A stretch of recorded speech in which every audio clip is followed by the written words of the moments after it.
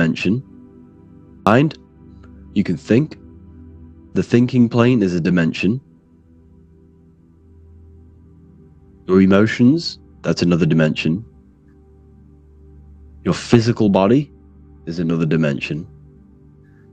And your and your spirit energy, that's another dimension. So you are a multi-dimensional being, and your mind has access to them all. Mind can manipulate them all. We're not taught this because if we were taught this, then we would unlock our full power. You have no clue how powerful we truly are. We are very powerful beings. And when we are back in the thousands of years ago in the ancient Egyptian times, they didn't have school to learn about science and all of these things that we learn about. They had schools to manipulate your energy and focus and directing energy. Look at Avatar. So Avatar, that was real. We used to be like that. They put the truth in the movies and the kids' films. There were schools, mystery schools, on unlocking aspects of your consciousness and working with energy.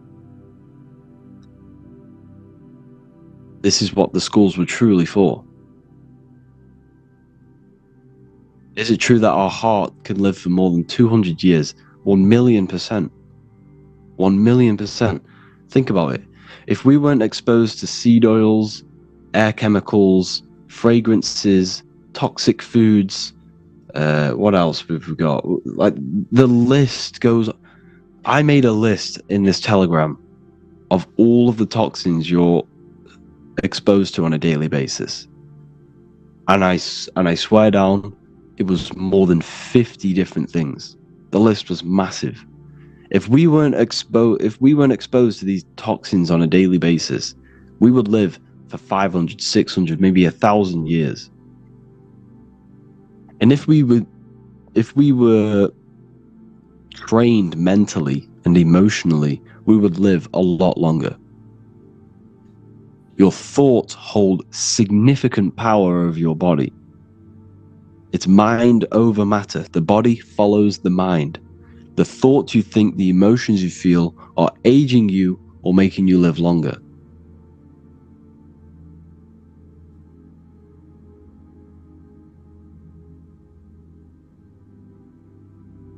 Recording in progress. So that's what's going on. We could live for easily 500 years if we were truly in our natural state.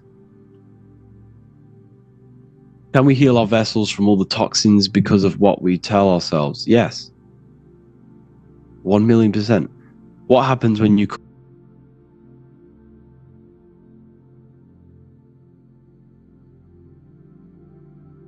and then it will heal? So what's that tell you? Your body has self-regenerating technology within it. Your body's a piece of technology. It's the most advanced technology on the face of the earth. And it's encoded with self-regenerating cells and self-regenerating technology. So therefore, your body knows how to heal the illness that you have and the toxins that you have. You just have to create the right environment. And how do you create the right environment? By creating an alkaline environment within your body can heal from pretty much anything. Your body is a self-regenerating piece of technology designed to do that. The systems in your body are so advanced. So advanced.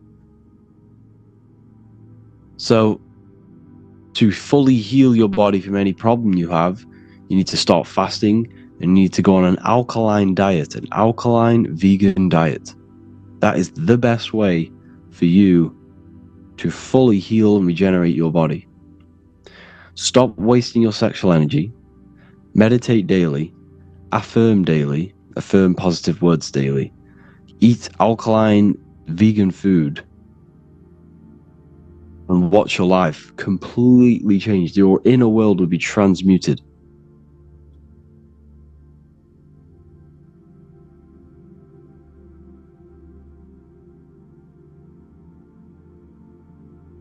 So yes, you can heal yourself. You need to create an alkaline environment within your body. And that's the most essential part. The fasting is one of the best ways as well. Because essentially what you're doing with the fruit diet, everything you do with the fruit diet is essentially taking energy away from the digestive system. The foods we eat are designed to ruin your energy, to steal your energy. Foods that they are creating and making you eat are blocking your energy, is blocking and ruining your energy body. Why? Because think about it. When we go and buy a very dense, dull food like meat, very dense, it doesn't break down. What happens to a fruit? When you get a fruit and you squeeze it, you can squeeze it into nothingness. It will just turn into liquid and mush. Meat doesn't do that. Meat just stays. It's very dense. So when you put this in your body, all of your digestive system is taking all of your electromagnetic energy from your field to digest this very dense food. And what this is doing is depleting the rest of the body, because it's the energy of the body that heals the body. For example, you have to regenerate every single day when you go to sleep. When you go to sleep, you're regenerating your energy body, your battery. Why you feel very tired at the end of the day, because you've used all of that energy. You're literally a biological battery. So when you go to sleep, your body rests and all your energy body is healed. You wake up, you have more energy. Then what do you do when you wake up? You see the sun. The sun is charging you. The sun is electric. It's an electric power charger to the earth. It gives you more energy. Then when the sun goes, what happens? You go sleepy. Because the sun is charging you. It's an electromagnetic charger. What happens in the wintertime? Everything dies because the charge is not there. It's there, but it's further away. So the sun is powering you. It's a power source. What the sun is way beyond our comprehension of how advanced that piece of technology. The heavens is technology. Everything you see around you is technology. It's all electrical. It's natural technology, though, not technology as in man-made technology. This is God-made technology, made from God, the creator. Your body is so intelligent. So, it's amazing. Anyways, I got a bit carried off then. What was the question? I was talking about the energy. Yes, so when your digestive system is taking up all of your energy, all of your energies all go into the digestive system. So when you only eat very fine, light foods like fruit, first of all, the fruit contains high amounts of energy because it's being charged by the electric sun. And it's being growing out the magnetic earth. So when you eat that, you're eating a lot of energy. Plus, it takes around 30 minutes to digest, which is nothing. It doesn't take much energy to digest. So when you stop eating the dense foods, you're saving energy. And this energy will be used to heal the rest of the body. And any issues with the body, if you have issues with your kidneys, this energy will then go to the kidneys, because the body's so intelligent, it knows exactly what to do at all times. It knows it needs to heal something. You don't, your conscious mind, but the subconscious mind is working all the time. It's breathing. Your subconscious mind is controlling your breathing. It's controlling your digestion. You don't have to tell your heart to beat. You don't have to tell your digestive system to do this. That's the subconscious mind. There's an aspect of your mind controlling your body right now, and you have no awareness of it. That's how powerful the subconscious is. Why do you think the creator made us? We are the creator, essentially, on our deepest level. Deep down within our consciousness, we are basically the essence of the creator's mind, the creator's consciousness. So 3D reality was basically to separate the oneness of God, and for him to experience his consciousness, and for him to experience himself in multiple bodies. Or else he'd just be one entity. But there is only one entity in the whole universe, and that is God. God is everything and everywhere. That's why they say God is omnipresent. That's why they say God sees everything. Because God is everything. God is you, and he's looking through your body. He's everywhere, he sees everything. He is the all-seeing eye, and that is you. When the football game terminates and there won't be any football matches in the world anymore, what?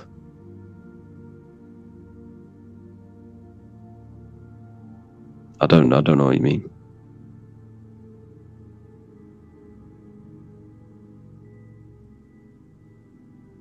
We meant to stay with one person, or...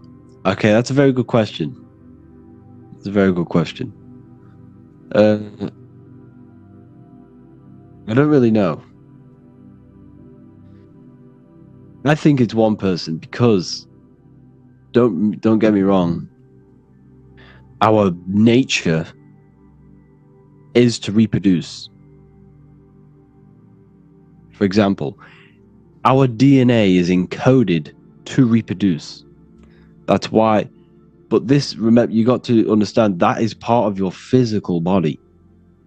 And it's this physical body that you must master. I'm talking about you, the consciousness, the soul. You must master this body. You must master the temptation of the physical world in order for you to ascend your consciousness. So, yes, I think it's one person, because we should be aiming not to sleep with as many people as possible. Well, you can aim to do that, but that's part of the lower mind. That will just leave you empty. And it will deplete your life force. You'll be wasting your semen, your vitality. So we are, I think, one person. 100%. We should be aiming to reach our higher minds and become one with the higher mind. Can we be whatever we want to be right now, including sexuality, gay, straight, bi, whatever? Well,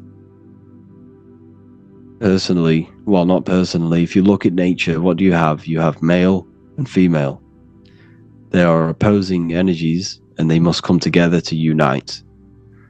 The natural way of living of God's law was to be male and female. It's the same within your body. You have the brain and the heart. They must become one. The brain is masculine. The heart is feminine. They must become one. The left brain is masculine. The right brain is feminine. They must become one. The cardiovascular system, feminine. The nervous system, masculine. You see, it's natural. Probably going to get in trouble for this, but that's my way of thinking. And that's how everything thinks. Do you believe the controllers of the earth hide in plain sight with creating films to show us what we really are? Well, it's subconscious. This whole matrix is basically it's all a mental game. When I say that, when you truly realize this, It's like they're running a mental experiment on us and testing our minds. Everything they do is psychological. When you walk down the street, there's billboards everywhere. There's temptation everywhere. Everything they do is to affect your mind and tempt your mind. It's all psychological. That's why they're called a government. They govern your mental body. How to gain knowledge like you and thoughts on reincarnation. Does increasing consciousness increase knowledge? How to increase consciousness. How to gain knowledge like me is study. Join the university. Listen, I studied the occult and esoteric for like 4 years, 3 years maybe. I can't fully remember how long it was. But I looked everywhere. I was watching so many different accounts, so many different lectures, different books. Like, the information is so hard to get. And this is exactly why I had to create this university. Everything is in one place. If there was a university for me to study back then, the occult and esoteric, I would have definitely joined, because I had to search all over the place just to scramble together this information that I'm telling you. And it would have taken me maybe a year to do if I had a university. But it took so much longer because I was watching some lectures that were just complete, weren't good. But reading books that maybe weren't that good, but I read them anyway. Like, that's why I created the university, to get everything in one place.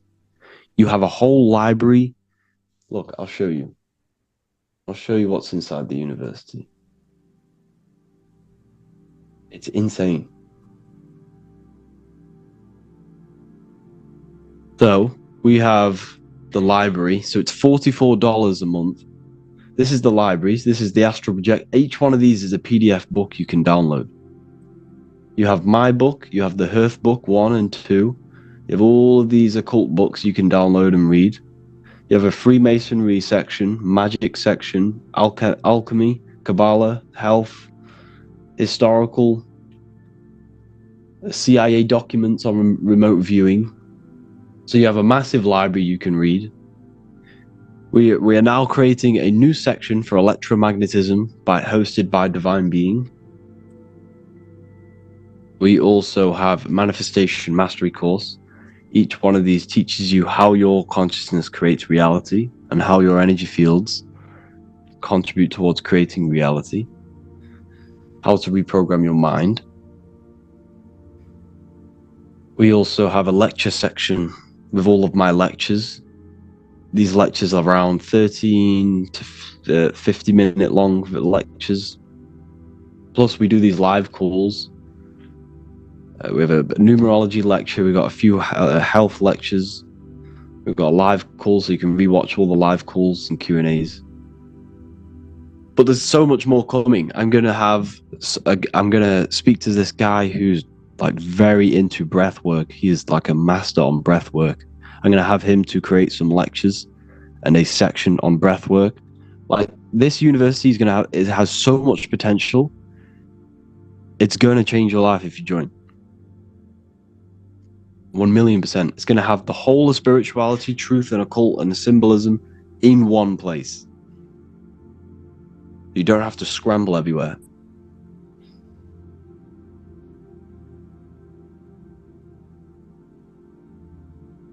And at the university, we will talk directly to you. On the live calls, yes. I really don't have the time to sit there like messaging people and stuff like that. But yeah, we can do these live calls. You can ask me things, and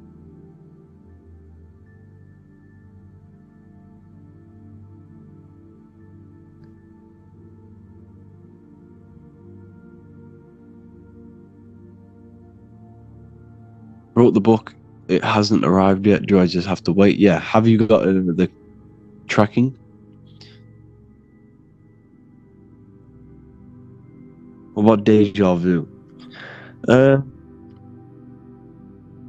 I don't know what deja vu really is. Well, yes, in shop app. Yeah, well, if you've got the tracking, it should just arrive. If it doesn't arrive, like if there's an issue where it says on the tracking there's an issue, so like I don't know, like it's been returned back to the people or something, then yeah, please contact my support team. We'll send a new book for you. If you have any issues with your orders, people, please just let my support team know and they'll sort it out for you. I don't want people going empty-handed. That's definitely not what I want. I want people to get their books. We refund people. We send new books out on a daily basis.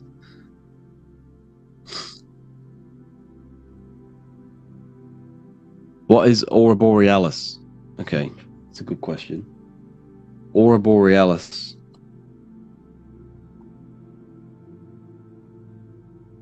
The Northern Lights.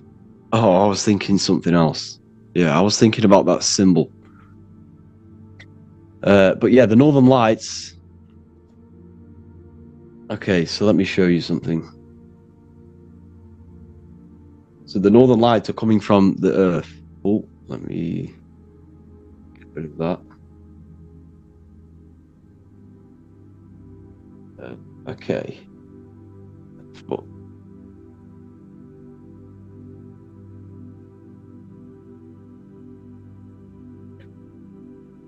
So the Aurora Borealis is coming from the center of the Earth, because the Earth is an electromagnetic torus field. And the center is your heart. And the Aurora Borealis is basically electromagnetic energy being casted out of the center. Okay? This is what the Earth looks like. It's an electromagnetic torus field. Okay? Here. And the Northern Lights are being emitted from the center point. So everything points to the center. That's why your compass, you have a compass, where does it take you? To the very center of the Earth.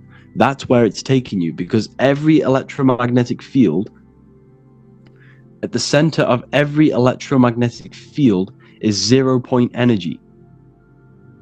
So what is this electromagnetic field? It's light splitting. Okay? These lines that you see are lines of energy being emitted from the center point. So it's spiraling outwards and it's spiraling back inwards on itself. This is the real atom. Okay? And all of the energy is springing from the center and returning back to the center. So this center is in your heart. This is what your soul is, 0-point energy. There's infinite energy within the heart. And this is why they don't tell us this, because our hearts can create infinite energy. Our hearts are energy generators. Your heart is, your soul is infinite energy. So the Earth, the center of the Earth is this center, where this is the most magnetic point of the field. So for you to understand this properly, everything is made of this. Every cell in your body, every atom is this. This is an atom. So what is that? What's that should tell you? That your whole body is a macro scale of an atom. You are an atom. That's why you have an anatomy. An atomy. You are an atom. And the Earth is a giant atom. It's as above, so below. You see? As above, so below. The micro scale is every cell has an electromagnetic field. On the mediocre scale, every body, your bodies are an electromagnetic field. And on the macro scale, the Earth is a giant electromagnetic field. As above, so below. It's fractal. Okay? So your head would be here and your heels will be here.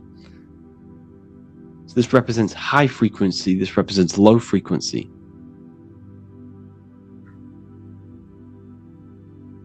Okay? So our mind and heart has influence over this energetic field around our body.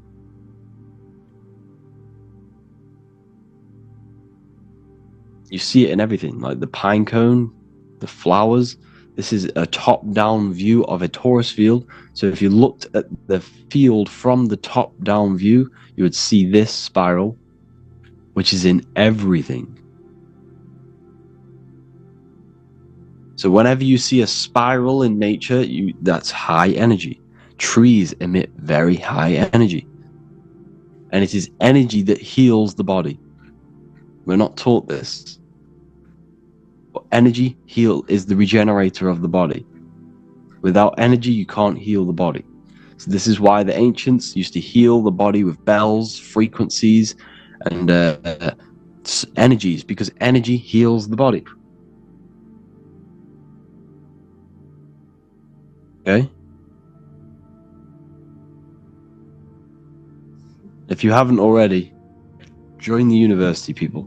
I promise you, your life will change, the way you think will change, the way you feel will change, because you will understand yourself. And you have access to infinite amounts of knowledge. The people in the university their minds are just expanding beyond words. Do you hear?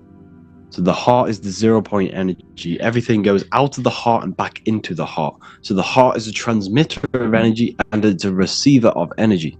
So when you walk into a room, you feel that energy of people. It's your heart. The heart scans the environment on an energetic level. Okay? So you can get access to this book. You can get access to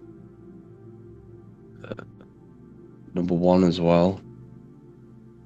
Hold on. Where's number 1? Here. This is Earth Book 1. This is made by a divine being.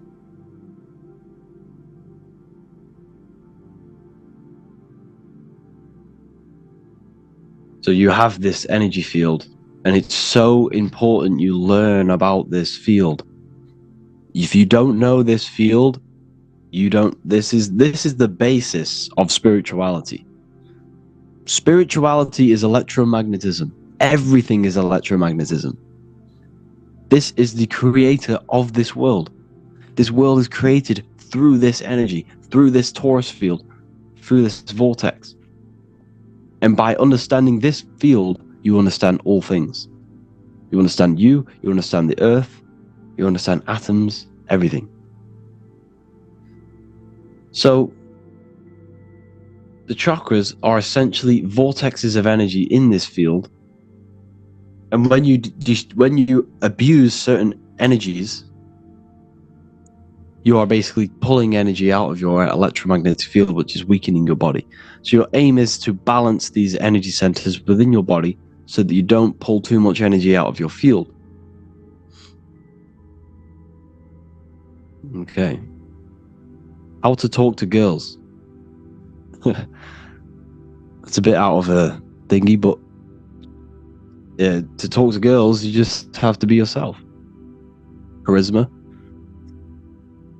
You see, charisma, joking, having laughs, this is very magnetic. You see, your emotions are magnetic. Everything you do is electromagnetic. If you have charisma and you make people laugh, you're a highly magnetic person. You attract people. Okay? So, you have to learn how to become one with yourself. You have to learn how to become confident. Remember that porn has probably ruined a lot of men's mentality. And I get it. Because a lot of men go through this. A lot of men go through it. It destroys your psychology. Absolutely destroys it. If you are watching porn and watching these dirty websites, it is making you see other people as toys. And that is on a subconscious level, that's what it is. And most men can't talk to women, they're not confident to girls because they're watching these dirty websites and they don't realize it. It's subconscious. It really ruins your psychology. And what you do in darkness comes into light. What do I mean? The things you do when you're alone will emanate through your energy, your confident levels, and your aura. What do I mean? If you are watching loads of porn, and people will see that you're not confident. It will emit from your energy. Plus, you're wasting your vital force. That's the first stepping stone if you truly want to get yourself out of your comfort zone.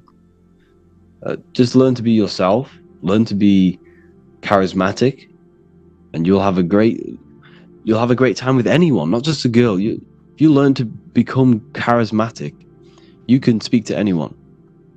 And another great tip, actually, this is one of the best tips for speaking, but I don't want to give you tips. It's a self journey. Tips they're not long term. You need to become this person.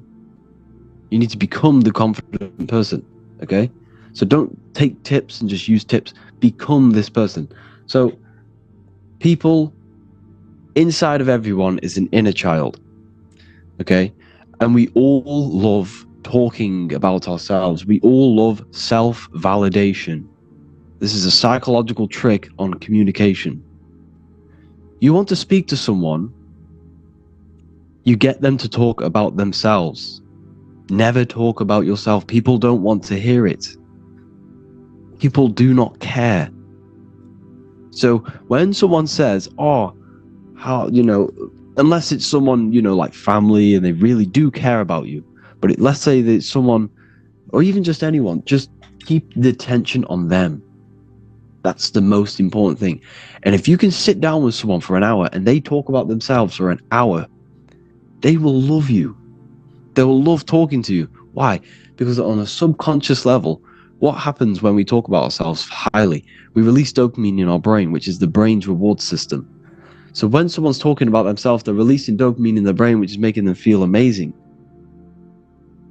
When you tell people about them goals you have, and you say, oh, I'm going to do this business, I'm going to make loads of money, or whatever it is, that releases dopamine in your brain. That's why you should never talk about your goals unless you've achieved them.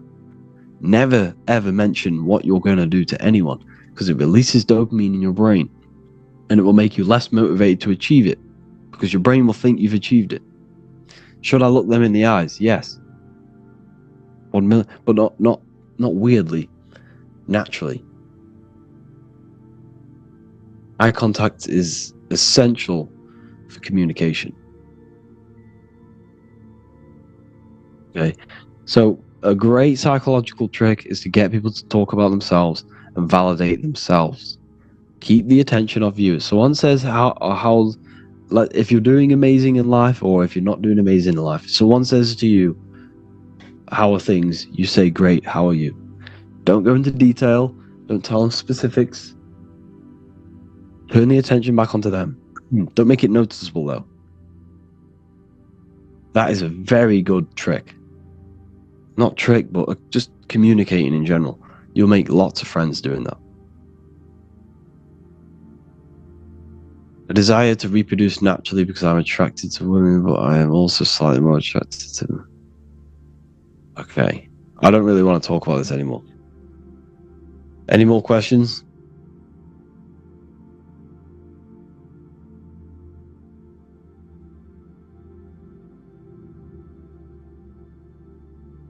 Copying their body language, yes. So not copying, but match their energy. If someone's speaking with a high tone and fast, you speak with a high tone and fast. But let's say someone's down and sad, and you come barging in with all this high energy and speaking really quick. They're not going to be wanting to stay around you. If someone feels down, you raise yourself down with them, and you talk with them slowly. And the less you blink, people, the more people will believe you. If you blink loads, it weakens your word. So you can use your eyes, you can use your eyebrows. These are all subconscious ways of communication. Okay? Everything you do with your body, where you place your hands, this is all subconscious communication. People's subconscious mind is speaking to you through their body. They don't realize they're showing you this. So when you learn body language, you can read their internal state and what they're thinking just by looking at the body. Because remember, the body follows the mind. The body's a reflection of the mind. If I see you're overweight and I see you have, you just don't look the best, like you're not looking after yourself, I see that as a reflection of your mind, and I will not associate myself with you. Because if I see that you are not looking after your body, that's a reflection of your mind. If I walk into your room and your room is a mess, that's a reflection of your mind. They see your external, you shall know them by their fruits. Your external reality mirrors your internal. When I practically practice meditation, is there possible that other deities can tap into my spiritual world? Remember from now? No.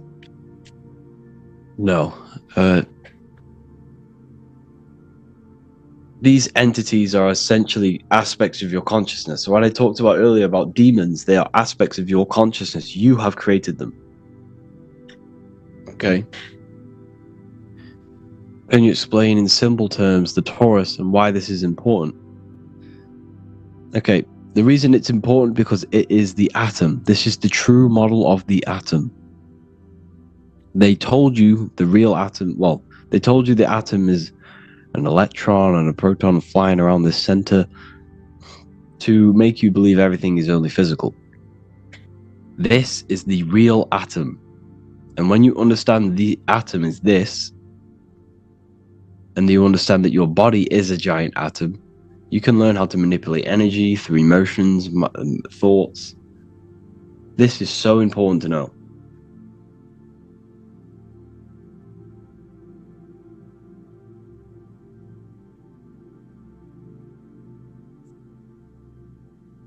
Is it important to know your history, to know who you are? No. It's a big part of it. You know, history is his story. History is his story. So, you know, everything we've been told about history is a complete lie. We never lived through a dark age. The dark age is now. Okay. So everything you've been told about history is a complete lie. They've added over 1,000 years to the calendar. We're not in 2024. And this is the most craziest thing. The whole thing has been scandaled and played with.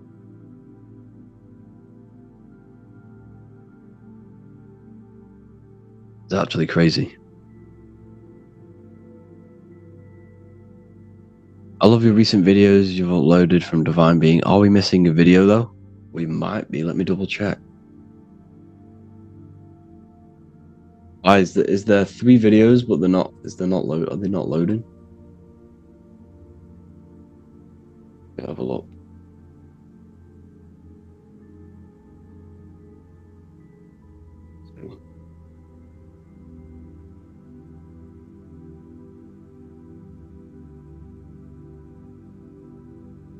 Okay, that one's not loaded.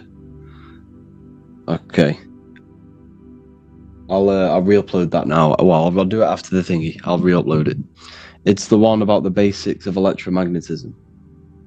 I'll re-upload it after this. It's cool. For some reason, the link just didn't follow through. So, yeah. Ask me any question you want in the chat.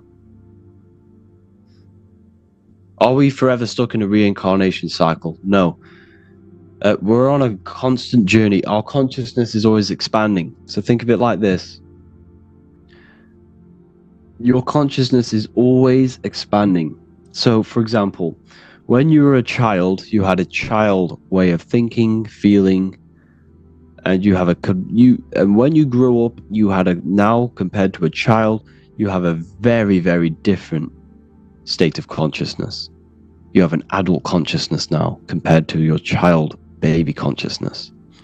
So your consciousness has grown over this time. It changes. So when you die, you will move on if you have learned these lessons. You see, it's all to do with the heart and the soul. If your heart is very heavy, you're going to come back here. If your heart is not heavy, you will not come back here. You will move on from this plane. You are constantly evoluting. There are beings of consciousness in way higher realms of consciousness that we operate now, and our minds can't even fathom how intelligent they are. Okay?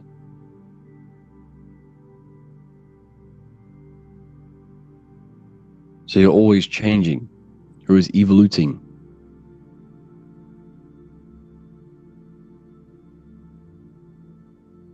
If we don't detach from our physical desires and pleasures, will we reincarnate? I believe so. Yes. I believe so. Because how can your mind move from this plane if your mind is still stuck to the things of this plane? You will match whatever the way you're thinking and feeling.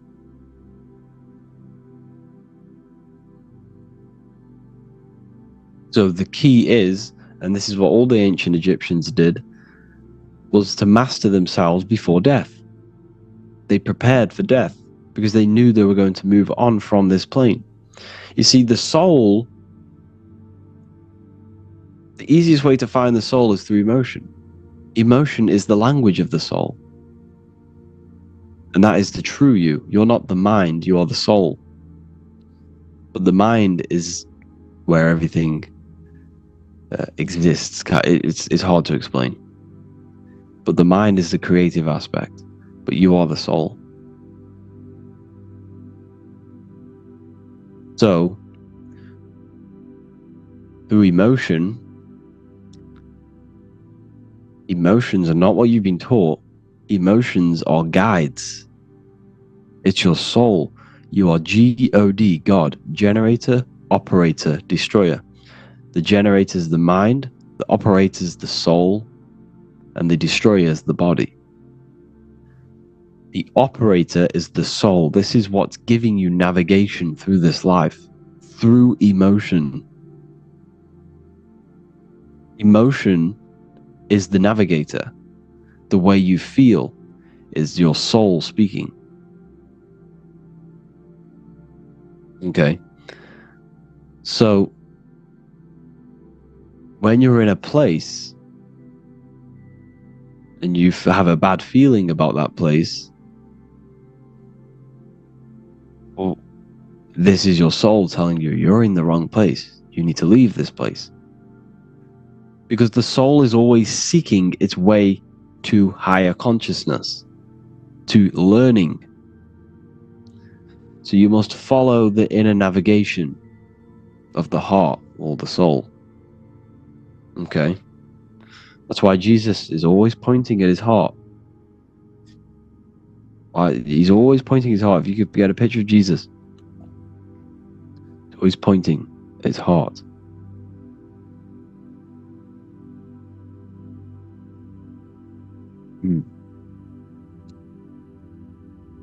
Someone asked for the link for the university. I can send it over to you now.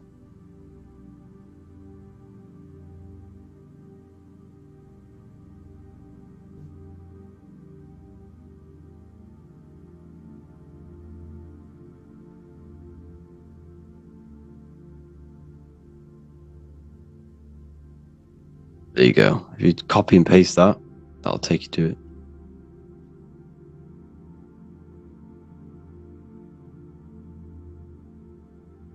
So anyways, people, it's been great connecting today. I will upload this inside of the university. If you haven't joined the university, then trust me, your life's going to change.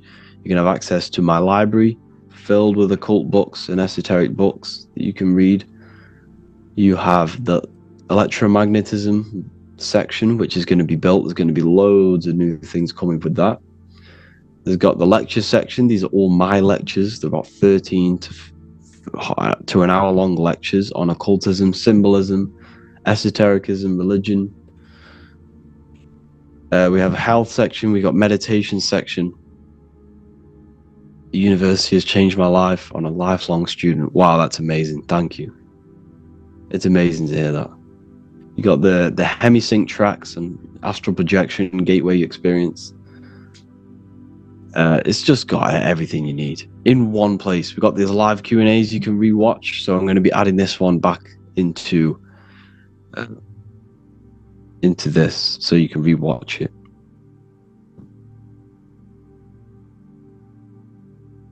So much values for such a small fee. It's well worth it. Thank you. Yes, it's the life-changing stuff. So ethereuniversity.com.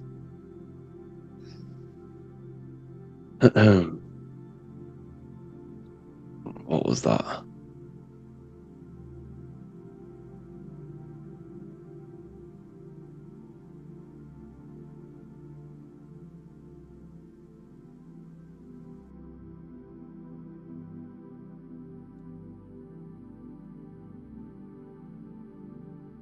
Yeah, so that's it. Thank you all for tapping in.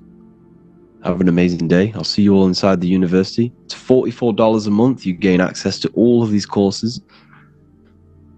Yeah, I'll see you all there. Have an amazing day. Recording stopped.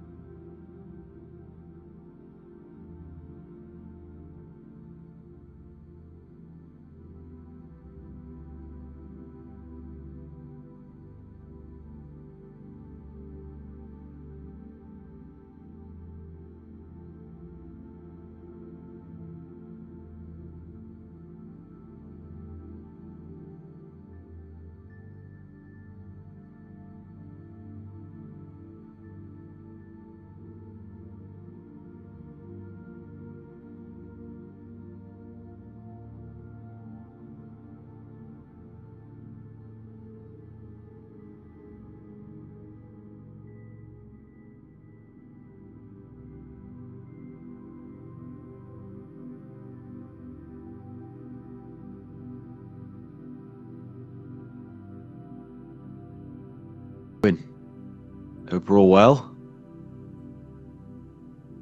Let's get answering some questions. Welcome everyone. 49 people. Let's get this started. Anything specific we want to talk about today? As always, we just go over anything you want to talk about. We can talk about anything you wish. Any questions you have? What's the difference between the two volumes of the book? Volume 1 is more... I say basics, but it's not basic. It's not basic information, to be honest with you. But it goes over like kind of like the basics, but it's very advanced and even considered to be basics. But then Volume 2 just goes into a lot of detail and depth about consciousness and essentially yourself, your being, who you are. How to stop overeating. You just got to stop. Like, there is no... You know the answer. You see, most questions to, like, you know, personal growth and stuff like that, you already know the answer. You just need to stop. Like, there's nothing, no tips that I can do. Like, it is all, you know that answer. You need to stop eating too much. Is death chosen by the soul by incarnating, and can it be altered just because you want to? People have mixed opinions on this. People think everything's already scripted. I believe we die when our purpose is done. Once our purpose here on earth is done, the soul will die. Well, the body will die. That's what I believe. Harry, do you avoid sugar? I avoid artificial sugar. So anything on, anything that's not natural sugar, stay away from it, because that's what gives you spots. That's what gives you so many issues. Stay away from unnatural sugars. Okay, very, very important. And once you master what you eat, you will notice a massive shift within your state of consciousness. Sorry, let's get this recorded. Recording in progress. So once you master what you eat, because you got to remember, every piece of food that you put into your body is consciousness. You're putting a spirit into your body. Everything has a spirit. So the food that you eat is contributing towards your state of consciousness, whether that's a high or a low. If you put low vibrating manufactured biscuits into your body, that's going to lower your frequency. Why? Because the atoms of the biscuit itself are vibrating very low. Instead, I place a fresh apple that's grown from the tree. Well, what is the tree? There's electricity, there's life force within the tree, which is going into the fruit. And the sun is beaming down on the fruit. So all of that life force, that electricity, that energy that you eat is contributing towards your state of consciousness. So food is one of the most easiest ways to level up your consciousness, by only eating the correct food. Tips, what was that?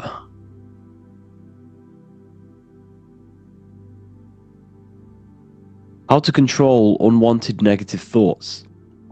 You can't really control them, but what you can do is redirect them. Is every time you think a negative thought, think of 3 positive ones, or think of the positive opposite, because everything has a polar opposite. If you think something negative about a situation, there is always a positive about that situation. Doesn't matter how negative it truly is. Okay, so everything is neutral. It's your mind's perception that gives it a positive or a negative charge. You can view the good in things, you can view the bad in things. Your job is to only let your mind focus on the positive. Okay? That's a very important one. What else have we got?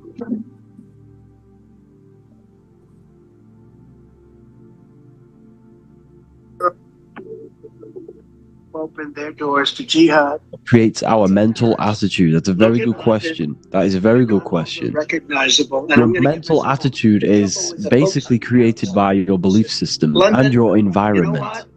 That's the Look at the word environment. Environment. Mental. It's a mind. Everything in your world, in your environment, in your life is contributing towards your mental attitude. Every word that you listen to, everything that you see, everything that you touch, everything you eat, taste, everything your mind, anything that goes into the mind via any 5 sense, then it is contributing towards your mental state. Now, if you have a very negative environment with negative people, then you're going to have a negative mind, because that's what your mind is soaking in. And it also has a lot to do with your belief system. So a lot of people are... We're so confident our battery storage How do I put this? People are feeling bad emotions because of the belief system. They believe that they are not worthy. They believe something that is limiting. And that belief triggers the emotion. It's a subconscious belief, though. And that's what's causing the emotion. So you must go... You need to, like, sit down and think about your life and what you thought, what imprinted you when you were a child. For example, if you didn't get enough attention off your parents, that's going to hurt you today still, and you probably don't even know it. It's a subconscious thing. This feeling you had as a child of not having enough attention and seeking attention, that's now manifested as you being very needy or seeking attention, external validation all the time. And that can come across to people as, you know, things like that. So you need to observe your childhood and things like that. Harry, can I get your opinion about Masons and Illuminati? Who plans to exterminate people? They convey the scenarios. Okay, so the movies. Well, first of all, the word Hollywood itself, Hollywood, is the holly tree, and they used to make magic wands out of the holly tree, the Hollywood. It was called the holy wood because they used to make magic wands out of that specific wood. And that says it all in itself, because Hollywood itself is not predictive programming. Well, yes, that's what it is, but it's not to get around the karma. They don't show you the truth in the movie to get around the karma. That's a complete lie. They show you the truth in the movie to subconsciously show you things before it physically happens. For example, I could get hundreds of pictures of the Simpsons showing 9/11 or cartoons with 9/11 before it happened, right? So the reason why they did this is to subconsciously program you. If I showed you 10 years ago that I'm going to do a horrible thing to you in 10 years' time, if I kept subconsciously showing you this message via my whatever, posters or whatever, if I told you I was going to come in your house, I'm going to steal all your stuff, right? If I told you this 10 years ago and I keep subconsciously telling you this through symbolism, when it actually happens, your subconscious mind has already seen this. Okay? You're going to be less reactive. So it's controlling the reactions of the population. That's what it is. So if I show you that I'm going to do this, then when it actually occurs in your reality, your mind has already discovered it. Your mind has already seen it. It already has some sort of recognition with it. Therefore, your emotions are going to be less intense and you're going to react less. So this is why they show you things before it physically happens, because it's all about population control and manipulation. That's why they show you the same things. And it's a form of magic because it's manipulating the mental body, the mind. Wizards and cast spells on it. Yeah, well, yeah. We're all magicians, but yeah, we are being ran by occultists, wizards, whatever you want to call them. Yeah. How best to connect with the subconscious mind? And when I say connected, I want the mind to supersede my conscious mind. You can't do that realistically. Okay, so 90% of our behavior is coming from our subconscious. For example, when you're walking on the street and you're on your phone, your conscious mind is focused on the phone, but the subconscious, the mind that you're not aware of, is making your body walk. So the subconscious is very, very powerful. It's basically the autopilot of your body. You don't have to think about changing gears in your car. You don't have to think about doing your tie laces. Your subconscious mind takes over and does this automatically. So the subconscious, it's our belief system that's within the subconscious, and that's affecting our behavior and our emotional state, our overall emotional state. So it's important to reprogram the subconscious, and you do that through suggestions. You see, the subconscious does get programmed by words, don't get me wrong, but it's more influenced by symbolism. So someone's just sent into the chat this magic sigil. You can see that by it's sort of Hydis sent it in, and it's a magic sigil.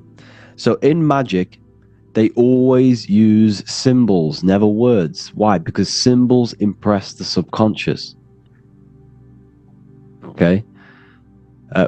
Symbols impress the subconscious. And the subconscious is what drives things into reality. For example, let's say all my life I've been a very negative person. Let's say this, okay? For an example, I have a very negative mind state, for example, and because my mind thinks like this, the subconscious, okay, the program in the subconscious is I am negative, okay?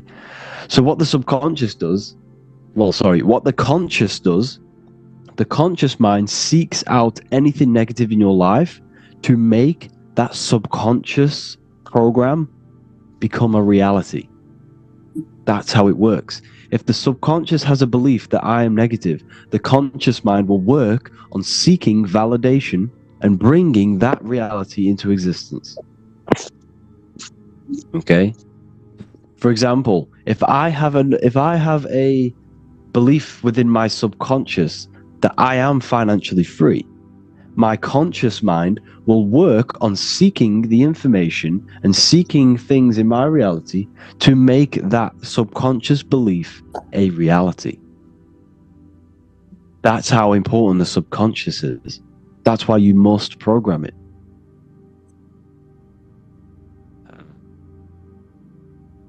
What is the universal mind and its connection with the ether and our mind?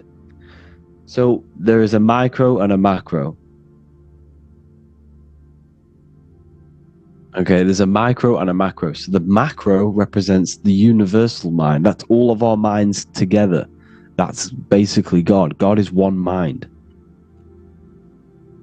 The universe is a mental universe. Everything only exists within your mind. If you had no mind, you could not exist. You couldn't exist. So the mind, everything in this physical reality, the screen you're looking at, the pencil, the mouse, the phone, where did these things begin? They began in the thinking mind. They began in the realm of thought, in the mind. So therefore, this physical plane is the effect of the thinking mind. This world is the effect, not the cause. The cause is the mind. But this world you see around you is the effect of the mind. So that tells you that mind and matter mind and matter are the same substance. Mind is created by matter. Sorry, no, other way around. Matter is created by mind. Mind is locked into the brains. That's why we mainly are projecting things from thoughts outwardly. Well, yeah, thoughts are things. Thoughts are things. They exist. So the mental plane is infinite possibility. That's the plane where everything comes down from into this plane. Everything comes from this higher plane of infinite possibility. If I tell you to think of something, there's nothing you can't think of. It's impossible. There's nothing impossible to think of.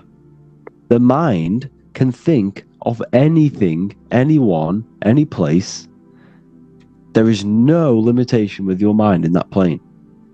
So that plane comes down into this plane and manifests this world. As above, so below. You manipulate the higher planes, you manipulate the lower plane. Okay.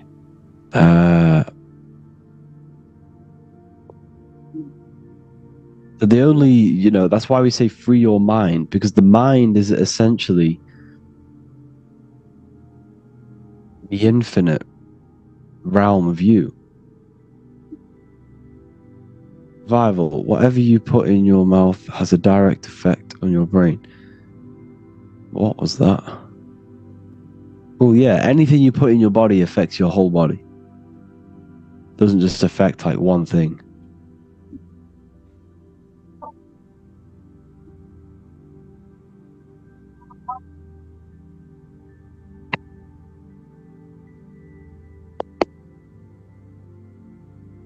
Really powerful, this stuff. Definitely work on your minds. That's the number one. But you got to remember that you have a higher mind and a lower mind. You see, this lower mind you have loves this world. It loves this world, and it will do anything to keep you in this world. There's a part of you that loves physical pleasure, that loves the food, the desire, the lust, sex. There's a part of you that loves and worships this world. But there's also a part of you that is higher and trying to reach you above this world. There's a higher mind and the lower mind. Don't let the lower mind drag you down into this plane, into this lower state, this material state. Because the material leaves you feeling empty inside. If you're constantly chasing material, you will feel empty inside. And a lot of people come to me saying, I feel empty, I feel like this.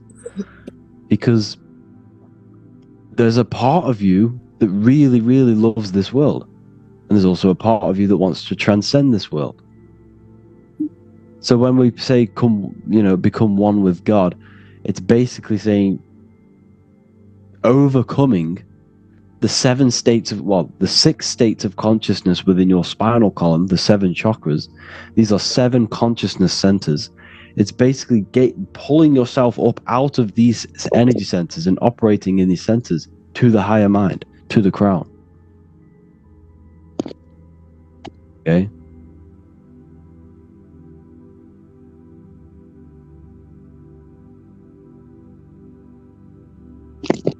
What is the best way to know our soul purpose? The best way to know your soul purpose is to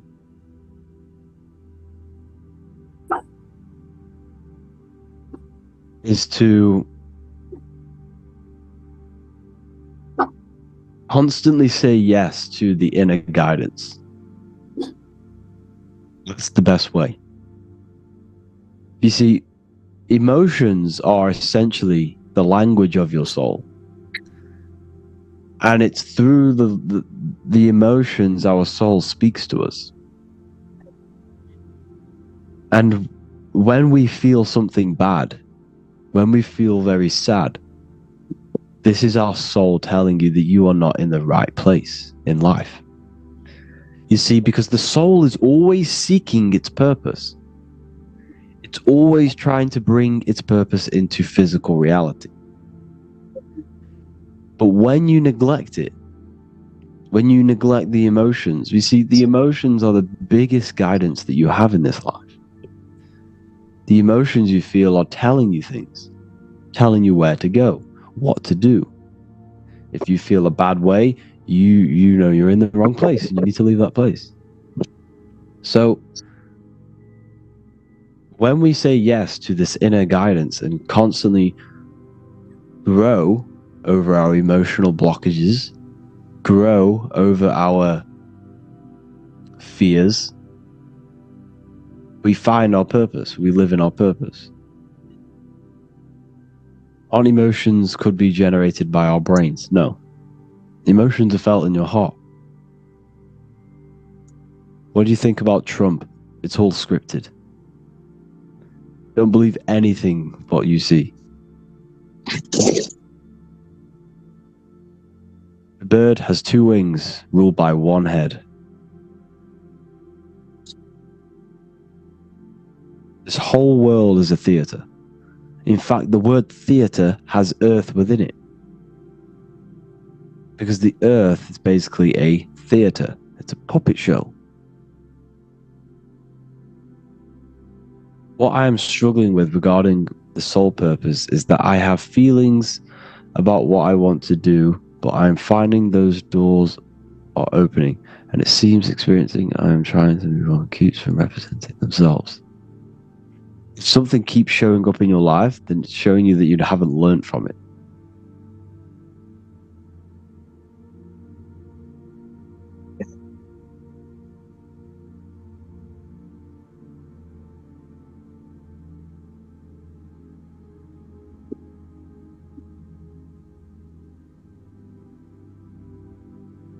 So, some days we don't have energy. What's the cause, and how can we overcome it? If you wake up with low energy, if you're a man, if you're a male and you wake up with low energy, then you have low testosterone. You need to get your testosterone up. Best way to do that is getting sunlight, is earthing, grounding, putting your feet in the ground, and removing artificial sugar and artificial ingredients from your diet, and removing all plastics. Your testosterone will go through the roof. But anyway, if you wake up with low energy, the best thing you can do, I do this every morning. I have a glass of freshly squeezed orange juice with cayenne pepper.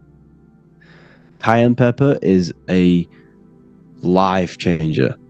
That stuff, it's the best thing for if you have blood flow issues, blood circulation, low blood circulation. Cayenne pepper is the best for that. It's spicy, but it's a natural spice. So it's very, very good for moving the blood around the body.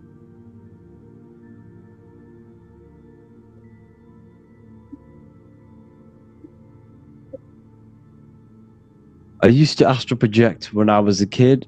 It happened to me once again 3 years ago. I want to know how to do it. You see, as we get older, our minds become more entangled with physical things. Essentially, the more worries you have, the harder it is to free your mind. The harder it is for you to astral project. Because what you must remember is that this body you have, this physical form,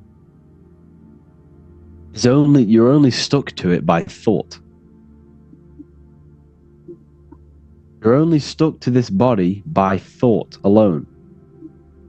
It's the thought that's keeping you bounded to this form. It's keeping your soul stuck to this body. It's the thought. That's why Jesus tells you, take no thought. So it's only when we can remove who we think we are, which is not the body, not the name, not the reputation, not the family. None of that is you. You are the I am. You are the soul. You are consciousness, awareness. And in order for you to reach this awareness, you need to turn off the thinking mind and turn off who you think you are. You need to throw away who you think you are. So essentially, the more free your mind comes, the more free from worries and desires, that's the best way to astral project. A lot of people can't astral project because of them mental blockages. I used to travel to places I didn't know, and years later, things I see in my dreams came true. That happened to me about 3 years ago. I had a dream, and it happened that day. It was so weird. But you got to remember, these places aren't dreams. These are places. These are realms. These are real realities existing within your mind, within your consciousness. They're not dreams.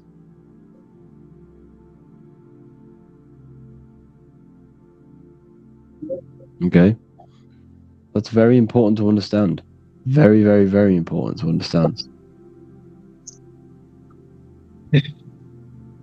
How to vanish our mental blockages. Learn how to, meditate, turn off the thinking mind. And when we turn off the thinking mind, we connect with balance, we connect with peace and source. And when you learn how to meditate, you can start to filter out your thoughts, start to filter out all the negative thoughts and only give energy to positive thoughts. May I ask what education you gave yourself being this clever? Thank you for that. I don't consider myself clever. There is, the more you figure out, the more you learn, the more you realize how much you don't know. Because it's like a never-ending tunnel. The more every door you go into with everything you learn, about 10 more doors open up on what you need to know. So, it's always good to stay a thingy. What was that? Well, I essentially just looked everywhere. I studied psychology, studied the mind, studied, consciousness, astrology, numerology. I've read thousands of books. I've watched thousands of lectures on Manly P. Hall, Santos Bonacci. I've watched everyone you could think of. So what do you teach at the university? Can you talk a little bit about that? Yeah, of course. Everything I'm talking about now is basically there's long form lectures in depth about every topic.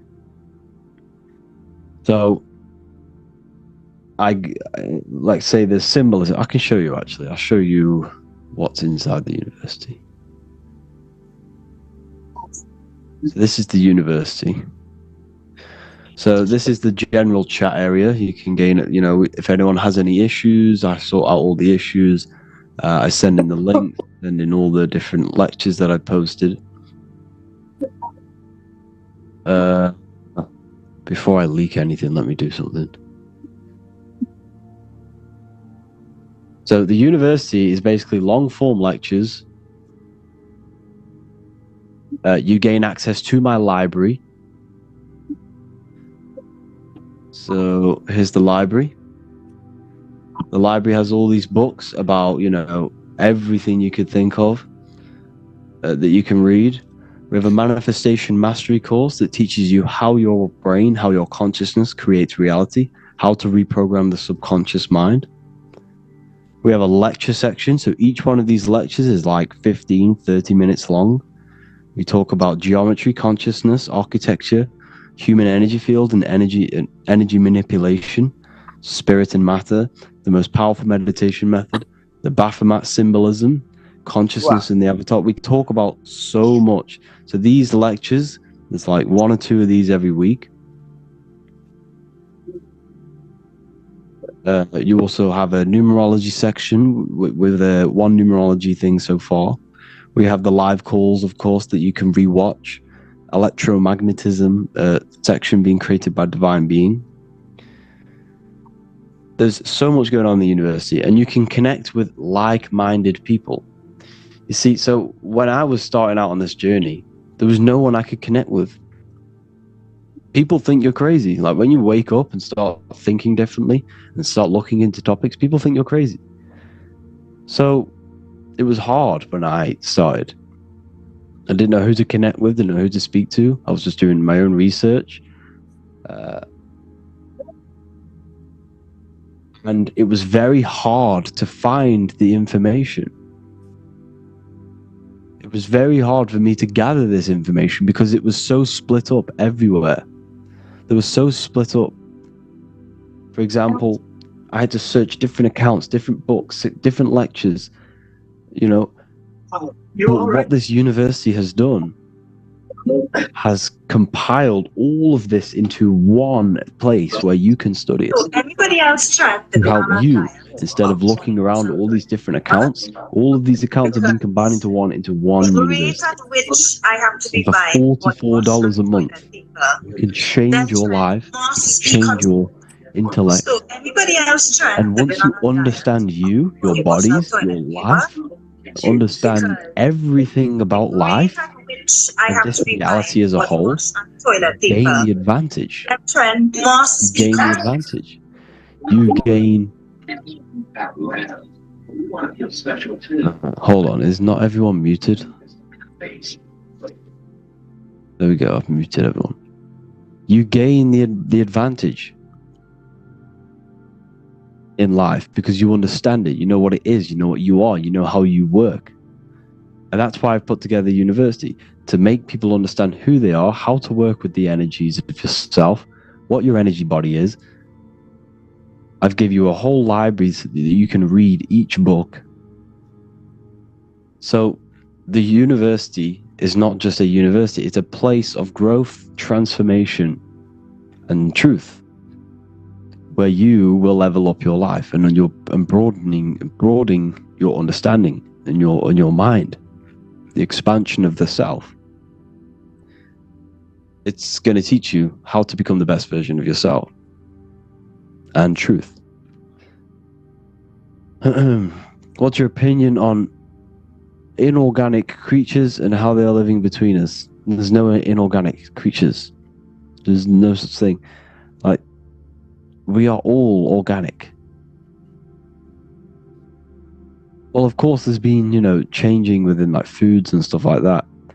But if you're getting into blacks, whites, Asians, and listen, people say that there's some nonsense going around in the spiritual community. You see, I don't believe in spirituality. I don't believe in spirituality. I think spirituality is a psyop. What there is consciousness and the mind. That is it. I study the consciousness, your consciousness, my consciousness, and I teach consciousness. I teach the mind. I teach your bodies. That's it. I don't teach this new age spirituality. People are losing their minds in it. I teach consciousness, the true spirituality, the true. And we all possess consciousness. If you have a mind, you have a soul. If you have emotions, you have a soul. So when people say some races don't have souls, we all have souls. If you have emotions, you have souls, because emotions are the language of the souls. The reason why they've told you that some people don't have souls is to keep us divided.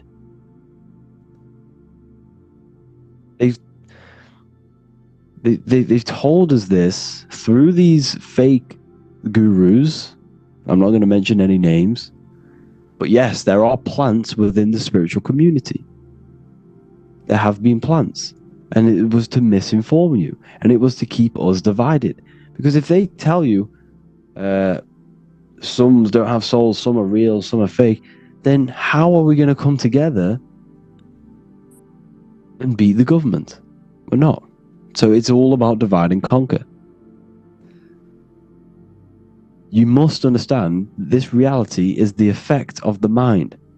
That is it. Once you fully understand that, everything comes to one. We are all one consciousness. We're all one mind experiencing the universe in the three-dimensional world. Do you plan any live events? You know what? I've never thought about it, but I could do that. I could do that. So we all have souls. We all have minds. That is it.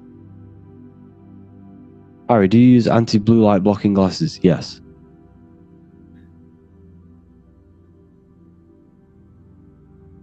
Are there soulless humans? No. We're all. You have to have a soul. If you have emotions, you have a soul. Okay, so a robot, for example.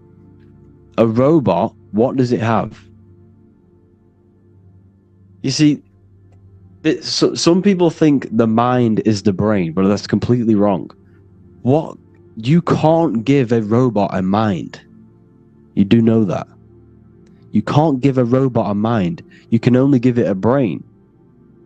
And the brain is programmed. You see? Robot can't think. It can't feel emotion. Why?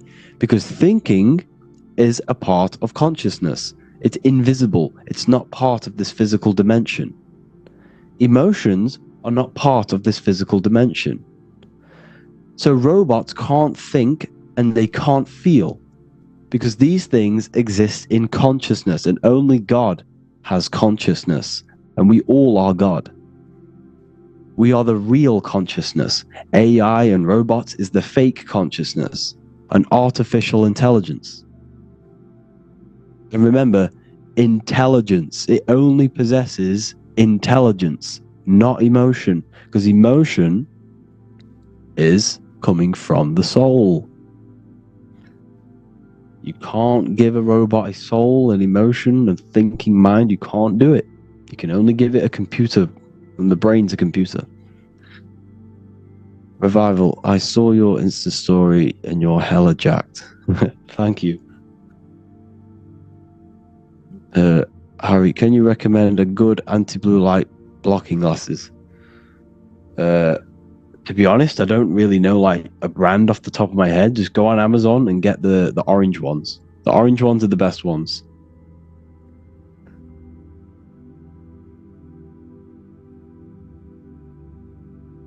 What is the mental that brings legal issues? How do you back out of it? I don't know what you mean, sorry.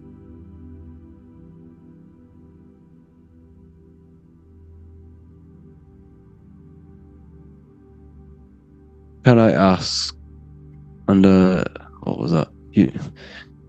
Do you have to join the university to be paid? I'm only asking because, no, I'm having a few, basically there's a big delay with the payments on the university.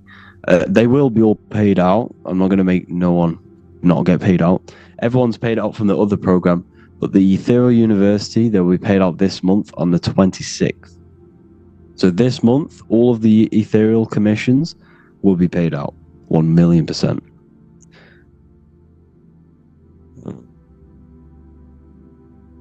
Ask me literally, and there's no filter with your questions. I'll answer anything. I appreciate all the affiliates. The affiliates are doing a great job. Greetings. Both of your books have helped me tremendously. Well, thank you. How did you get jacked without eating meat? Because meat's a complete lie. You don't need it. People think you need these foods to get big and get muscly. You don't. You really, really don't. You can change meat for mushrooms. You can cook mushrooms to taste exactly like meat. Literally, lion's mane, you can cook lion's mane, season it properly, and it will taste, look, and smell like meat. So, or oyster mushrooms, yeah? It's changing things. Change the meat for mushrooms. Change the white wheat pasta for spelt pasta. Change the bread for rye bread. It's really not that hard. You can really change your health just by changing the ingredients. There's so many different alternatives. I eat alkaline cooked foods.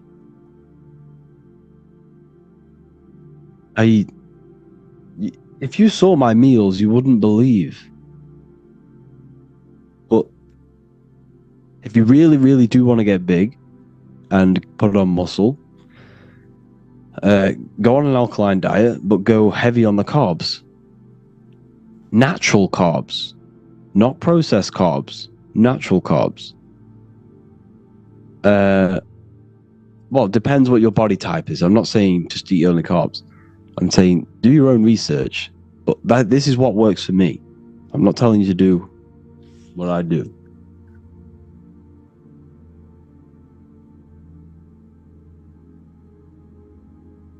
How do people get rid of things like tinnitus and visual snow?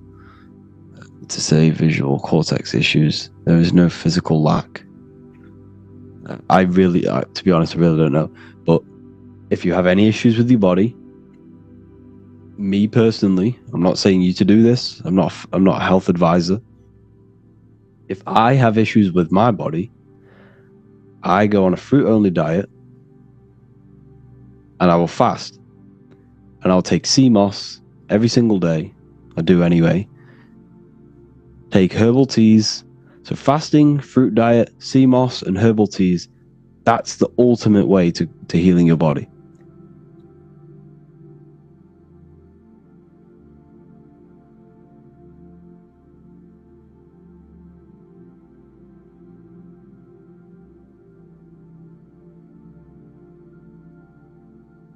What is your daily routine when it comes to spiritual mental work? Visualization every morning. Wake up, visualize my day. So I don't visualize what I want, I visualize the best possible day. I visualize me destroying work, crushing it, pretty much, the best version. So that when I do the work, it's like I've already done it. And that's how you truly become the best version of yourself. Then, wake up, orange juice with cayenne pepper. Then I won't eat till around 3-4 o'clock. I'll have a smoothie, 2 apples, a pack of blueberries, 5 strawberries. Then I'll put some whatever greens I've got into the smoothie. Cucumber, more cayenne pepper, sea moss. And then I'll take lion's mane with reishi mushroom supplements. Then put orange juice into that, then blend it all up. Drink that, back to work for another hour or 2. Then go to the gym. Then after the gym, I come back, shower. It depends what I have to do for the evening. Sometimes see family. Sometimes I'll carry on working. It's not, to be honest with you, it's not very healthy what I do. At night times, I like to do grounding when I get home and stuff like that. Grounding. It depends how busy I am in the evening. But to be honest, I do a lot of work and it's probably not healthy. And then obviously at night times, that's the best time to do the meditations. Affirmations, visualization. But to be honest, I've kind of fallen off with the affirmations and stuff like that. I used to do them very heavy, but I should definitely start getting back into it.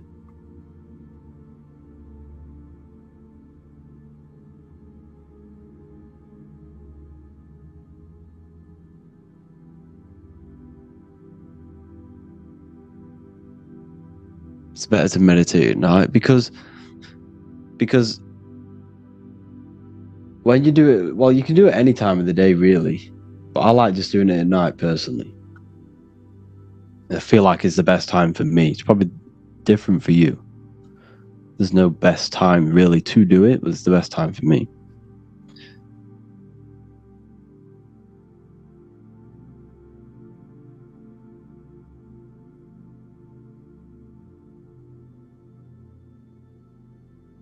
And when you meditate before bed, you can this is when you can, start having very vivid dreams, and vivid dreams are the gateway to lucid dreaming and astral projection.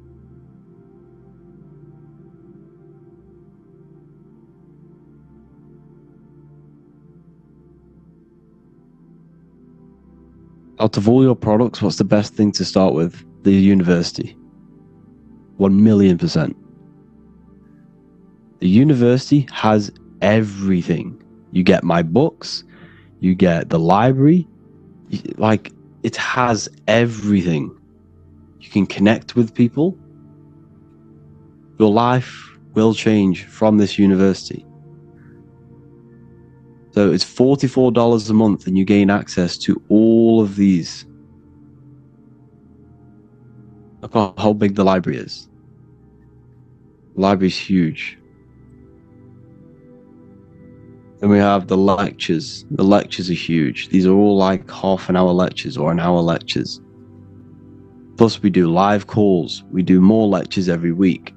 Numerology. We have a whole meditation section. You can listen to all the different Gateway hemisync tracks.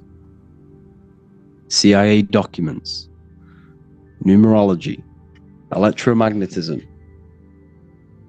By far, the university is a life-changing thing. It's a place of transformation. This is what truly, truly is the best thing to get.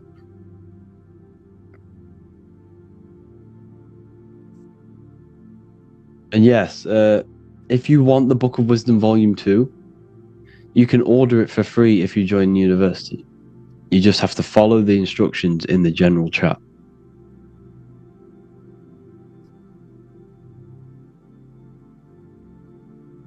Is the university structured in any way for beginners?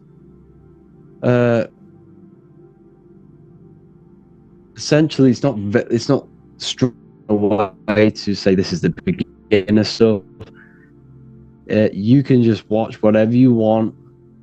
To be honest, I can make a little thing where I can make it very structured, but it doesn't really need to be structured. Like you have the lecture section, you have a numerology section, you have the library. Do what you feel, what you gravitate towards first. Just watch whatever you gravitate towards first, and that's what you know you should start on.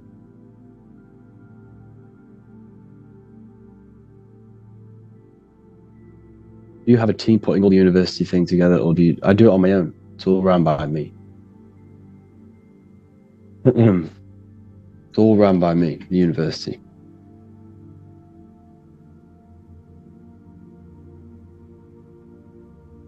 Very powerful, very life-changing. People's lives change in the university. People's lives become better because they understand themselves. They understand everything about them and reality. They gain the advantage.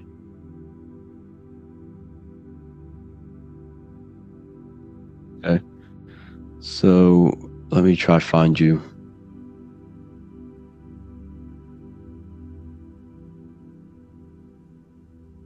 I will send the link. Here's the link for you to join the university. I've put it into the chat.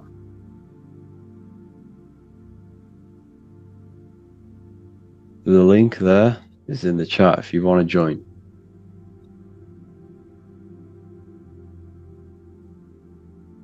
You'll get, if you follow the instructions, you can order a free Book of Wisdom Volume 2. A paperback.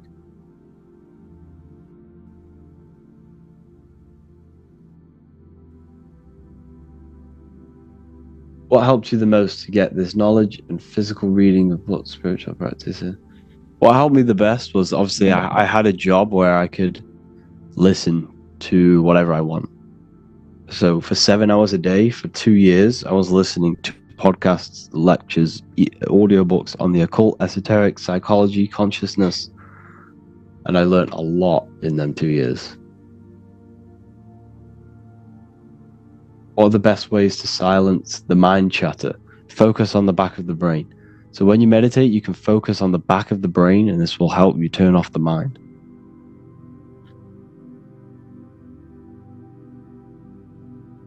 Where did you listen to these audiobooks from? YouTube.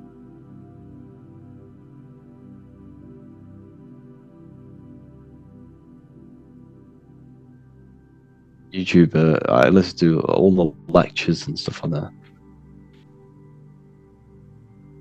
So, I'm going to love and leave you all here today. If you truly, truly, truly want to change your life, and take part in these live calls every single week and connect with like-minded individuals, learn how you can create your dream reality, how you can master your bodies, how you can feel amazing in life by understanding yourself, I'll see you inside of the university. Here's the link in the description, in the chat. There's the link. I've planted loads of them. Thank you all for joining. I appreciate every single one of you. I hope you all learned something today.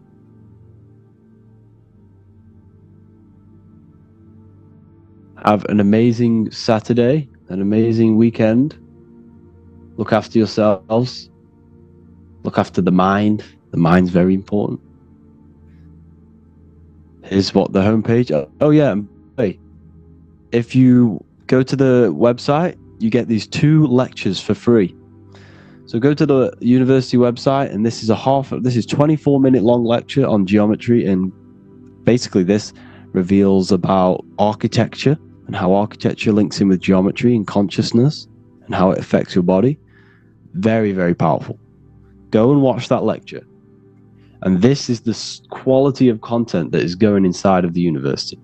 Or you can watch this one about the Anunnaki, spirit and matter. Anunnaki don't exist. You are the Anunnaki. So go and watch them 2 lectures. And this is the sort of stuff that is going to change your life inside of the university. Remember that the problem is with this world is people don't understand themselves. Why is the world in such a mess? Because people have lack of emotional control. People are slaves to their mind, to their negative thoughts, slaves to their negative emotions. You need to learn how to master these things. You need to learn how to control yourself and let you control the body without the body controlling you, so you can live the best life. This is why esoteric knowledge and occult knowledge is essential for you to thrive in this life, in this human experience. I'll see you all inside of the university. Thank you all. Do you do one-on-one coaching? I do, but it's you'd have to direct message me for that. It's quite expensive, to be honest with you, but it's amazing. It's life-changing. Have an amazing day. Recording stopped.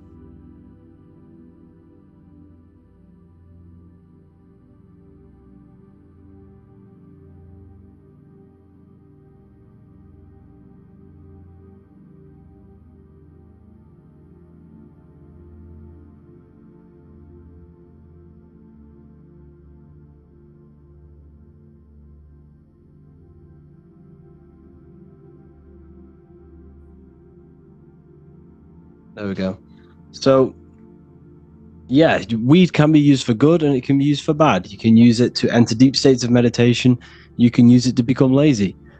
If you smoke it every day, you will become lazy and you will shut yourself off from things that you need to address. So you don't want to use it to escape.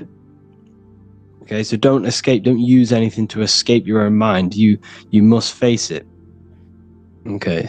So what was the next one?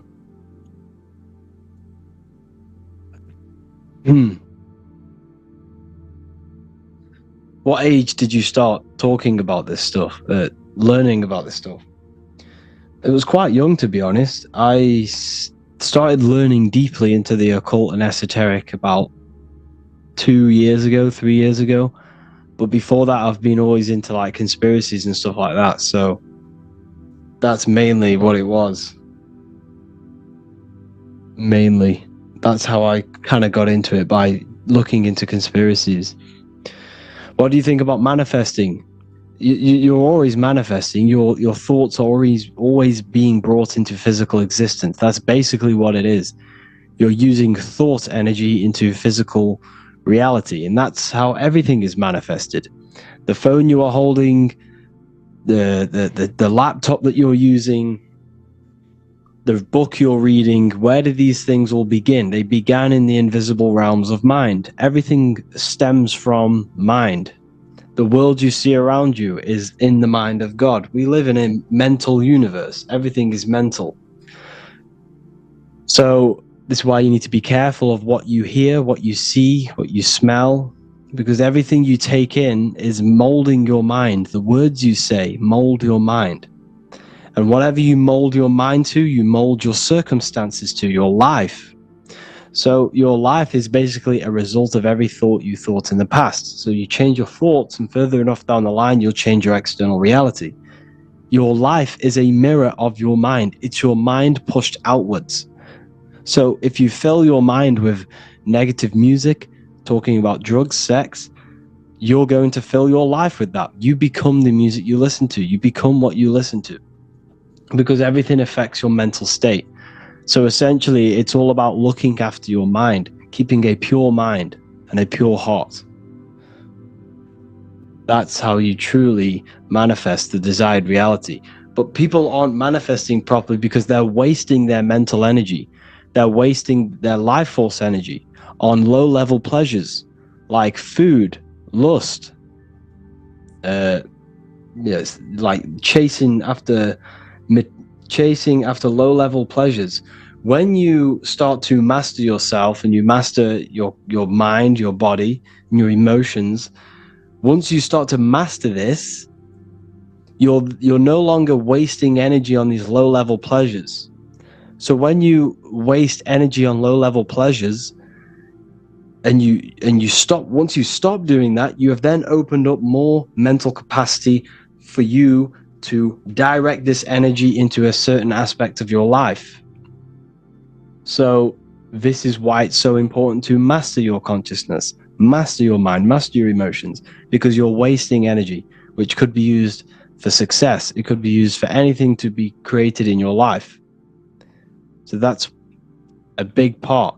So all of it comes together. What was the next one? Do you do Q&A in Ethereal University? Yes, we do.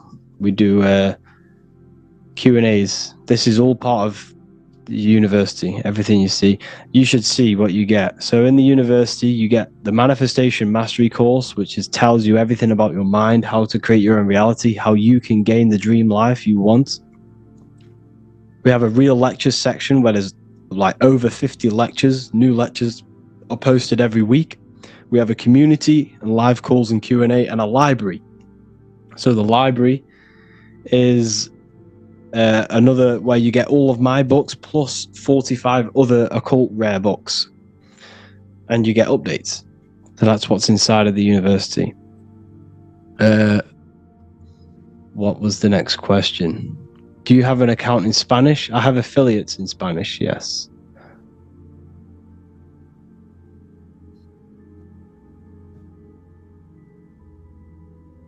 What's your thoughts on white people not being natural to this planet? We don't live on a planet. We live in, well, you live inside of your body. Your body is a piece of organic technology. Your body produces this reality that you're experiencing. Now, what do I mean? Without your brain, you can't be in this reality. So your body is producing this world. Your body is the earth. Your body is the universe. You are God. You are consciousness. The body is the earth, simulating this reality to your consciousness. So when it comes to your body, it does not matter where you are from. You are the same consciousness. The same consciousness in me is the same consciousness in the rabbit, in the dog, or the so-called melanated person. We are all the exact same consciousness. And once you understand this, once you start to realize that you are not this body is literally just a piece of technology. It's a character you're playing.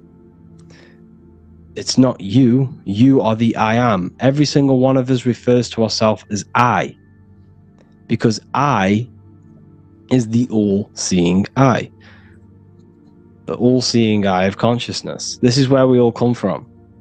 So you have divine consciousness, then above us is the stars, then you have man, Now, man is very important because man is made in the image of God. We have the ability to expand our consciousness. We have the ability to move above our instinctual survival mode. Now, what do I mean? Animals are stuck in survival. They use their creative ability because we all have the ability to bring thought into physical reality. Animals only use this creative power of mind to survive. But humans can surpass this. And this is everything I teach is about getting out of the lower self, getting out of the animal self. And once you conquer this animal self, this lower mind that wants the food, the money, the fame, the power, and sex, once you destroy this lower self, you then have the ability to expand your consciousness to understand very complex things. So humans possess the ability to know God and know the secrets of the universe. This is why humans are so important.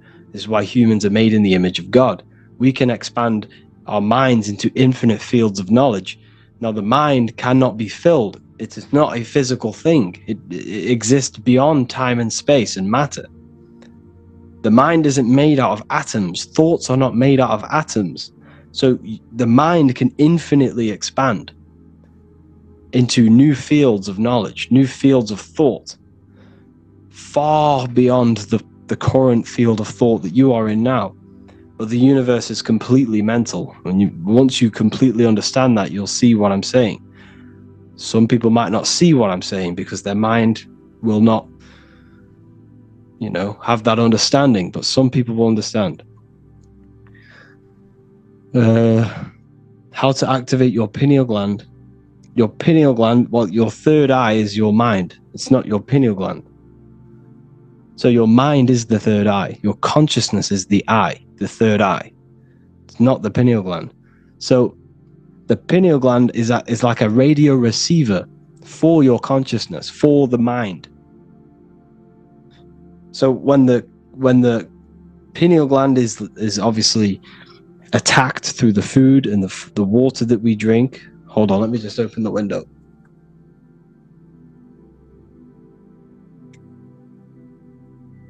So when it's attacked, it becomes weaker and weaker. And this kind of interrupts with the connection. It's an antenna, it has crystals on it.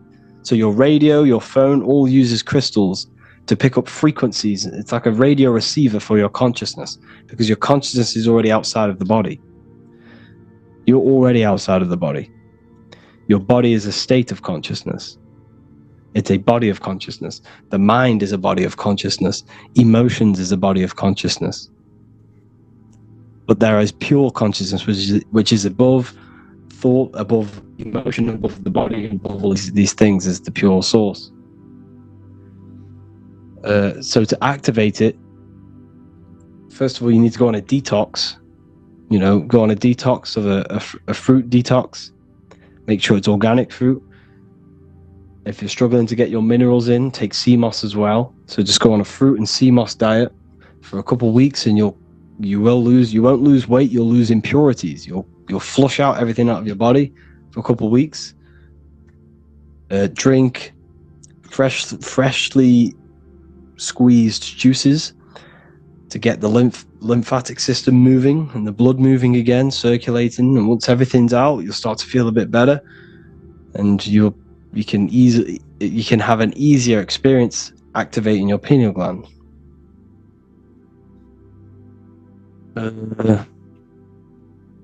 Can you talk about money and water and how we can get rich from that?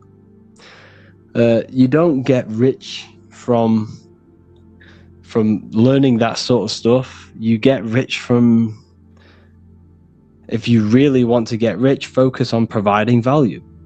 And that, if you focus on getting rich, you won't get rich. It's not about getting rich. It's about providing value. And what comes with providing value? Money. So if you're focusing on the wrong thing, focus on helping people. How can you bring solutions to people? How can you help people's lives?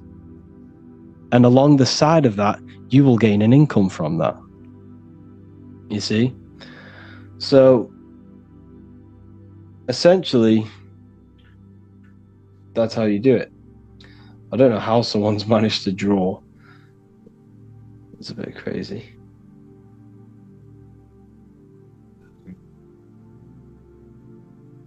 How do I get rid of that? I don't even know. Never mind. So, essentially, yeah, you're focusing on the wrong thing.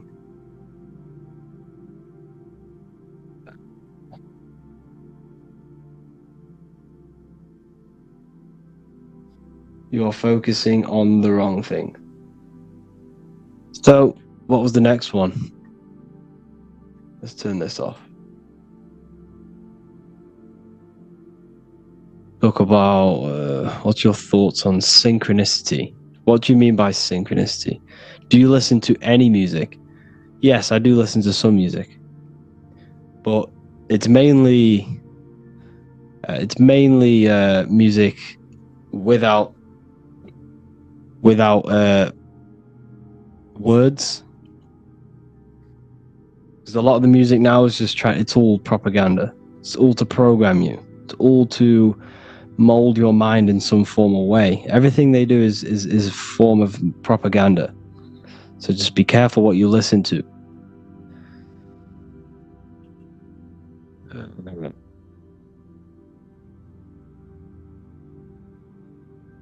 Let's go to the bottom. Let's see what we got at the bottom. Demon retention. Very powerful. This is where all your energy's in. This is the astral liquid of your body. So this is where think about it. That liquid can produce a whole other human being. That liquid has all of the minerals, all of the energy to create a human being. It has the ability to open a portal inside of a woman. So when you keep this inside of you, you're not only keeping the energy of it, you're keeping the minerals, and the minerals can be recycled in the body. So it's very, very powerful. However, if you have a very negative mind, it can be used for bad, because that energy will be redirected into something else.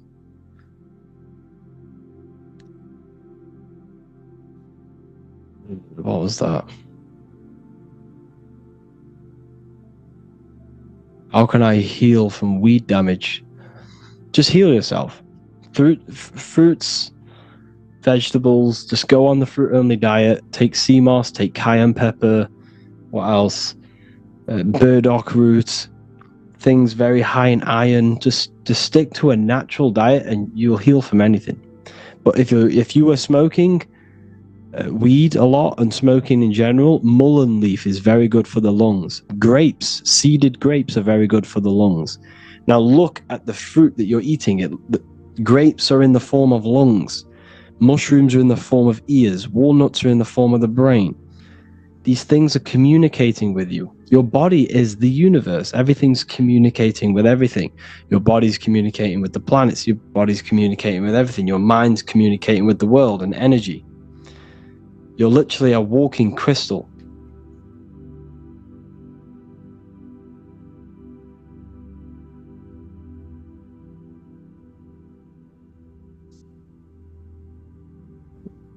What do you think about ginger and lemon shots? Instead of ginger, use wait, what was that? Sorry. Instead of lemon, use key limes. So use the small key limes instead of lemons, because they are the real lemons. But yeah, very good for the gut. Ginger's very good for the gut. If you look at ginger, it looks like the gut. So, is honey healthy? I stay away from honey. Should you not eat anything acidic? No, realistically not. I mean, you might treat yourself now and then, but, mainly stick to your raw fruit, veg diet and you'll be you'll live a long and happy life. Let's go up. Let's see what we got up here. Can I meditate looking at the moon? You can moon gaze, but the moon is inside of you. Everything you see outside of you is inside of you. The energy of the moon is already inside of you. So it's a full moon, it's already happening inside of you. This is why witches do rituals on full moons, because the psyche is more advanced, more powerful on a full moon. It's why if you ask a policeman, you ask a firefighter, you ask an ambulance driver, normally around a full moon, there's more calls, there's more emergencies, because the moon enhances our psyche. But not the moon, but the moon is within us. The seasons happen within you. The 4 seasons of the sun are the 4 seasons of your soul. You see? So, what do I mean? These seasons are happening inside of you, not just outside of you. In the summer, you feel a lot more energized. You have more energy. You're taking action on things quick. But in the winter time, you're more reflective. You're more emotional, because the winter's to do with water, and water is your emotional body of consciousness. See, the elements all correspond to you as well. Water is your emotion. Fire is your spirit. Earth is your body, and air is your mind. That's why you say you're an airhead. Air is your mind, air is the mental body of consciousness. Can you elaborate on the effects of liquor on us? Why are certain liquors stored named spirit? Because they're spirits, they're potions. So if you, hold on, I'll try and get some more for you. Where is it? They're potions. Go onto Minecraft. And what do? What do potions do? They alter you. They make you quicker. They make you, like ancient magic potions that that you hear myths about. You hear them, you see them in this, the old films. They show you the truth in plain sight. Just potions. This is what liquor is. This is what alcohol is. It's a potion. It's produced by alchemists. Alcohol. Alchemy. That's what you're consuming.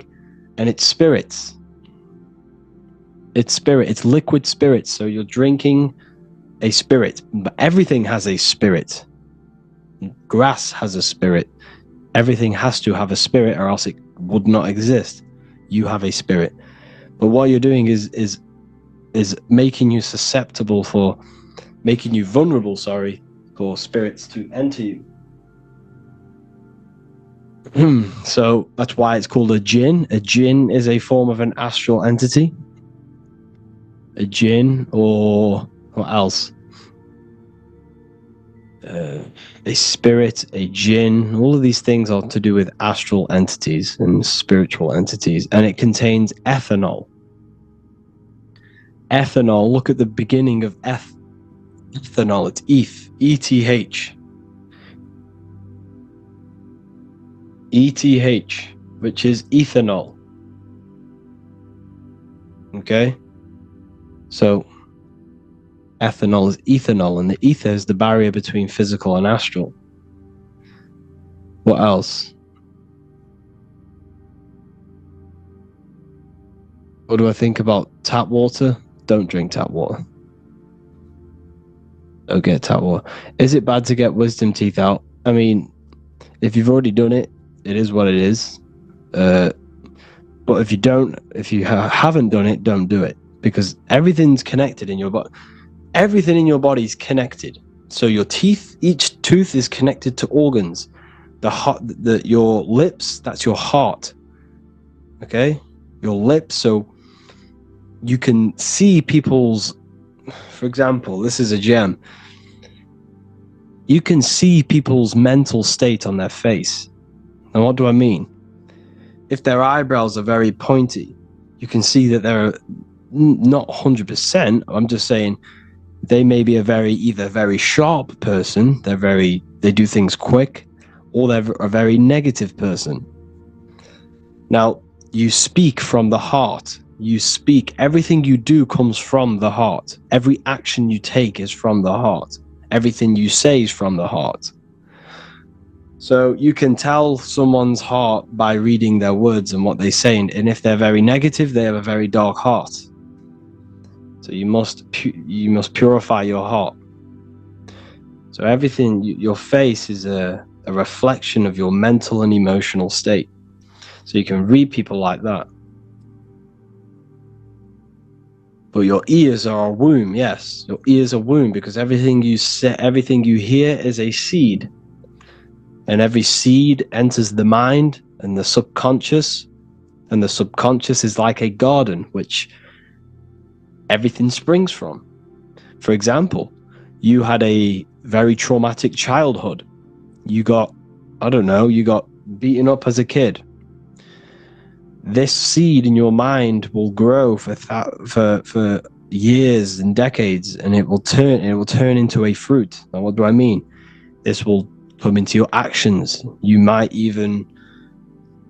do what happened to you, do the complete opposite. This is how you get murderers and, rapists and stuff like that, because they've had very negative things implanted into their subconscious, which has grown over years, which they may have not realized where all of this anger truly comes from. It's trauma in the subconscious, yeah. It is. So the subconscious is very, very powerful. 90% of your daily basis behavior comes from the subconscious. What you did yesterday is what you do today because of the programs in your subconscious. And essentially who you think you are is just programs in your subconscious. Most people don't know who they are. They think, well, my name, I've got a job. My name is Harry. I work for Revival. I do Revival of Wisdom. That's not me. This body's not me. My job is not me. My money's not me. My name is not me. You are above all of that. You are above all of this, and you must connect with your true self. Now, how do you connect with your true self? By detaching from your name, your body. Your name, your body, your family, your issues, your worries. Once you turn off the thought, once you turn off emotion, and once you detach from all of these things during meditation, you're left with pure consciousness. And that's essentially who you truly are, is pure consciousness. But your consciousness is latched onto this character that you're playing. So who you think you are is essentially a bunch of programs in your subconscious that you've gained over the years of being human. It's not you. You must learn how to detach from all of that. And this is why a lot of people cannot expand their consciousness and expand their mind during astral projection, because their minds are so latched onto this character, but it's not truly you. Your mind can't detach from this body. If your mind can't do that unless it's you gain that ability to detach from the character you're playing. But you're not the character. The true you is the I am. The I am is is God. The I within you. When you say I, there's nothing higher than that in your being. There's nothing higher inside of you than the I. That's why the Roman numerals, I is the number 1. And that's why I is one line, because we are all one consciousness, one I, one all-seeing I. That's why God is omnipresent, because he's in you, he's in me, he's in everything. We are all God, all extensions of God's consciousness. The universe is one living being. And when you see it, it's kind of crazy. But once you see it, you can't unsee it. The universe is one being. Me and you are the same exact consciousness, experiencing a different reality. But we are all the center of creation. What do you think about the monk who lived for 300 years in Himalayas? Do everyone have that possibility to live that years? Yes, I truly think this, because Think about it. I sent a list into my Telegram the other day. I sent a list into the Telegram of all of the, well, not even all of them. It was a big list about a lot of the toxins that we're being toxic. I'll try to find it. Where's it gonna load? Okay, here it is. Where is it? I'll show you this list. It's insane. So we've got seed oils, artificial food coloring, food preservatives, chemtrails, GMOs, chemical and skin products,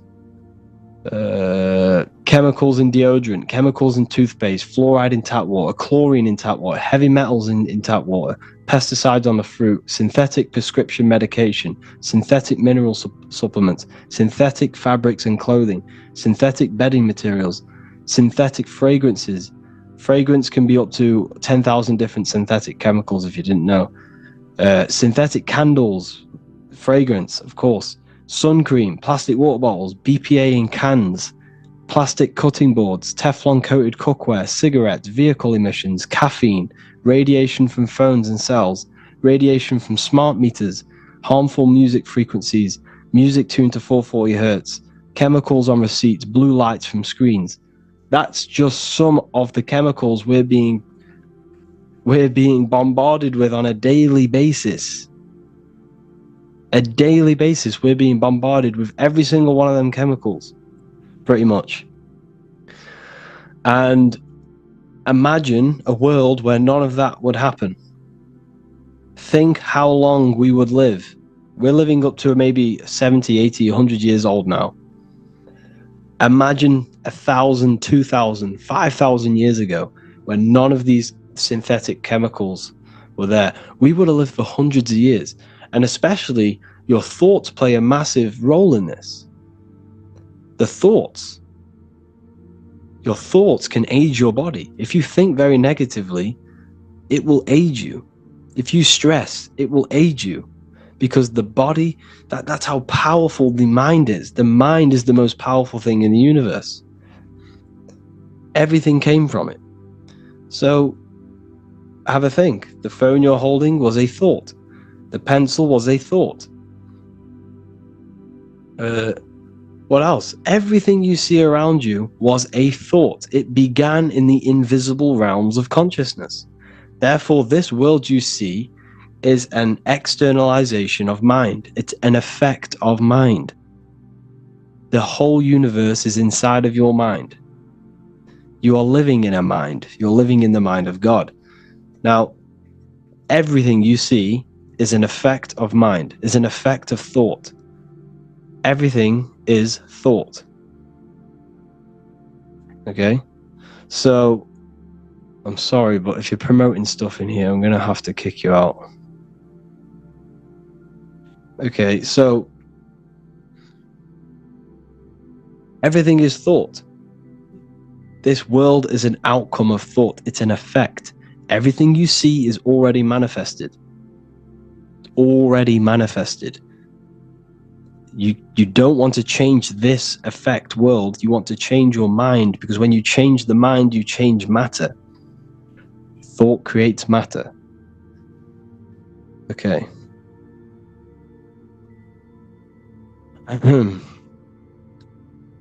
We become mind and God after we die. We are eternal. You'll never die. You can't die. It's impossible. You die every night when you go to sleep. And then when you wake up from that dream, you die and wake up in this body.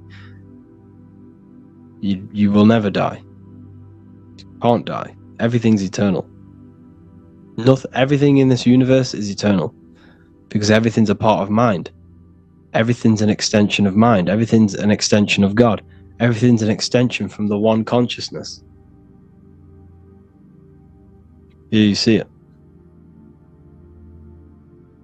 Mind and matter. Mind and matter are one. Consciousness creates matter. Does it mean that we think about money and then money comes to us, right? No, not essentially. Now, you're thinking about the wrong thing. Don't think about, if you want money, you're not going to get money. You attract what you are, not what you want. It's called a mindset. You got to set your mind to a frequency, to a reality, and it will come to you. Now, what do I mean? If you want money, focus on providing value. Focus on creating a solution for people. Don't want money, want to help people. If you gain money with a dark heart and a negative heart, you won't keep that money because your heart will come into your reality somehow. It will destroy you. You have to do things with a good heart. If you don't do it with a good heart, it will come back around and take everything from you. So focus on giving people value, helping people's lives, providing a solution for people, and money will come with that. That's how you gain money.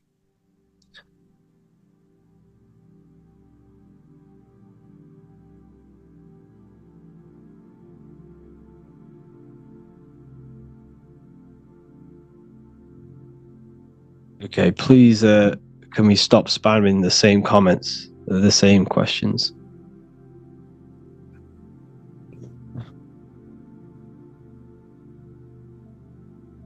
So, yeah. What do you think about psychotherapy? Is that some sort of therapy? I mean, depends. You know, I don't want to say don't do it and then you go and don't do it and then it changes your life and some crazy stuff. But what I'm saying is you need to learn how to master your own mind and learn how to meditate and turn off the mind.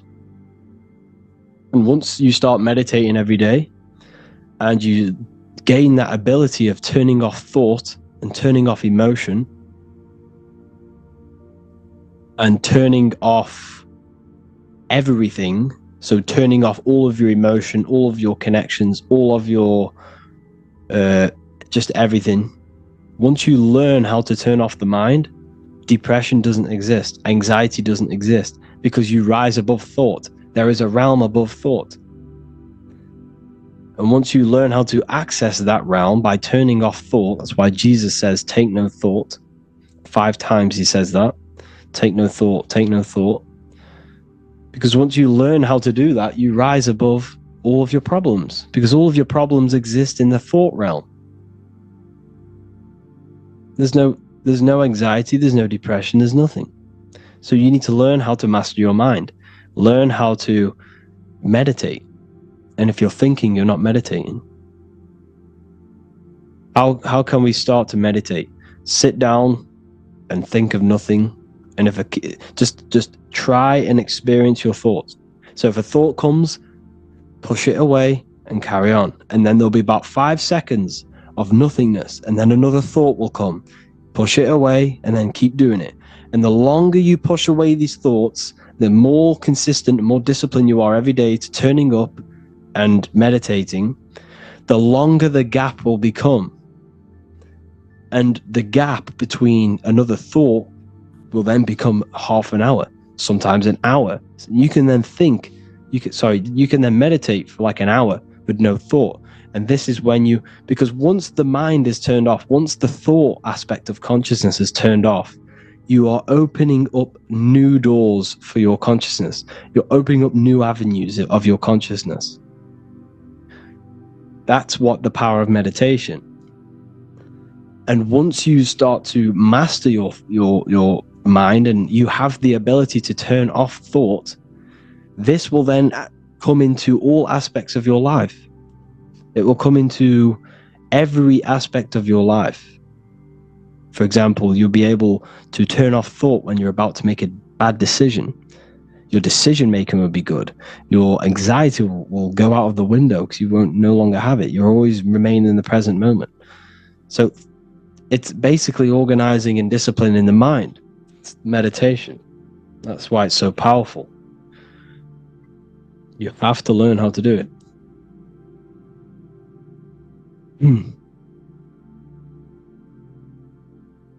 What do you think about where do humans come from, or what created us? Well, we are all extensions of God. We are all God's mind manifested in physical form. We are all extensions of God. Not you, not the character you're playing. Your character is not God. But I'm saying your consciousness is. The awareness you have, the mind you have, that's God. The pure awareness, the pure consciousness is God.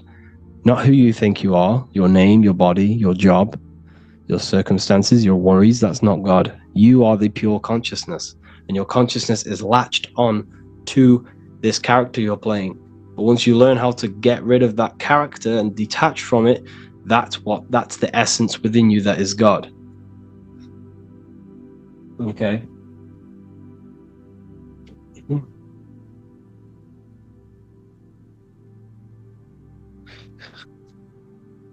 What else have we got? Did sugar turn off the thought broadcasting ability? I really don't know what you mean by that question, sorry. What is consciousness? Awareness? Creativity? So, consciousness is... Right.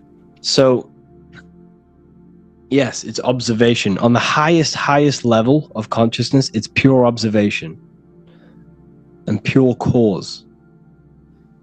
Now, on the lower, so you have observation. So there's different bodies of consciousness. You have observation, that's the eye. It's this eye you see here. Then you have mind, which is the thinking aspect of consciousness. So thoughts are not physical. Thoughts are not a part of your brain. This is an aspect of your consciousness. Then you have, under thought, you have emotional body of consciousness. You have thoughts, emotions, observation, and then you have imagination.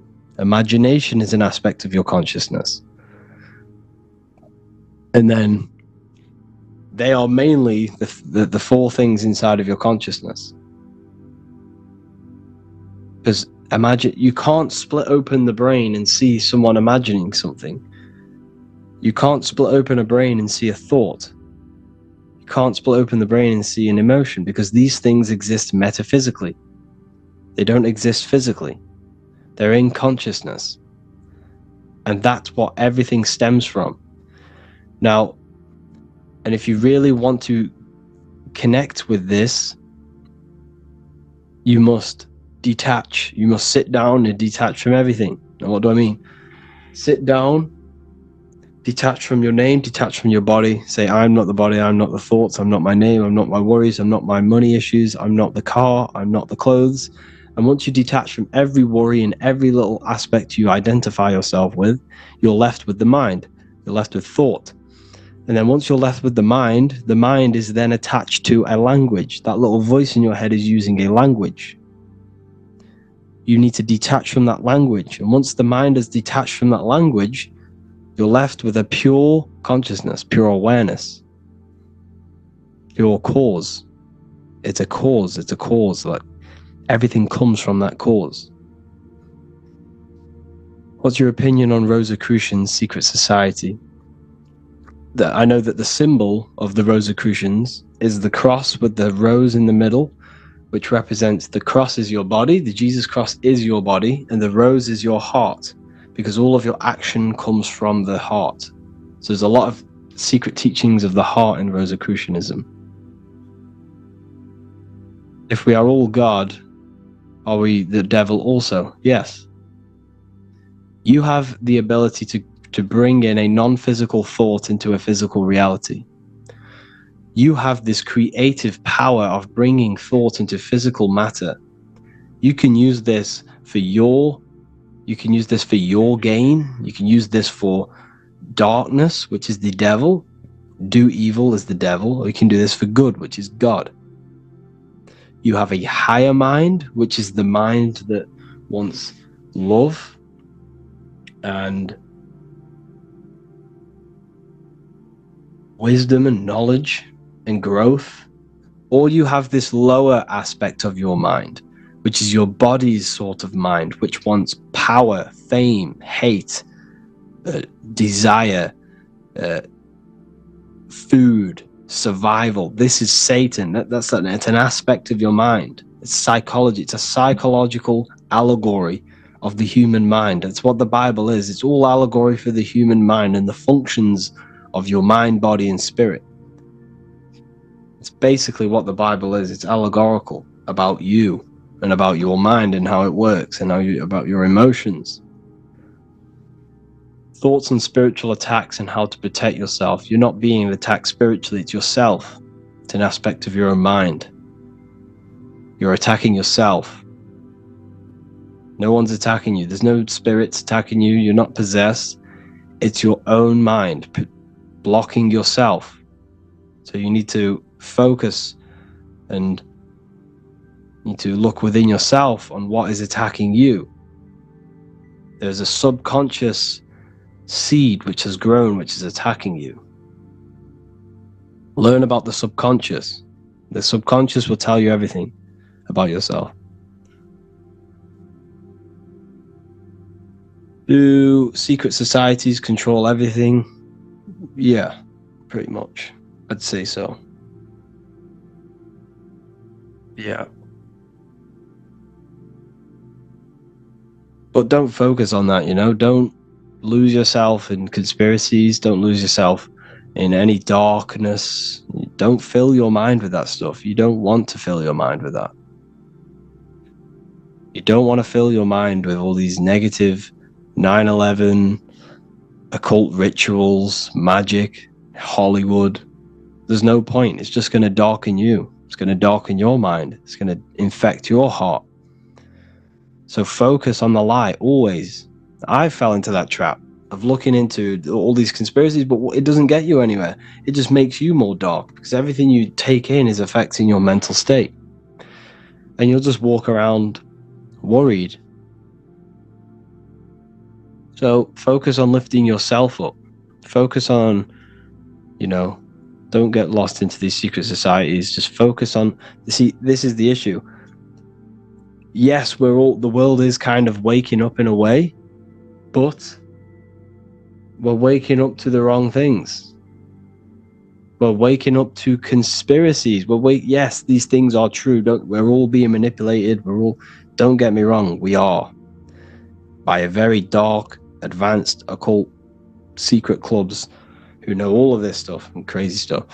But what I'm saying is, don't look into it. Once you know it, and then focus on the light.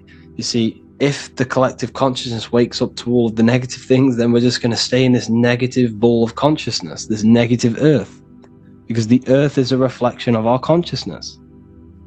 What happens in our minds is happening in our external reality. So if we all start focusing on this negative and how we're being manipulated, chaos is just going to break out. We're all going to start fighting each other. So we all need to focus on light and bringing ourselves up. That's how we get out of this issue. Okay. Do you know the 33 money blocks that all people have in their field and how to vanish them? No one has these 33 blocks on them. If you believe you have a block on you, then you have a block on you. Because your mind, everything is mental and psychological. If you believe black magic worked on you, then it works. That's how black magic works. If you don't believe it worked, then it has no power. It's the same with the government. The government have no true power. It's your belief. Like, if you believe so all of us as a collective consciousness believe the government exists. We believe money has value when it doesn't. It's a piece of paper. It's our thought. It's our consciousness thought energy that gives it power. That's why they're called a government. They govern your mental state. They govern your mind. They don't govern your body. They govern how you think. Because that's where the power's at. The power's in the mind. In your consciousness.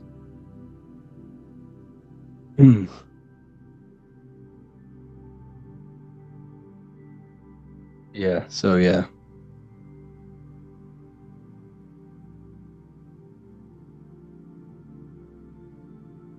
Go up a little bit. Just focus on the goodness, people, and you'll have an amazing life.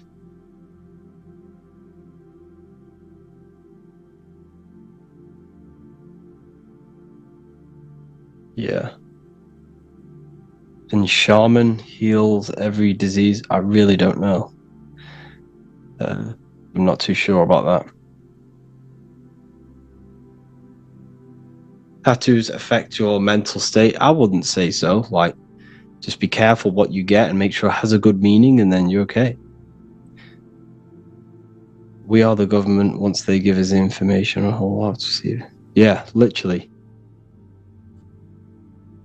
Yeah.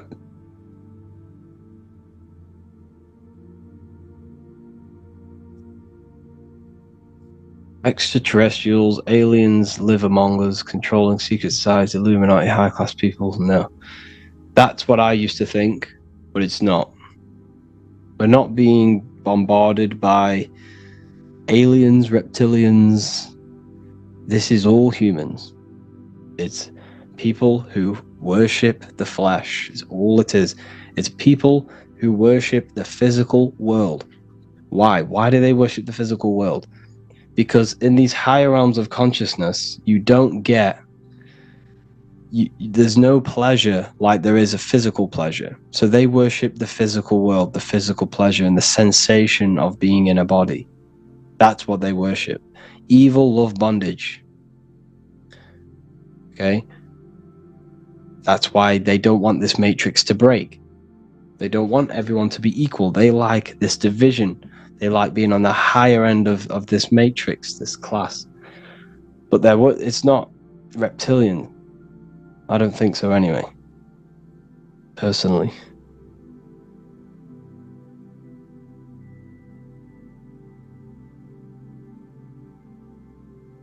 Yes, we have a brain, we have a reptilian brain, but this is our natural instinct brain. We have a lower animal self and we have a divine self. So if you see the screen here, we as humans exist in the middle between matter and spirit. We have the opportunity to expand our consciousness upwards to God. We can expand our consciousness to know God and know the secrets of the universe, or we can stay in our lower animal nature just for survival, basic needs. This is why humans are made in the image of God. We are Anu. We are Anu, spirit, and Ki, earth, matter. We are Anunnaki. We are spirit and matter together. Okay. What do you think about music and fashion?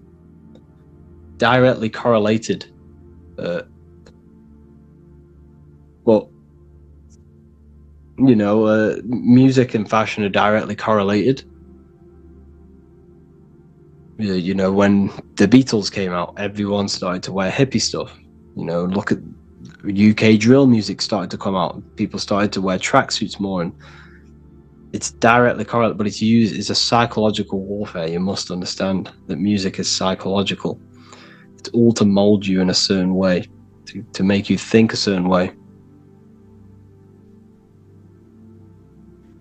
Yeah, as you said, the Rosicrucians talk about the heart, and the heart is playing a big role on our energy and field. Yes, that is true. So everything you do is from the heart. Every action, every word you say is from the heart.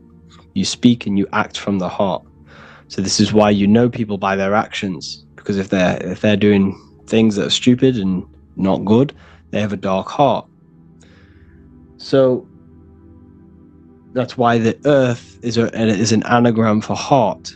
If you rearrange the word earth, it's heart, because everything we do is from the heart. Everything we manifest is from the heart.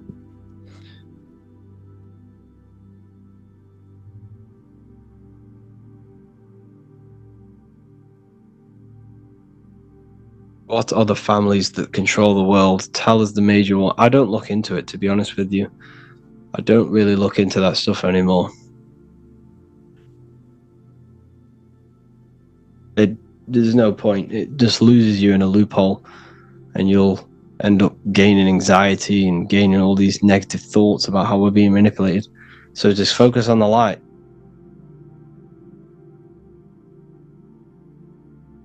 Just stay away from the conspiracies and keep your mind focused on the light. Yeah.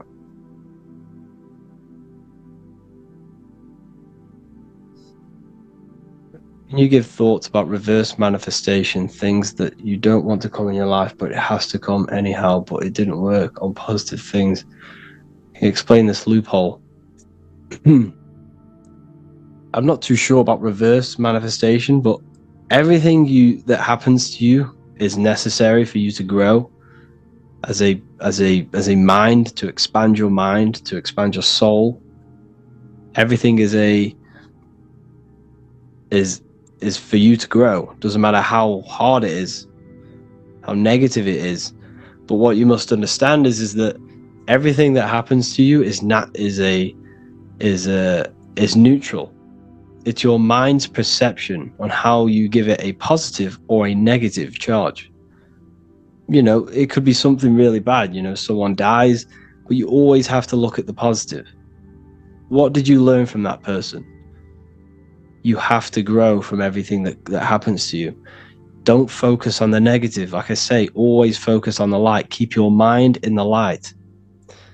Because if you keep the mind on the negative aspect, it will consume you, destroy your mind, your emotions, and your body. So always focus on the light and the positive aspects of everything that happens to you. And just remember, when it comes to manifestation, you are just a result of your thoughts. Your life right now, your current circumstances, is a result of every thought you had in the past.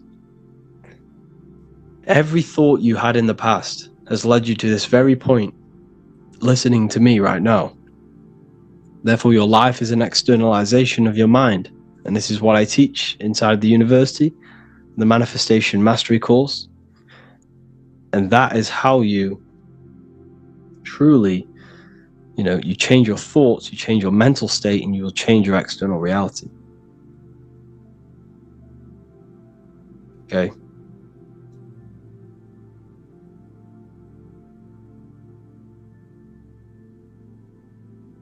Can you explain the proof the earth is flat? Your senses. Have you ever been in a car going 100 miles per hour? You probably have. How quick does it feel when you're going 100 miles per hour? It goes very, very quick. You can feel it very quick. And we are apparently moving 1,000 miles per hour while going around the sun. It's complete lunacy. If you believe that you live on a spinning rock, hurtling through space, and we haven't hit something in trillions of years, which is obviously a lie.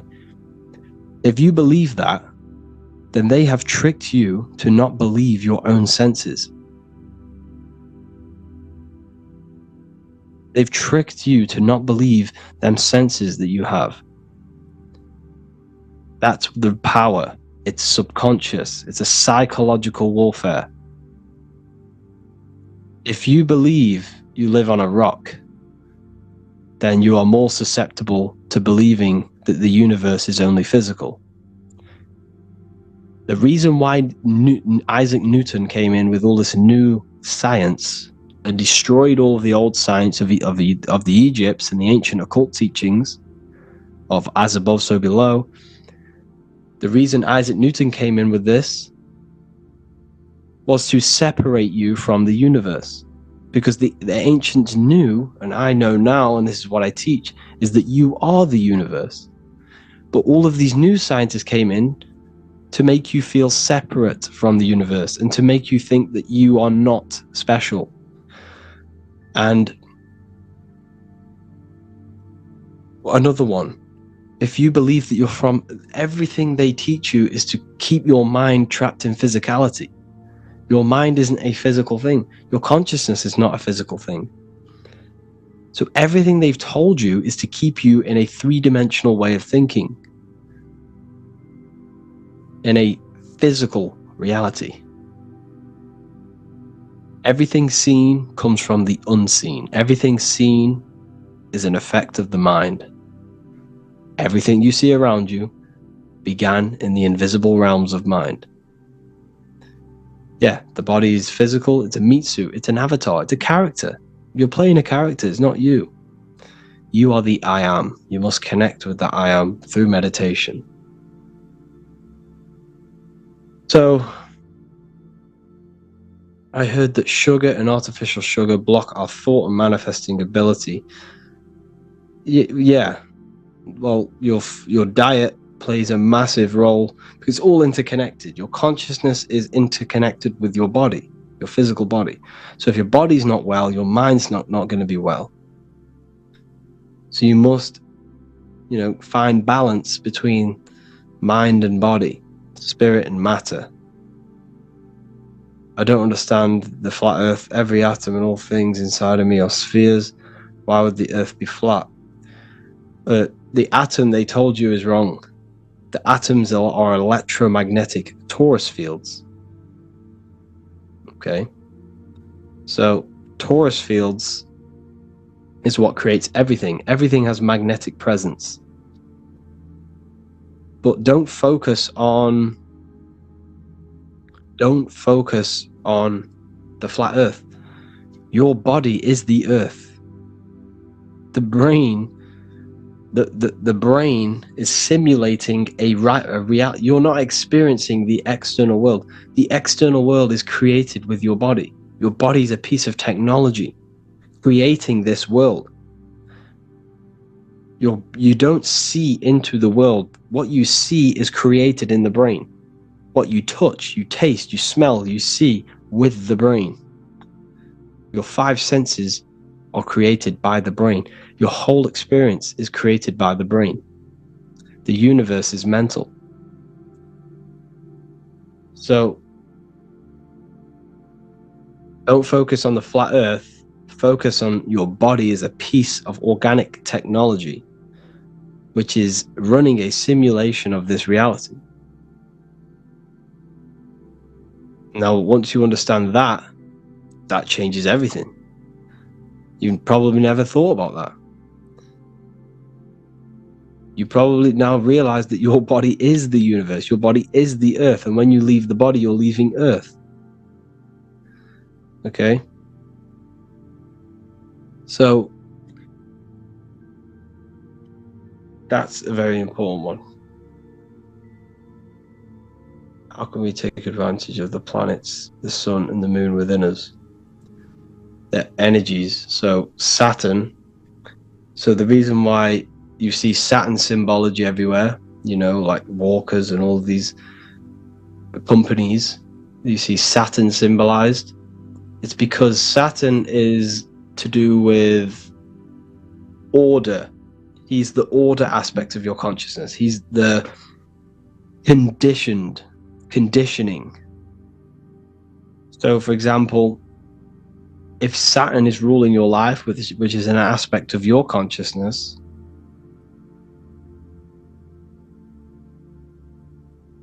how do I explain this well? They're basically harnessing the energy of Saturn to condition you. That's what technically they're doing. That's why you see Saturn symbology everywhere. It's all about conditioning and, how do I say, like the education, for example. It's all about conditioning you to keep you in a certain state. That's what Saturn is. Now, the sun represents your pure consciousness. The moon represents your subconscious or emotion. Anyways, I'm going to have to love and leave you all here. This is a Q&A that takes place weekly inside of the university. If you wish to join, I will send the link into here. Hold on, I will send it into this chat. So yeah, these live calls happen all the time. They're going to be happening every week from now on. If you want to join the university, see you all on the inside. There's so much that you can gain. Let me just try and find.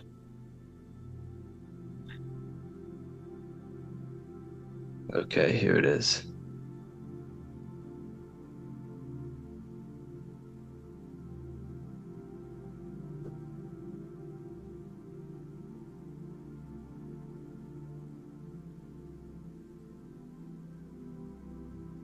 Two seconds.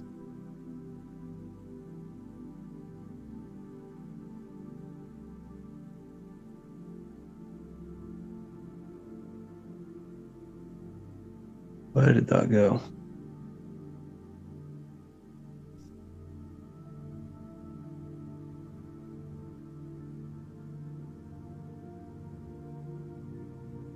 I don't know why I can't get it up.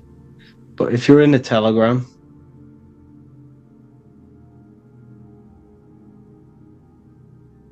go to my Instagram, my Telegram, or revivalofwisdom.com, and you'll see the Ethereal University.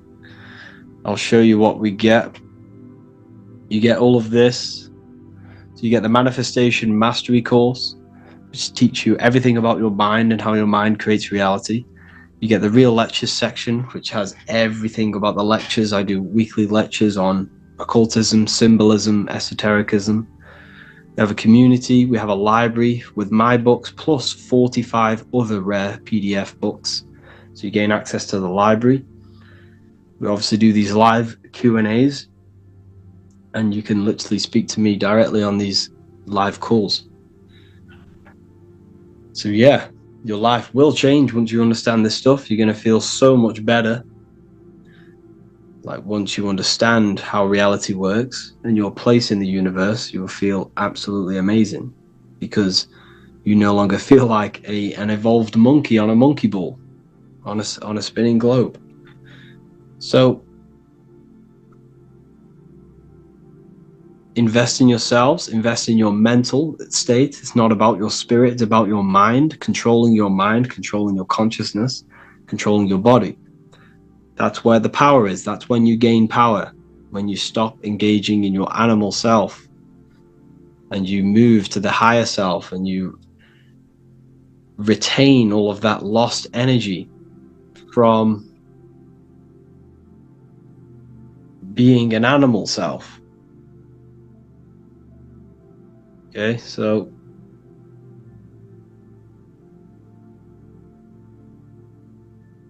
make sure to invest in yourself, and I will see you all on the other side. Here's the... Okay,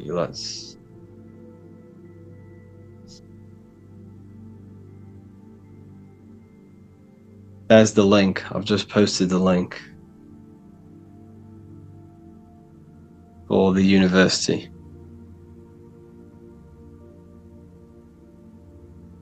If you wish to join, I'll see you all on the other side. Thank you all. Can we pay for a couple months of the university? Yeah. If you really want to pay like a couple months up front, give me a message on Instagram, Revival of Wisdom, and put the first message as university, all capital letters, and I'll respond to you and we could sort something out. I could maybe do a deal for the people who want to buy a couple months. Like, I don't know, 6 months or something like that. I could do a nice deal. Hope you all enjoyed this. I'll see you all inside the university, and have an amazing day.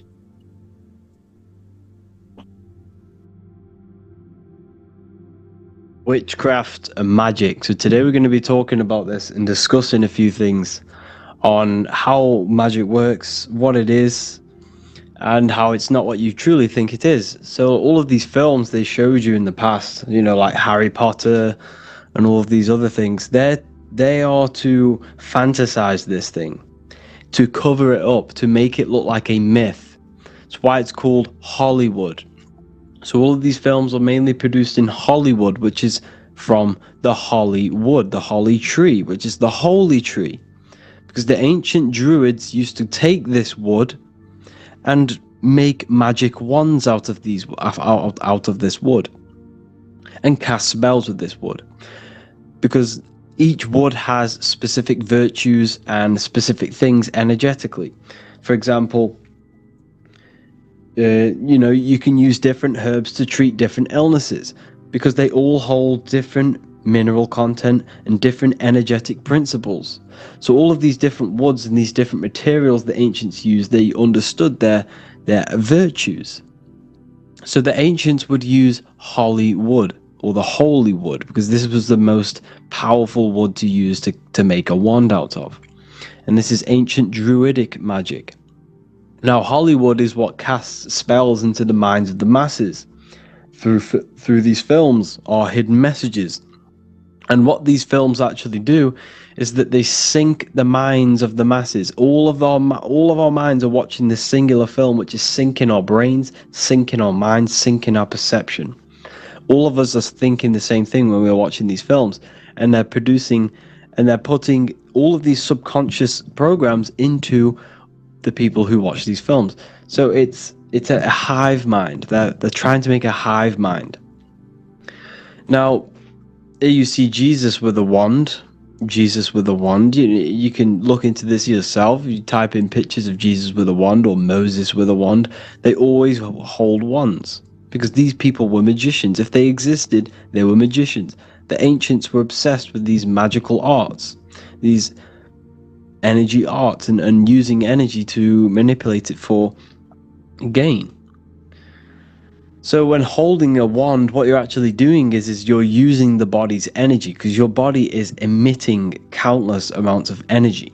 You are a light energetic being, and you have these meridians in your body, which electrical energy flows through these meridian lines. This is why we wear certain copper bracelets. If you look back at the ancients, they were kitted out in silver, copper, gold. They always wore these electrically conducting materials, as well with crystals. Crystals were used to enhance different body parts. If you wanted to hear better, you'd place a crystal and a metal in the piercing of your ear. This is why they used this, because they understood the principles of these things. Because everything you see physically has an energetic body behind it, which enhances things. High frequency, high energy is what enhances things. So by wearing these materials, on your fingers, on your wrists, you're enhancing the flow of electrical energy throughout the body. You can do this if you want to heal your body. Let's say you got arthritis in your wrist and you wear a copper bracelet. This will help bring energy. It will help raise the frequency of this specific area of the body, which will help heal this area of the body quicker. It's all about energy, because energy becomes before matter. Matter is a result of energy. So therefore, when you raise the frequency of things and give it high energy, it affects matter. So this is why the ancients, were obsessed with crystals, and all of this falls under magic, because it's using natural things, using natural resources for energetic properties and principles. And it also amplifies your electromagnetic aura. You see, when you raise your frequency, people, when you raise your frequency, your brain is producing a higher frequency. It can work on a higher capacity. Therefore, you can process more information. It works more efficiently. You become enlightened. And when you're raising your frequency and your electromagnetic field is high energy, it's very healing. It heals your body. It heals other people around you. This is why some people can walk in a room and everyone stares at him, because his field is so powerful, so high frequency. And this field is highly influenced by the internal state of an individual. If your mind is in a negative space, then this will reflect in your spirit, which is your electromagnetic energy.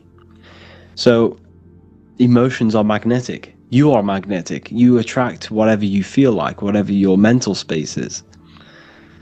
So it's important to master the mind and master the emotions for this reason, because this is when you become a walking magnet, a walking light being. Now, Happy Birthday is a form of a magic spell. It's a spell to make you age quicker.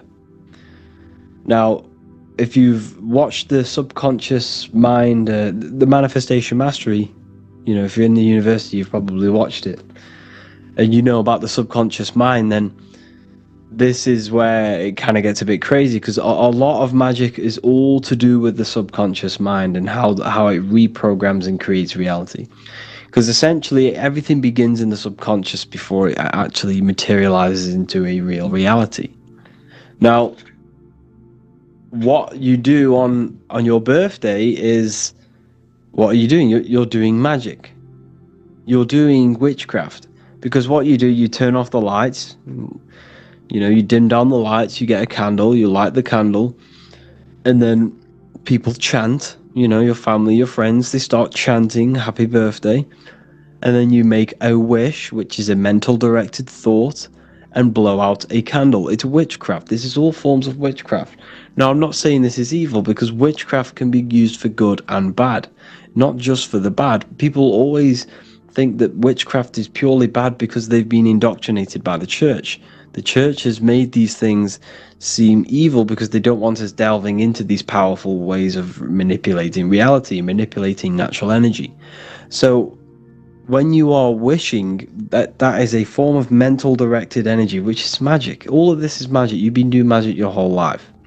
Now, when you make the wish, you don't tell anyone, which is another occult virtue. You shouldn't be telling people things that you want to create into manifestation, into a reality, because people can direct negative mental energy towards this and slow this manifestation down. Because also, when you release what you want to do, when you talk about your goals to others, this releases dopamine in your brain.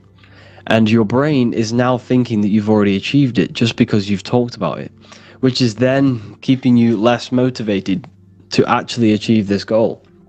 So this is why you feel so good when you talk about, your goals to people, because it releases dopamine in your brain. But anyways, so what this is doing is, happy birthday, it's making you age quicker. You see, the body follows the mind. The mind is the powerful tool. The mind is Jesus and his 12 disciples, the 12 cranial nerves in your brain. There's always the one around the 12. So the mind controls the body, and every thought you see, your thoughts are present in your body. Your body is a reflection of your thoughts. If you are very unhealthy, this means you have thoughts of eating junk food, and it is now reflecting in your body. You see, you can tell you can kind of get a glimpse of someone's inner world by looking at them, because they are a reflection of their own internal state. If someone is very strong, muscular, ripped, you can see this person. You can see this person's mental energy manifested in his muscles. You see the discipline. So your body's a reflection of the mind. Now, the English language is riddled with hidden spells. This is why we say, how old are you? Now, when we say, how old are you? This is subconsciously, going into your subconscious. You might not consciously think, oh, I'm not old, but subconsciously, the subconscious mind picks this up and says, I am old. I am old, because it manifests anything that you put into it. It takes everything as truth. So when we say, how old are you? We are saying we are old, which is then, not having a dramatic effect, but it will make you age quicker. These little things all add up. You see, the subconscious is like a garden, and every thought and word and emotion is a seed which grows in the mind of the subconscious, which will then blossom into a material reality, into a fruit. You shall know them by their fruits. It says that in the Bible. So when we say, how old are you? We should be saying, how young are you? Because this is another, English has been manipulated in ways to trick your own subconscious into these spells. This is what spelling is. Your words are spells. They cast three-dimensional sound waves. Every word you say is casting a three-dimensional sound wave or an electromagnetic torus field. Every single word you say. And what is reality created of? And that is electromagnetic fields. You are creating atoms. Your body is an anatomy, because your body is a giant atom, an electromagnetic field. So the next one is these planes. We must all understand these planes. Is how the physical plane is a result of these higher planes of consciousness. You have the Buddhic, which is nothingness. You have the mental, which is the mind and thoughts. Then you have the astral, which is imagination of the thoughts. And the etheric is the energy of the imagination. And the physical is the physical plane you see around you. So everything you see down here is a reflection of these higher planes of consciousness of thought. So everything down here is manifested through thought. That's why it's called a government. They govern your mentality, your mind, because they understand the mind is the root cause of reality.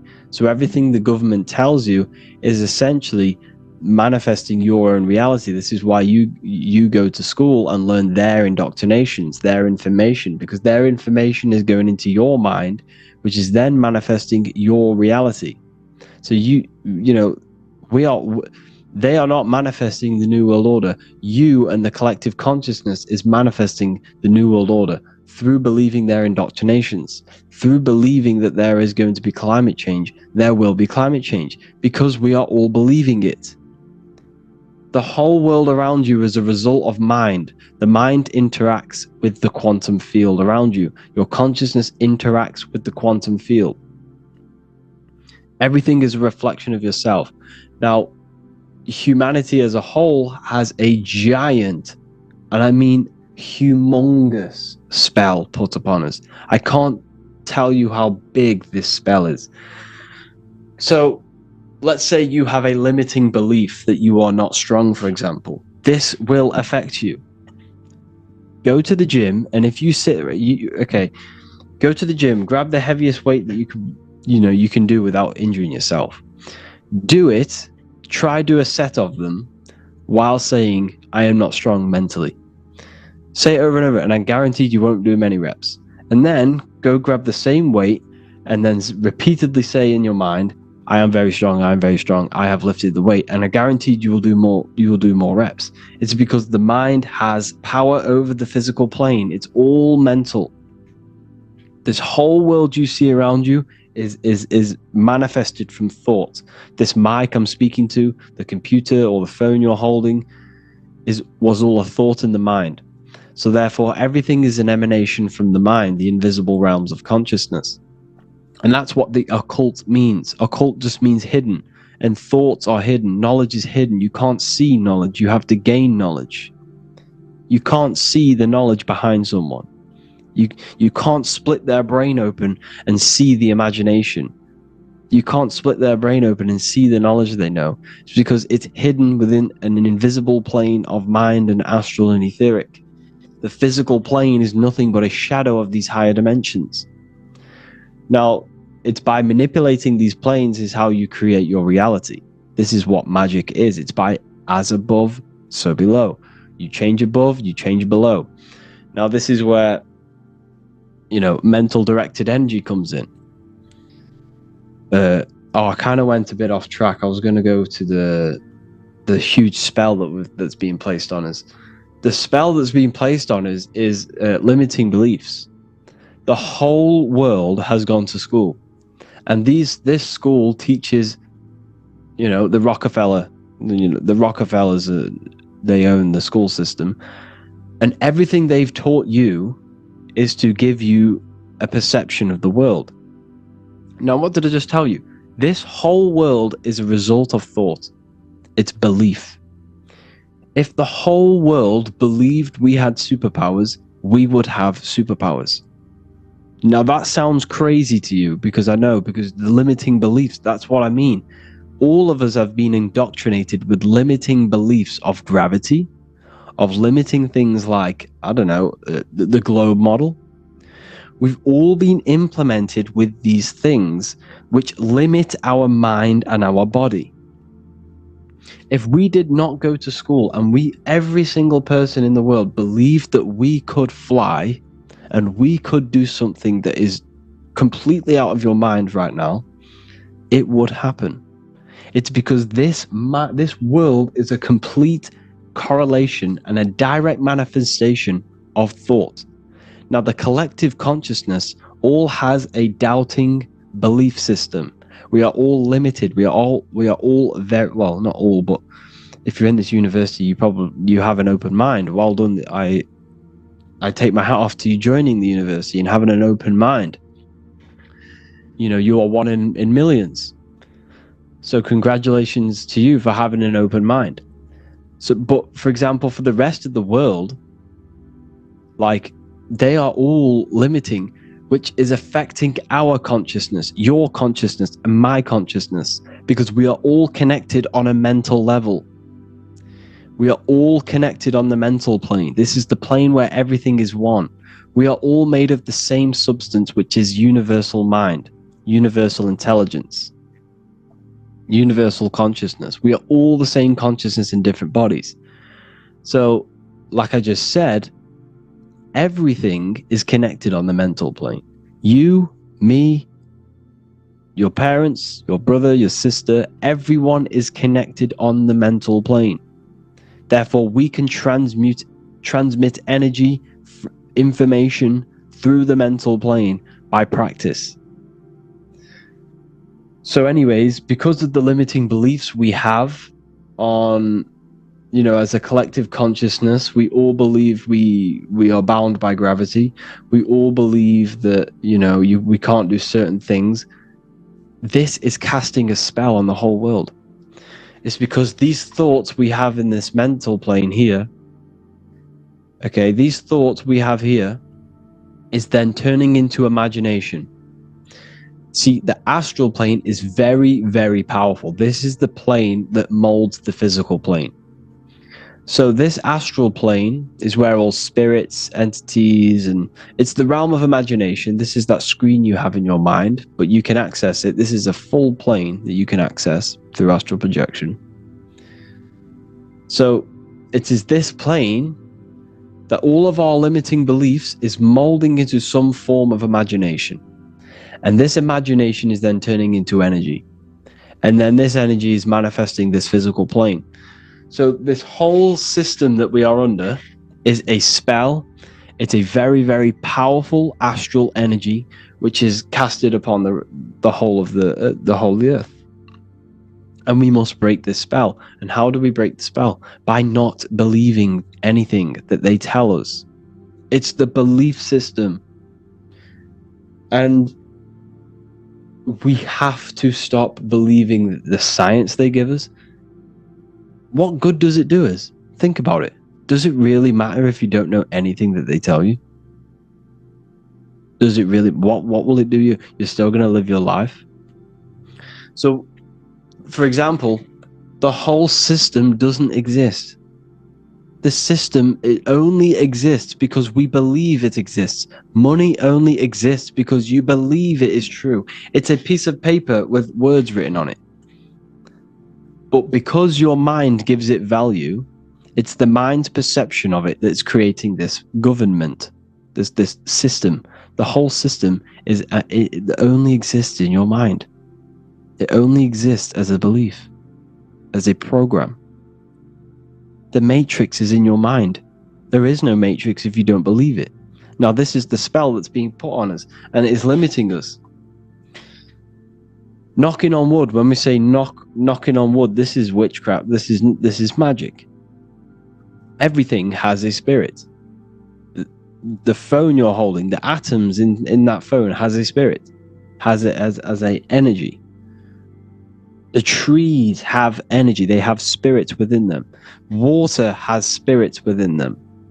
You see, so knocking on wood is the ancient druidic magic again of knocking on for the tree spirits, because tree spirits are very healing. Trees are very healing. They're very high frequency. They emit lots of energy, lots of ether. So by knocking on it, they would ask them to heal them, or because these spirits are conscious, they're astral. You can't see them, but they exist. Everything has an astral body. You have an astral body. You use it every time you dream.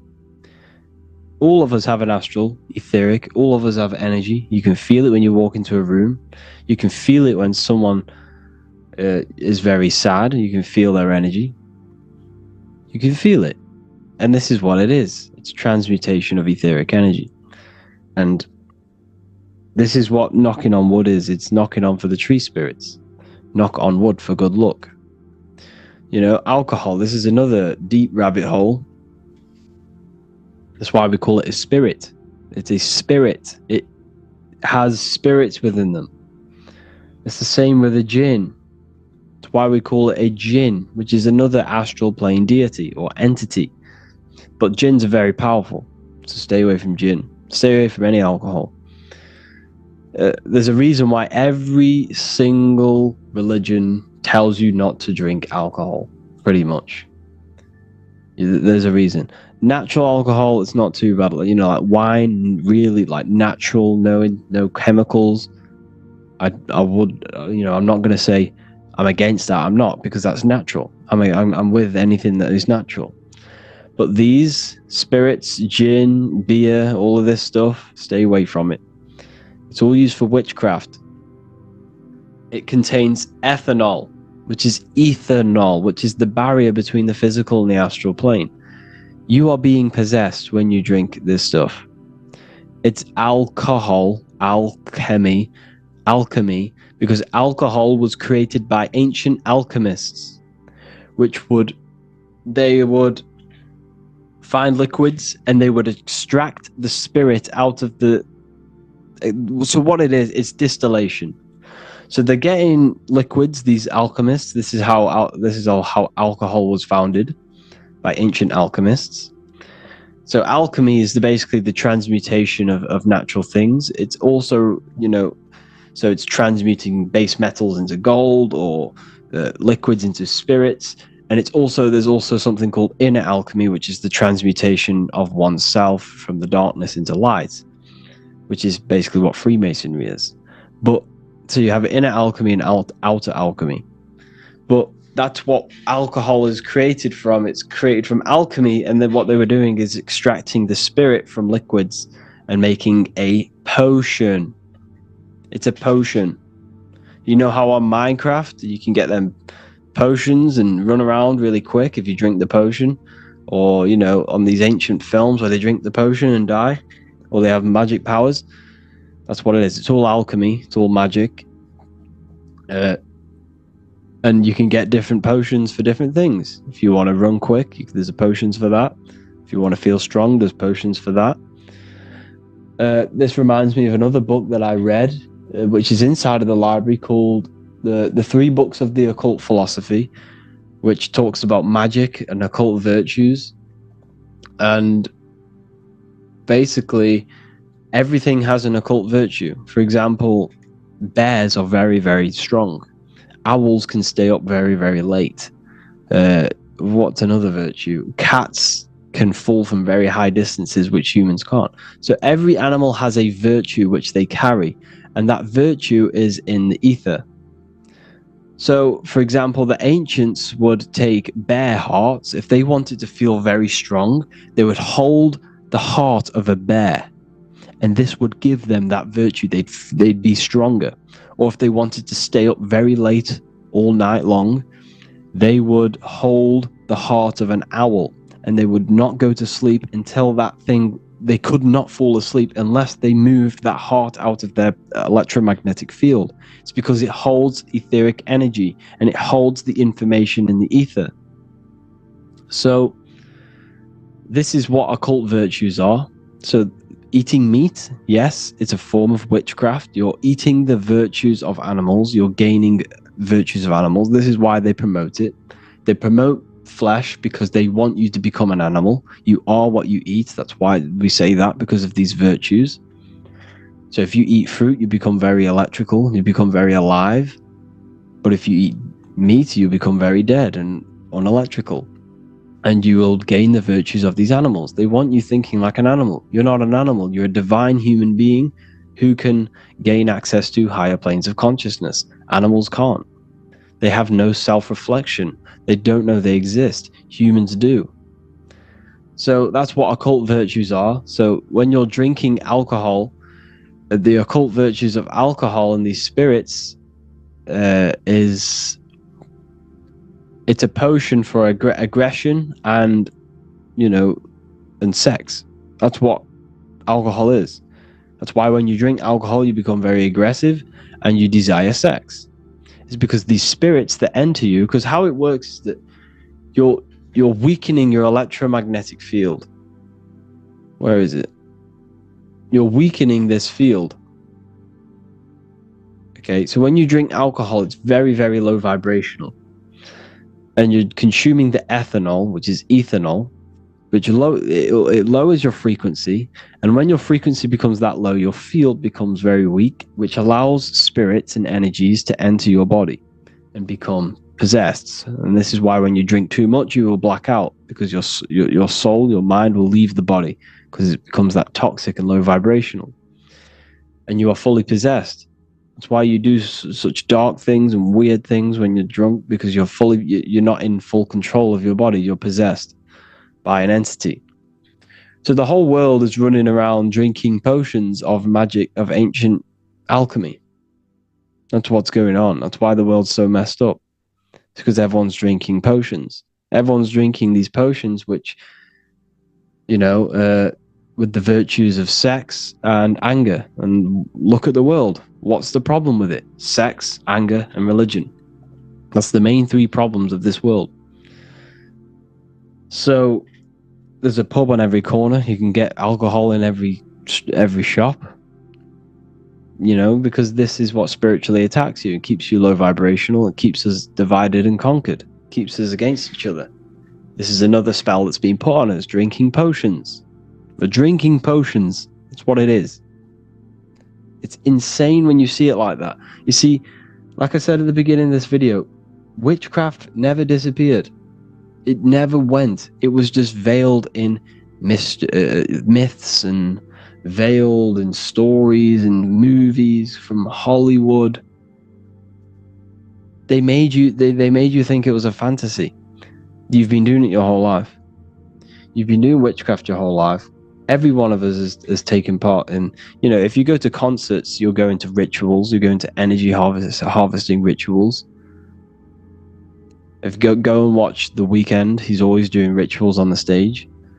People getting possessed, people dying in the crowd. It's very low vibrational. We're being ran by wizards and warlocks, and we don't even realize it. They've made us think all this stuff is woo-woo and pseudoscience. It's not. This stuff is real, and we're doing it. It's that in your face that you can't see it. So, alcohol. The word alcohol is alcool in ancient Arabic, which means body-eating spirit, and now in Arabic it's algol, which means demon. Algol means demon in Arabic, which means alcohol. It's insane. So we're drinking demons and spirits in the in the astral plane. So your body is becoming a vessel for demons and spirits by drinking these consciousness altering potions. That's what it is. It's a potion that alters your mind and alters your consciousness, lowers your frequency, and allows things to come into you. Now, you can use these planes to your advantage for magic. You can practice these magic rituals. And the way to do that, if you go to the meditation section and listen to the hemisync tracks, you don't have to do the full meditation. But what I do, I use them tracks sometimes. Listen to them, gain into that state where your consciousness is raised just slightly out of the body. Okay, so you want to do the meditation until you feel you are the pure consciousness and you no longer... right, so if you've done the meditations, your body, you can't feel your body because your body is that still and that relaxed. You can't feel your body. You're just pure consciousness. And when you are in that state, this is when you are in, more than likely, you're in the astral or the mental plane. Okay? This is when you're pretty much inside of the subconscious mind. You're no longer in the conscious, you're in the subconscious. And when you're in this state, this is where the power is. This is where you can start to imagine things. Now, this is very, very important that you be very careful about what you want to imagine. When you are in them realms of the subconscious and you're in a lifted state of consciousness, you no longer feel your body. This is very, very important, because whatever if you're trying to manifest someone into your life, for example, and you go and think about this and you imagine them and you picture them in your life in this state, this can have a very, very bad effect on you. You're programming your subconscious. Now, you got to be very, very careful. You got to make sure that your intent is a good intent. If you have a bad intent, do not do this, or else you'll program your subconscious with a bad intent, and it will come back and bite you. So be very careful about what you're going to imagine. Be very careful what you're going to direct mental energy towards. Now, this takes focus, discipline, and imagination. There are 3 parts of the higher faculties of your mind. You have to work on these: focus, discipline, and imagination. If you truly want to become an occultist, you must understand this. Focus, because you have to hold an image and hold an image of the imagination. So imagination and focus comes in hand. So let's say you want someone to come back into your life. You miss them. You picture them. You have to picture them very vividly, as much as you can. You have to use your focus, your discipline, and imagination to focus and imagination. When you're in that uplifted state, remember, when you no longer feel your body, focus, vision their face, and then whisper into their ear what you want them to do. Whisper into their ear what they want them to do, and then after about 5 minutes of that, keep repeating it, vision it, and saying it into their ear. Don't tell them what you want to do. Tell them the outcome. You will this, you will that. And then once you've done that, you want to then imagine them doing this thing that you've told them to do for 5 to 10 minutes. The longer, the better. The better your focus is, the better your imagination is, the better discipline you have, the more power you're sending to this person. Because remember, we're all connected on a mental level. We're all connected in this mental plane through thought. And thought is non-physical. It's metaphysical. It's not made of atoms. A thought's not made of atoms. It's completely metaphysical. You can't locate it. It's in a higher plane of consciousness. So we're all connected on a mental level. So what you are actually doing, you're directing mental energy towards this person. And if this person is not aware of occult things, this can influence them. The more you do it, but like I say, people, don't do this for bad reasons. Don't do this for bad, because this can turn around and bite you.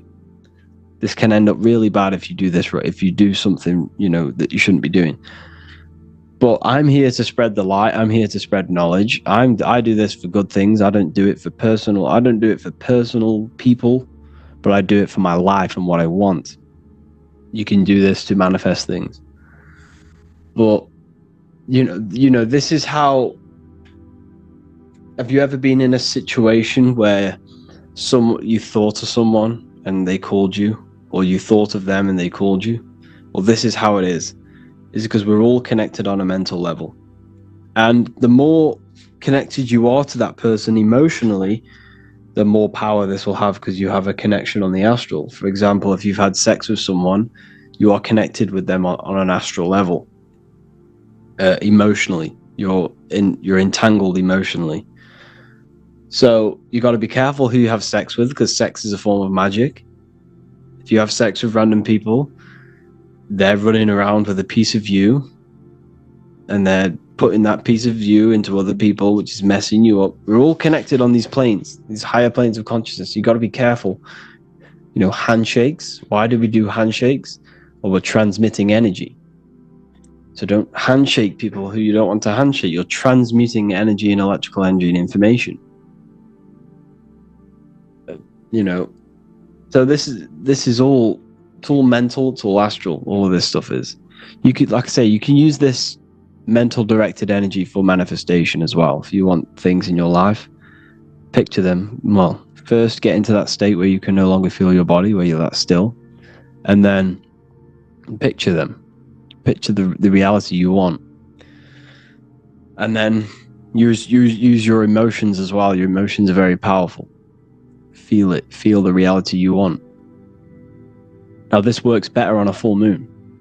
Now, the full moon is very powerful, very, very powerful. They don't want you to know about the full moon. They don't want to know about the moon. All they tell you about is the sun. They tell you the moon's just a piece of rock. The moon is very, very powerful. The moon has an effect on your psyche. So when it's a full moon, things sound louder.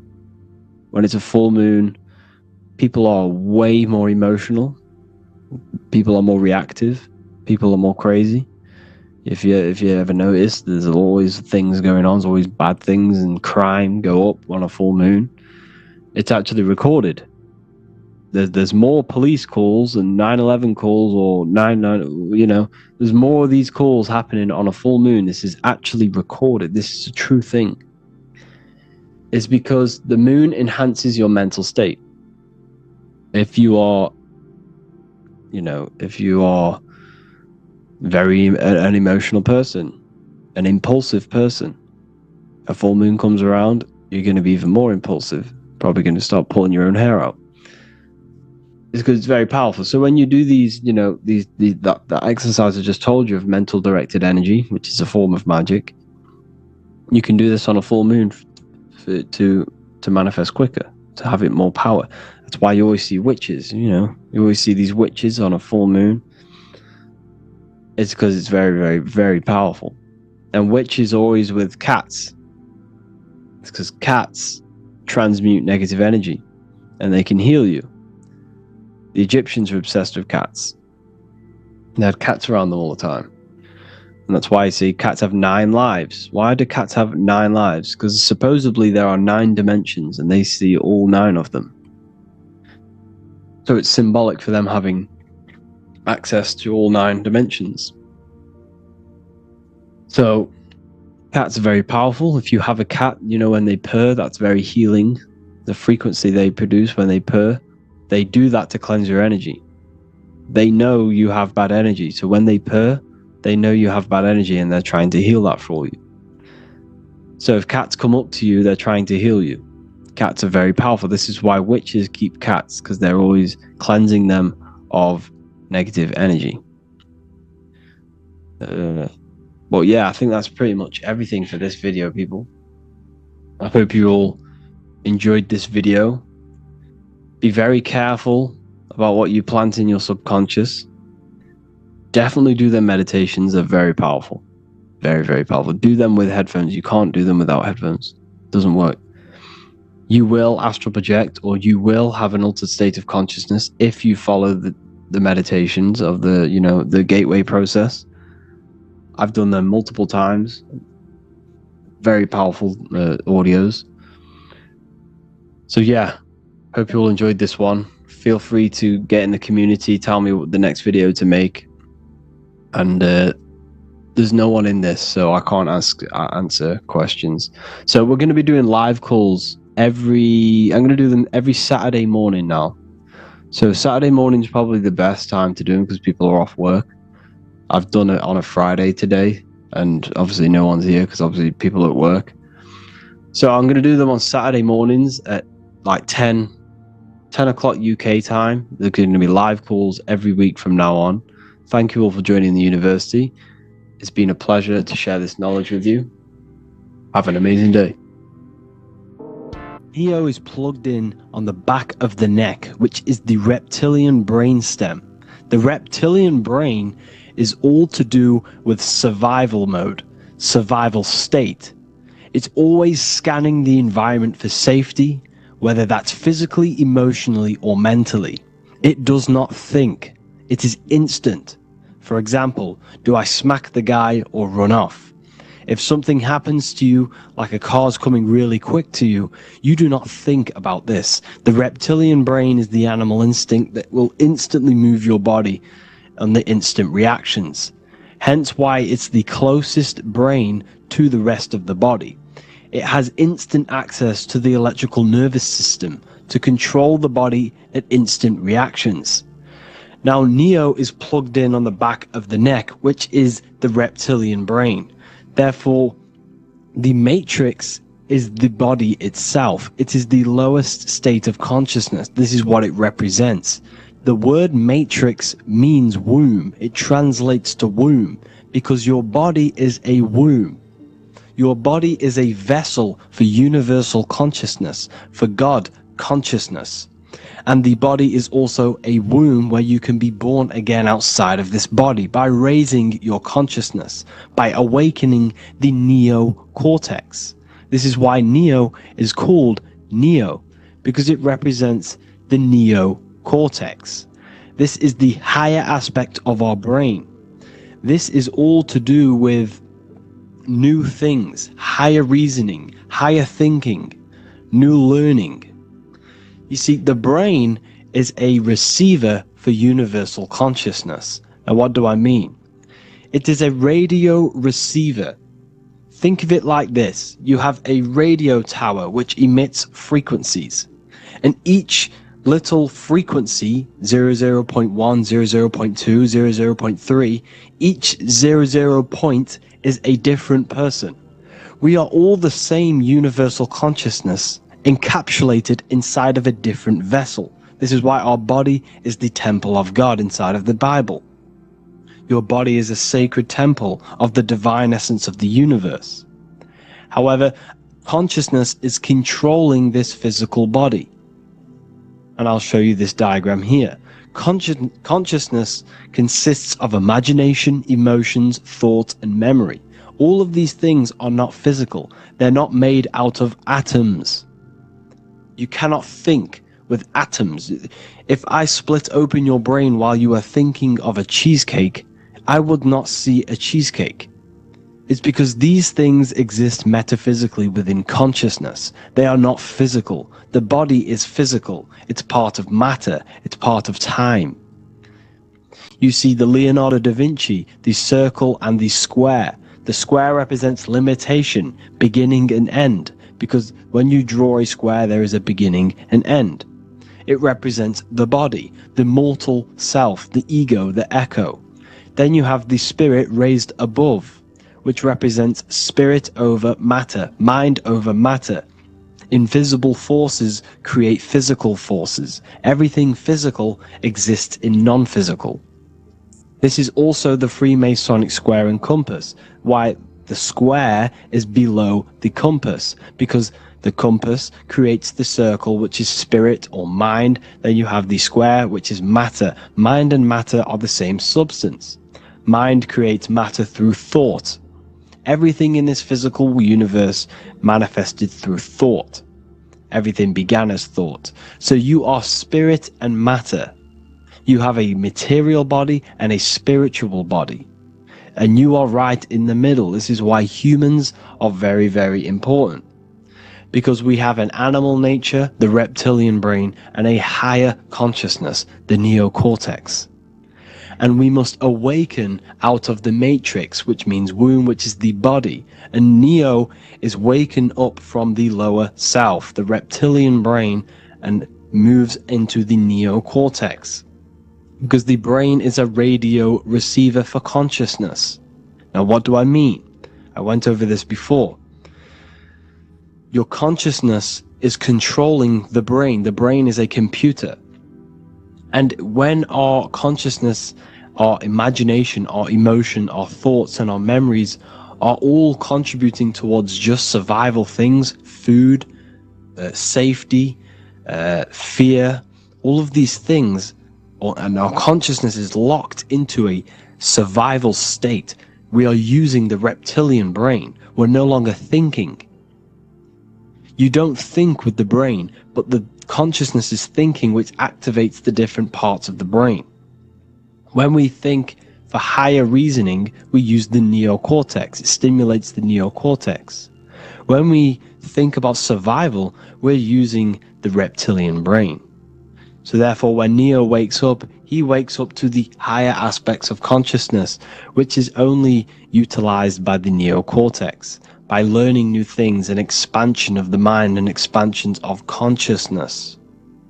Okay? So the whole matrix is to keep you designed, well, the whole matrix is designed to keep you in a survival state, in the three-dimensional awareness. They want you constantly scanning for safety, scanning for food, scanning for emotional safety in relationships, in other people. You see, they do not want you to think. They want you stuck in that reptile, that animal state, that beastly state that most people are in. Most people, all they do is eat, listen to music, consume, have sex, lust, desire. This is all the reptilian brain. So when we say the world's being ran by reptilians, it's symbolic. There is no physical reptilian humanoid beings controlling, manipulating human consciousness. We are all the same consciousness. However, there is a corrupted state of consciousness running this world. And this consciousness worships the physical plane. And they control the physical plane. So by doing that, they keep you stuck in a reptilian way of thinking, the animal state, to keep you stuck in the lowest state of consciousness. Now this is the god Osiris, which represents the reptilian brain. None of the Egyptian gods ever existed. They are all symbolic for the brain and anatomy of the human body. Osiris represents the reptilian brain. As you can see, this anatomy compare to the brain stem and Osiris statue found in Egypt. And we also see an ancient artwork of Osiris with green skin and two reptile crocodile alligators next to him, which also symbolizes the reptilian survival state of human consciousness and the activation of the reptilian brain. This is what it symbolizes. Now, this is what the Matrix is all talking about. It's talking about the awakening, the expansion of consciousness. The word divine is dive in because you connect with the divine by diving inward. There is no man in the sky going to save you. You must connect with the self. Know thyself. Truth comes from within. All of these things I'm telling you comes from within you. I'm just pointing it out. All of this is self-realization. A lot of people say, well, what are my sources? My sources is knowing thyself, observing thyself, using the neocortex of critically thinking, sitting down and thinking about yourself and having deep realization of yourself. You can realize that your thoughts are not of this physical world. It's quite simple. The brain does not think. The brain does not imagine. The brain does not hold memory. All of these things exist in consciousness, the one consciousness, but we are all fractal, infinite parts of. This is the eye on the triangle, consciousness being given down to the rest. This is separate. Consciousness is separate from the rest of the pyramid. The pyramid is your body. Neo is the one consciousness. This is the Egyptians symbolizing the one consciousness giving Ankh, which is life, to all the different life forms. However, you can see that the central sphere is giving a big Ankh to the humans, because humans, like I said, possess the advanced consciousness, an advanced brain that allows us to turn above our reptilian animal self. For example, we can go against our reptilian lower animal nature and turn to our godly nature. Animals cannot do that. They are stuck in instinct. They are stuck in a reptilian animal way of thinking and operating.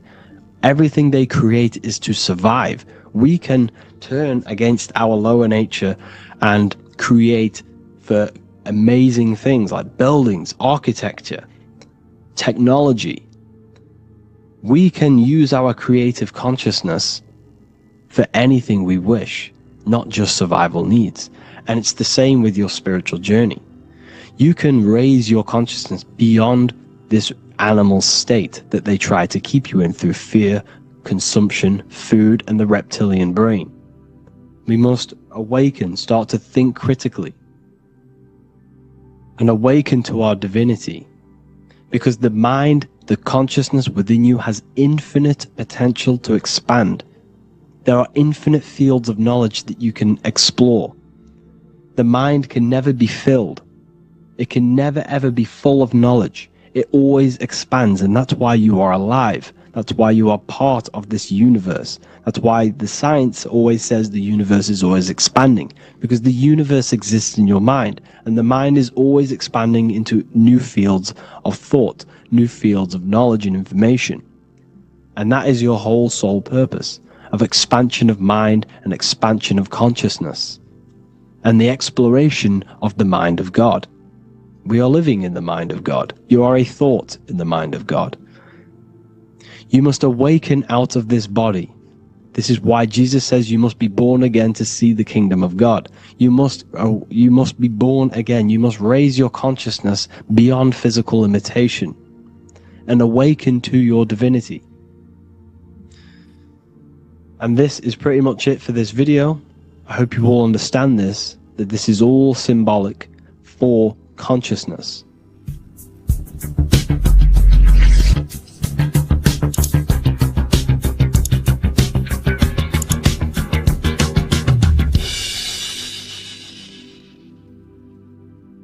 Welcome to Revival of Wisdom. Welcome people, we're back with another video, and this video is about Freemasonry and their connection to the Illuminati. Please, as always, to make sure to hit that like and the subscribe button and turn on the notifications to never miss a video. On May the 1st, 1776, the founder of the Illuminati, Adam Weishaupt, founded this secret organization, and this date can be found in Roman numerals underneath the all-seeing eye pyramid on the $1 bill. This $1 bill also says Anu Coptus Novus Ordo Secularum. This is Latin for announcing the birth of the New World Order. This New World Order will be headed by Lucifer, the all-seeing eye, and followed by the 13 layers of bricks for the 13 elite bloodlines. So your Orsini's, Rockefellers, Rothschilds, Soroses, and the other 9 elite families. So when Adam Weishaupt created the Illuminati, he made it consisting of high-level degree Masons, French and Latin philosophers, and many more powerful people to all become one society. So this is why you see Masons using this same symbol of the all-seeing eye inside the pyramid. But not all Freemasons are part of this Illuminati secret society. As the 33rd degree Freemason Manly P. Hall said in his book The Secret Teachings of All Ages, Freemasonry is a fraternity within a fraternity, an outer organization concealing an inner brotherhood of the elect. So what he's saying here is that Freemasons have to go up the degrees of Freemasonry, and once they hit the top, they either get elected or not into these secret societies like the Illuminati, Skull and Bones, and Knights Templar. So when you see celebrities doing this one-eye symbolism, either covering one eye, doing the triangle, or doing 666 over one eye, this is showing and reflecting the symbolism of Freemasonry. They have taken the oath to never speak on anything they learn about Freemasonry. Duncan's Ritual of Freemasonry book states the oath they have to take. Quote, I ... of my own free will and accord that I will hail, ever conceal, or never reveal any of the secrets, arts, points of Master Mason's degree to any person whomsoever. All this most solemnly, sincerely promise and swear. Now, this is what happens when they break the oath, stated in this book, quote, myself severed in two, my bowels taken from thence, and burnt to ashes. So this states that Freemasonry comes first, before any law of the land. It has the right to kill you if you break your oath. This is the hand gesture they have to do every time they enter the ritual room inside the Masonic lodge. This is the cutthroat symbol, showing you and reminding you of the oath and what will happen if you break it. Now in this book, Richardson's Monitor of Freemasonry, it states, if you break your oath, binding myself under no less penalty than to have my throat cut across, my tongue torn out by the roots, and my body buried in the rough sands of the sea. If they do not decide to kill you, this book states this by pointing him out to the world as an unworthy vagabond, by opposing his interest, by dearranging his business. In other words, they have the power to frame you and destroy your reputation to the world and destroy your business if you break this oath. So yes, they do kill to keep this truth hidden, because this truth of this reality is what keeps them in power. They have the ability to manipulate people because people do not know what manipulates them. This is why they call themselves the government. They govern the ment, which is the mentality, because the mind is the root cause of reality.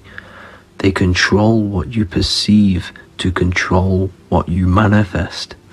By knowing the truth, you are set free, and you no longer need no controller above you.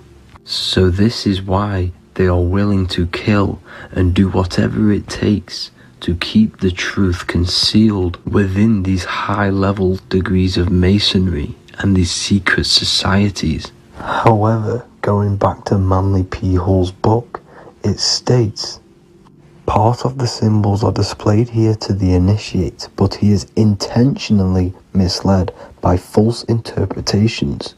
So this is saying even Freemasons are intentionally misled and told lies to conceal the truth, to make sure the truth is hidden in the high degrees of masonry. So that's it for this video, guys. Thank you all for tapping in.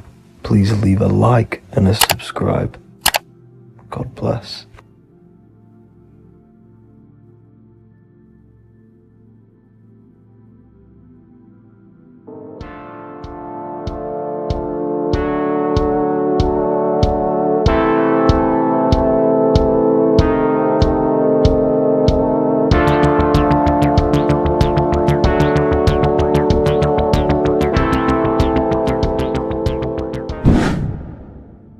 Welcome back, people, to another occult lecture by Revival of Wisdom. Today we're going to be talking about magic and how it's being used on us for the New World Order. Magic has the word mag within it, which is magnetism. Magnetism is the force. Magic is influencing forces, natural or supernatural forces, and using it for a certain agenda to gain something out of it. Now, magic is not what everyone's being thought. It's not some sort of fantasy thing. It's actually very common, and we all do it, whether you believe it or not. Magic is all to do with the mind. As I said, always say in my lectures, your mind is what creates matter. Your mind is what creates your external world. So it's all about manipulating and planting seeds within the mind, because your mind is a garden, and thoughts and words are seeds which are being planted in that garden. Your life, your physical life, the people you have in your life, your friends, your car you own, the job you have, is all a reflection of the thoughts that you've been thinking in the past. You are where you are in life because of the thoughts that you've been thinking. Therefore, your life is a direct reflection and manifestation of your mind. The Garden of Eden. Okay? The mind is what they are targeting. What you see, say, and hear has a direct effect on your mind. Me talking to you is influencing you. The words I'm saying is planting seeds within your mind. Now it's up to you to consciously act on these thoughts or these words, or to maintain these words. As above, so below. As within, so without. What's inside of me is outside of me. What comes into the storehouse comes out of the storehouse. You have the left, you have the right, you have the up, and you have the down. As above, so below. Whatever is in your mind will be expressed in some sort of way, consciously or subconsciously, spiritually or physically. The mind is what manifests everything. And this is what we need to understand. We need to understand is that the mind is not physical. All things spiritual manifest physical. All things seen come from the unseen. The words you're thinking, that everything you have is coming from the unseen. The actions that you do come from the unseen mind. Another expression for as above, so below is you are the universe itself. You are a universe, a mini universe. But just because you are mini does not mean you are the whole thing. If I take a little piece of infinite, let's say there's an infinite light source. Let's say I take a little chunk of that infinite light source. That little chunk I took is still infinite because it's been taken from infinite. You are the universe. Your awareness, your mind is the universe. It's information. You are the universe experiencing itself. This is why we say we are all God. As above, so below. What is in me is outside of me. The sun, the physical manifestation of the sun, is your soul. The 12 constellations are manifested in the physical body. The 5 elements are manifested in the physical body. They're manifested in the 5 fingers you have. As above, so below. This is manifested, well, this is a symbolized in Freemasonry and secret societies as the 2 pillars. The mirroring reflection, the reflection of reality, the mirror. As above, so below. What happens in the mind, what happens in the astral, happens in the physical. This is Aleister Crowley. This is all symbolism. This is the 2 pillars with the all-seeing eye and the triangle at the top. Aleister Crowley was a master magician, very powerful dark magician, black magician. There's 2 types of magic. You have white and black, just like the checkered board. The Masonic checkerboard, you have white and black, you have good and evil. White magic is influencing natural forces to gain something that will help the collective consciousness, help the collective, help the earth, help other people. Black magic is something you manipulate something so you can get something personal out of it. Doesn't matter if it's good or bad. It's still considered as black magic because you're being selfish. Everything you do should be contributing towards the collective consciousness and helping others. And this is why the ancients lived in a system where everything was in unity. We understood that I am you and you are me. What I do to you happens to me because I am you and you are me. We are the same mind substance on the inside. We're all the same mind substance. being expressed in different bodies. So what I do to your mind will have a ripple effect on my mind, because all of our minds are connected within the mental plane. So this is why they know all this knowledge. To know all this knowledge. So yeah, this is the mirroring effect of reality, the two pillars, or symbolizes the number 11. The number 11. We'll go deeper into that. The technology we're using is magic. It's a form of magic. Television is tell-a-vision. They're telling a vision into your subconscious mind, into your memory. And when you turn on the tell-a-vision, you get a program, because they're telling a vision to create a program within your subconscious mind. You see, the conscious mind is only 10% of your mind, which is to do with your, what you're aware of, your five senses. What are you consciously aware of? Well, I'm aware I'm here, I'm talking. I'm aware of what I'm wearing, the five senses, what I can hear, taste, smell, hear. What I'm wearing, I'm aware of what I think of. But the subconscious mind is the 90% of your mind. It's the hidden part of the mind, which is telling your heart to beat, telling your body to breathe. It's storing all of your emotions. It's storing everything you see, storing all the belief systems that you have. It has everything. It stores all of the habits you have, the values. It stores everyone's name that you know. All the words that I'm speaking right now is all coming out of the subconscious. Everything is subconscious. And it literally manipulates 90% of your daily basis behavior. Most people don't know this.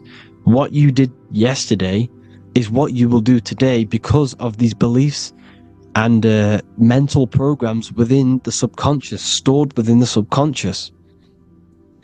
So the subconscious is what they're aiming at. They're trying to create programs within the subconscious, because the subconscious manifests 90% of your thought patterns, 90% of your actions and words. They know all this stuff. So the subconscious mind is the most powerful part of the mind. Another way the subconscious manifests and influences your life is, let's say you were in a car crash years and years ago, 10 years ago. Let's say you're in this car crash, right? And you really hurt yourself. The emotion you felt in that time when you were injured in that car crash had a great impression on your subconscious mind. You see, the stronger you feel something emotionally, the stronger impact it has on the subconscious. You can remember and recall that moment, and very vividly, because of the impact it had on the subconscious. For example, you become that terrified of cars that it manifests into your life today, that you are wary to go in certain cars. You don't want to go into cars at all, maybe, because of that moment that stored within the subconscious. And it will manifest into anxiety. It will manifest into not going into cars. It will manifest into depression, maybe. These things, these emotional, very emotional, traumatic events have a great impression on our subconscious, and they control your life. This is why you need to meditate and let go deep within yourself, and let go of these internal, deep emotions that you may have repressed and keep pressing down and ignoring. But you need to address it and let go of these subconscious impressions you have, which are controlling your life, like anxiety, depression. All of these things are stemming from things that are stored within your subconscious years and years ago, more than likely. Broadcasting. They're casting spells to a broad audience, to news, north, east, west, and south. They're casting spells. No, if you watch the news, everything's red. breaking news in red writing or the red background. Everything's red. Why? Because red's the root chakra, which is all to do with survival.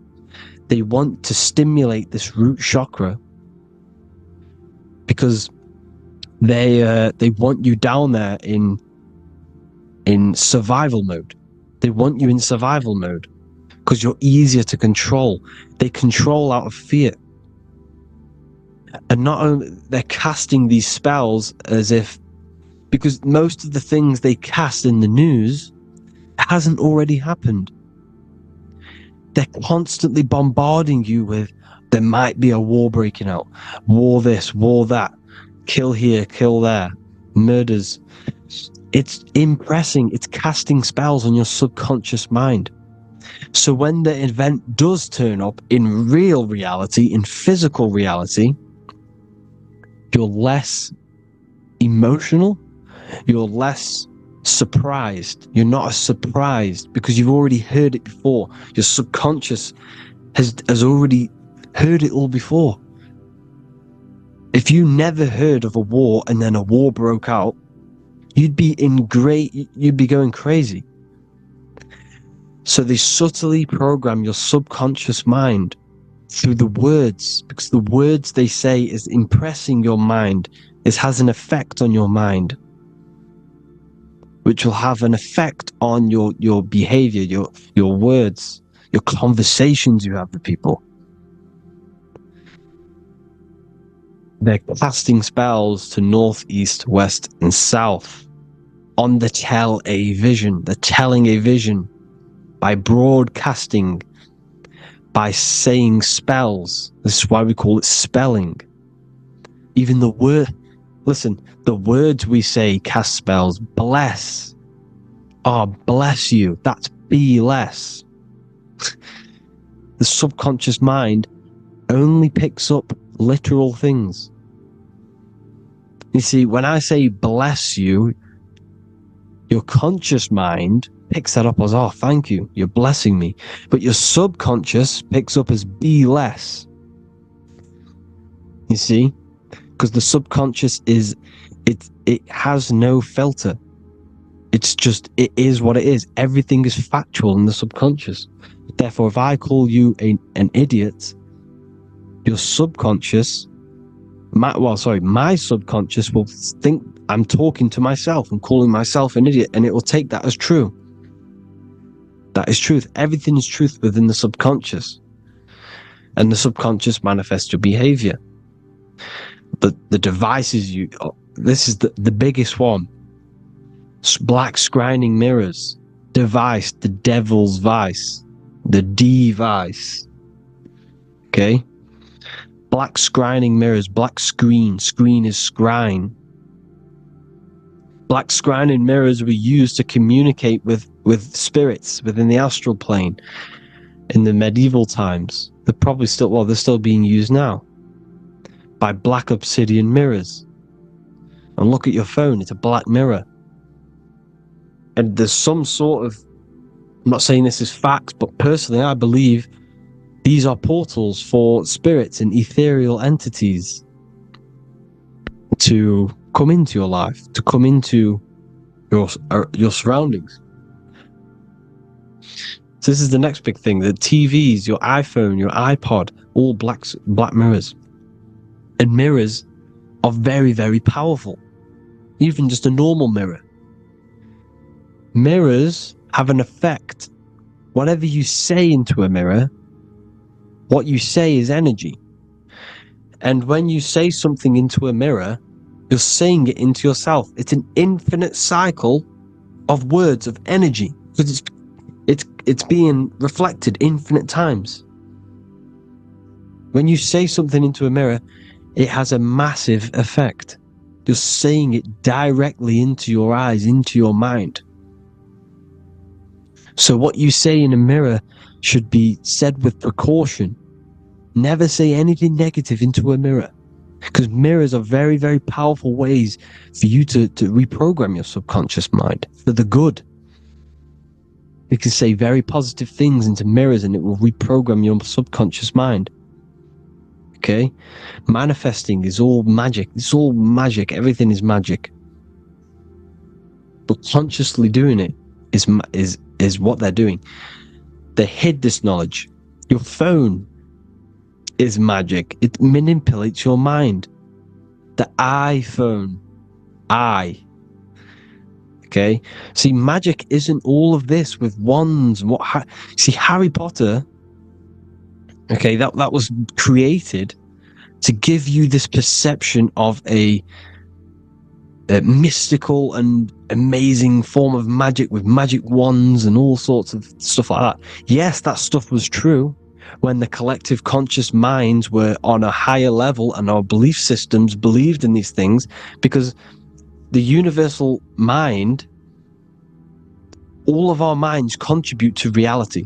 If the masses don't believe in magic, if the masses don't believe in a certain thing, it's going to have an effect on physical reality. So when the collective minds are higher and have more open minds, things like Harry Potter can come true. See, it's all in the mind. The iPhone, the eye is the symbol for the mind, the invisible intelligence. The triangle is the ethereal plane. Okay? So the eye in the triangle is the eye that sees into beyond the ethereal planes. The square is the physical plane. So the iPhone, your phone, is a black box, just like the Saturn black cube. It's a black mirror. It's taking photos of you every 2 seconds. And it's your mind. Your mind is in that phone. Everything you like, everything you text, everything you type in Google, everything you say to someone, every conversation is all recorded on the phone. Therefore, it is a direct reflection of your mind. Your mind is imprinted into your phone, because your mind, everything you think in your mind, you're manifesting into typing, saying, taking pictures into the phone, and it's collecting it and storing it. And what they're doing, and this is for all forms of magic, it's manipulating the mind. It's all manipulating the mind. Reels, Instagram, TikTok, this is all dopamine. It's all controlling the mind. Every like you get, every follow you get, every share that you get is dopamine within your brain. They're literally targeting your brain and mind. It's all manipulating, because what they're pushing through the phones, through the media, through the news, through the televisions, is visions and programs. You are the one manifesting the New World Order. They're not manifesting the New World Order. They're giving you the information so you can manifest the New World Order. Everything they say is contributing to your mind. For example, digital money and all the information they put out for you to see is contributing to your enslavement. Your mind is manifesting the New World Order. They know this. They don't manifest it. There's billions of us. We could easily run over them physically. But on a mental level, these people have the knowledge and they hide it from us, and they let us manifest reality because we are the collective. They give us the information which manifests their agenda. It's all magic. Through the phones, the media, the television. So your phone is a manifestation of your mind. It's a record of your mind. Hollywood, holly tree. They used to make wands out of holy trees, because it was the most holiest wood, the best for casting and transmitting energy. So they used holly trees to cast spells. That's what Hollywood is. And in Hollywood, they have the red tear, the blood drop. next to the Hollywood sign, because it's all satanic. They're all black magicians. They use Hollywood to cast the spells through the music, through the films. You see, music is a form of magic. All of this is magic. Everything they do is a form of magic, because they want an agenda behind it. But it's not black magic. They're letting us create our prison. This is what you have to see. Yes, they're evil, but they're not doing anything evil, or else they would face the karma. They let us manifest this agenda through giving in the information, by telling you what's going to happen in the movies. Everything that happens in a movie, it's all there on purpose to program your subconscious, to plant a seed within your garden, your subconscious, your mind. Because when the mind has already seen something, when it comes up and turns up in physical reality, you will be less shocked and you won't rebel. So they lure you slowly. They make you aware of these things over time. They make you gradually think it's okay. Like the technology, we never used to use these phones. How did we become so addicted and reliant on them? Well, because first they gave you a little flick phone. Well, no, sorry, they gave you a phone in your house. And then once you got used to that, they say, oh, here's the newest version of a little flick phone. You started texting your friends. Everyone was loving it in high school. They could now meet up without saying, let's meet on the weekend at this point at this time, like your parents probably did. Or maybe some of you watching this, you probably had to tell your friend to meet on the weekend at a certain time because you had no way of communicating. So everyone got these phones and got addicted to them. Then they slowly got addicted to the new iPod with the touch screen. Now they invented touch screen. Then everyone got addicted to touch screens. Then because all of this is producing dopamine in the brain, which creates you to become mentally addicted to things, and physically addicted, chemically addicted, because dopamine's a chemical. Your subconscious becomes a program within your subconscious, and your body becomes chemically addicted to these phones. And these phones are the enslavement of humanity, technology. Without this, we wouldn't be in this mess, without technology. Because they're creating a hive mind. We're creating a hive mind. So back on track anyways, they program you. Look at the films, 9/11, all produced by Hollywood. Here's the 11, like I said at the beginning, the two pillars which reflect reality. What happens in the mind happens in the physical. What happens in the astral happens in the physical. Okay, what happens in the physical happens in the mind. It's the two pillars, the mirrors. 9/11. 9 plus 1 plus 1 is 11. Flight 11 was hijacked. New York is the 11th state. New York adds up to 111. This is not a coincidence. It's all a form of magic. It's a ritual, energy harvesting ritual, because your mind produces energy. Your mental attention produces energy, and they're feeding off this energy in the astral plane, these demons. Music is the most powerful. Personally, I think the music is one of the most powerful forms of magic they're using. Okay? Music is hypnosis. It puts your brain in a hypnotic state. It influences your electromagnetic field through vibrational energy. It reprograms your subconscious mind. Why do you think you remember the lyrics? You see, your subconscious stores all of the memories. Remember, the subconscious manifests 90% of your behavior. So therefore, the music you're listening to is manifesting your behavior.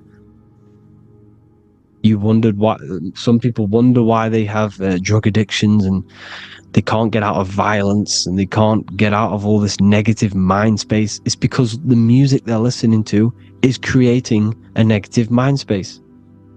The words you listen to plant seeds within your mind. So the reason you remember the lyrics is because that song created a program within your subconscious. Yes, that is what happens. You can use magic to reprogram your mind, but you can use music to reprogram your mind, because it's all forms of magic. It's using natural mental energy forces to manipulate the physical reality. You manipulate your mind, you manipulate reality, physical reality. Okay? So the music, another very, very big one. When you turn on the radio, it's just all talks about alcohol, drugs, and sex, because they want you down in the lower three chakras. They want your mind attached to matter when it's mind over matter. Your mind's not physical. You see, the word spirituality is the new trend. It's not about your spirit. It's not about your spirit. It's about your mind. It's not about, spirituality and looking after your spirit. And they've got you focused on your spirit. Why? Because they hide your mind from you. You see, a lot of people think their mind is their brain, but the mind is everything. There is no physical reality without mind. You can have a brain. Imagine if you had no mind but a brain. It wouldn't work. The mind is everything. The mind controls your avatar. It begins in the mind before it happens in the brain. Then the brain manifests through the body. The brain's just an electrical computer. So that, they've got people scared, or do I have a soul or not, and all this stuff. Listen, if you have a mind, you have a soul, because you are not the mind. This is why everything is sort of an illusion, because beyond the mind is your soul. But what is the soul without a mind? You can't have a soul without the mind. But if the mind didn't exist, the soul doesn't exist. You are the person listening to your mind. I shouldn't say person, because you're not the body. You're the entity behind the mind. But if you didn't have that mind, you couldn't understand what you even were. You would just be an observer who couldn't think. So yes, we all have a soul. If you have a mind, you have a soul. Everything is mind. Everything has mind. Mind creates everything. God is mind. And then manipulating your mind through TV, your phone, every little thing. The school, it's all about the mind, people. Control your mind, you control your reality. Just the last thing, here you go. Aleister Crowley, the dark magician, Kanye West doing the exact same thing because they're implementing magic in the music. Here's the Beatles with Aleister Crowley in the background. Bet you never noticed that. Aleister Crowley was influencing music and placing magic within the music to influence the subconscious. This is what Baal worship was. This is why they killed children. They sacrificed these children. Why?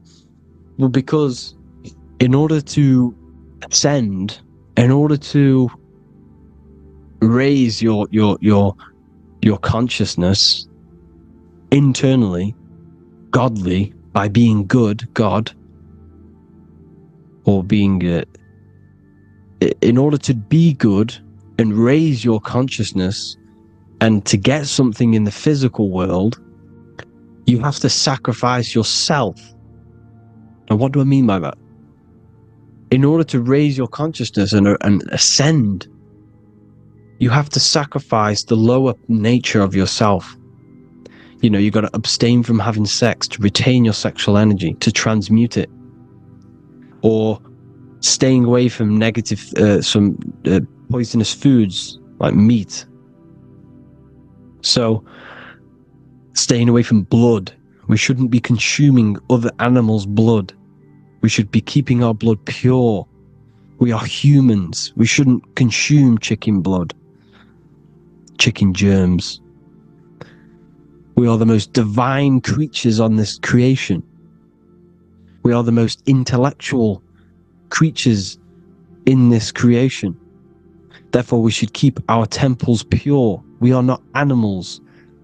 If you want to associate yourself with an animal, go out in the wild, go and find a wild boar, and go and try rip its guts out with your bare teeth, because you can't do it. You're not a cat. You're not a carnivore. Okay? So in order to ascend, you have to kill and sacrifice your lower part of yourself to ascend up to your spirit self, your mind self, the highest version. And the elites don't want to do this. So they sacrifice other things like babies to kill them, to exchange their life over to the astral plane, so these demigods in the astral plane can give them something in return in physical. They don't want to sacrifice their lower self, so they sacrifice other things for exchange, for physical pleasure. But the godly person sacrifices their lower self for their higher self to do good and ascend. So this is what all the Baal worship is, people, and this is why they're doing it. Hope you all had an amazing lecture. If you haven't already, go and get the Book of Wisdom for more information. You know, I don't go into dark stuff in this book, because all I do is enlighten people in this book. You can get it in Spanish, English, German, Italian, and French.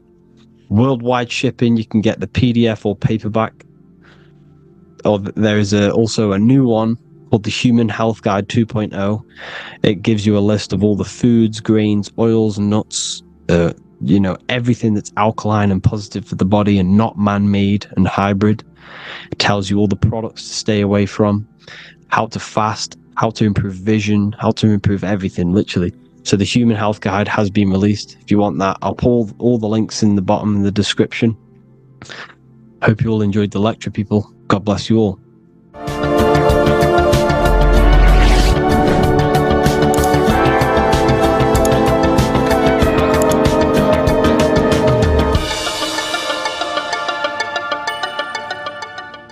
In this video, we're going to be talking about the evolution of consciousness. You are born human, however, you possess consciousness, which is the awareness behind your being, the awareness behind your thoughts, the experiencer behind your five senses, the experiencer, the observer behind your thought, emotions, and senses.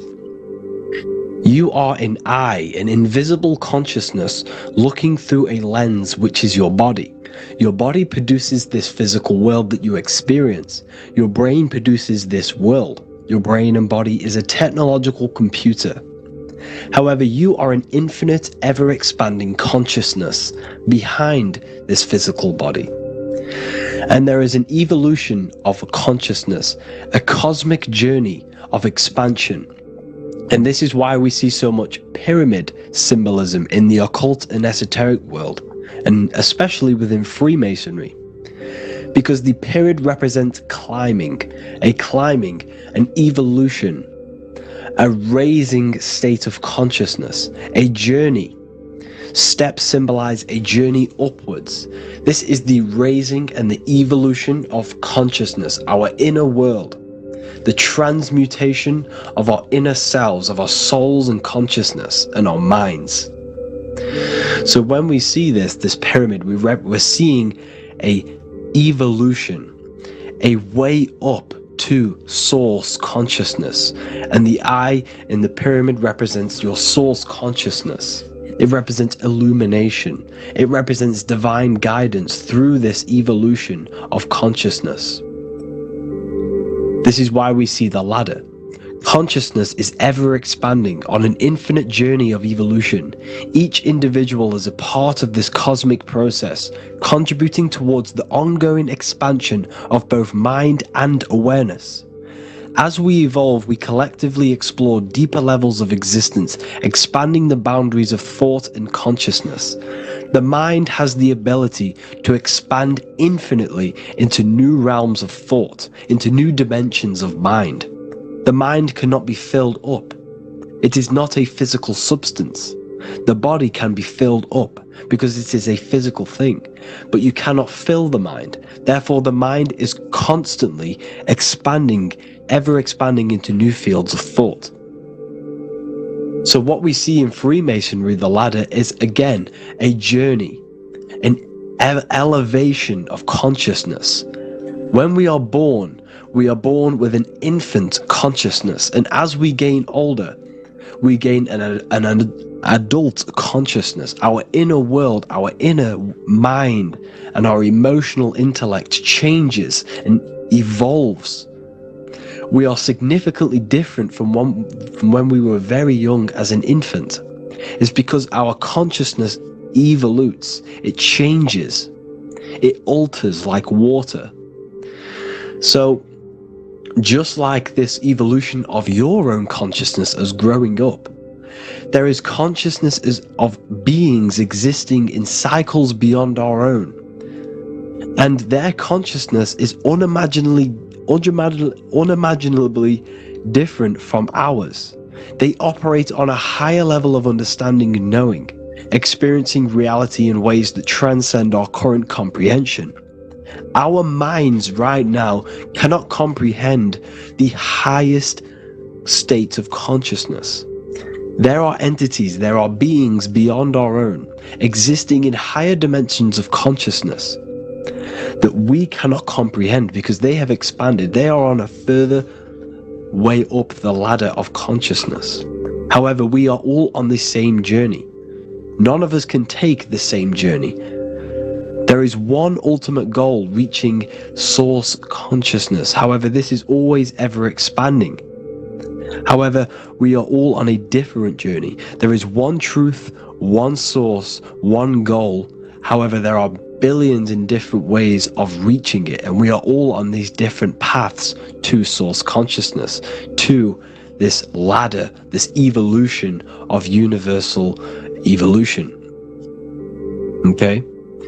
Their awareness is attuned to new dimensions of existence, reflecting a more advanced stage in the cosmic journey of consciousness evolution. So when you take DMT, you are shot into these higher realms of consciousness where you meet these beings who look similar to these images. They are not speaking to you physically. They don't speak to you three-dimensionally through vibration and words. They speak to you mentally. If you have done DMT, then you know this. And if you have met these beings, then you know this. You might have even met some of these types of beings on mushrooms or any psychedelic drugs. Because ultimately, when you take these mind-altering substances, it's altering your consciousness. It's merging your consciousness with the spirit of that substance. And you are essentially attuning your mind to higher dimensions of consciousness. That's why we say we're getting high when we take these substances. Therefore, when you meet these beings on DMT, you are essentially meeting beings who are attuned to higher dimensions of consciousness, and they speak to you mentally. They speak to you telepathically through thought, because the universe is mental. Everything exists within the mind. The way you are now, your physical existence, is a state of mind. Mind, thought creates matter. Spirit and matter are two opposing ways of thinking. If we have a very spiritual mind, we have an expanded mind, we are a spiritual person through the mind. However, if we have a very low state of consciousness where we think about food, sex, lust, and all physical things, then we have a physical consciousness. Matter and spirit are two opposing forces, two ways of thinking. The mind attunes itself to different levels of understanding in different dimensions. So, essentially, this is what we're looking at. The body is a vessel for the fluidic, formless consciousness, a temple that houses the essence of our awareness. While the five senses are limited to perceiving only the physical plane, the mind transcends these limitations, capable of perceiving the full scope of reality. It is through the mind that we access deeper truths beyond the material, tapping into boundless nature of existence. Physical existence is a thin, band, a thin layer of reality. It's like 0.001% of reality. And your five senses are only tuned into this layer of reality. But the five senses are, by design, only allowed to perceive physicality. But the mind has the power to expand beyond this physical five sense state. The mind has the power to expand and evolute. It is a conscious decision whether you want to take this path or not. You can stay in a three-dimensional way of thinking, or you can expand your consciousness from within. It's not an external journey. There is no God going to save you. You must save yourself. Therefore, behind every single one of these eyes is the same source consciousness. However, we are all different cells in a different journey. The organs in your body, the cells in your body are all alive. They all possess same consciousness, universal consciousness. However, we are all on a different journey of evolution. As above, so below. As the baby is in the mother's womb, when the baby becomes conscious, there is a world outside of its mother. What does it do? It presses and seeks a way out to be born in the other world outside of its mother. It is the same with your consciousness, your mind. When your mind becomes aware that there is realities beyond the immediate surroundings, it seeks a way out. And this is exactly what I'm doing to you now. I am now expanding your mind and telling you there is other ways of reality. There is other dimensions of consciousness which you can access through inner transmutation, through different ways of thinking, spiritualism, and meditating and connecting with yourself and detaching from external things. We can upgrade our consciousness. Your body is a womb. Why Jesus says you must be born again to see the kingdom of God, because you are born physically and then you must be born again spiritually, awakening your inner consciousness. So like I said, as the baby is in the womb, it's the same principle. As above, so below. You were a baby, you were in your mother's womb, and you figured out there is a world outside of your mother, so you seek to weigh out your mother to be born in another world. It's the same now. You must do this now. This is your spiritual evolution. This is the evolution of consciousness. It's ever expanding. When you die, this is a transition. You must learn to not fear death. This is another part of your spiritual journey. You must master death. Therefore, like I said before, the mind has limitless capacity to expand into new realms of thought, continuously exploring uncharted ideas and concepts without boundaries. The mind can ever expand. It can never be filled. It can never ever know everything. There is infinite fields of knowledge, infinite fields of thought. Your current state is just one stage on an infinite pathway. You won't remain human forever. The human experience is a crucial phase where we learn to balance polarities, master the fundamental laws of the cosmos.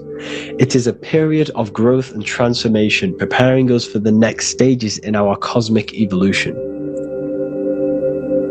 The goal is to strive for perfection, yet the true perfection is unattainable. It's like a tunnel, and there is a light at the end of the tunnel. And as you walk through this tunnel, the light is ever moving backwards. You should forever seek to meet that light, but you will never meet that light because consciousness is ever expanding. You should strive for perfection, yet knowing that perfection is forever unattainable. The journey is endless, with each step revealing deeper layers of understanding and experience. The pursuit of growth and expansion is itself the essence of our evolution. You can find all of this knowledge in the amazing book that I have read for years. I have read this book, The Emerald Tablets of Thoth, the Atlantean, by M. Dorial, translated by M. Dorial. I'm telling you now, this book, now that I've told you this, you have some context on the book. The whole book is about evolution of consciousness. He's talking about higher dimensions beings. He's talking about how you can transcend this physical plane. It is truly the most amazing book you will probably read. One of the best spiritual texts you'll see. It's hard to understand, so you must read it over and over again.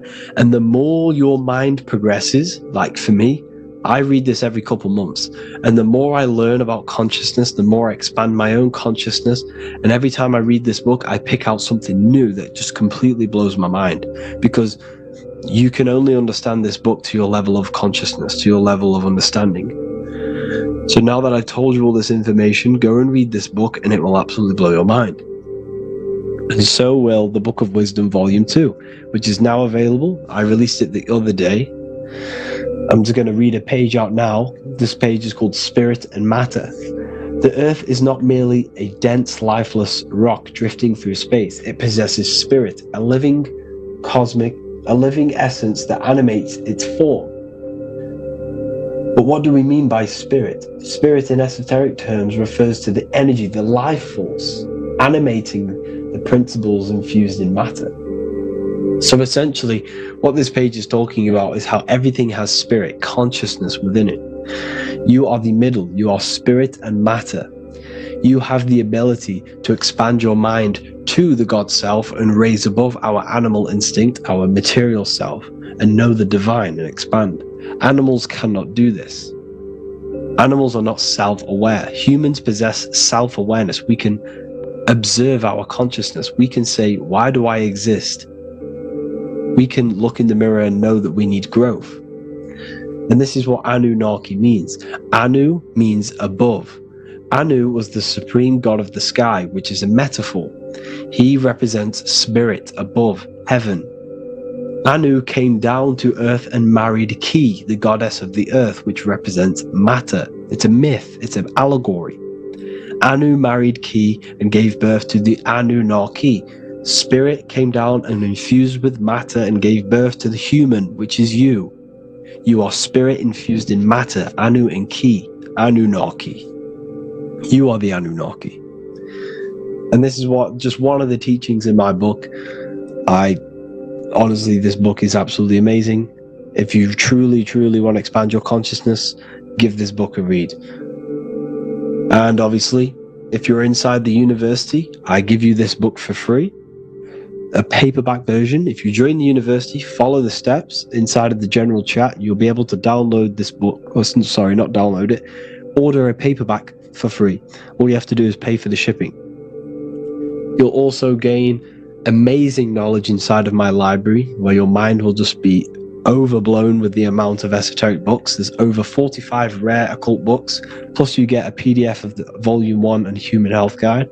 You get reoccurring updates where I expand on symbolism, occultism, where you will just feel absolutely amazing once you understand esotericism in yourself. You'll also learn how to create the dream reality that you want with the Manifestation Mastery course, where I teach you how your consciousness creates reality. You'll have a real lectures where I post lectures on symbolism, occultism, esotericism.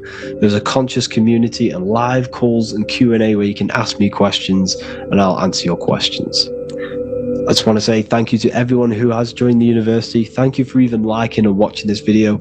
Any support I just appreciate every single one of you. Please, if you can, leave a comment and a like on this video and let me know any videos you want me to make in the future. And I will start uploading a lot more to the YouTube. So yeah, thank you all for tuning in today. Have an amazing day.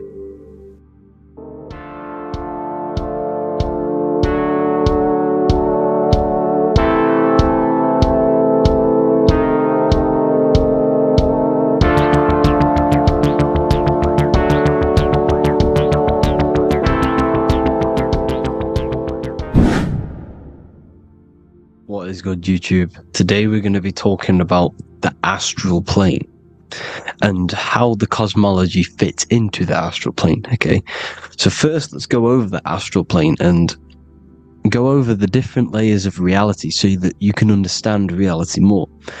You are a multi-dimensional being.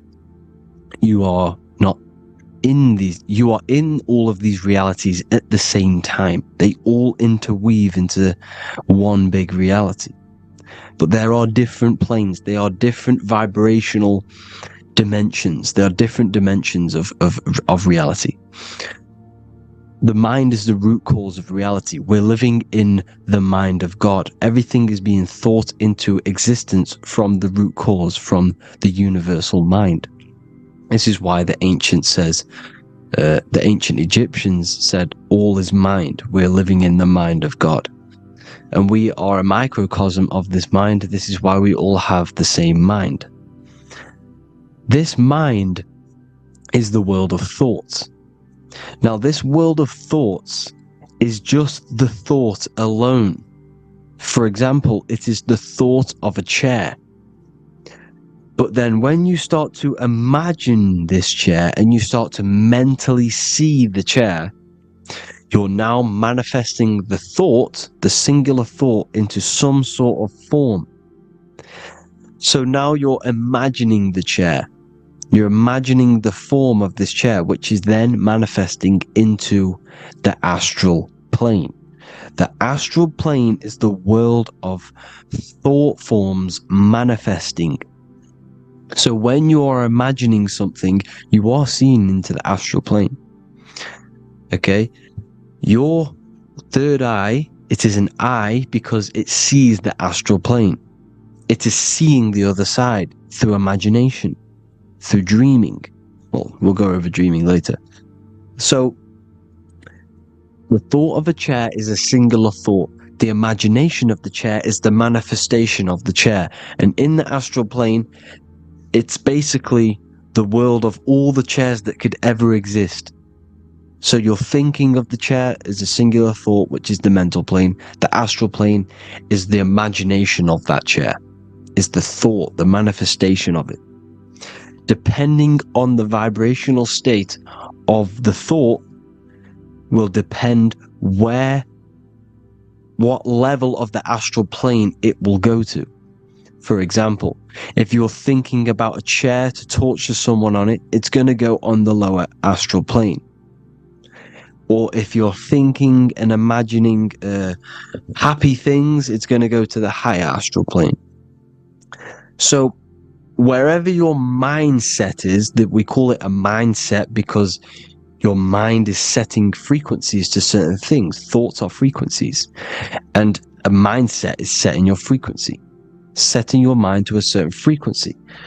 So when you set your mind to a certain frequency and you imagine something in that frequency, you're going to match everything in the astral plane that are on that similar frequency, just like you would in the physical world.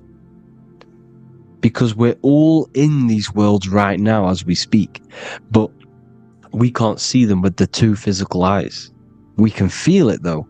When you're around someone and you've just met a new person, for example, you can feel their vibration, and if you're not on a similar vibrational match, you will not get along with that person, or you just won't not get along, but you won't connect with that person because you're on two opposing frequencies, not matching.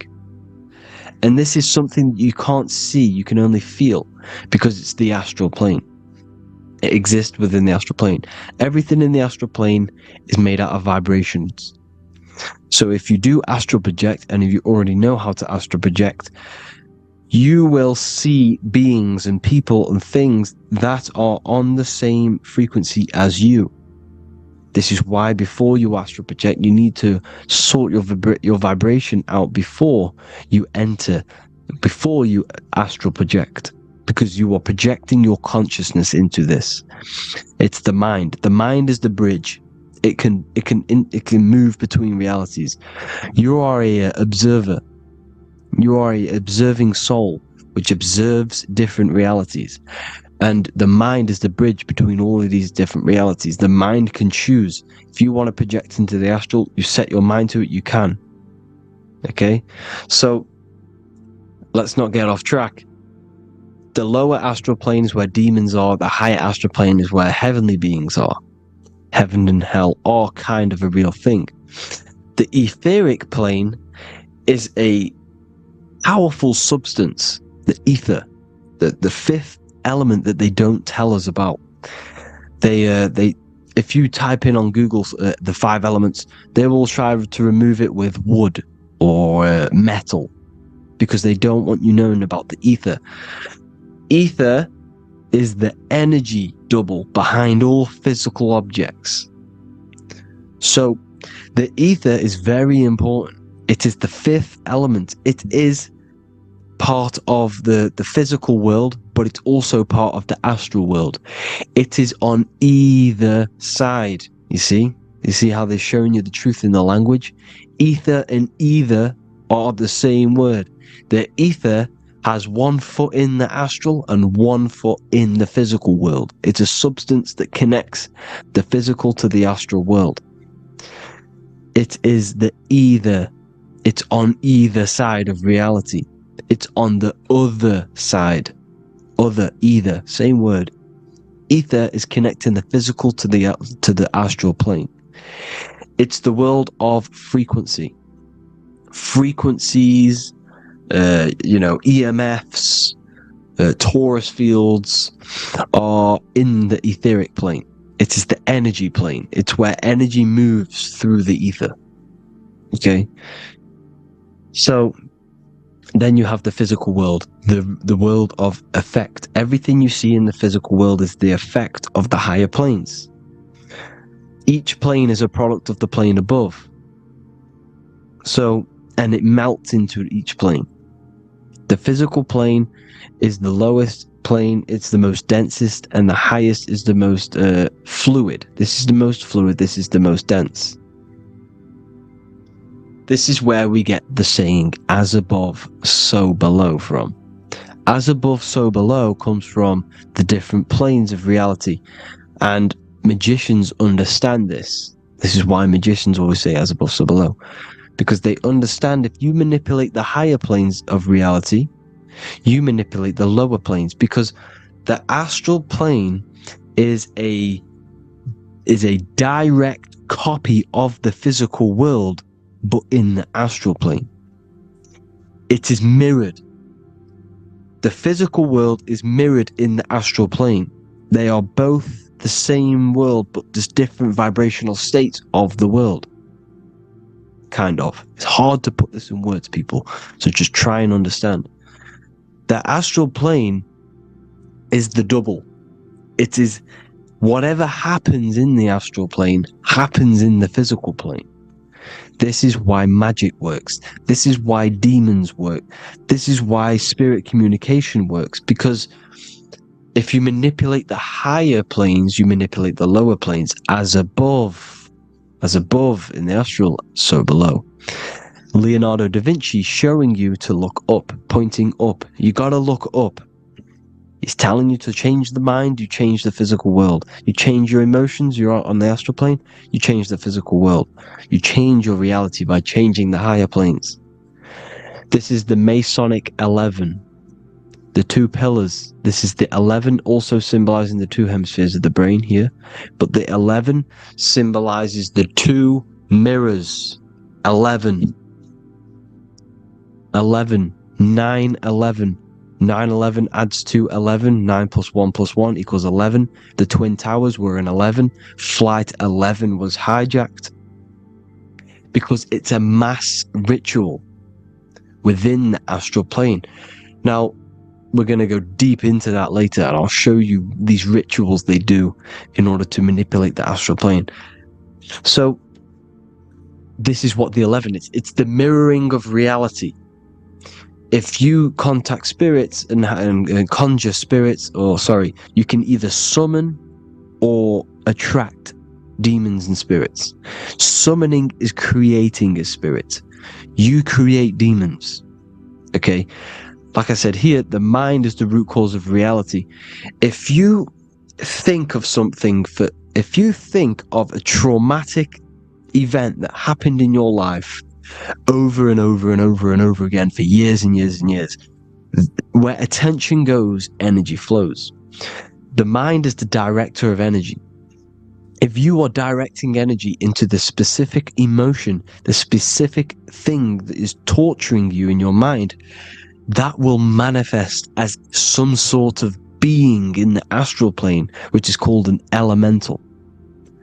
And this elemental being that you have created through your thought forms and emotions will latch onto you and feed off this energy. So it's important that you get your mind right, okay? It's important you sort that you file the mind and you discipline the mind. Make sure it's only entertaining positive things, because you are quite literally creating your own demons. Creating the word demon has the word mon in it, and if you've watched my videos to know mon means moon. The moon is your mind, the sun is your soul, the earth is your physical body. Demon is mon means mind, moon is mind. You create demons with your mind, summoning.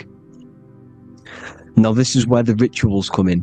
9/11 was a ritual because everyone was thinking about this big fearing, the death of 9/11. Everyone was thinking about it.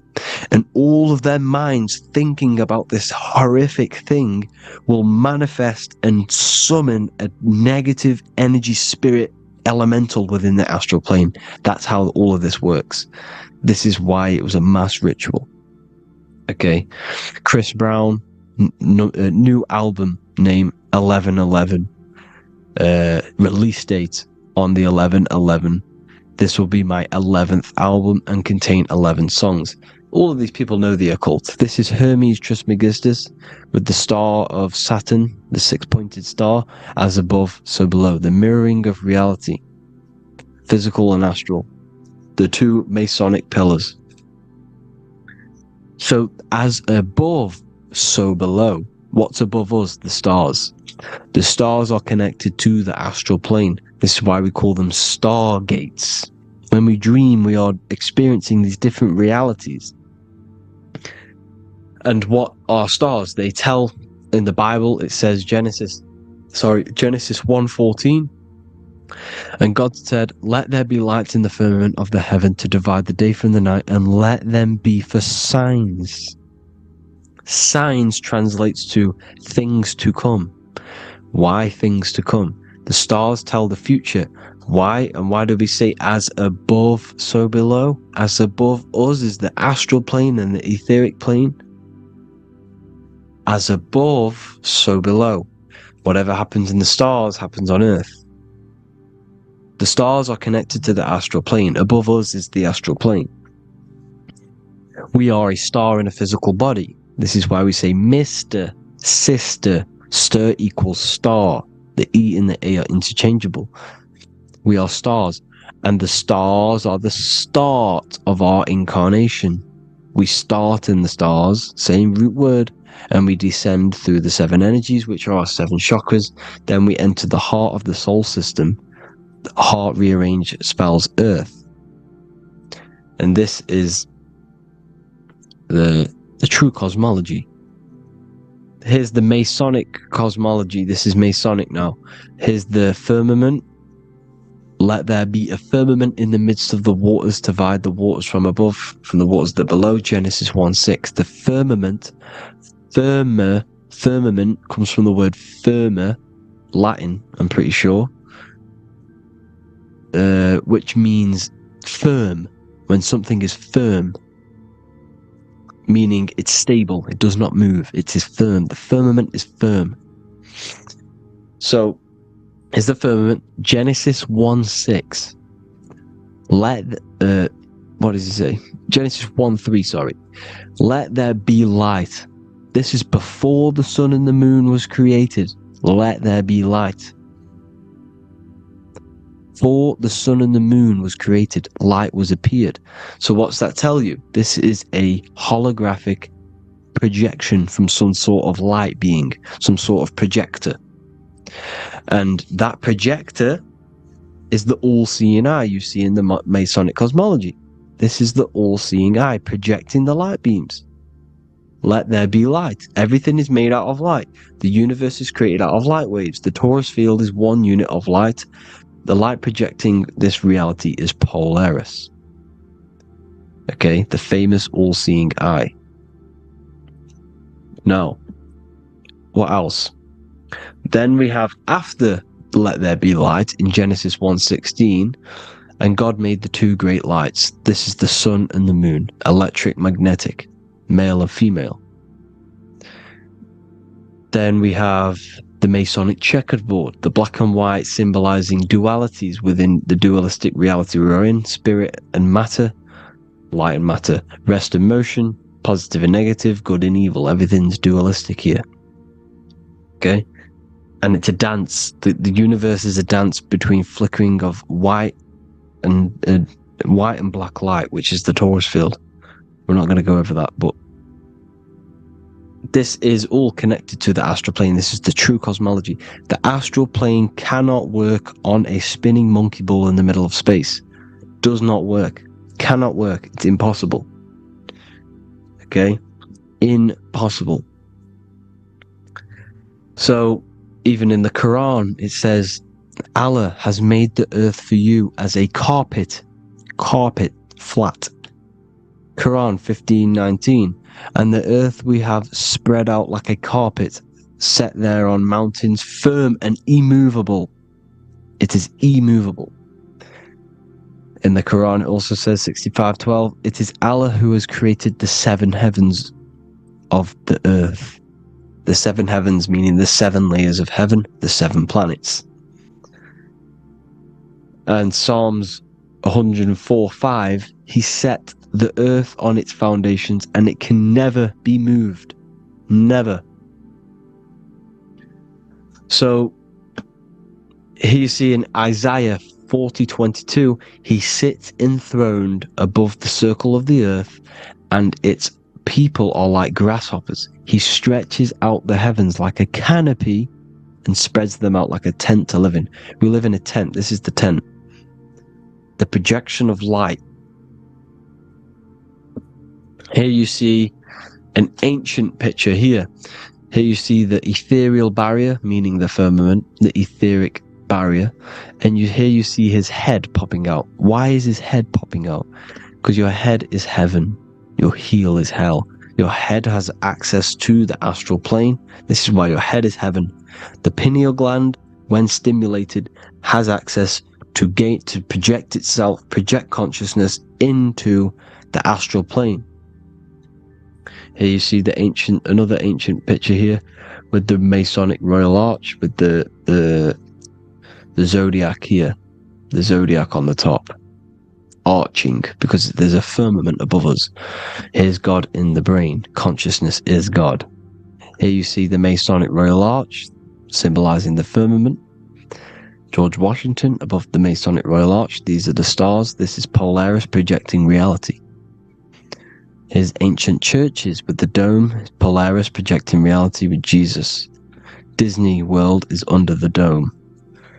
The seven layers of heaven, ancient paintings, all depict if you go and look at the ancient paintings, they'll all depict the firmament, the arch above us. This is where we get interesting. The Masonic Royal Arch has the 6-9, which is Cancer. The constellation Cancer, which is 6-9 is associated with portals, because CERN is the 6-9. Okay, CERN is opening portals. They're trying to create a portal to the other side.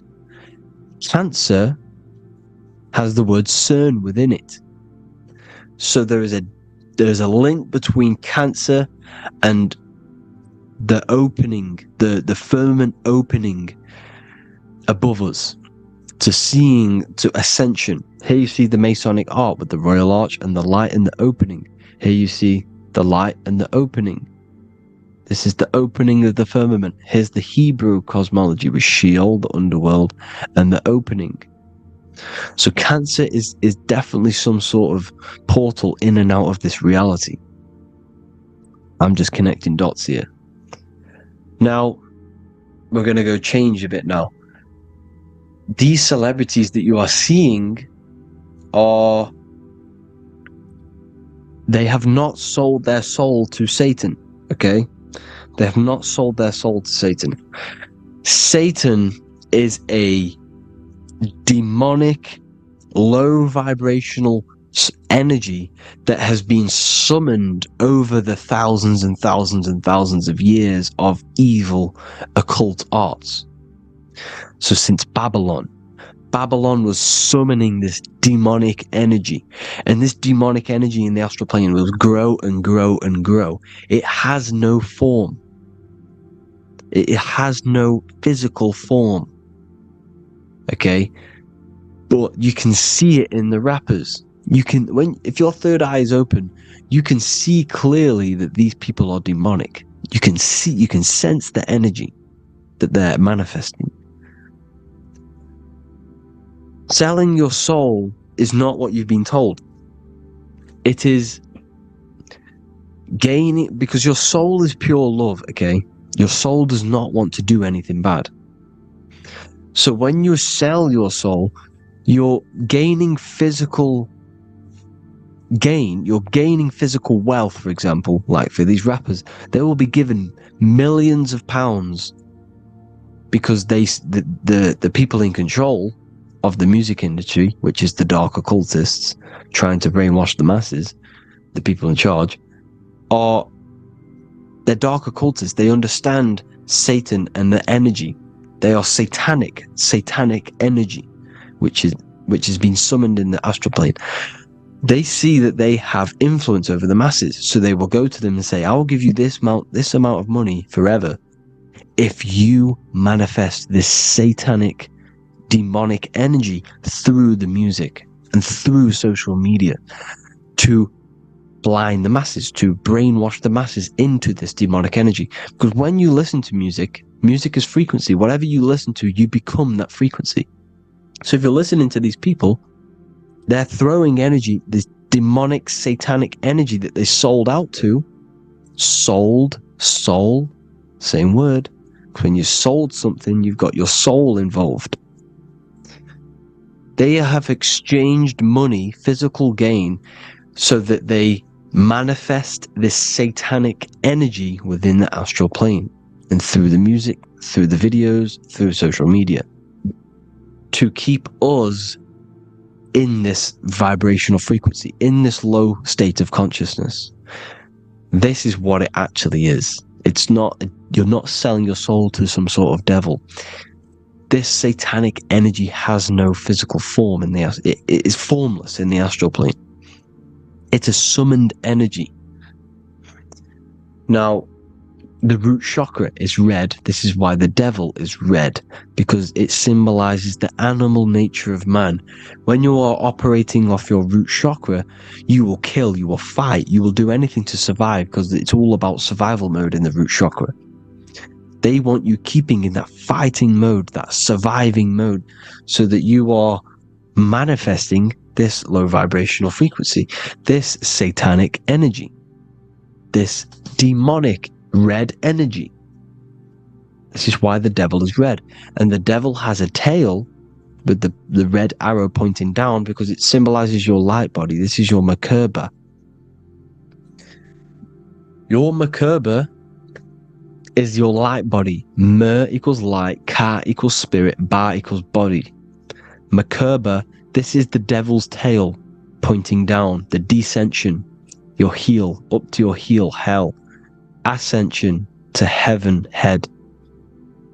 You see, this is the all-seeing eye with the illumination coming off it, your head, when you're illuminated. The Merkaba is your celestial sphere to portray different planes of reality. It is the vehicle of ascension. It's your light body. It's in the word Kabbalah, Kabbalah, Ka, spirit, Ba, body, La, light. Same thing, Kabbalah, Merkaba. Same thing, it's all about the light body. This light body sees different realities. So when you see the goat in the music industry, it's this satanic summoned energy that's been summoning for thousands of years within the astral plane. When it becomes to the physical plane, it will manifest through different things. A goat, an owl, Satan, Moloch, Baal, same deity, same demonic energy that's been summoning in the astral plane. And this is why the Baphomet has a goat head. Drake's new album is the goat. The Polo G, the Masonic G, with the goat. And here's Rylo Rodriguez in the mirror, with the goat in the mirror and him in his physical body. It symbolizes, the mirror symbolizes the astral plane, because he's manifesting the goat, the demonic energy. He's sold out to the demonic energy. And in the physical plane, he's his physical body. The mirroring, the Masonic 11, the mirroring of reality, the astral and the physical. And what do you call them when they're an amazing rapper, the best rapper? You call them the goat. Because the goat, you're the goat because you're manifesting the goat energy, the satanic, demonic energy within the astral plane. So Baal, Moloch, all the same thing. Because in the astral plane, if you want to gain spirits to come to you and communicate you, in the physical world, if you want to communicate with spirits, you have to gain their attention. You can either gain their attention or come together and agree to create some sort of being, which is Satan. Okay. You can, like I said earlier, you can create these beings, you can summon them or attract them. One way to attract them is sacrificing. In order for you to become God, man, to turn to God, you have to sacrifice your life. You have to sacrifice, not drinking, not doing things, not doing anything demonic, not doing anything bad, not eating meat. You have to sacrifice yourself to become the light. However, if you want quick, instant gains in the physical world, you can sacrifice something else to communicate with these spirits, because these demonic energies feed off demonic energy, your demonic energy. So these dark occultists will give away babies, they'll sacrifice, torture babies so that they gain, so that they can communicate with these spirits for physical exchange. Yes, you can do this. These powerful spirits, these powerful demons can give you powers. They can give you certain things. And this is what they are doing. They're summoning and attracting these demonic energy. This is why, trafficking is one of the most, Balenciaga. Baal is the demonic energy in the astral plane, which requires child sacrifice for his presence. Balenciaga, and they were trafficking children. They were trafficking, killing them, and offering them to the spirits. This is what they are doing. Balenciaga. It's in the name. Here you see, you can see here a stick man with two horns. The goat, obviously, it's all the same deity. Baal, the goat. Moloch, is Moloch the owl, the Egyptian owl? Because it comes from the owl of Moloch, which is Baal, which is Satan, all the same demonic energy. And it's on the dollar bill, a tiny dollar bill, tiny, on the $1 bill. All the same thing. Bohemian Grove, they worship the big owl, Moloch. It's all the same thing. It's all one big demonic energy which has been summoning in the astral plane. And it's trying to take over Earth, the physical plane. That's what it's doing. So I hope you all gained a deeper understanding of the astral plane and what's actually going on in the world. Please leave a comment if you can to help the algorithm. Drop a like if you like this content. And hope you all learned something today. And God bless you all. Thank you all.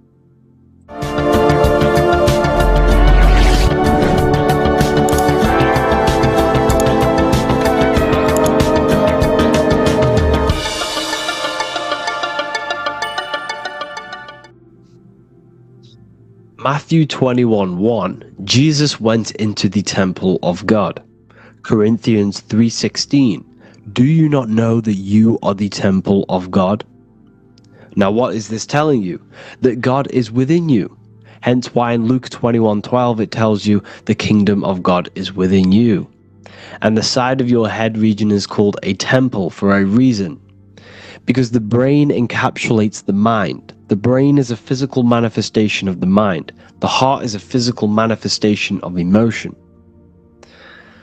So we have these different layers of our consciousness. We have an intellectual, communicative aspect of our consciousness, which we would call the mind.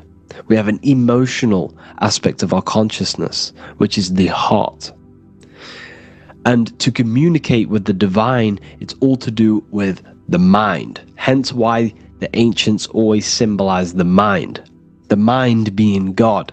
This is why Michelangelo always placed God inside of the brain on top of Sistine Chapel in the middle of the Vatican. He understood that God is in the brain. God is within you, not outside of you. The church tells you that God is in the sky because they are creating a externalization of the truth to create a business and a distraction, so that you don't find the divinity within you, so that you don't find your power. Now you have Adam, the physical man, the physical body, the ego, the lower self. And he is resting. He's not trying to reach to God, but God is reaching, because the higher consciousness within you is always trying to communicate with you. It's always trying to wake you up to your divinity. But the lower mind, the lower self, Adam, the physical self, is always in ignorance of truth, always in ignorance, and stays in a materialistic way of thinking, which is the lower animal self. And this is what we call a sleep, or an NPC. This is the lower mind of man. But all you have to do is to move your finger to touch God. You have to look within yourself, within the brain, meditate, and you can find God. This is why in the Bible we see many references to the human body and anatomy to truly connect with God. Kings 6:8, the door to the middle chamber was in the right side of the house, which is the right hemisphere of the brain. The middle chamber is the pineal gland, where the seat of your consciousness is, where the seat of your higher consciousness is, the mind. And they went up the winding stairs, which is your spinal column, into the middle chamber, and out of the middle chamber into the third. So they went up the winding stairs. This represents raising your consciousness up the winding stairs. Your spinal column acts as a stairway of consciousness. Depending on what sort of consciousness you are operating in, depends on what part of the spinal column you are using. Because the spinal column ascends and descends consciousness. What do I mean? If you are in a reproductive way of thinking and you're always thinking about sex, you're jerking off all the time and you're always eating, all of your brain's power and your mind's power is being descended into the lower aspects of the spinal column, which represents hell, the physical state of man, Adam, the ignorant state. We're basically living off low-level pleasures like an animal. And the stairway to heaven is your spinal column. They went up the winding stairs into the middle chamber, which is your mind, your pineal gland, and out of the middle into the third stage of consciousness, physical, etheric, astral. When you meditate and you start to raise your consciousness during meditation, you enter the astral plane when you turn off thought. But this is the middle chamber inside of the brain. Here we see another painting inside of Sistine's Chapel of God inside of the brain. This is the brainstem. This is the brain. This is the frontal lobe. This is the back lobe. This is the back lobe. This is the cerebellum. Here's the reptilian brainstem. Here's the claustrum. This is what we are seeing here. Anatomy. Here is another one in Sistine's Chapel in the middle of the Vatican. This is depicting the brainstem. God's neck looks exactly like the brainstem. Here we see a real brain compared to God's neck, because the neck is just below the brainstem. And this is what they are symbolizing, because they knew that God is within you. God is a part of the human body. God is inside of the body, because the body is a vessel for consciousness, for universal consciousness. Inside of you, inside of me, is the same spark of consciousness. And this same consciousness is spread out into every living essence, because everything comes from the one source, the one God, the one consciousness. Matthew 6:22-23. The light of the body is the eye. If therefore thine eye be single, thy whole body shall be full of light. Practicing the single eye. What is this? This is meditation. This is entering within yourself. So the Bible's telling you to practice the single eye. But if thine eye be evil, thy whole body shall be full of darkness. What does this mean? If your consciousness is in an evil way of thinking, if your mind is filled with an evil, negative mind space, then your body shall be filled with darkness, with evil, with negativity. Because negative thoughts destruct the body. Positive thoughts heal and regenerate the body. So he tells you to be, the light of the body is the eye, your consciousness, the inner eye of consciousness, the eye that lets you see. Now, what do I mean? You look with your two physical eyes, but you see with the inner eye. What you see is perception. You look with the two eyes, and what you see is perception. You are seeing, you are understanding, and that's what consciousness, the mind, gives you. Consciousness, or the mind, is the force that allows you to be a human being, that allows you to understand things and interact with things and make decisions. It's an infinite intelligence. See, the mind is not the brain. This is a big confusion with people. Hence why the eye on top of the pyramid is separate from the bottom half of the pyramid, because the consciousness is separate from the body, the eye, the all-seeing eye. It represents the observer, the eye that sees into this body, into this world, into this. You are the perceiver. You are the invisible spirit within the body. Theologians 4:17. After that, we are still alive, and our left will be caught up together with them in the clouds to meet the Lord in the air. You don't meet the Lord in the physical air. Okay? This symbolism of the ancient Christian artwork is showing you this is symbolic. These things never happened. There's no man in the sky. Moses didn't go on a mountain to meet with God. The air represents the mind. This is why you say you're an airhead when someone's very stupid. Earth is your body. Water is your emotions. Fire is your spirit. Air is your mind, the invisible mind. So Anton Mengs, an ancient Christian art worker, is showing you anatomy of God in the clouds. But this is the anatomy of the human body. Raising yourself to the mind and turning the mind inwards on itself during meditation.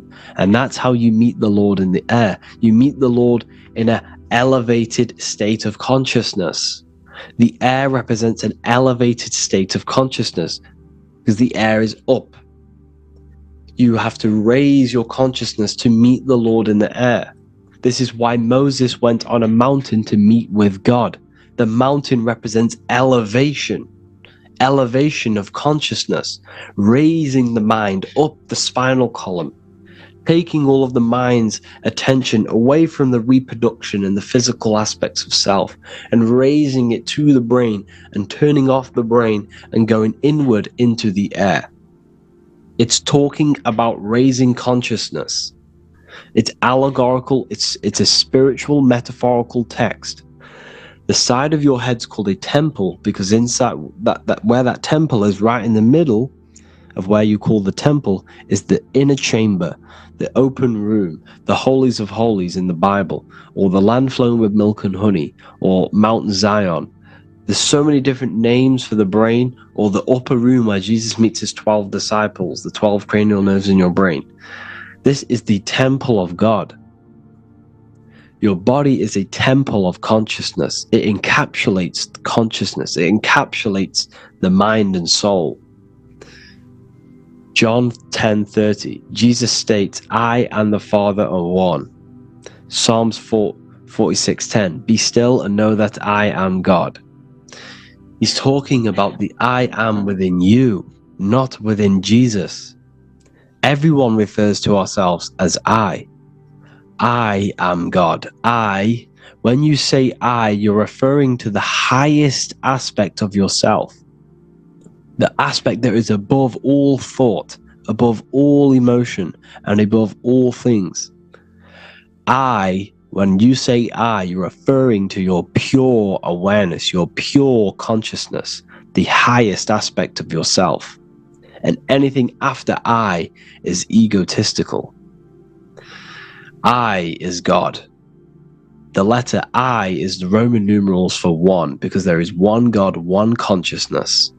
The letter I is one line, just like the number 1. Matthew 6:3-4, take no thought. Therefore take no thought. Take no thought. He says this 5 times because you must turn off the 5 senses and take no thought to connect with God. Be still. This is telling you to meditate and know that I am God. The I am within you. I and the Father are one. I and God are one.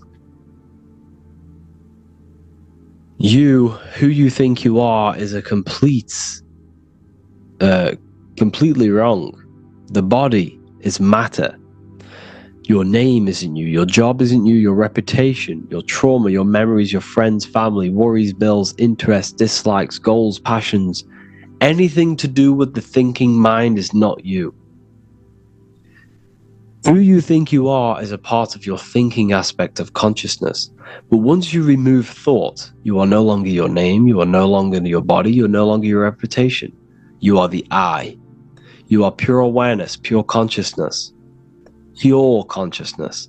And this pure consciousness has latched on to this name, this job, the body, and your traumas. Your pure consciousness has attached itself to this character who you're playing in the physical world. And this is essentially who you think you are. But you are not. You are the I. You are the self. You are pure awareness. So, in order for you to detach from these things, you must learn how to detach from your name, your job, your reputation. And you do this through meditation, by turning off the thinking mind. Turning off the thinking mind allows other aspects of your consciousness to open up. What do I mean? Your whole life you've been thinking, and all of these thoughts has attached you to this physical body. You haven't allowed your consciousness to open up. And you can only do this by taking no thought. That's why Jesus tells you, take no thought. When you turn off the thinking mind, other aspects of your consciousness starts to open up. Other aspects of your being can open up. And this is how you astral project. This is how you do all these mystical things and things to do with consciousness. It's taking no thought. Imagination, emotions, thought, and memory are all to do with consciousness. These things are not physical. You can't touch thought. You can't touch emotions. You can't touch these things because they are not a physical thing. So you must turn off these things for other aspects of your consciousness to open up. Okay? So essentially, the Bible is a metaphorical, astrological, numerological, metaphysical, spiritual, encoded text that talks about human anatomy, spirituality, and the true nature of the human experience. Everything they teach you in school is to make you think that you are this body. Everything they teach you in church is the externalization of the true teachings of Jesus. Jesus was telling you to meditate. Jesus was telling you to practice the single eye. Jesus was telling you to look within yourself and find God. He wasn't telling you to pray to him. Mark 16:19, he was taken up to heaven and sat at the right hand of God. the right hemisphere of your brain. John 21:6, cast the net onto the right-hand side of the boat and ye shall find fish. Fish is understanding. The boat is your body, your brain. Cast your awareness into the right side of your brain and you will find understanding, because the right side of your brain is all to do with the creative aspect and the intuition and the spiritual sides of your consciousness. This is why God is here. This is why Michelangelo depicted God in the right hemisphere of your brain, because this is all human anatomy. And I speak about all of this in the brand new Book of Wisdom, Volume 2, which is now available. The start of the revolution has begun. This book is truly going to change the way people see the world. It's got so many more topics than the last one. It's truly a revolution. It's written in so much detail. It's very practical. I cannot wait to share this one with you. I just want to say thank you for the opportunity for me to create this book, because without you, I couldn't have created this. And I just love sharing my work with you. And I thank every single one of you for the support, the watch, like the views and the likes, everything. Especially the people who have joined the university and stuff like that. And for people who have joined the university, you do get a free Book of Wisdom paperback if you just go to the general chat and follow the description, follow what the instructions that I gave you in the chat, and you'll be able to order a free Book of Wisdom if you are inside of the university. Plus you get all of my other books, 2 books, and over 45 occult books on occult and esoteric things. You get lectures, live calls, a community, a manifestation mastery course, and a whole library and reoccurring updates every month, every week. So yeah, I hope you all enjoyed this video. Thank you all. Please leave a comment to help the algorithm, and leave a comment on what videos I should make. And yeah, I'll get to uploading on the YouTube a lot more now the second book is now released. I have a lot more time on my hands. No longer using my energy to create the book. I'm now going to redirect this mental energy into the YouTube. So there will be a lot more content coming. So I need some content ideas. So feel free to comment some ideas, some YouTube videos that I can create. Thank you all, people. Have an amazing day. Welcome to Revival of Wisdom. Welcome people, we're back with another video. In this video we're talking about how Jesus Christ and Christianity is all sun worship. The Holy Bible of Christianity is not meant to be taken literal for history. It is a story and has lots of metaphors.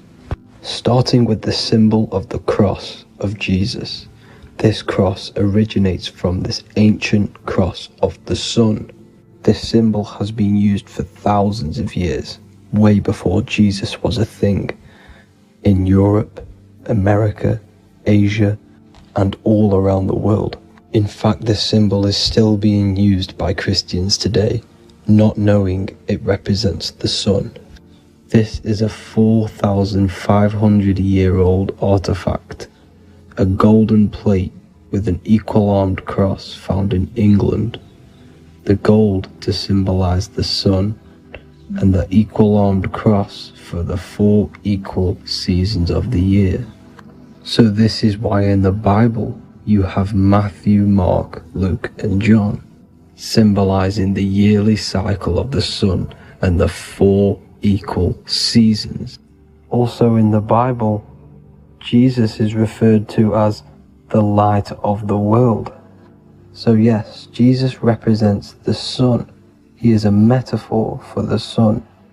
Hence why in all of these pictures and images and paintings of Jesus, there's always a sun behind his head, and some even with the sun cross behind his head. Jesus also has 12 disciples, which represent the 12 zodiac signs and the 12 months of the year. This is the Last Supper by Leonardo da Vinci. As you can see, the sun, being Jesus, is in the center, because the sun is in the center of the zodiac signs. There are 4 groups which symbolize the 4 equal seasons. Each group contains 3 people symbolizing the 3 months and the 3 zodiac signs in that season. There is only one female in the painting, which is Virgin Mary, who symbolizes Virgo, the astrological sign. So yes, Jesus symbolizes the sun with his 12 zodiac signs and 4 gospels for the 4 seasons of the year. However, there is another phenomenon. The 25th of December is known as the birth of Jesus Christ, which is known as Christmas today. So Jesus symbolizing the sun and is born on December 25th. This is the day the sun moves 1 degree northward, bringing back the warmth, the growth of crops, the life and light back to the northern hemisphere. Everything is springing back to life, as we call it, spring. So it is said that the sun is born again on the 25th of December, and Jesus is known as the risen Saviour, because the sun is our risen Saviour, because it gives life to the whole of this realm, the warmth, the crops. And without the sun rising in the morning, we'd all die in about 2 weeks. And we all know how Jesus died on a cross. The sun also dies on a cross in the southern hemisphere. It dies on the Southern Crux constellation. And on December the 22nd, 23rd, and 24th, the sun remains in the same position. So the sun dies for 3 days and it is born again on December 25th, when it moves 1 degree northward. And this is when the sun is born again, or resurrected, just like Jesus. Constellation Virgo is prominent in the spring sky in the northern hemisphere. So therefore, the sun is born a virgin, Virgo. And as you see in this image, you see Virgin Mary holding the sun. Us as humans do not own the sun, so therefore God owns the sun. So yes, the sun is the Son of God, and this is what Jesus is symbolizing. And just how Jesus sacrifices himself for humanity, that's what the sun does. The sun gives out all of its energy so we can live. There are many other Bible verses which represent Jesus as the sun. Now in Matthew 8:23-27, his disciples are in a boat and there is a massive storm. Jesus is asleep, meaning the sun has not arose. And the disciples say, "Save us, Lord, we are perishing." Quote, "Then he rose and rebuked the winds and the sea, and there was a great calm." End quote. Now this is a metaphor for the sun rising and calming the storm, because in the ocean, when the sun is down, that's when there are great storms. The worship of celestial bodies go back thousands of years, and it's called astrotheology, and it can pretty much be traced back to all ancient civilizations. Now going back to the ancient Egyptians, the god Horus, the god of war, and he symbolized the sun in the morning. Ancients used to say that he walked over the sky in 12 steps. Yes, this could symbolize the 12 zodiac signs. It also symbolizes the 12 hours of daylight. So we have 12 hours of Horus, but now they've rearranged the word to hours. Horus and hours. And when the sun rises, Horus rises, we say horizon, which is Horus is rising. That's the etymology of horizon. Another Egyptian god called Amun-Ra was known as the god of all creation. He was the first god of them all. Amun was also a sun god. Therefore, after every Christian's prayer, they say Amen, sending their prayer through the sun to God. So this all goes back to the worshipping of the sun. Sun worship was around way before the Romans. However, in the Roman times, their sun god was called Mithra. Mithraism was the main religion before Christianity came into play. Mithra was the son of God. He died on a cross, and he was dead for 3 days and resurrected, just like Jesus. So the Catholic Church was not made in heaven. It was made by the Roman Empire. They mixed all the sun religions of Judaism, Mithraism, and other Arabic religions and combined it into one, so Caesar, the Roman emperor, could gain his own religion. So yes, Christianity was a political move to gain more control over the masses, because it was a worldwide government at this point in time. So here is a Sumerian helmet with the rising sun symbol. And then the Romans also used this rising sun symbol on their armor. So sun worship has been going on for thousands of years, and it still goes on today. However, with all the programming and the low IQs, today we do not get the full interpretation of the Bible and these stories from the past. And Christians and other religions are all brainwashed to not question their religion and not realize their true origins and where they come from. I do advise you all to do your own research and come to your own conclusions. However, I'm just pointing out the facts and connecting dots for you all to see.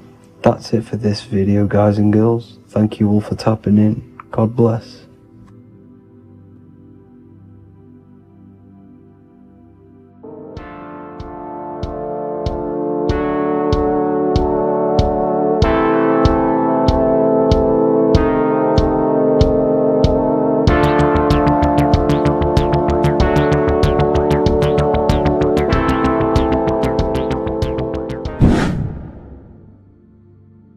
How are we doing, people? It's Revival of Wisdom.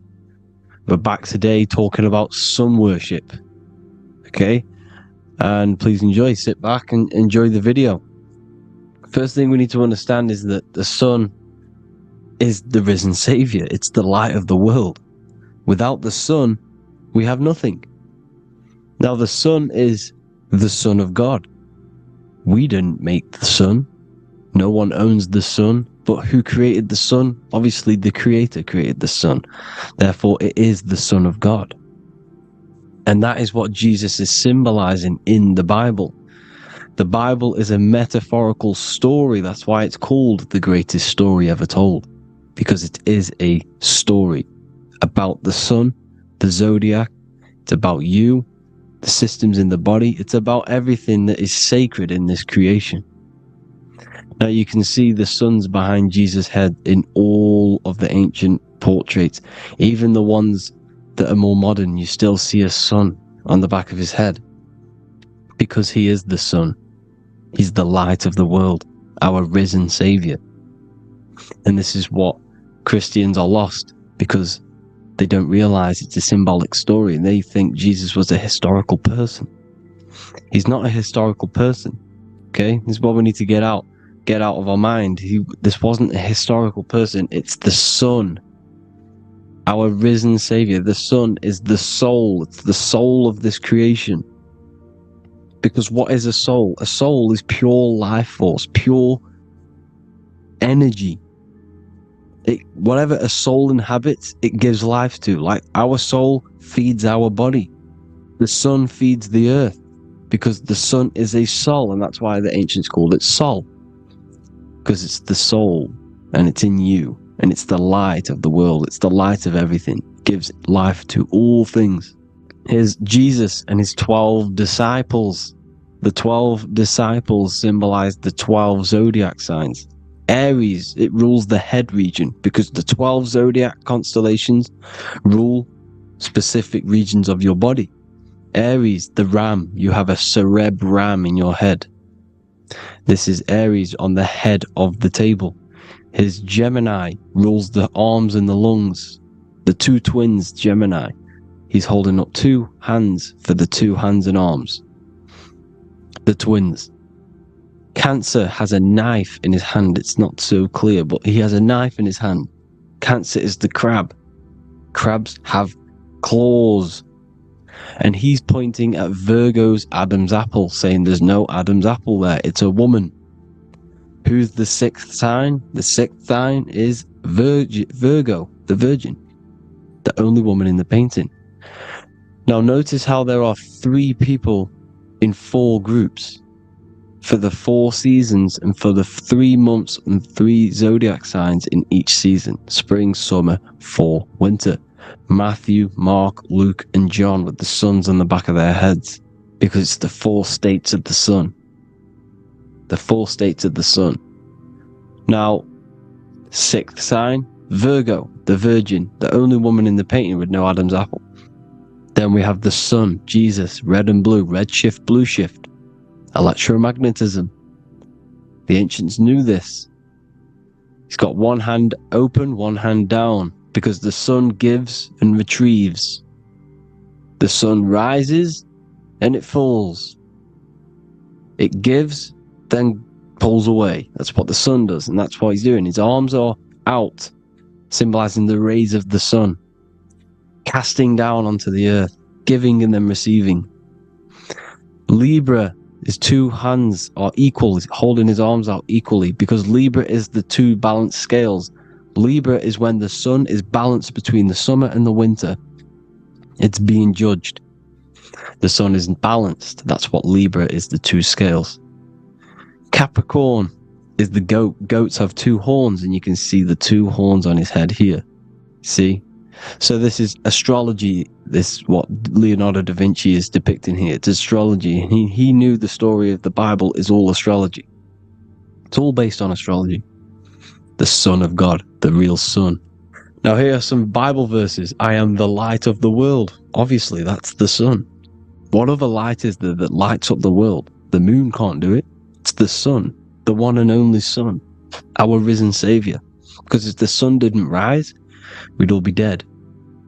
So it's our risen Savior. And it dies for our sins every night and then gets reborn every day. Now Jesus calms the storm. Mark 4:35-41. The disciples are all on a boat and there's a heavy storm. But Jesus is asleep. The disciple says, Jesus is asleep. We need to awake him. They wake up Jesus, and Jesus got up and rebuked the wind and said to the waves, quiet, be still. Then the wind died down and it was completely calm. Well, when Jesus was asleep, this is the sun not being risen. It's not risen yet. Because in the night times, that's when the storms happen on the sea, in the ocean. And when they awake Jesus, Jesus rises because he's the sun. He rises and everything calms. Because when the sun comes, the storms go. You see? So it's the sun. It's all about the sun. Here's another, Luke 22:10.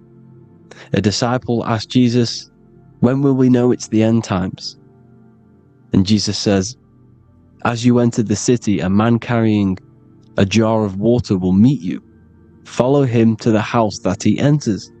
Well, this is clearly talking about astrology, the topic that Christians think is satanic, when they don't realize the whole thing's based on astrology. Because the end times is the end of Pisces, which is the 2 fish, which is the age we've just gone out of. And you can see all these ancient churches here with 2 fishes, because they knew it was the age of Pisces. There's an ancient photo, ancient artwork with the 2 fish, Pisces. And the end times, as it talks about in the Bible, and Christians think the world's going to end or something. But no, it's just the end of Pisces. As you enter the city, a man carrying a jar will meet you. Follow him to the house. The house is the zodiac sign that he enters. And the zodiac sign is Aquarius, because that's what it is, a man carrying the water. We know this is astrology because a woman, that is a woman's job in the ancient times. In the ancient times, the woman used to get the water. You would never see a man collecting water back then. That was the woman's job. whilst the man builds the houses, for example. You see, so we know it's talking about astrology because astrology is the man holding the bucket of water. It's the end of Pisces. Now we are in Aquarius. And of course, Luke 24:36, the risen Savior, the Son. Now, the Son is also born on the 25th of December, a virgin, just like Horus, Mithra, Buddha, Krishna, Hermes, and thousands of other gods, all born on the 25th of December. Well, it's because the sun moves 1 degree northward on the 25th of December. And on the 22nd to the 24th, it stays in the same degree because it's moving south. But then on the 22nd, it stays in the same degree on the Southern Crux constellation. And the ancients called this the sun dies on a cross, because the cross is the Crux constellation, the Southern Cross. And it stays on that same degree for 3 days on the cross. The sun dies on a cross, and then on the 25th, moves 1 degree northward, bringing back the summer, the light, the warmth, the growth of crops.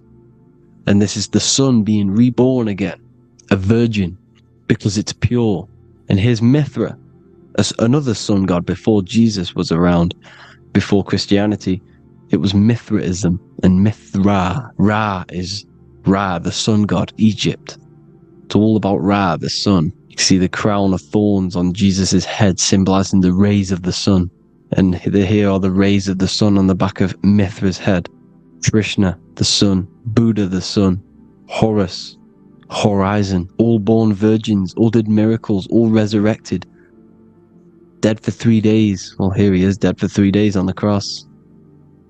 And resurrected, because it's the most ancient religion ever been on the face of the earth, the worship of the sun. And we should worship the sun, because without the sun we are nothing. The sun feeds us, feeds the earth, feeds everything. Without the sun we are nothing.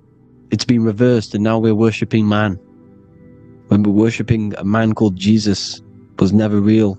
It's all about the sun, the most high, the most powerful, potent, celestial body in the sky, the orb that feeds us every day. It dies for our sins and rises every day. It's the sun. Now on the Holy Communion Day, it's the worship of the sun. They give out many suns. It's Jesus holding a sun. And they raise the sun on Sunday, because they go to worship their sun god on Sunday. Not Saturn Day, not Moon Day, Monday, but on Sunday when the sun is exalting. And they hold suns up above their heads because the sun rises. They're symbolizing the sun rising above their heads. A savior. It's the sun. It's the Holy Communion Day. And here's Jesus giving a piece of himself to the children. It's the sun, the light. Judas was known as a backbiter, a backstabber, because he stabbed Jesus in the back. He betrayed Jesus. Well, this is just another astrological story about the constellation Scorpio, because the Scorpio is the J. Looks like a J. J for Judas, the scorpion, the backbiter. Scorpions backbite. They bite with their back. And what does Judas do? He betrays Jesus by kissing him to let the warriors know who they need to get. So he kisses Jesus, and Jesus gets stabbed in the back. Well, when you get stung or bit by a scorpion, they leave like a kiss. So Judas kisses him and gets betrayed. Well, this is because the sun, when it hits Libra, it's balanced. The sun is balanced because it comes through summer. Now the sun's starting to die. The sun's starting to die. It hits Libra. And then as soon as it hits the Scorpio, it gets betrayed, because now the sun has to fall to winter, and Saturn is there waiting to take over the darkness of the winter. So he gets stabbed in the back by Scorpio, Judas, the scorpion, the backstabber. You see, it's an astrological story. Here's Mary. Mary means marry, which means pure. The sun is pure. No one gave birth to the sun but the God. And it's born every day. It's born every day on every year. It's born pure. There was no controversy. There was no, activity for the sun to be born. It's pure.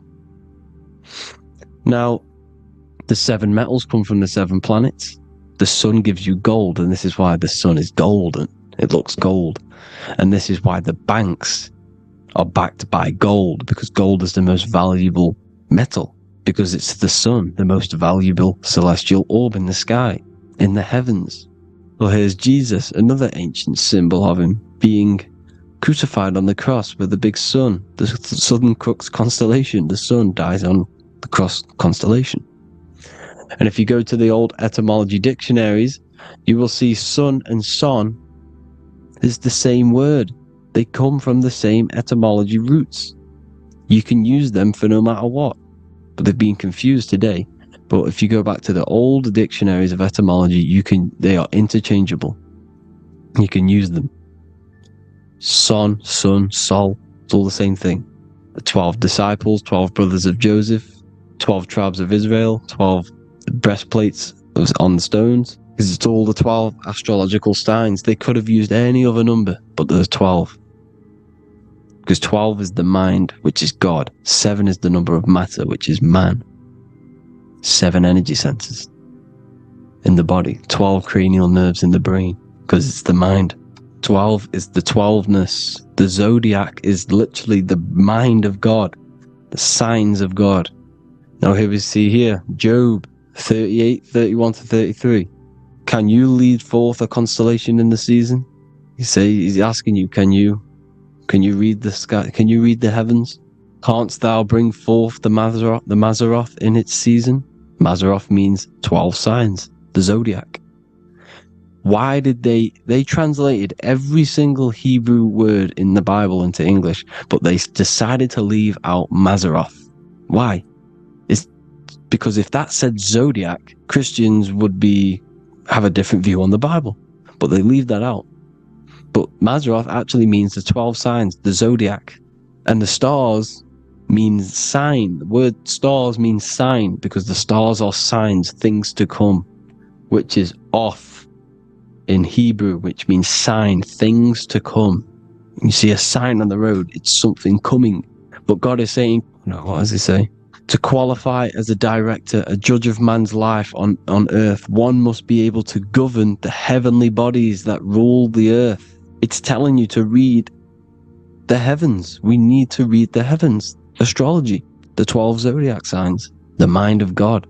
It's telling you, read the Mazzaroth, read the zodiac, because they are things to come in your life. They are signs. It's not satanic, it's made by God. God said, let there be lights in the firmament of the heavens to divide the day from the night, and let them be for signs. Signs are things to come. The 12 zodiac signs. It's all about astrology. Here's Mary holding the sun. His son, her son. It's the sun in the sky. The one and only, the most high. The soul, the solo because it's on its own. The most powerful, Ra, radiance. Here's the Pope holding the sun. All 3 popes holding the sun, because they're sun worshippers and they know the true meaning and origins behind Christianity. Sun worship. Here's the Vatican is a sundial. Yes, this is literally a clock. Your watch is a sundial. It's got 12 sections on it for the 12 zodiac signs. 12 hours, 12 Horuses. Now here you see Jesus walking on water. Well, it's the sun, and here's the beard of the sun. Here's the pyramid of the sun, the illuminated one, the all-seeing eye, the sun. Here's the Ankh. The sun creates these symbols. The ancients knew this. Now, when you see these headdresses, these are actually the days of precession of the sun. Aries, Cancer, Libra. It's all about the sun. Here's some more sun worship going back to Egypt. Ra, Horus, Osiris, and Set. Jesus and Satan is Horus and Set. The sun and Saturn. Saturn rules the winter, Satan. Jesus, the sun, the light of the world, rules the summer, rules the day. Satan's the night, Saturn's the night, the sun is the day. The evil brother, Satan. Well, Horus comes, well, this is where we get the word hours from. There are 12 Horuses. The sun moves in 12 Horuses, 12 hours. Where's Horus? What hour is it? Where's Horus? His Ra, 12 noon, Ra, radiates, powerful, the most high sun. That's why he has a sun on the top of his head. These are the 4 states of the sun.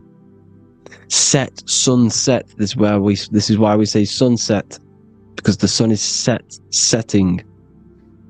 His sunset, his Horus, horizon. The Horus is rising, Ra radiating, and the sunset. Then midnight is Osiris. Here's another ancient symbol for the sun, the scarab. Ra, the sun, scarab. It's got the word Ra in it because it's the sun.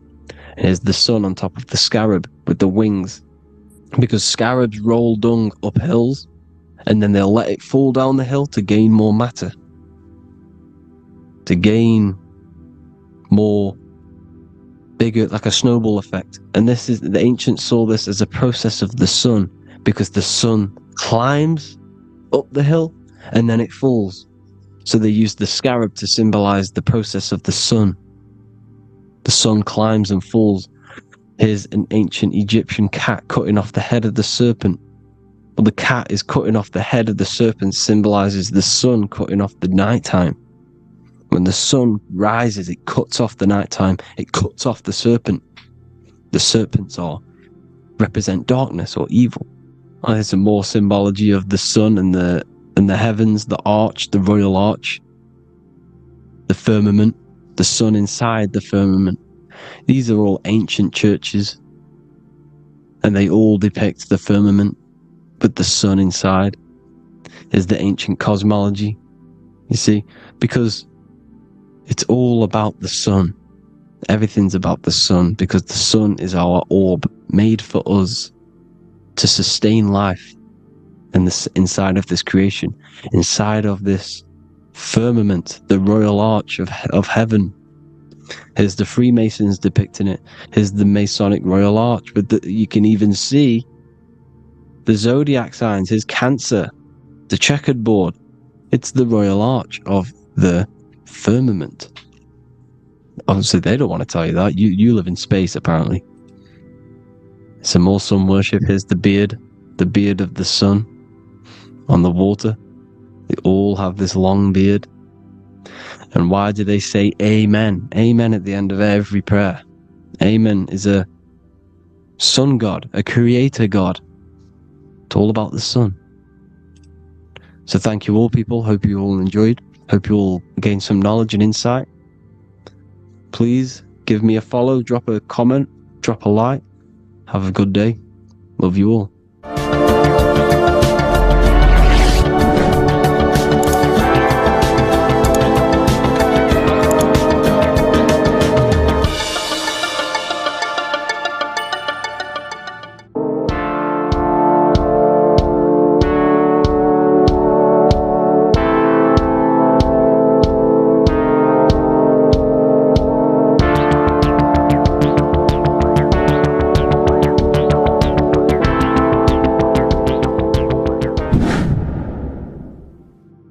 What is good, people? We're back with another video, and today we're talking about the chakras.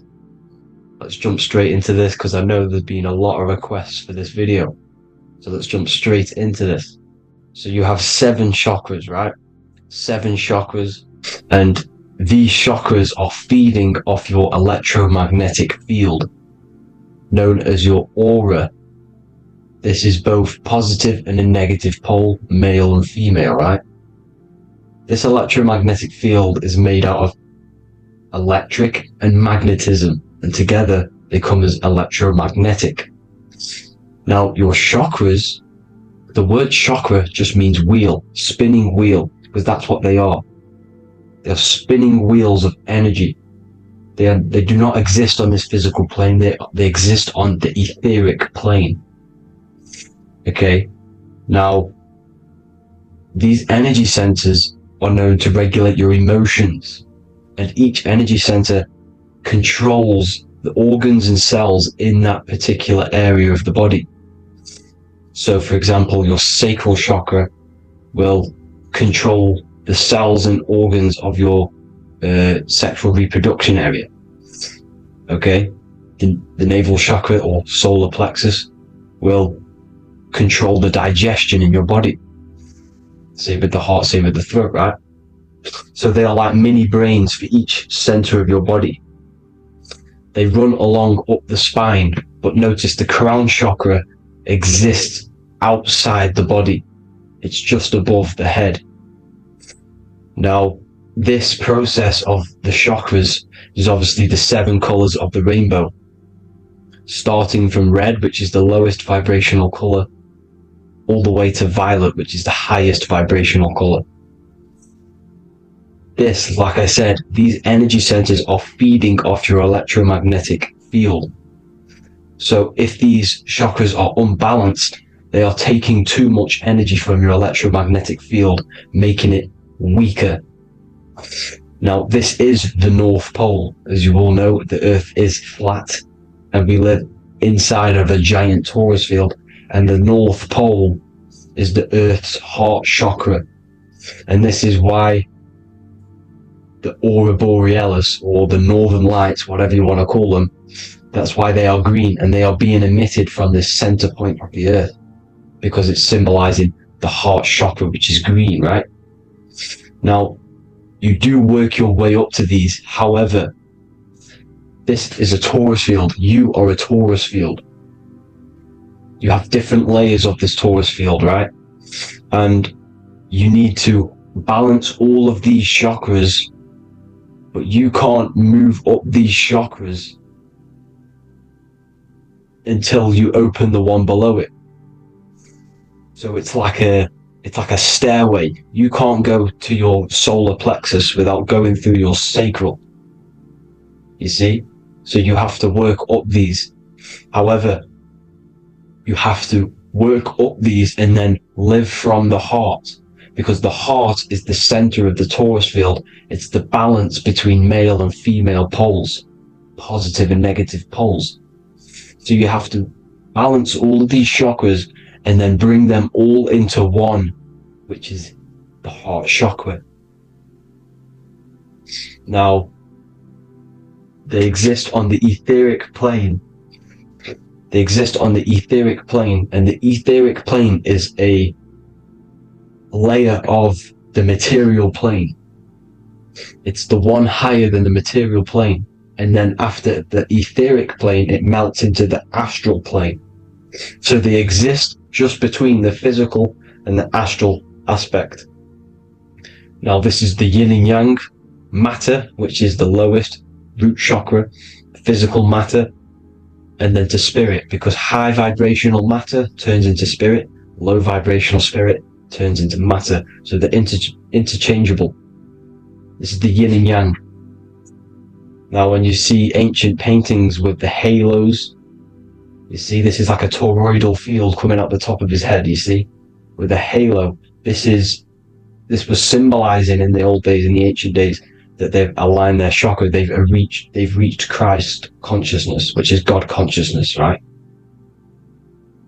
Now, this electromagnetic field is the apple that we bit out of in the Bible, because you see that apple is a torus field. So they were metaphorically or personifying the torus field. That's what the Bible is. It's a massive personification. It's all metaphors. You have to read it properly. It's got a greater meaning behind it. Now, when we bit from the apple, we ate from the tree of knowledge, which is good and evil. Our lower mind took over, so we materialized to feed our physical bodies. We materialized through Saturn. That's what Saturn does. Now, if you don't understand that, go and watch the video previous to this one called Occult Secrets of Saturn, and that will show you how Saturn is the materializer. Now, this is one of the secrets behind the Masonic compass: electric and magnetic, male and female, duality, positive and negative. Now, like I said, they teach you about the torus field, about a magnet in school, but they don't teach you about your electromagnetic field. Everything alive has a torus field. It is the building block of this creation. Absolutely everything has a torus field. There's not one thing without it. And as you can see here at the center of the apple, that's where the seed is. That's where the life is. The reproduction of that organism. As you see, this is where the most electromagnetic energy is stored, in the center, because this is where the two duality, this is where the field meets, at the very center. This is why the seed is at the very center. Now, your spine is a elongation of the brain. The brain is heaven, and the bottom of the spine is hell. So this is Saturn, which is the root chakra. The 7 planets are associated with each chakra. Moon equals mind. Okay, now Saturn is physical matter, as I've just explained. This is the lowest vibrational color, and they want you trapped down here, which is your hell state, your animal nature, your physical nature. They want you to identify as the physical body. They don't want you to reach these higher states of consciousness. Okay? Now, in the brain, you have 12 convolutions. Now, this is what they were symbolizing in the Bible with the 12 disciples. And obviously in the Bible, it says the upper room where Jesus met with his disciples. This is heaven, the brain, the higher states of consciousness. Now, this is your North Pole. This is Jacob's ladder. Okay? This is why you have 33 levels of Freemasonry, because it's symbolizing the 33 vertebrae, which are these little things here on the back of your spine. Because once the Kundalini energy from the bottom of your spine rises to the top, this is when you get enlightenment and opens your third eye. Spiritual enlightenment. As you can see here, this is Jacob's ladder. This is the Kundalini symbol, right? And they're even showing you this in the medical symbol. They're putting it in your face. But the serpents are wrapped around the spine. Now, the serpents symbolize how the energy moves around the spine, because it's a torus field, you see? At the center of the torus field, it wraps around the center pole. It wraps around it, and this is how the energy moves up. So they're symbolizing it with the serpents. Okay? Now, every religion has a sacred river. For the Egyptians, it's the River Nile. For Christianity, it's the Jordan River, right? This river is the canal, the energy canal at the center of your spine, all the way leading to heaven, to the Holy Land. This is the chamber which the energy rises up, right? Now, they used to say the gods descended from heaven to man. This is just heaven. This is the mind state. And they said the gods were connected by a rainbow bridge. That's the chakra system, the rainbow bridge. Okay, now the ancients called this place Midgard, Earth, where both evil and good live, right? Midgard. But you can go to heaven, which is a pure mind state, because once you're in heaven, nothing negative can ever bother you. That's completeness, pure Christ consciousness. Now, this is why Jesus dies at 33. He didn't actually die, but it's symbolizing the death of the physical body. Not the death of the physical body, but his consciousness rising above the physical body to, as I said here, matter to spirit. Matter died off and he came spirit consciousness. This is symbolized by the 33 vertebrae, which is obviously the 33 levels of Freemasonry. And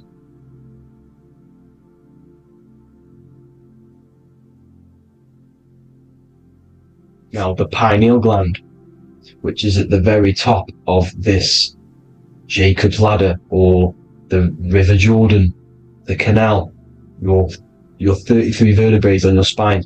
This is where the pineal gland sits, right? At the very top, at the center of your brain. Now, There's multiple ways this was symbolized. The Eye of Ra, which is used by the Egyptians. Now, this pineal gland is the seat of consciousness. This is where your consciousness is stored, right? And the ancient Sumerians used the pine cone, hence why it's got the word pineal gland, the seat of the soul consciousness. It produces DMT, dimethyltryptamine, which is known as the spirit molecule. And the pineal gland is wrapped in microcrystals, and we all know crystals transfer frequency and energy. Now, radios use crystals. A radio is a frequency transmitter, turning a frequency into a frequency that we can hear with our ears, right? Because all the radios are actually playing right now in your ears.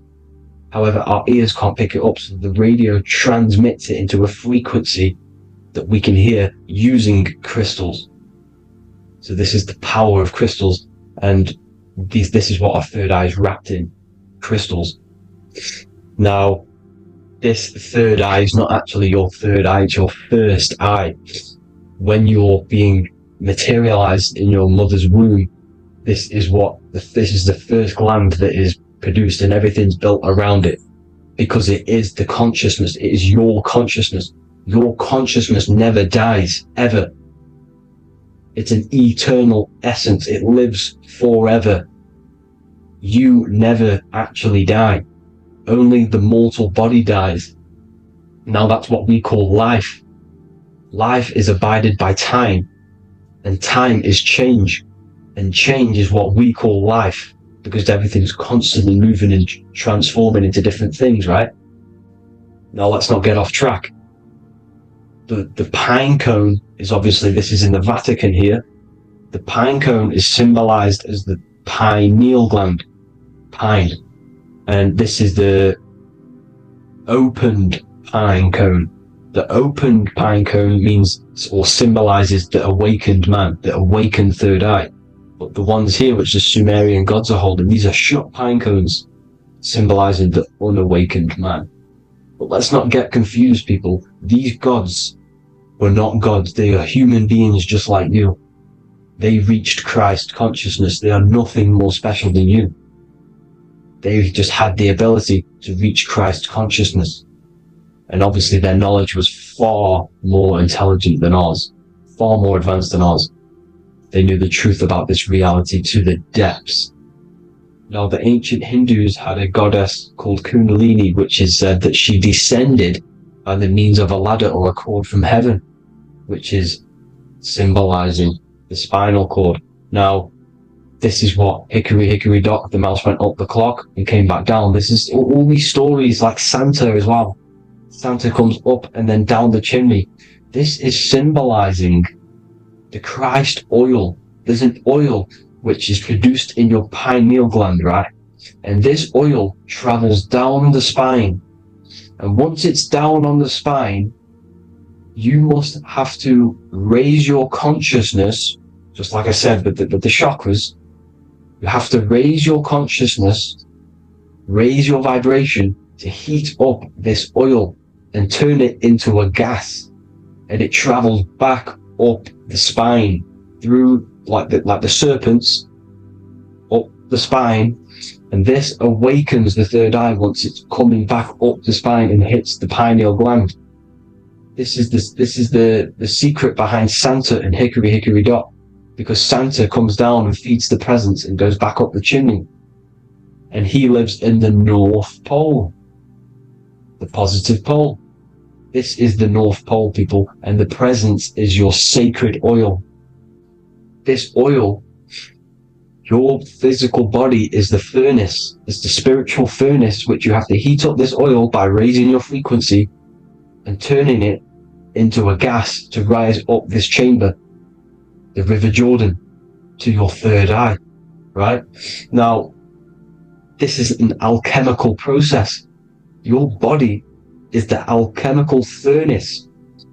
It says in the Bible, if therefore thine eye be single, thy whole body shall be filled with light. I shouldn't have cut that out, but that's what it says. The light of the body is thine eye. If therefore thine eye be single, thy eye shall be filled, their body shall be filled with light. This is symbolizing the pineal gland enlightening the body, the spiritual body, filled with light. Now, as I said, they want you kept down here, which is the root chakra, which is your animal nature, which is obviously mind, matter over mind. This is the symbol of Saturn, right?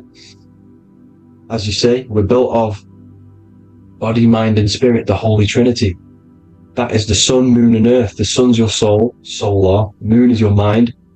Earth, which is the cross, which is your physical body, the 5 elements, right? So body, mind, and spirit.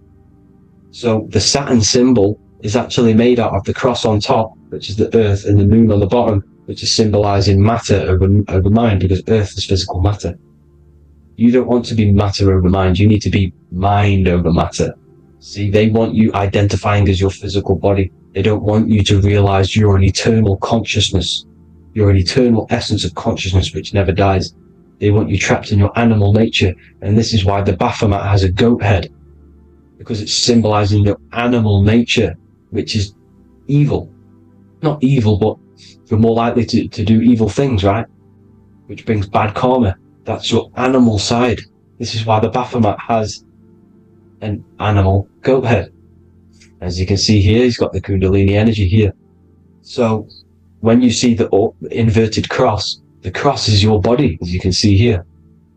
The inverted cross means your chakras downwards, down here. Your head's down here. Your mind is down here. But your mind needs to be up here, which is the upwards cross, which is Christ consciousness. And as we all know, 7 colors of the rainbow, 7 planets, 7 chakras. Red light is low frequency and long range. This is why Saturn is the slowest moving celestial body. And it's the lowest chakra, because it's low frequency, long range. The moon being the crown chakra, which is high frequency. This is why the moon moves around the quickest. The moon is your crown chakra, which moon in mind.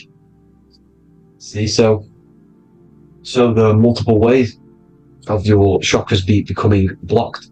Now, each chakra has a specific intelligence. It has a specific thing that it's doing for the body, right? Now, this can be overused. It can be abused. For example, masturbation. That keeps you down here in your sacral chakra, because you're abusing that energy center. You're abusing your sexual energy, which is then becoming unbalanced. So this is how energy, this is why these centers are pulling more energy out your electromagnetic field, because these centers are wheels. The chakras just mean spinning wheel of energy. So when you're abusing these certain centers, you're pulling energy out of your electromagnetic field, which is making your field weaker, which is making your frequency lower, which makes you prone to diseases, prone to lower negative energy, right? So you need to align these chakras. You need to unbalance them. And as you can see here, you can screenshot these to see how they're blocked. I'm not going to go over each one because it'll take me forever, but have a little read yourself. This is why they're blocked. Now, the ancients used to say Aum when they meditated. Now, these are the 7 vowels. There's not 5 vowels, there's actually 7. Now, when they say Aum, they're aligning all their chakras by saying this when meditated. This is where the Aum originated from. Now, emotion is energy in motion. So if you're feeling a certain way, that's the energy you've put in motion. It's a reflection. We live in a mirror reality. Everything's mirrored. Everything's mirrored. As within, so without, as above, so below. Everything's a reflection of some sort. So whatever you're feeling, you're doing something wrong. It's telling you you're doing something wrong from the root cause. Because your energies are the effect. You're feeling the effect of something you've caused. The law of cause and effect. Nothing escapes it. Now, the Jehovah's Witness believe that exactly 144,000 faithful Christians go to heaven or be resurrected, right? This is not true. This is symbolic. 144,000 go to heaven. Now the petals on the chakras, this is the root chakra, this is the crown chakra. Now, if you add up the first 5 chakras, the petals, add up the petals on the first 5 chakras, you get 48. And then you get to the third eye, which has 2 petals. 48 times 2 equals 96. 96 plus 48, which you got from here, equals 144. The last chakra has 1,000 petals. Times 144 times 1,000, you get 144,000. This is a frequency. This frequency is the frequency of the ascension up your chakras. This frequency is a high frequency which turns that oil into gas, which rises up the spine, activating your third eye. Right? So this is all the religions are all symbolic for this sacred secret of Christ consciousness. As it says in the Bible, the kingdom of God is within. It's not out there, people. You must look within yourself. You are God. You are a spark of his consciousness. Infinite consciousness, right? So 144,000 is a frequency, and you must achieve this. Like I said, these people in the past, they're not gods, people. These were just humans. Nothing special. They just reached Christ consciousness. Now, they keep you in these lower vibrational states with the food, right? And as you can see here, all of these fast food restaurants are mainly are red and yellow, which are these lower states, these lower 2 chakras, lower vibrational colors, because they want you trapped down here in matter. And these foods are so low vibrational, they will keep you down here, because your gut produces, I think it's like 80% of melatonin. Melatonin is your feel-good hormone. These foods will not make you feel good. This is very low vibrational. Meat. It's not meat, it's raw flesh.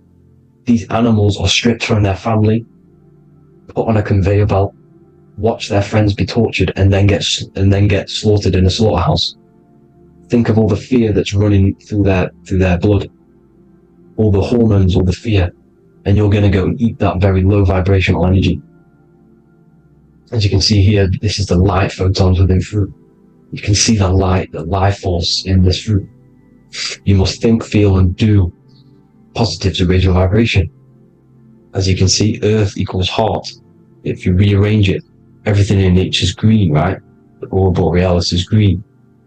You must align all these chakras and then live from the heart, because the heart's the center of the Taurus field. You must become the consciousness in the center.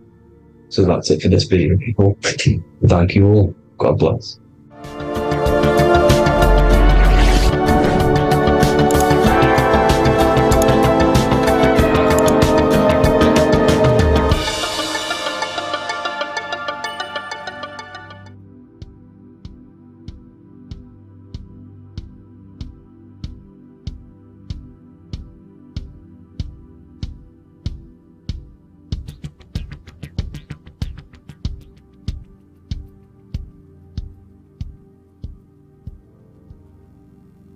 Welcome people, we're back with another video.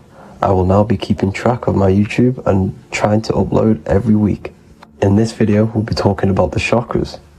The chakras are the 7 attributes of God, and they are the 7 planets. These are literally vortex portals within us that connect us to these vices and characteristics of God.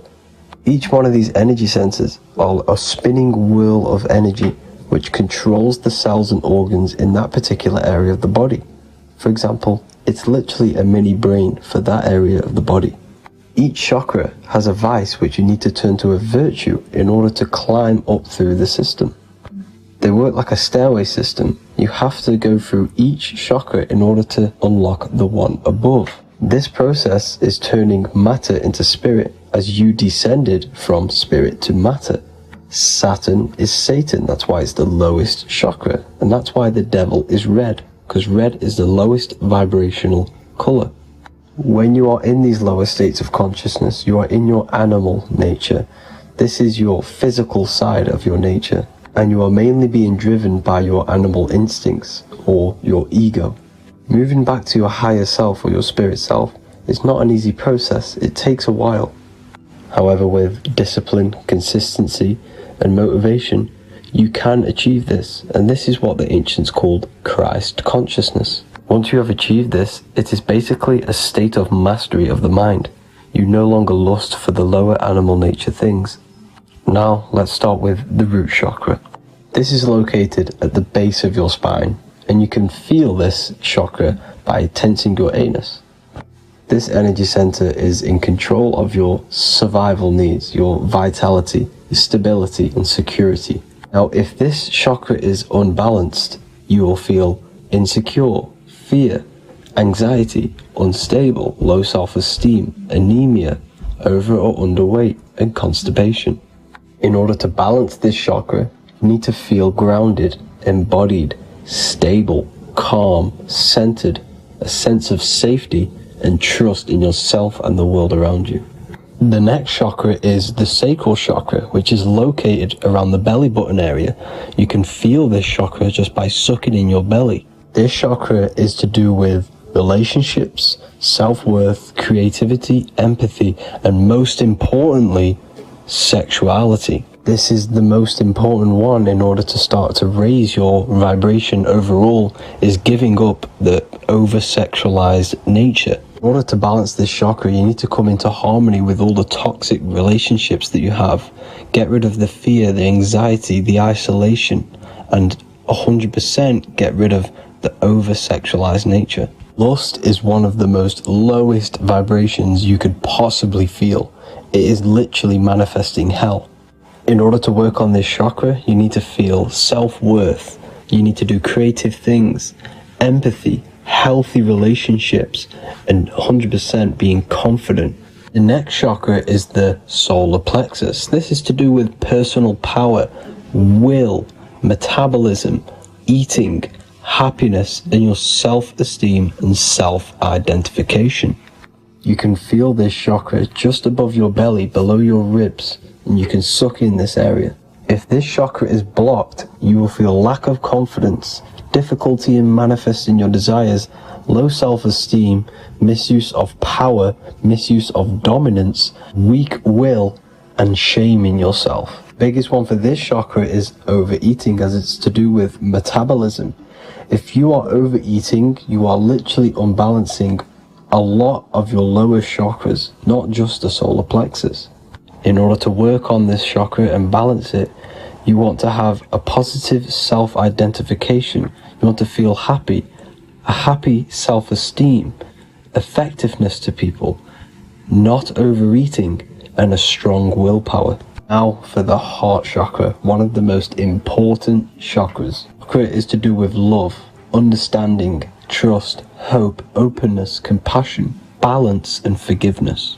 The most important because your heart is the tree of life in the body. It is the center of the toroidal field. It is the most powerful chakra. Your heart is 5,000 times stronger magnetically than your brain. Once you have hit the heart chakra and you start surpassing the heart chakra, you are now turning matter into spirit, as the lower three chakras are dense and physical, and the above the heart chakra are turning to spirit. As you can see already, this is a hard and long process of working on yourself physically and internally. The symptoms of a blocked heart chakra will be lack of love or too much love, difficulty to accepting or giving love, lack of compassion, loneliness, and lack of emotional fulfillment. Finally, a lack of connection with a divine or to nature. In order to balance this chakra, the most important thing and the most powerful thing you can do is loving people, accepting and giving lots of love. Second most important thing to balance the heart chakra is balance. You need a balanced life. You need balance in all aspects of your life. Now for the throat chakra. This is a very important chakra as it's to do with communication. A symptom of this being unbalanced is a lack of self-expression and putting on a front all the time, acting with the ego. In order to balance this chakra, you need to constantly self-express yourself. You can't be putting on a front. That voice inside your head, you have to let it come outward. Don't just block it off with a wall. Self-expression will lead to you gaining friends who actually like you for being you, and not these fake friends that you have to put on an ego for. In order to balance this chakra, you need to express yourself. Express the word that's within you. Don't be lying to people. Don't deceive or be deceptive. The next chakra is the third eye chakra. This is starting to get very advanced and you are coming very close to spirit. Just before we head on, I want to announce the PDF is now available, containing all the presentations I've ever made, all into a condensed 38-page PDF. The link will be below this video for you to access. And if you want to learn how to create reality using your mind, how to attract your desires, how to get out of the situation you are in, the link will also be there for the Manifestation Mastery course. Now for the third eye chakra. The third eye chakra controls the pineal gland, which is your first eye. It's to do with your psychic abilities, channeling, telepathy, astral travel, visions, and connection to the higher self. You need all of the chakras aligned to get the full potential out of your third eye or pineal gland chakra. For example, if you're astral traveling and you fear something, you will be instantly shot back to your body. So you need to master all of the chakras before you go on and try and do these higher spiritual activities. Symptoms of the third eye chakra being blocked is lack of imagination, lack of vision, lack of concentration, blocked or clouded intuition, can't see the big picture, and especially overly reliant on logic and intellectual thinking. A good way to work on this chakra is imagining things, vision things, trust your intuition at all times, always follow that inner voice. Cut out the tap water which contains fluoride. Fluoride blocks the pineal gland. And cut out all junk food because all of this is affecting your pineal gland. When in meditation, you want to focus your eyes and your attention to the center of your head between the two eyebrows. This is where the pineal gland is located. This will help and awaken the pineal gland over time when you keep doing these meditations. Finally, for the crown chakra, this is to do with universal consciousness, all-knowing, enlightenment, cosmic connections, the God source. This chakra is blocked by being cut off from spirituality, plagued by the senses, being tricked into the five senses and being tricked into thinking you are the body. In order to work on this chakra, you need to feel grounded. You need to know yourself, your real self, the voice within you. Have common sense, have specific decisions that you're making, be very direct. Now we've got out of the way all of the chakras, I can now introduce methods and meditations which will help you unblock them spiritually. When meditating, you want to get into the present moment in a nice, comfortable position. Bring yourself to the present moment by saying, I am here right now, nothing else matters. Keep repeating this over and over with your eyes open or closed. After a couple minutes of bringing your attention to the present moment, you can now start to breathe in through the nose deeply and breathe out through the mouth slower than you breathed in. Place your attention on the chakra that you want to balance. Think of a high vibrational emotion like love, and think of this while placing your attention on that chakra. You can do this exercise every day for 10 to 20 to 30 minutes.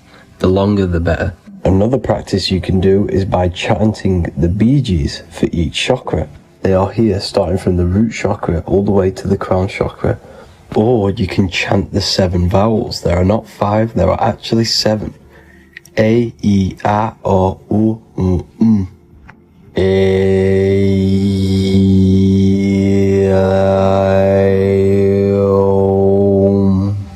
This is the proper way of pronouncing the 7 vowels. These are so powerful because these are the only things that exist. It is literally the sound of God. By pronouncing them right, you can actually create a lot of power within you and align your chakras. That's it for this video, people. I'd appreciate a comment and a like to help the algorithm. I appreciate you all. Love and light.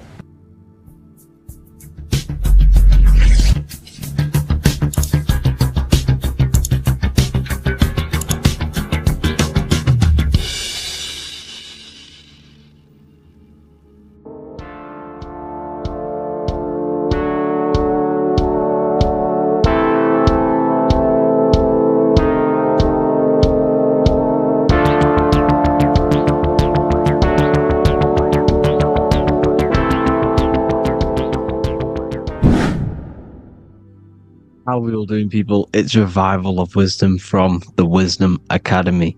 Today we're going to be breaking down God, consciousness, and the higher and the lower self, and how to overcome the lower self.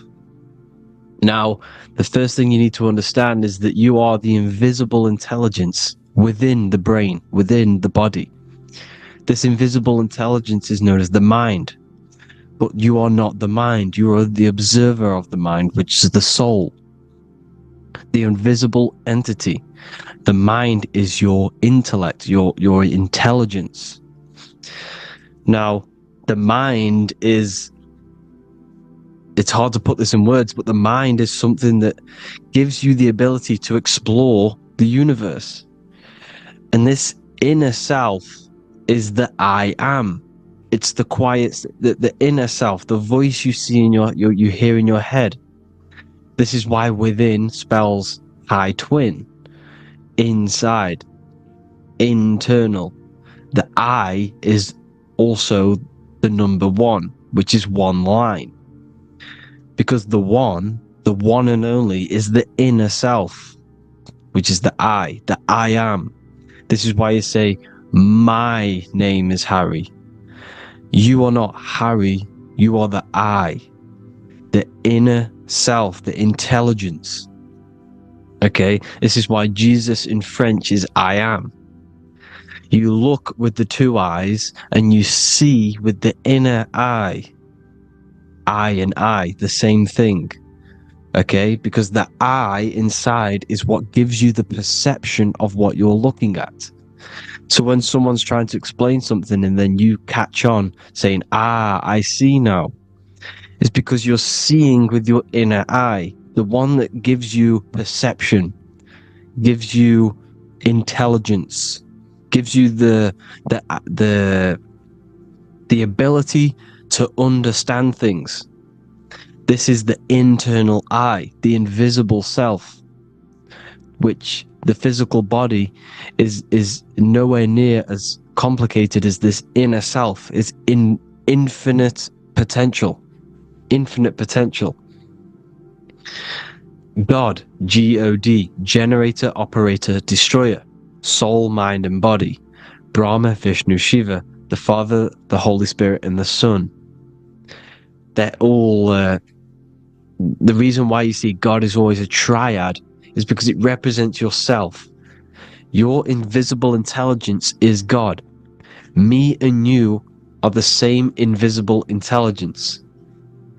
We are the invisible intelligence experiencing the program being run by the central nervous system and the brain. I always say this in my videos, but I have to, in order for you to understand the things that I'm going to say later on in the video, you need to understand this concept, is that you are the consciousness experiencing the nervous system, the tree of knowledge of good and evil, which is you here. You would be in this invisible intelligence right here in the center of the brain. Now, this is why the ancient Christians show God is in the brain. This is the brain stem. This is the brain. This is also the brain stem and the brain. The brain stem and the brain. It's all depictions of the brain, because the brain's the computer, the electromagnetic computer, which decodes the demands created by the invisible intelligence, the I, the inner self, you, your true self. The person if you observe what someone moving, this is going to sound, but if you observe someone walking, It's not the body. The body is moving, but the thing telling it to move is the invisible intelligence. Before you kick a football, a decision is made within your invisible intelligence, your mind. And this consciousness, this invisible intelligence, is either stuck between the lower self and the higher self. Okay? When the invisible intelligence, meaning the true self, identifies itself with the physical body, it will trap its mind within physicality.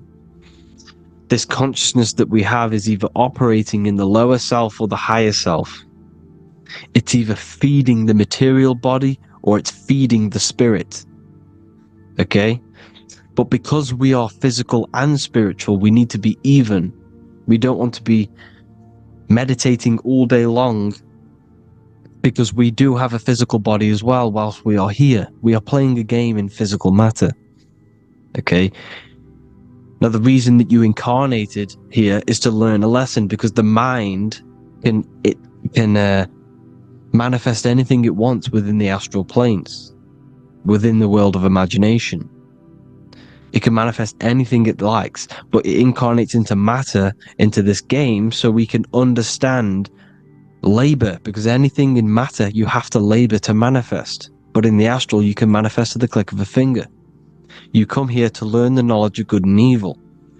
And your consciousness, I came out a bit off topic there, but your consciousness is experiencing the lower or higher self. The lower self is manifested in the lower parts of the body. Sex, food, and power, the lower three energy centers. These centers are like mini brains. You are literally thinking with these centers. And when your mind is stuck within these lower centers, you'll think, have you ever heard the term of thinking with your penis, or thinking with your, you know what, as a man? Even females maybe, but mainly this is a boy saying, you're thinking with your penis. This is a truth, it's truth in plain sight. You think with these energy centers. When you're living off the lower three centers, all you care about is sex, food, and power. Eating, sleeping, and greed. Power's kind of like greed. Now, when we move up to the higher parts of the body, when we live our life within the higher parts of the body, this is considered heaven. Love, expression, intuition, and wisdom. This is what we need to be aiming to do, moving out of the lower half of the body and living our life within the higher self, the higher parts of the body, thinking with the higher energy centers, thinking with love, expression, intuition, and wisdom, spreading love, expression, intuition, and wisdom to others. Heaven is even. This is why Jesus is pointing at the heart chakra, always pointing at the heart. Earth rearranged his heart, because in earth you're manifested as a physical being. You're in the heart, good and bad. You need to be balanced between the good and bad. Because love can be a demon too. That's a whole nother video, but love can be a demon. Now, the seven chakras are known as the seven seals in the Bible. When the Lamb opened the seventh seal, there was silence in the heaven for about half an hour. This is a verse from the Bible. The Lamb is Aries, which is the higher brain, the cerebrum, Ram, Aries. Because when the Ram opens the seven seals, you enter the kingdom of heaven. Because these chakras seal your invisible intelligence. They seal your true self. You are behind these seven seals, your true invisible self, your true consciousness. Because behind these seven seals, you do not think about anything materialistic. Your intelligence is not material. It's not physical. It's not from the physical world. It does not desire the physical world. The body is the beast. The body's the animal, the lower self, which can corrupt our intelligence. It can corrupt the intelligence. Okay? Now, we need to balance these chakras so that we gain a deeper connection between this intelligence and the brain.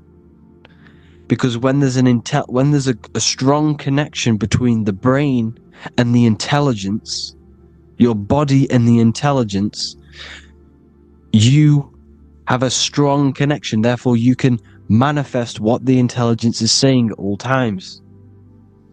Meaning, when, for example, your higher self, this is intelligence, the higher intelligence is always speaking to you. It's always guiding you. It's always telling you the right thing to do. You can feel it when you're doing something wrong. You can feel that you're doing something wrong, because this higher self, this intelligence knows what it needs to do here. And when there's no connection between the body and this our intelligence, our true self, when we strip away, when you close your eyes for long periods of time, you will figure out you are this invisible, infinite, creative being. There's no words that I can't describe what it is, but it's the voice inside of your head that you can feel when you close your eyes. You are this being inside of the heaven, because this is heaven, this intelligence. And when there's a strong connection between the body, you can manifest everything it's saying. When everything is balanced, when you're no longer thinking with the lower centers, when they're all balanced, you're not thinking in particular with every center, you balance them all, you can manifest everything it says. Your body will act out what the intelligence is always saying. This is God in the brain, the intelligence, trying to touch Adam, representing the lower self. This is why they're not touching. Notice how Adam is resting, but the intelligence is always reaching out, stretching, symbolizing metaphorically saying it's guiding. I'm always reaching out. The intelligence, your intelligence is always guiding you. It's always reaching out to you. But Adam is ignorant of it. The lower self is ignorant of it. And that's why he's so relaxed and God is so stretching out. Because at our highest self, that when you think of when you want to better your life, that highest true version of yourself is God. When you're manifesting this, your highest self, this is God. Your truest form, your most perfect form, that is God. Your highest version of yourself, that is God. Emotions are not what you've been taught. Emotions are not something that should be reactive, okay? You should not let the emotion be you, except that you should experience them instead of letting them become you.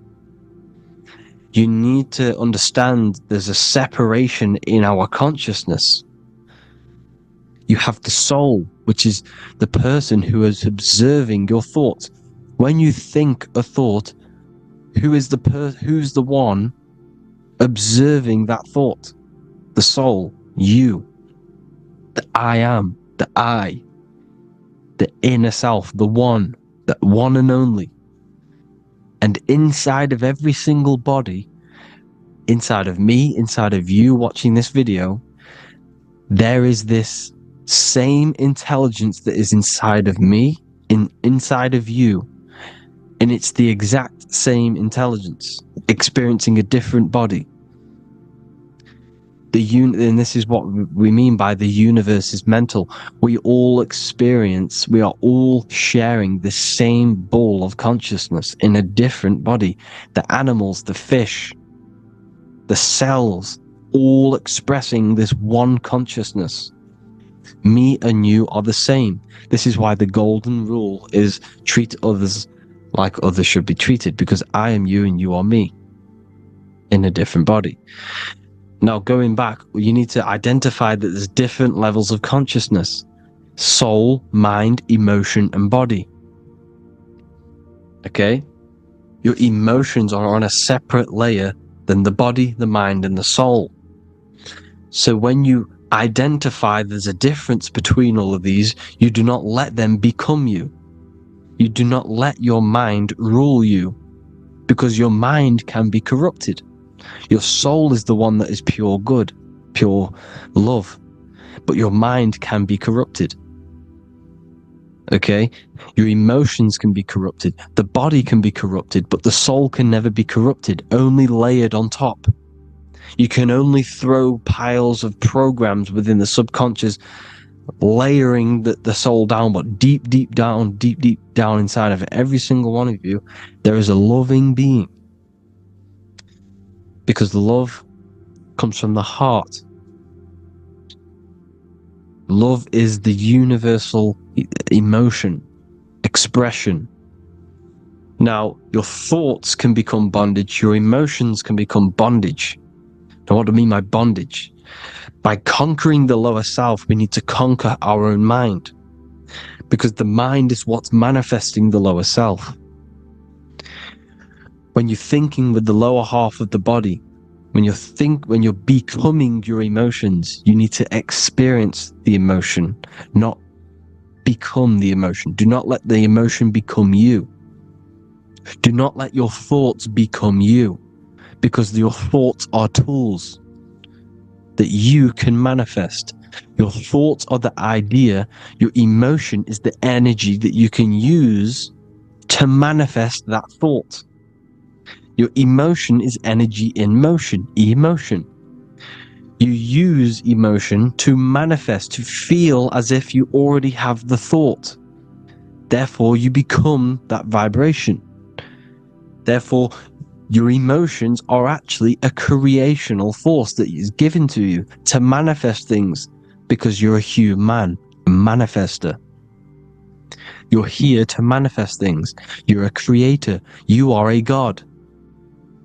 Your inner self, your intelligence, your I am, the one and only inside of you, the inner self, the quiet one, the one that's deep down, the invisible intelligence, is it's creating things all the time.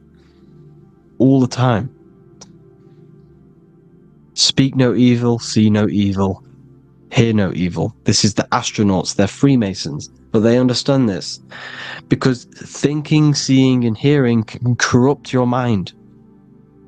And when you have a corrupted mind, you'll have a corrupted subconscious.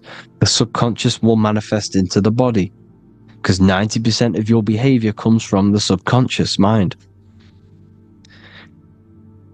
So you got to speak, see, and hear no evil.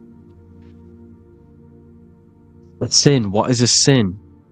To overcome our lower self, to overcome our lower self, the 7 deadly sins are not something that goes against an external God. A sin is something that goes against your inner guide, your inner conscience, the inner self that is always speaking to you. It's always telling you the right thing to do. A sin is something that goes against this inner guide. And this is why you can feel something where you can feel you're doing something wrong, because the inner guide is speaking constantly. And when you commit these 7 deadly sins, which are 7 internal states which keep your invisible intelligence bound to your physical body. Because evil, right? Evil love bondage. This is why they stay in this realm and they control this realm, because they love the bondage of the body. They like matter. They want to stay in matter for eternal life. They don't want to ascend back into the heavenly realms, where you do not have a physical body. You can explore the universe within the astral planes. They stay bounded to the body, bounded to the 3D construct of the physical world. They have greed, lust, envy, gluttony, wrath, sloth, pride. They want all of this. And if you want that, that's okay. But deep down, you don't want that, because your soul is always telling you the right thing to do. Your soul knows what to do to get out of here.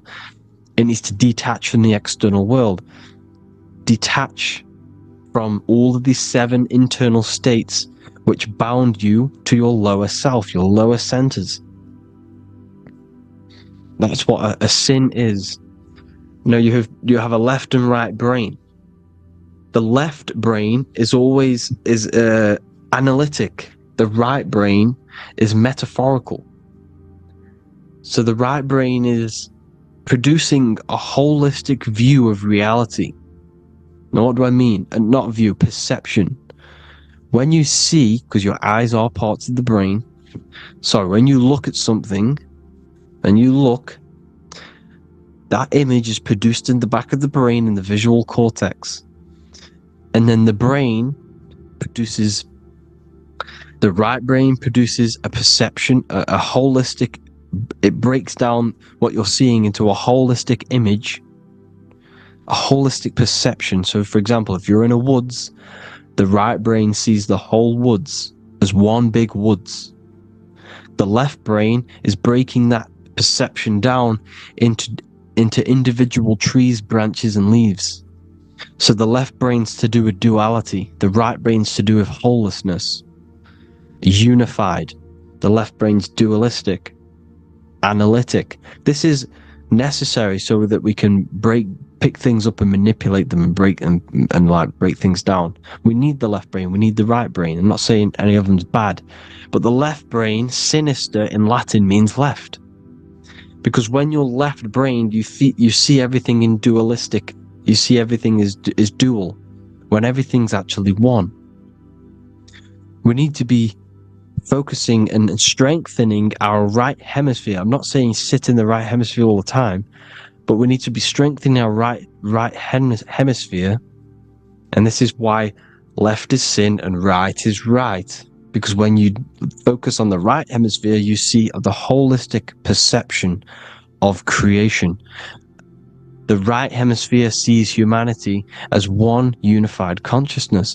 The left hemisphere sees everyone as individual persons and egos. Because the left hemisphere is dualistic.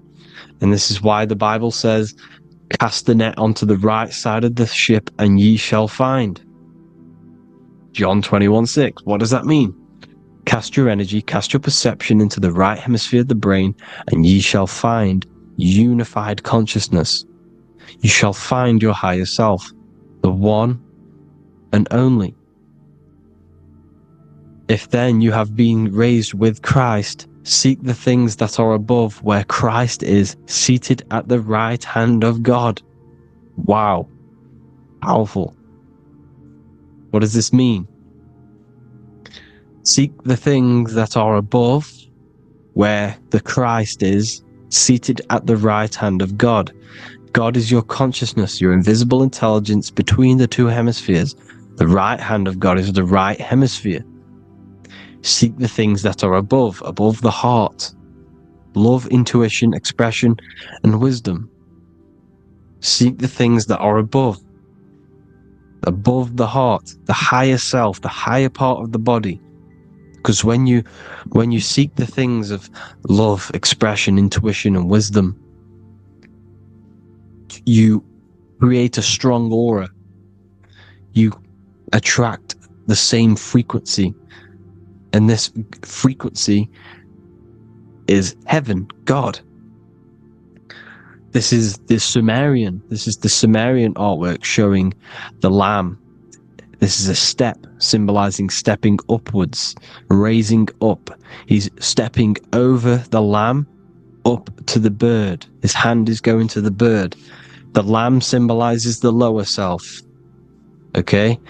The bird with the wings is in the sky. It represents the higher self. This is why angels always have wings, because it represents the higher self in the sky. The lamb is a ground animal, symbolizing the lower self. He's stepping over the lamb to the bird, his higher self, his invisible intelligence. Horus and Set, Jesus and Satan. Look, Horus has an evil brother, Set, just like Jesus and Satan. Horus is a bird, higher self. Set is a ground animal, lower self, which is the devil and the angel on your shoulder. You see? The right and the left hemisphere. the two wings. So the devil and angels always speaking to you. The higher and the lower self. It's the battle between the higher and the lower self, between the invisible intelligence and the physical body, because the body's the one that wants the sugar, it wants the pleasure, it wants the sex, it wants the porn, it wants all of the materialistic things, it wants the 7 deadly things. Okay, it wants this. There's a battle between the higher and the lower self, your intelligence and the body. This is why you need to become balanced, so that there's a deep connection between the body and the invisible intelligence, the I am. You need to master your mind with discipline, and you gain a connection between the brain, the body and the intelligence. Resurrection, transmuting sexual energy. Okay, this is important. Res is resh, which is Hebrew. The early Hebrew resh symbol is the head. This is the head. Resh, erection. Erection is a sexual stimulation. Resurrection is rise erection. You got to raise your sexual energy up the base from the spine to the head. This is the Christ, the Christos. Because there's a psychophysical germ, psychophysical oil produced in the brain every month. Go and watch my other video on raising the chrism. Okay?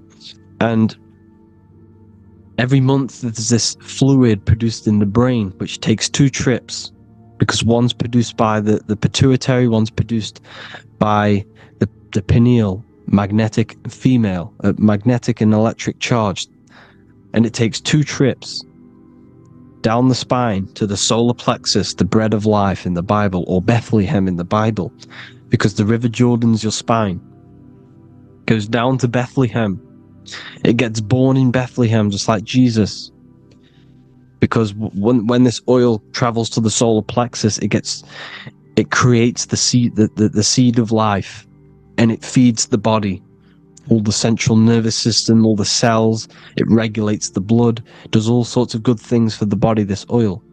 Now, when you save your sexual energy and you raise your resurrection, you awake the Christ, you raise it from the solar plexus or the sacrum bone up to the brain, you activate 100% of the brain, and this is the true resurrection of Christ. Instead of wasting the energy and giving away your sexual fluids, because behind the fluids is the energy. So when you release that fluid, the energy is out there. You've released the energy. Your sexual energy is the most potent emotional force a human could possibly feel. Same with any animal or anything. The sexual urge, the sexual emotion is the most powerful, potent emotion that you can feel. It takes over the whole body. When you feel sexually aroused, it takes over everything because it's so potent. And when you fight the serpent, when you fight the sexual energy, which is shown here in the Egyptians, the cat cutting off the head of the serpent, or Hercules fighting the serpent, or in the Greek mythology fighting the 7-headed dragon, the 7 chakras. The serpent is your sexual energy because it symbolizes your kundalini. When you fight it and you transmute this energy, instead of releasing it, instead of acting sexually on it, you can transmute the energy, transfer it from the solar plexus up to the brain. You can also do this with other tasks. Instead of releasing it, instead of raising it from the solar plexus to the brain, you can use it for other things. So for example, you want to think critically. You can use it for critical thinking. You can use it for going to do exercise. You can transmute sexual energy into anything.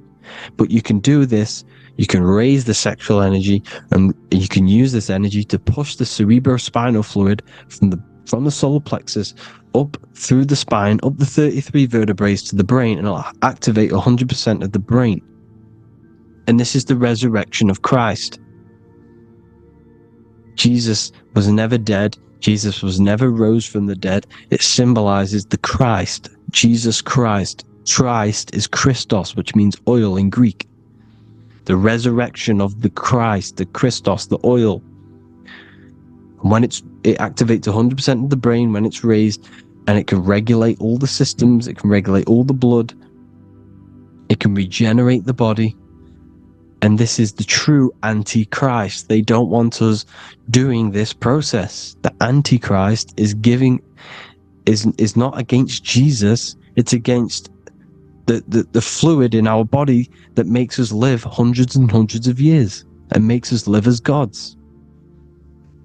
This is the true resurrection. And when you fight the serpent, you fight your sexual urges, your sexual emotion, the most strong emotion that you could ever feel. You can do this process. And this is the true secret of transmuting sexual energy. Because when you transmute the sexual energy, you can become a god. And this is why Hercules is fighting the serpent. Notice how the serpent is low. He's reaching down to it. It represents the lower self. Because the lower self wants the lust. It desires sex. The body desires sex. There's a fight between the higher and the lower self. But when there's balance, there's even. Heaven is even. When there's evenness between these, this is the kingdom of heaven. This is when heaven is on earth. So at our highest levels of ourselves, the highest level of our intelligence, this is God. God is something that we manifest. We need to achieve Christ consciousness by battling the body. There is no battle outside of the physical body. It's an internal battle. Jesus and Satan have been externalized. Nothing exists outside of you, because I explained in the beginning how you are the consciousness experiencing the central nervous system. Therefore, there is nothing outside of you. It's all internal. Jesus and Satan have been externalized. Why? Because it's business. The church is a business. It's all a business. They've created these figures to be historical when they're not historical. The Bible's not historical. It's all externalized. It's called exoteric, when the truth is esoteric, internal teachings. So anyways, people, balance the chakras, balance the two hemispheres of the brain, balance the conscious and the subconscious. Balance is perfect, the yin and yang. You are spiritual and physical. You live in day and night. You need to be balanced. Oneness. Seek oneness. And this is the true kingdom of heaven. And when we all realize that we are all the same intelligence, the same consciousness expressed in different bodies, when we all realize this, we all realize we're all one. Doesn't matter what race you are. It doesn't matter what race you are, where you're from, your nationality, because none of you are actually from here. None of you are from the physical world. You're manipulating the physical world through the physical body. You are the I am. We all have a soul. Every single one of you has a soul. We all have souls. The reason why they say some people don't have souls is because they're trying to suppress your mind. They don't want you to know that you have a mind. That sounds crazy, I know. But a lot of people haven't realized that they have an infinite intelligence called a mind. And behind that mind, if you can observe your thoughts, the person who is observing the thoughts, you have a soul. Everyone has a soul. Don't listen to all these people saying some people don't have a soul, some people do. We all have a soul. Every single one of us. So anyway, you need to break the lower nature of yourself. At our highest levels, we are gods. Our intelligence, our universal intelligence, the I am, the intelligence that's inside of the brain, is God. our minds are being corrupted within believing that you are the body, and the result of this is a society like today, because everyone thinks they're the body, and everyone's living in the lower nature of self, where everyone only cares about themselves. But when we realize we're all one big consciousness ball, we're all the same consciousness expressed in different bodies, there will be peace. So thank you all, people. If you do want to learn more, if you do want to read my book, it's called The Book of Wisdom. I'll put it in the description. It's an amazing book, people. It's going to give you the best understanding possible about creation, yourself, and the world. It's amazing. The Bible, everything. I have just launched a new cymatic library. A friend of mine has just added this to the website. He creates beats, and he creates the purest beats, so they are actually the frequency that it tells you. Most of the stuff on YouTube and Spotify and Apple Music it says it's a certain frequency, but we know these major platforms are all playing with the frequencies of the app. So if you want a real binaural beats, solfeggio scale frequencies to meditate on or listen to throughout the day, join the Occult Library. You can get a 2-day free trial. I'll put the link in the description. Thank you all, people. Hope you all enjoyed this video. God bless you all.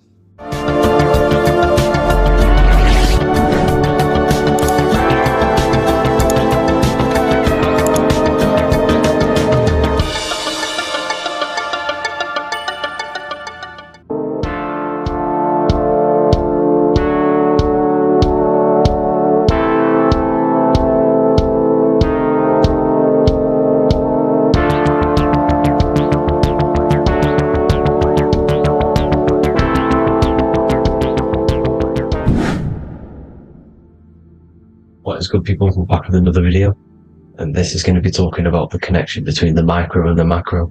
You know, you are the universe, everything is inside of you.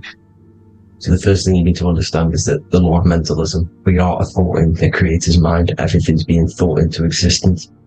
We have a spark of this mind, this same mind of the creator, and everything is a state of mind. Particles or atoms, whatever you want to call them, are a mental thing. They're a product of the mind. Everything's thought into existence. Thoughts influence everything. Thoughts are energetic effects which send out waves into the quantum field around you.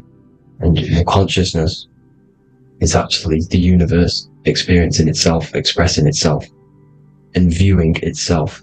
So we are the creator, but viewing itself in separate bodies. And this is why they call the material world the world of illusions. Because everything's separate here, but we all forget that we are all one. We've all been brainwashed to think we're all separate, but we're all one. We're all the same mind, the same consciousness, everything. So everything's created out of toroidal fields. God created the toroidal field. That's the only thing that exists, because atoms are toroidal fields. And it's the basis behind all creation. As you can see it in the owl's eyes. It creates the infinity symbol. And this was the apple. The apple is a toroidal field. And the toroidal field is made out of dielectricity, which is ether. Ether is black light, and this is counter space. This is another realm. This is what creates God to be omnipresent, to be everywhere at one place at all times. He is everywhere, because ether is everywhere. Ether is infinite potential. It connects everything together, and that's what energy moves through. It moves through the ether. And that's black light. Everything is light, as it says in John 4:2. God is light. Everything's a vibrational state of light. So the torus field was made out of dielectricity, ether, black light, magnetism, which is white light, which is the center of the toroidal field. And magnetism radiates, it has no vibration. And then when white light splits, it turns into electricity, which is physical material, and that has a vibration. This is the Holy Trinity. The sun, the moon, and Saturn. Saturn, the god of materialism. If you've watched my videos on Saturn, you know that Saturn is crystallizing everything into physical matter.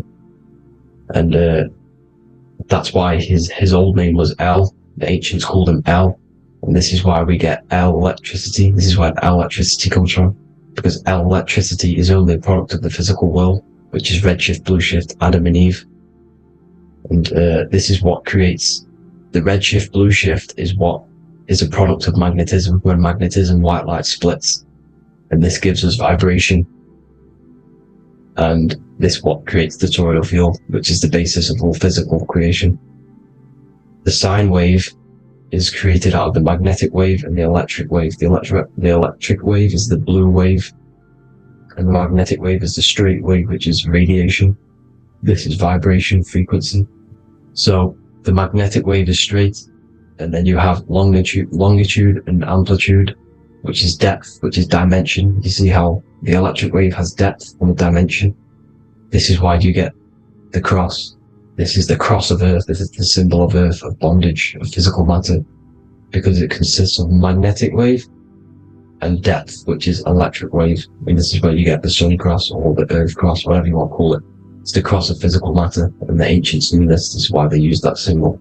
Redshift, blueshift, which is the toroidal field, is the basis of all creation, physical creation. And this is why you have the police siren is red and blue. The Matrix movie, red pill, blue pill. You have red blood and blue blood in your body. The Democrat and Republic, the two parties, red and blue. Like your taps on your taps, you have a red and blue tap. One's generative, one's destruction. Fire, destruction, water, generative. So this is the basis of all things. And electric wave has dimension, like I've already said, depth, material, and it's measured in hertz. It's measured in hertz because it hurts you. It decays because the electric wave has a vibration, and vibration always has to go back to a standstill point. This wave cannot go forever, but the magnetic wave will go forever. It's radiation. Magnetic is radiation. It radiates forever. It pulses. But the electric wave will at some point come back to a standstill point, and that's why it hurts. It decays. That's why our physical body decays, because we contain of electricity.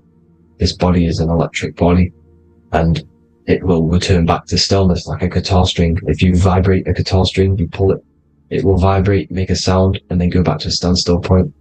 It's the exact same with every single toroidal field within the body. It will decay, and this is why our bodies decay, and everything in creation decays. So we're born into sin.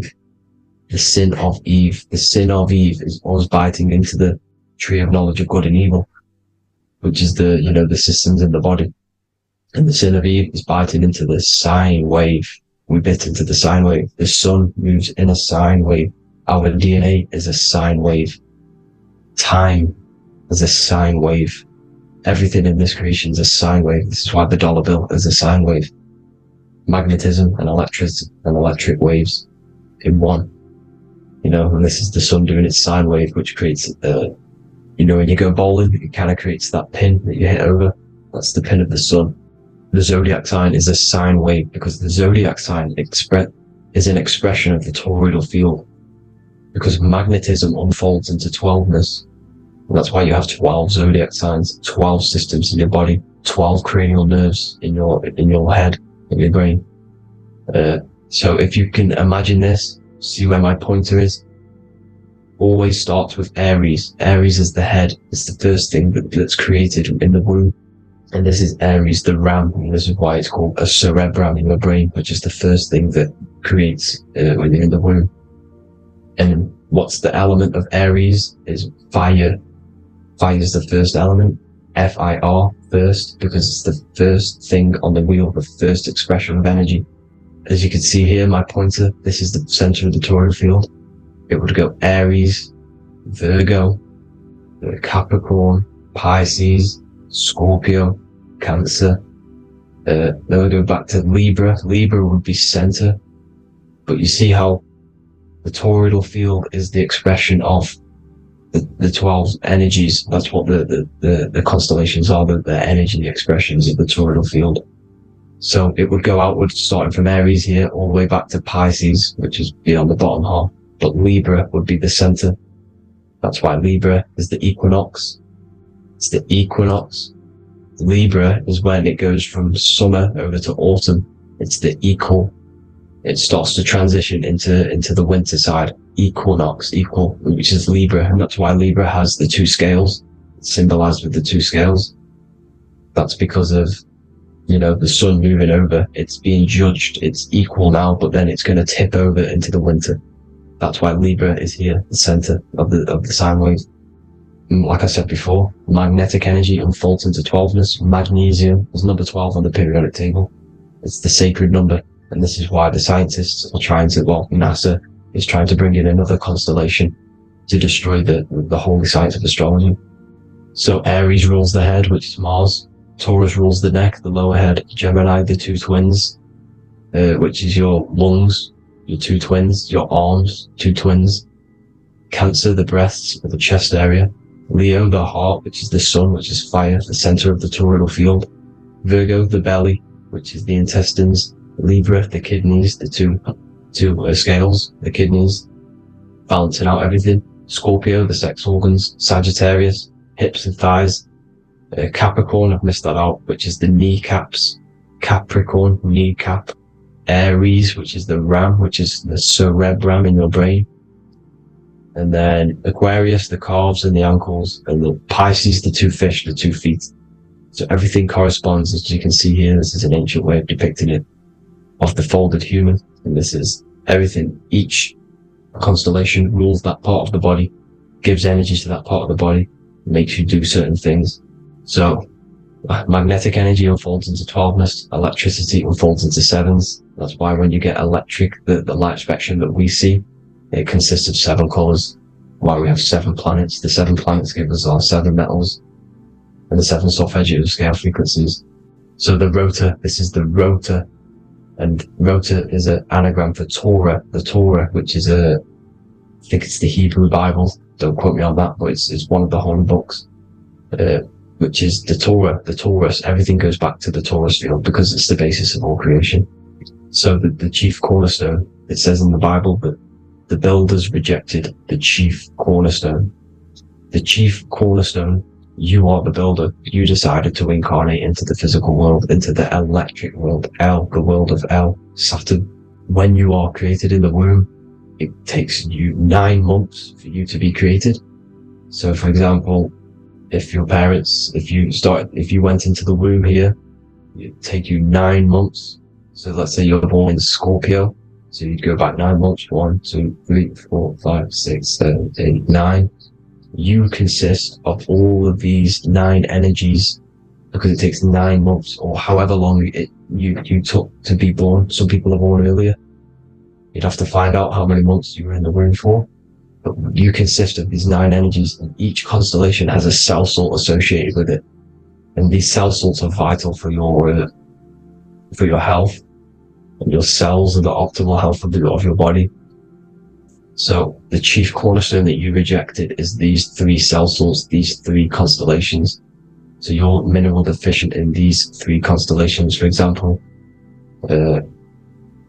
fluoride, magnesium, phosphate, and potassium sulfate.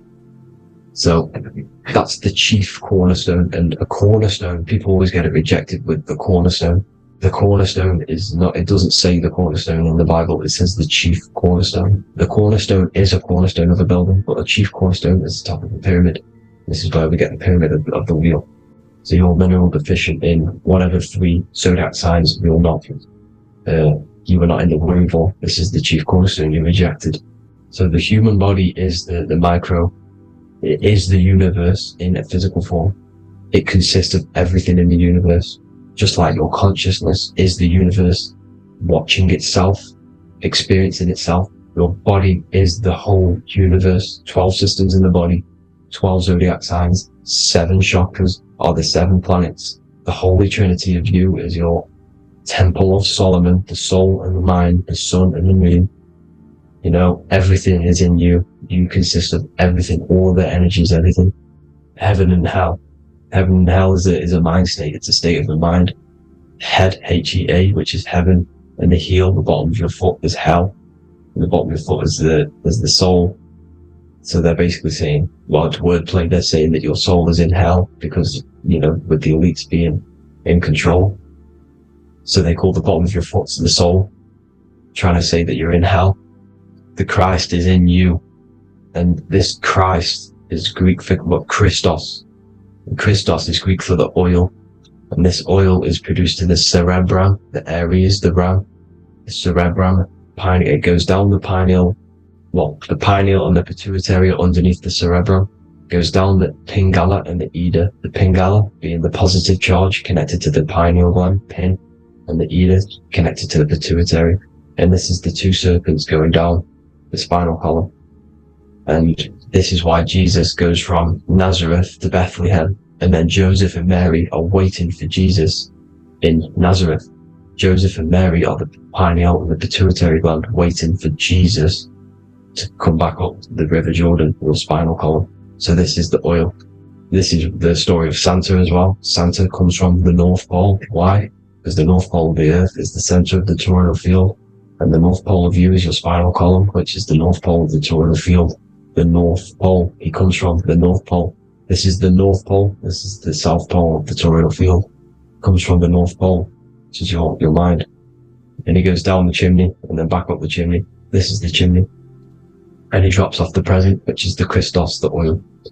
And this is why Jesus is crucified at 33, because he crosses over the vagus nerve at the top of your spine. When this oil comes back up the 33 vertebrae, these are your vertebrae here.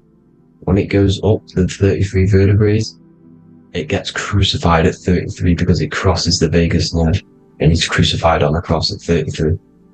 This is the story behind Jesus and Santa. The Ark of the Covenant in the Bible is the two hemispheres which cover the vital parts of your mind, the brain side, which is the cerebrum, the pineal, the pituitary, etc.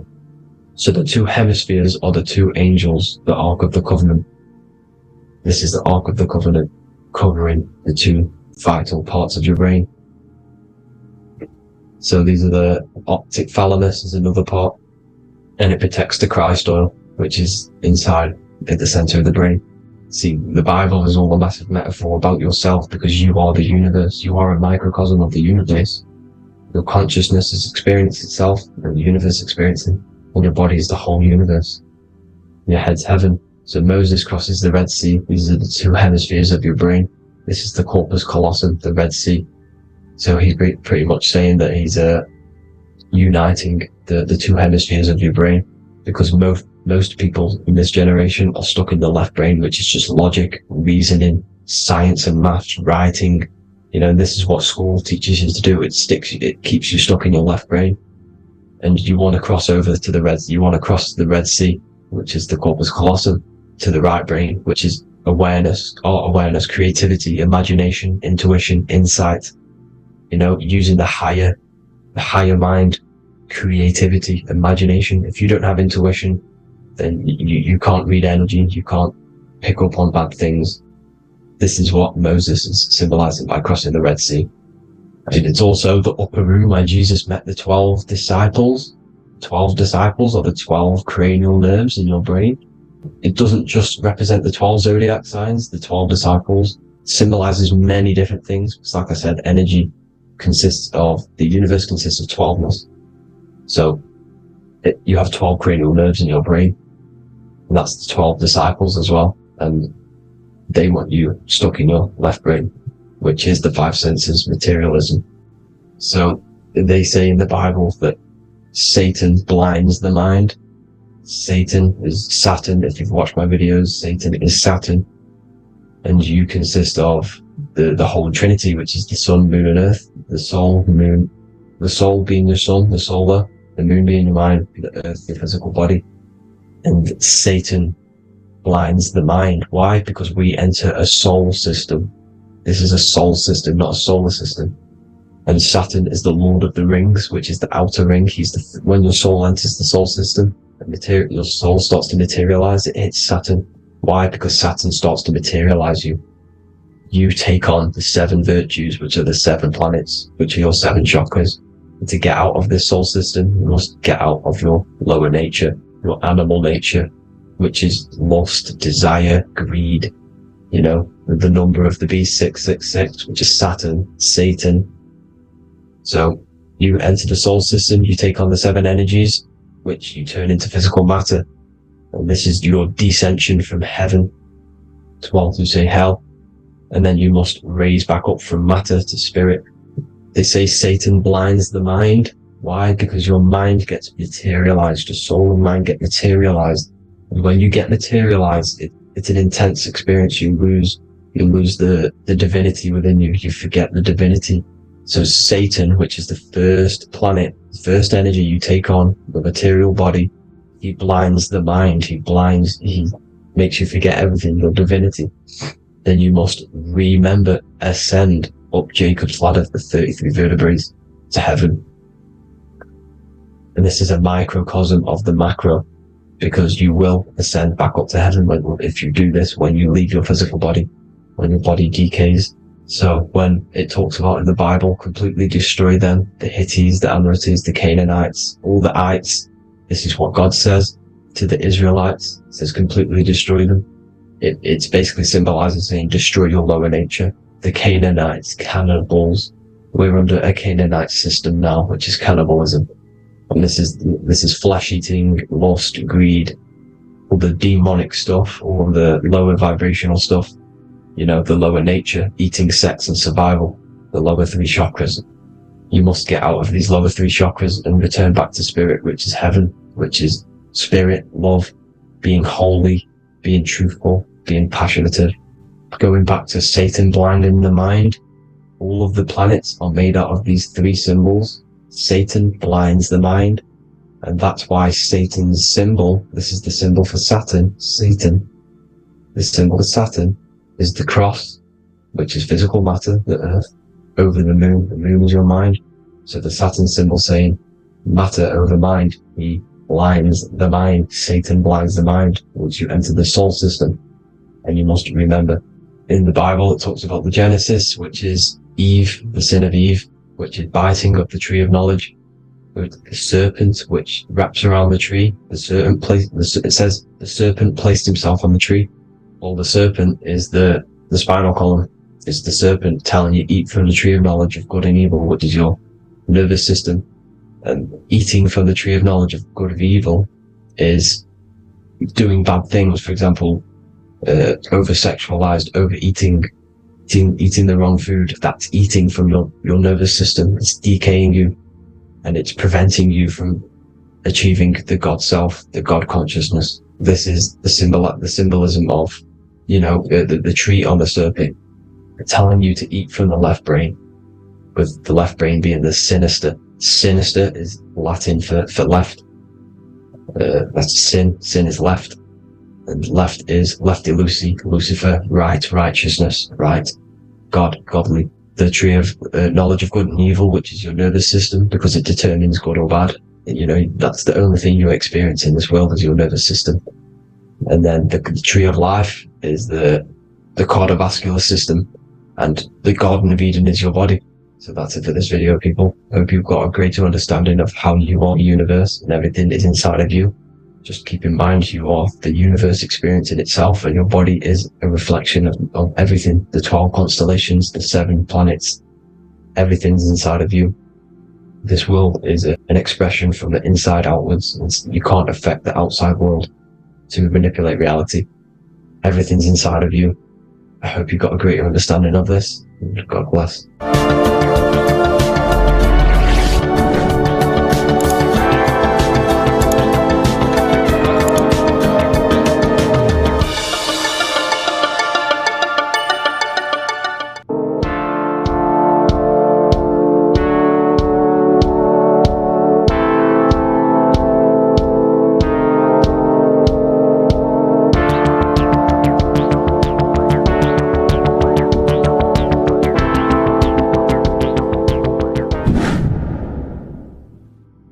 What is good, people? It's Revival of Wisdom. I hope you're all doing well. And this video is how to raise your holy oil or your kundalini. Let's get straight into this. So this is a monthly cycle. Every month, when the moon is in your zodiac sign, this oil is released. Now, the moon is in control of monthly cycles. For women, it's the menstrual cycle, and as well, this holy oil cycle. The moon changes sign every 2 and a 2.5 days, and passes through the zodiac signs in 27 days. So the moon tells the day, the sun tells the time, the stars tell the month. This reality is a massive clock, if you like to say. It's a cycle. Okay? The moon controls the night, emotions, water, fluids, and the mind. Okay? So this oil is produced in the claustrum. It's produced in the claustrum, which is here, right? This is where you get Santa Claus from. Now, the claustrum is at the center of the brain, and it is next to the pineal gland and the pituitary gland. Once it starts in the claustrum, this is the holy present. This is the present that Santa gives to us, Santa Claus. And it goes to the pituitary gland and the pineal gland. And what's connected to the pituitary gland and the pineal gland is the Ida and the Pingala. The Pingala is the pineal gland's nerve, which is the honey, which is the positive charge, electric. And the pituitary is the Ida nerve, which is the magnetic charge. This is the milk, the land flowing with milk and honey. This is the brain, the heaven, okay? And it travels down the spine using these two nerves, these electromagnetic charge. And this is what the ancients symbolized with the two serpents wrapped around the spinal cord, the Ida and the Pingala. And this travels down to the sacrum or the solar plexus. Okay, so once it's here, okay, the spine is an elongation of the brain. So the spine is pretty much the brain. It's an extension of it. And it's kind of a microcosm of how we descended from heaven to physical reality, to physical matter, which is our consciousness has done. Our consciousness has descended from heaven into physical matter, and this is a microcosm of it. Okay, so once we're in the sacrum bone, this holy oil, like I've just explained, this holy oil starts in the Santa Claustrum, goes down the chimney to the sacrum. This is the sacrum, the solar plexus, and drops the present off at the sacrum.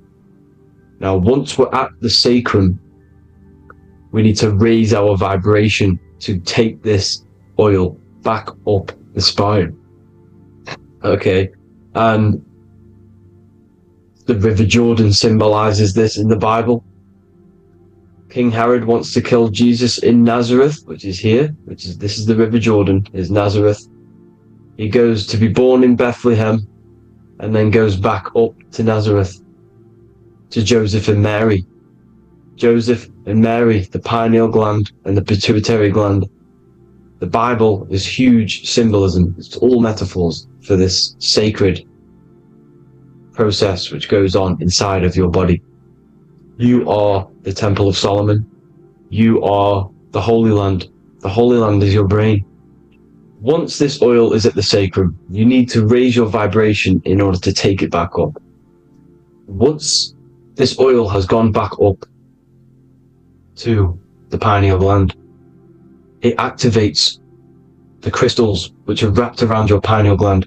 Your pineal gland is this tiny little beam here. This is the claustrum. This is the pineal gland, and it's wrapped in crystals.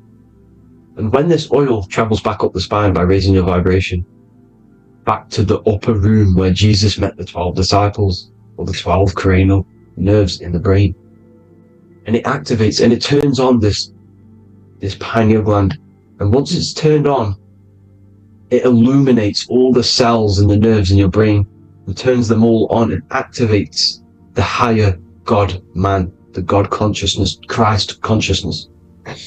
And it regenerates the whole body. This is the secret to regeneration. It regenerates all the cells in the body. And this is how the ancients lived for thousands and thousands of years. as talked about in ancient texts. They lived for hundreds and thousands of years because they knew this secret. And this fluid, this brain fluid, the secretion, or the Christos in Greek, which means gold, because this is the alchemical process from turning lead to gold. Your body is the alchemical furnace. Now the ancients knew about this center of the brain because they symbol it. This is the eye of Ra, and it's the brain, and this is what's wrapped around our consciousness. Our consciousness isn't wrapped around the brain. The brain is built around the consciousness. We are the consciousness. You don't have a soul, you are the soul. Okay? Now, the head, heaven, hell, heel at the bottom of your foot, that's hell. Head is heaven and hell. Simple. Now, the pineal gland produces DMT, which is dimethyltryptamine, which is known as the spirit molecule. So, let's move on. Now, when this oil travels up, back, the spine, the chimney,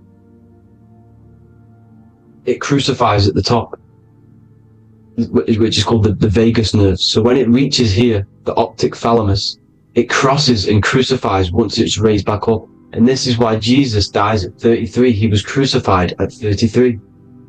Because you have 33 vertebrae on the back of the spine. And then it's crucified by the cross of the vagus nerve. When this oil crosses the vagus nerve, this is the crucifixion at 33. And it symbolizes the death of the physical consciousness. You then become spirit.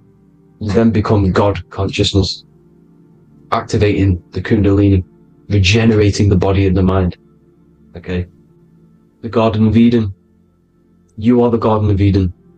The land of milk and honey is upstairs. The pituitary, which is the milk, the pineal gland, which is the honey, which is DMT. It even says this in the Bible. As he brought us into the place, and he has given us this land, a land flowing with milk and honey, which is also symbolized as the sun and the moon. The Bible also says, the light of the body is the eye, not the eyes, the eye. If therefore thine eye be single, thy whole body shall be full of light. This is the activation of the pineal gland by raising this oil back up to the pineal gland, to the center of the brain. Neither shall they say, see that here, or see there, for behold, the kingdom of God is within you. So he's saying, don't look out there. Nothing is out there. It's all inside of you. Everything's inside of you. You're the universe. Now, how to raise this oil back up to the pineal gland? Every month, like I said. The moon controls the cycle. The moon controls monthly cycles. When the moon is going into your zodiac sign every month, this oil goes down the spine, and you must raise your frequency to get it back up. You must retain your seed. This is the most important. Your fluid, your secret, your holy fluid, your life force. You can't let that go. That life force is the reason you're alive. This holy oil is the reason you're alive, because it feeds all of the systems in your body. It feeds all the systems in your body. You have to retain your seed. Alkaline diet, positive thinking, and meditation. Okay? When you retain your seed, you will live longer. The moment you release it, you're killing yourself. You're killing a piece of yourself every time you release your seed. Every single time. You're killing a part of yourself. Okay? Now, this could be why this could be the illumination, the single eye on the Illuminati's symbol, the Freemasonic symbol, the illuminated eye, the triangle, which could symbolize the body, mind, and spirit, but the eye illuminated. Now, in the Bible, it talks about the two trees, the tree of knowledge and the tree of life. The tree of knowledge is the tree of good and evil, which is the most important system in your body, which is the nervous system. The nervous system, the most important. the tree of good and evil, and the tree of life, which is the cardiovascular system. Now, this oil, when it's released every month, feeds these two systems, and these two systems feed everything. Now, it's important you understand that. Okay? The ancients knew all of this knowledge. The Bible's telling you this knowledge. But it's in a metaphorical way. You have to understand the context behind it so you can read it properly. Now, eating of the tree of life, which is when it talks about in the Bible, eating from the tree of life is actually symbolizing a bad diet, ejaculation, because you're eating from these two systems. You're killing yourself with a bad diet. You're killing yourself with an ejaculation. Okay? So, that's important to understand. Now, this is Jacob's ladder in the Freemasons. Jacob's ladder, which is the spinal cord, it's the stairway to heaven. And this is Jack and the Beanstalk when he goes up the beanstalk and finds the golden egg in the grey clouds. The grey clouds symbolize the grey matter in your brain. Now, the Garden of Eden talks about the 4 different rivers in Garden of Eden. As we see here, the North Pole map, the ancient North Pole map, because the center of the earth is the center of the torus field. Everything's the torus field. Atoms are torus fields. Everything's torus fields. You are the universe. Everything is within you. The North Pole is your spinal cord. This is why they say Santa Claustrum comes from the North Pole. This is the North Pole. And the Santa Claustrum is the center of your brain. Now, there's 4 rivers which come from the Garden of Eden. There's the blood, the Christ oil, which is the oil we're talking about, urine, and saliva. These are the 4 sacred oil, 4 sacred fluids in your body. And these are constantly abused in today's society. These secret societies are targeting these fluids. Okay? This is why porn is free. They sexualize society through Disney. Go and look at some of the Disney movies. There's so many subliminal messages which sexualize these children because they want you sexualized, so you release your seed, which is one of the holy fluids in your body, especially your semen, your sexual energy. So important you retain this. So important, because it's your life force. It keeps you alive. Okay? Now, let's recap on this. If you want to raise your oil every month, you can't just retain your seed for the month. You have to retain your seed forever. Don't just do it for a couple of days. Have to do it. It's a lifestyle. You want to become God consciousness, you got to do what it takes. It's hard in this society because this society is made around, it's designed to kill you pretty much. It's designed to keep you in these lower states of consciousness with all the bad food, the chemicals in the food, the chemicals in the water, the sexualized TV programs, sexualized adverts, sexualized TikTok and apps, videos, subliminally stimulating you. Because that is your weakness, sex. It's your weakness. Now, you have to retain your seed, meditation, and an alkaline diet. Why alkaline? Because acidic is low vibrational. This is the color spectrum. And what's the highest vibrational color? Violet. It's the lowest, red. You have to have an alkaline body in order to raise this oil. When you drink, when you have a bad diet, when you drink alcohol, when you smoke, this destroys the oil. It destroys the oil in your sacrum, and it can't be raised again, can't be raised up. This is why it's so important. Without that oil, you don't live. That oil makes you live. It feeds everything in your body. It's crazy how we're not taught this. It's insane. But that is how you raise the oil, people. I hope you all gain some knowledge out of this video. And I hope this assists you on your journey, your spiritual journey. And please like and share this video. We need this knowledge out to the public to wake up humanity. Thank you all, people. God bless.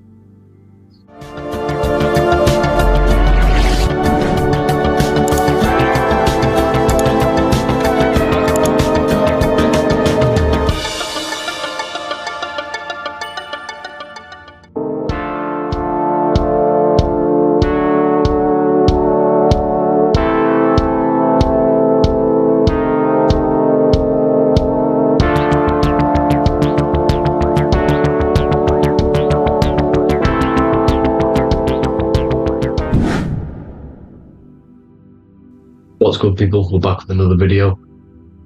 This is going to just be a quick video. Manifestation, magic, bending reality. So let's jump straight into this. So you have a conscious and a subconscious part of your mind.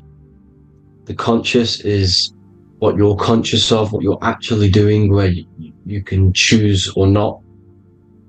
However, the subconscious is the part of your brain which is automatic. So all of the systems in your body, like the digestive system, your heartbeat, these are automatically being ran. And you do not have to tell these systems to do anything. You do not have to consciously tell your heart to beat. It's automatically doing it. And this is what the subconscious mind is controlling. It's like the dark aspect of your brain or your mind. It is the way bigger aspect of your mind. Okay, it controls all the systems in your body. Okay, and this is where all of your programs are. So when you're in it, from your childhood, what you've learned in school, all of these things are being kept in your subconscious. Maybe traumas and stuff like that. So the subconscious is the female aspect, and the conscious is the male aspect, because the male is all about action and doing, and the female is more about creation, creativity, intuition. So you have a right and a left hemisphere of your brain, and these are obviously male and female. The right side of your brain is your female. It's to do with creativity, imagination, intuition, insight. Okay, and this is one of the most important sides of the brain. This side of the brain is the most attacked by the elites, whatever you want to call them. This side is one of the most important, because obviously your intuition is a massive part of reality. And if you don't have intuition, then you lose track of the things around you. You can't consciously feel if things are wrong or right. They don't want you to have intuition or creativity or imagination. They want you in the left side of your brain, which is just reasoning, logic, and basic things. So they just want you to tell you what you want, tell you what to learn, and then that's it. They don't want you thinking for yourself, which is the right side of the brain. So whatever the conscious side of your mind impresses the subconscious side of your mind. So if you do affirmations, for example, if you consciously do affirmations every day, you're reprogramming your subconscious mind. You're impressing a vibration and a word into your subconscious mind, and therefore it will reprogram it. So the male and female aspect are symbolized by the Star of David as well. The male being the upside triangle, the female being the downside, connected all in one, because we both have male and female energy. So every thoughts are electric, which is the male aspect. Emotions are magnetic, which is the female. Each thought creates a wave of vibration in all directions. So think of it like a water drop in a pool, but it going out in every single direction. It's not just flat. And these thoughts have a certain frequency, has a certain vibration. That vibration has a certain frequency. And this affects your aura. Every thought, every emotion directly impacts your aura and the strength of your aura. So if you're angry all the time, your aura in the astral plane will look red. However, if you're happy, it'll be more like blue and green. So it's very important. Your electromagnetic field is created out of your emotions and thoughts, and that affects reality, because you're 60% water, and frequency and vibration create certain patterns and has a certain effect on water. We'll get into that after this slide. So each thought that people are thinking around you, you are actually subconsciously picking up these thoughts, because it's emitting this vibration in all directions. So this is why you can pick up thoughts of other people on the odd occasion. However, when you're more in tune with your intuition, your right side of your brain, You can start to pick up on vibrations, thoughts, and other people's auras. You can pick up on the energy once your third eye is open, and you know whether you should be in that environment or not. This is what we call an atmosphere. When we go into a room and you can feel the tension if someone's been arguing, for example, this is the atmosphere, this is the vibrations, these are people's auras emitting these certain frequencies and vibrations. Okay, so our aura is contained of multiple layers. Obviously we have the physical body. This is the electromagnetic layer. However, you have the different planes of existence: the spirit, mental, astral, etheric, and then physical. The physical is the lowest plane of existence, and the physical plane is a product of all of the planes above. So the mental impresses on the astral impresses into the etheric, and then the etheric creates the physical object. So the mind is the root cause of reality. The mind is the cause of everything. Your consciousness is pure cause. There's no effect. Everything you see in this reality is the effect. Everything that you experience is the effect, because the root cause was the mind. The decisions you made you experience that certain experience. And that decision was created on the mental plane. And this is just pure thoughts. And thoughts are things. If it exists in your mind, it is a thing. It's a certain frequency. So if you have a certain level of thoughts, if you're thinking positive, for example, you're going to have a strong aura, you're going to have a higher vibration, and that attracts like. Like attracts like when it comes to thoughts and vibrations and electromagnetism. So if you're thinking positive all the time, speaking positive, doing positive, you're then creating a higher vibration, and that's going to attract people on that similar frequency to you.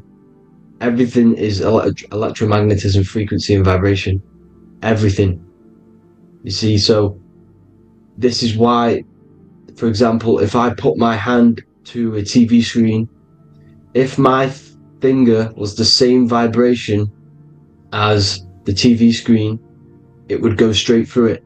However, the particles in my hand and the particles on the TV screen are two separate vibrations, and this is what causes the friction to stop, and not my finger to go straight through it. So like I said, when you don't feel the vibe of someone, when you don't feel right, you don't really get along with someone, this is a vibration. Your vibrations are not matching, they're not similar, they're two complete different vibrations, and they're not aligning properly. So music has a massive part on this. Music is a massive, massive tool for the elites, because music is frequency. And in 1975, the musical instrument are all tuned to 440 hertz. So Spotify, Apple Music, most of the music on YouTube is all set to 440 hertz. And 440 hertz is not divisible by 3, 6, or 9. And when you can't divide a frequency by 3, 6, or 9, it's not a natural frequency. As you can see here, this is 432 hertz. This makes a nice geometric pattern. However, 440 hertz is a distorted pattern. So when you listen to this, this actually shuts off the whole right side of your brain. Like I said at the start, this is the most attacked side of your brain. It's to do with creativity, imagination, intuition. When you listen to 440 hertz, it shuts off the whole right side of your brain. And obviously shutting off all of these forms of your brain. Music is a very, very powerful tool for the elites, because it's the only thing which can enter your soul or your ears without consent, your body without consent. Everything else has to be through consent. You choose whether to eat something, you choose whether to drink something, but frequency, you're going to hear it no matter what. This is why it's so powerful, and music influences the body in many different ways. It's the most powerful imitator of everything. It directly affects all listeners. It directly affects intentions, gestures, movements, and actions. It stimulates your mind, and certain songs, certain catchy songs, can reprogram your subconscious mind. invoking certain emotions. This is why when you listen to slow beat songs, it makes you feel more sad. When you listen to upbeat songs, you feel more energetic. This is because these frequencies have a profound influence on reality and on how you feel. Because like I said, you are 60% water, and as you can see here, each frequency creates a different geometric pattern, and inside of you is 60% water. So like I said, 440 hertz is going to make a distorted pattern in your water, and this is going to have a profound effect on your emotions and your reality. So like I said, health is not just the body. You are made of body, mind and spirit. You need to look after what you put in your body. You need to look after your spirit and look after your mind. It's very important to keep all these in balance, because once one of these are unbalanced, it affects the other two. So if you're eating wrong, it's going to affect your spirit and mind. If you're thinking wrong, it's going to affect your body and spirit. These are all interlocked. You have to look after them all. So it's very important you understand music. Stop listening to low vibrational music. To be honest, you want to listen to music without any sort of speaking inside of it. You just want pure frequencies, which are the solfeggio scale, like one of these, for example, 432, 528 hertz. These are all good frequencies. It's called the solfeggio scale. And these frequencies make you more in tune with nature. 528 hertz is what the earth vibrates at. So it's very important. And the Rockefellers are the one who changed this to 440 hertz. The Rockefellers, one of the elite families. So if you want to manipulate reality, it's very important to have your chakras aligned and having a high vibration, because the higher your vibration, the more powerful your words and your intentions are on reality. So the lower your vibration, the harder it is to affect reality, because you're on a lower state of consciousness. Like I said, you have the mental, astral, etheric and physical. Everything is a product of the one above. As above, so below. This is what Hermes Trismegistus was saying in the Egyptian days. This is where it comes from. As above, so below. If you affect above, it directly affects below. So like I said, meditation helps on this, helps align your chakras. Think positive, feel positive. Like I said, your feelings are magnetic, your thoughts are electric. So once you combine these two together, you're then creating an electromagnetic frequency, and that will have profound effect on reality. So the law of cause and effect. The law of cause and effect. Every effect has the root cause. Like I said, your mind is the root cause of everything. Every decision you make is having a different effect on reality. Everything happens for a reason due to the root cause, which is your mind. You choose everything that happens in your life. Okay? So it's very important you understand this, and you constantly make the right decisions, the good decisions, to have good effects on your reality. You have to be very conscious of this law, because nothing escapes this law. This is the law of all consciousness. So think about it. Imagine a massive ball of consciousness. However, off this ball are different sparks, and each one of these sparks are in each and everyone's body. This spark is governed by these laws, the law of cause and effect, the law of correspondence, the 7 hermetic principles. It's very important you understand this, because this mass ball of consciousness is what is obeying these laws, and everyone has this spark of consciousness inside their third eye. And like I said, everyone is the same consciousness. This is why if you do bad unto someone else, that will directly affect your reality. So if you hurt someone, it's going to come back to you in one way or another, because you are that same consciousness. This is like a mirror reality. As within, so without. Whatever you feel on the inside, you're gonna see that on the outside. You're gonna experience that reality, whatever you've impressed. So there's different ways to bend reality to your will. This is kind of a sort of magic. So obviously you have black magic, which is manipulating reality to harm and influence others, or to be very selfish. And then you have white magic, which is manipulating reality for the good of humanity. So you do have to be very careful with your intentions, people, when you're trying to manipulate reality, because this is nothing to be played with. If you are manipulating reality for the wrong reason, it's going to come and bite you in the ass in some way or another. because everything is balanced. Everything balances out in this reality. Nothing escapes the laws. Not one thing escapes the laws. So if you're stealing from yourself, because it's just going to come back in one way or another. Inside of everyone's heart, you know whether you're doing good or wrong. You know, you can feel it when you do something wrong. You can feel it when you do something good. The heart is the center of the torus field. It's balance. And this is why you say follow your heart, because it's the center of the torus field. It's very important to listen to this inner voice inside of you, because that is telling you the right things to do, the good decisions to make. And when you keep following that voice, that good voice inside of you, it takes you to your life path. Very important to follow that voice. However, don't let the ego get in the way of it. Don't care what your friends are going to say. It's very important to understand this. So, you have different ways of manipulating reality. You have sigil magic. This is where you create your own sigil or symbol. You create your own sigil and symbol, and then you charge it. You behind that symbol, you have an intention. So, for example, if you want to manifest wealth, you create a sigil which represents what you want. You create that sigil, you draw it out, you charge it, because wherever your attention goes, energy flows. So whatever your attention is, you're sending energy that way. So what you do with your eyes and your hands, you place attention on the sigil. Imagine that it's glowing. Imagine that you're sending energy to the sigil, and then you burn the piece of paper once you've done this. And then after this, you meditate on that symbol. You constantly think about that symbol, because that symbol is the frequency, is the thing that you want to manifest. So that's one way. Or you can just meditate on your reality. So imagine yourself having already what you have. This is what they call a mindset. You must set your mind to the frequency what you want to manifest. Okay? So if you want to manifest wealth, for example, imagine yourself being wealthy.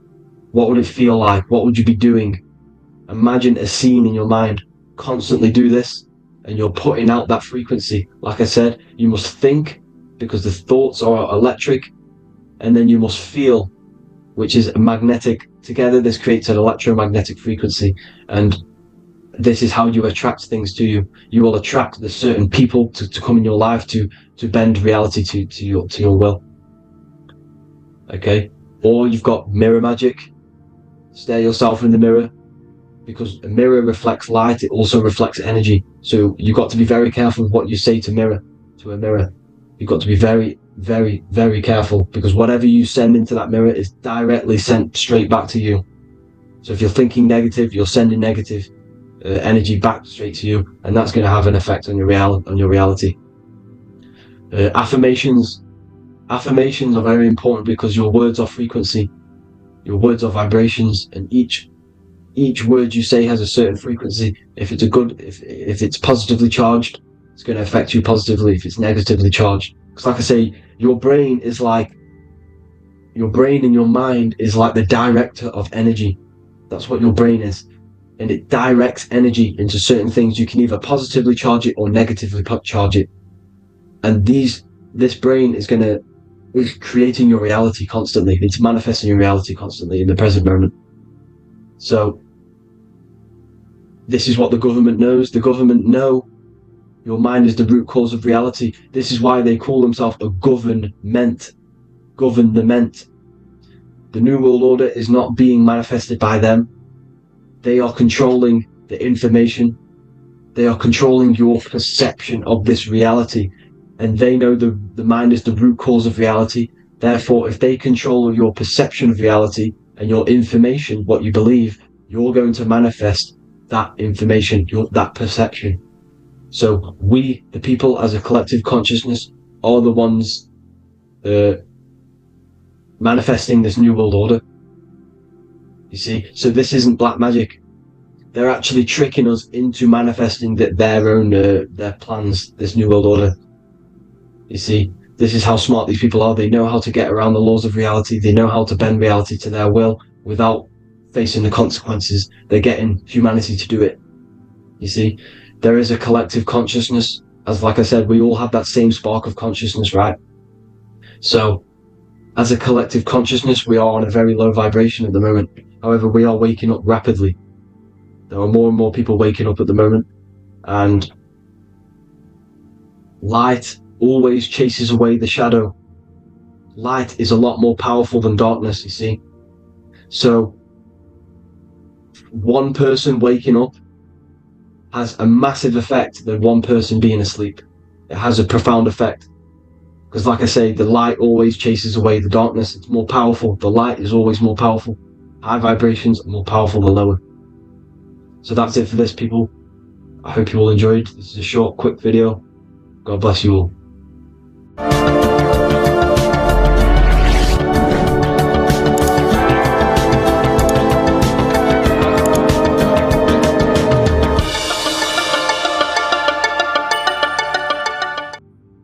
You are not breathing correctly. 98% of people only use a third of their lungs capacity, which is shallow breathing, which ages you, lowers your brain capacity, and also lowers your state of consciousness.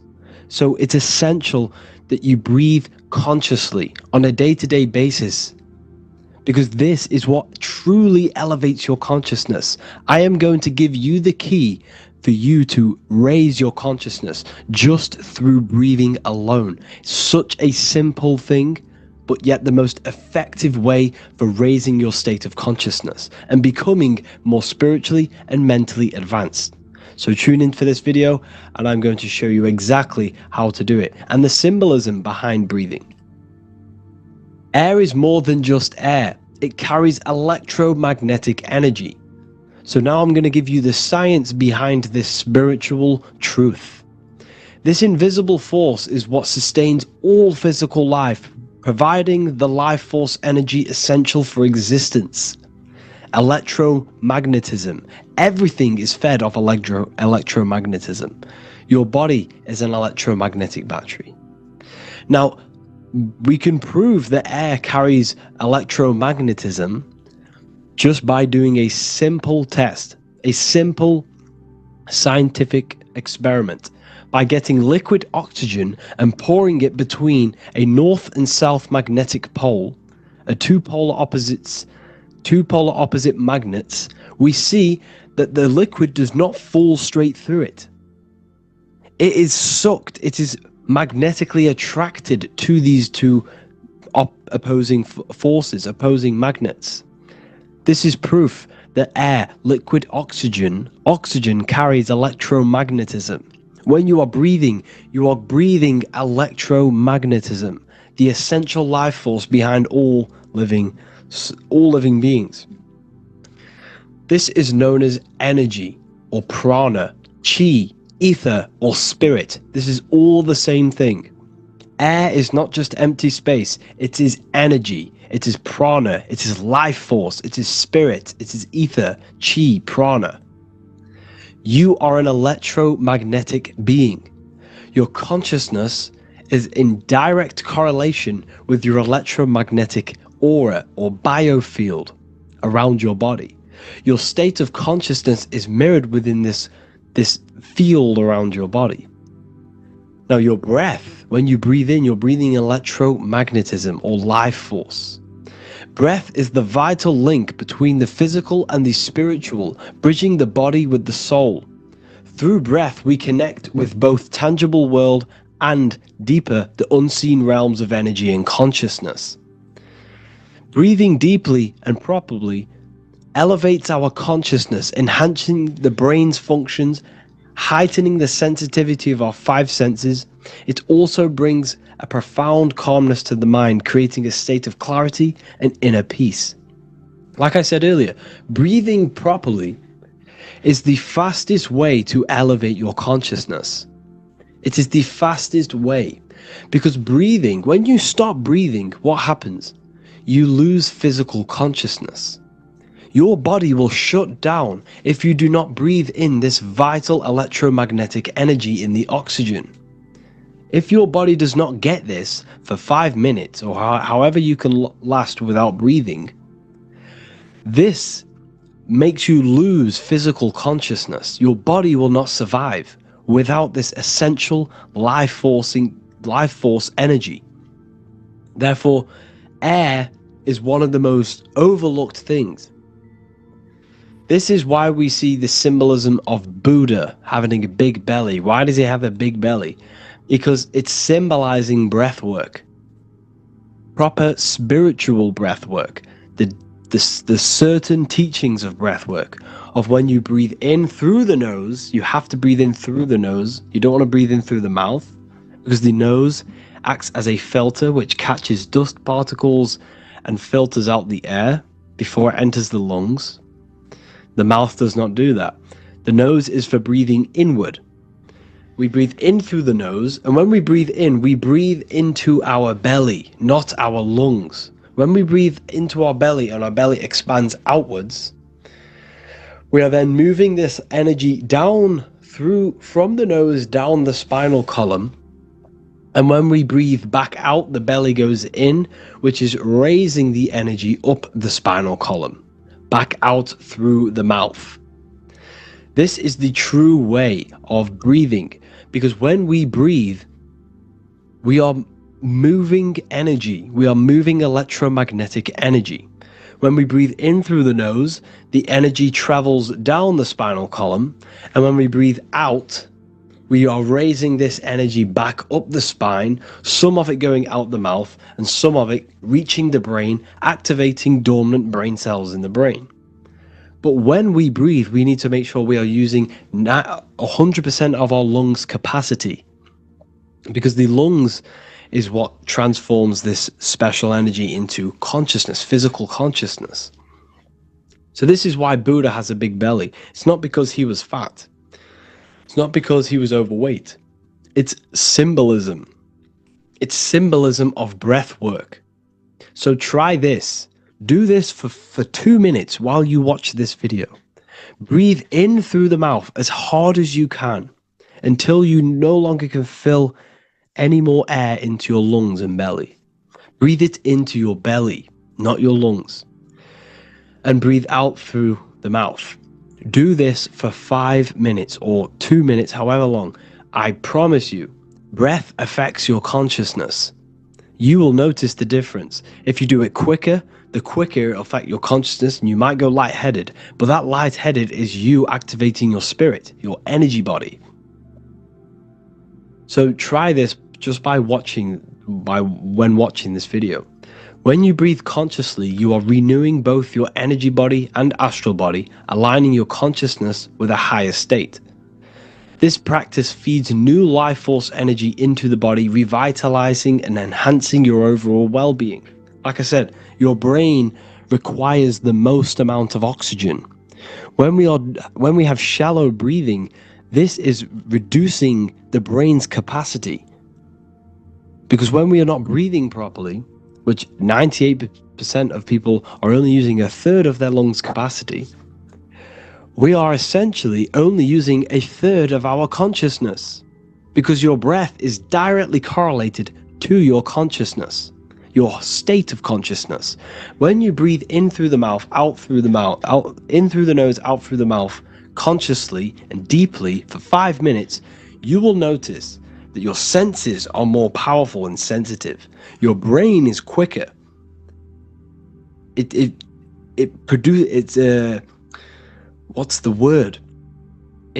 processes information quicker. You become quicker. You become a superhuman, and you feel more spiritual because it activates your spirit, your astral and energy body. So when we meditate, it's definitely important to breathe in through the nose and out through the mouth as deeply as possible to align with a higher state of consciousness. And this is the easiest way to separate your consciousness from the body. When you breathe in deeply for long periods of time, while meditating, while taking no thought, when no thought is present and you gain a rhythm of deep breathing, this is the gateway. This is the gateway to opening your consciousness, because when you stop thinking, other aspects of your consciousness can open up. All of our lives we've been thinking, which has blocked off the higher states of consciousness. So breathing is very, very important. It affects our overall well-being. And this is Yahweh, the in and the out of breathing. When we breathe in, this is Yah. You can hear it. It sounds like Yah.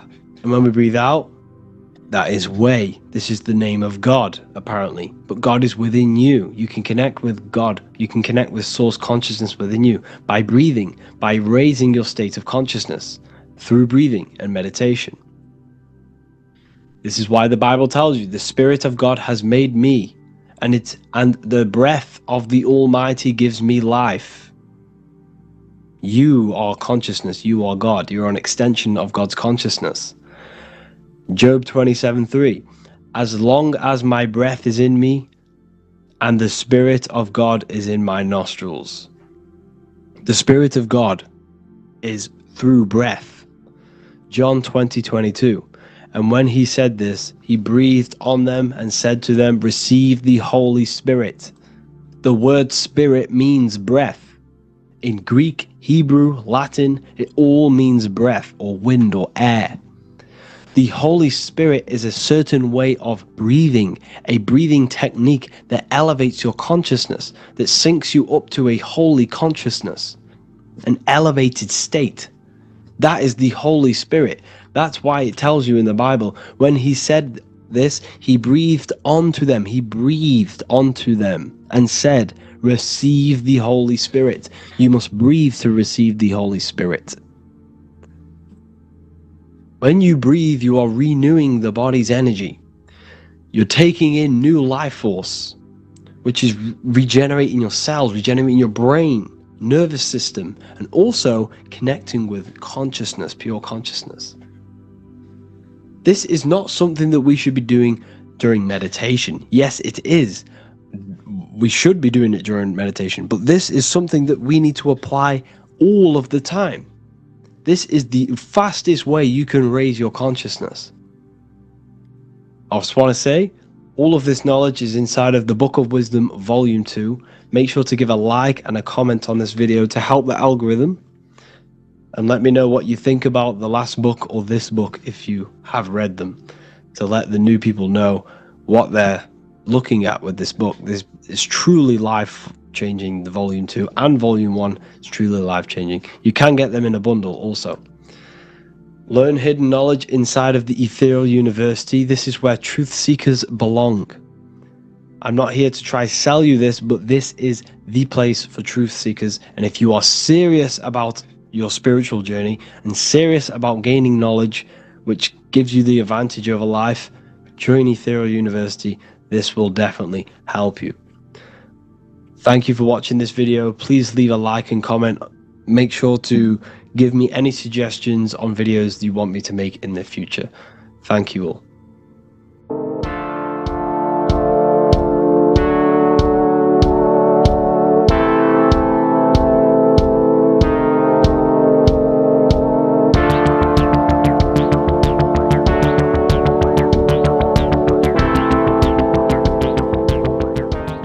Welcome back everyone to another video. Today we're going to cover everything that you need to know about the mind, starting with the two aspects of the mind, the conscious and the subconscious. The male aspect of your mind is the conscious. This is the 10% of your mind. The conscious part of your mind is only aware of everything around you, your vision, your sight, your smell, your taste, your hearing, and your current state of emotion and thought. Every thought that you consciously think about has an emotion directly attached to it. That emotion is then impressed onto the subconscious part of the mind. The subconscious part of the mind is the female aspect of your mind. It is also a whopping 90% of your mind. Subconscious mind is controlling all of the subconscious processes which happen within your body. For example, your subconscious mind is controlling your heartbeat, your digestion of food, and all of the things that you do not have to tell the body to do. It is the hidden part of our mind which is controlling all of the hidden things. The subconscious mind is like a recording supercomputer. Everything that you have experienced in your life is all recorded and stored within the subconscious mind. One of the most important things about your subconscious mind is that it stores your mental programs. Everything in the subconscious mind manifests into behavior and actions within the body. Your daily basis routine and habits are all mental programs within your subconscious mind. These mental programs are created by mainly two ways. 1. Repetition, and 2. Emotional impact. The repetition is fairly simple to understand. The more you do something, the more it impresses onto your subconscious mind and becomes a program. That program will then manifest into your behavior. However, with the emotional programs, they work a bit different. The stronger that you feel an emotion, the stronger it is impressed onto the subconscious mind. And then that emotion becomes a program. For example, you had a very traumatic moment happen when you were a young child. The emotion that you felt was so strong in that moment that it impressed into your subconscious mind so hard that you can recall that moment like it was yesterday. That traumatic event that happened to you when you were young will still manifest into your daily basis behavior even to this day. However, it manifests subconsciously. For example, if you were in a car crash, you will be wary to enter cars with certain people. All because of that traumatic emotion that you felt and impressed onto your subconscious mind. Another example of the subconscious manifesting into our behavior is posting on Instagram. Most of the time, the reason why you post is because your subconscious mind is seeking gratification. So before you actually do something, question yourself and find out the root cause of why you are doing this. Another thing that you need to understand about the subconscious mind is that it takes everything you say and hear literally. So for example, if you go and say, "You are an idiot" to someone, your subconscious mind will only pick up the word idiot. It only knows yourself. It doesn't know anyone else. You are casting a spell on yourself just by saying that to someone else. This is why the golden rule is to treat others like you'd like to be treated. Now, you can rewrite these programs which are already in your subconscious mind. However, it does take consistency. You have to change these programs which have been running for years. And by changing these programs, you change your behavior, because these programs manifest into your behavior. The best way to do this, personally, is to listen to affirmations first thing when you wake up in the morning, and do this for 10 minutes every single morning. Then at night time, you want to think and feel that you are becoming the reality that you desire. The more that you feel this reality, the more it will become a program and impress your subconscious mind. For example, you're trying to gain financial freedom. If you trick your subconscious mind into creating a program saying that you are financially free, this will manifest into your behavior. You will start doing more work. You will start looking for ways to make money. Your mind will be set on the frequency of money and financial freedom. Therefore, you will receive thoughts based around this program. If you take enough action, your life will dramatically change because of this program that you created in the mind. This is why we call it a mindset, because your mind is a frequency tuner which sets its frequency onto different thoughts, because thoughts are frequency. If you fill your mind with a specific frequency, you will gain thoughts and ideas based around that frequency.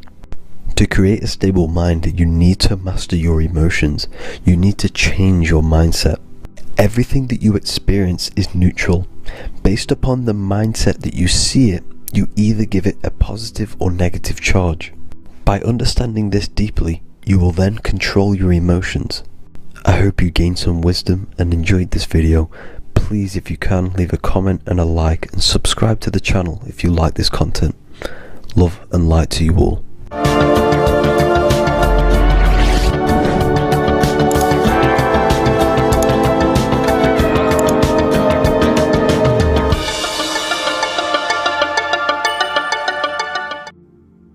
As above, so below. This is one of the most crucial teachings within esotericism, occultism, or what we like to call it today, spirituality.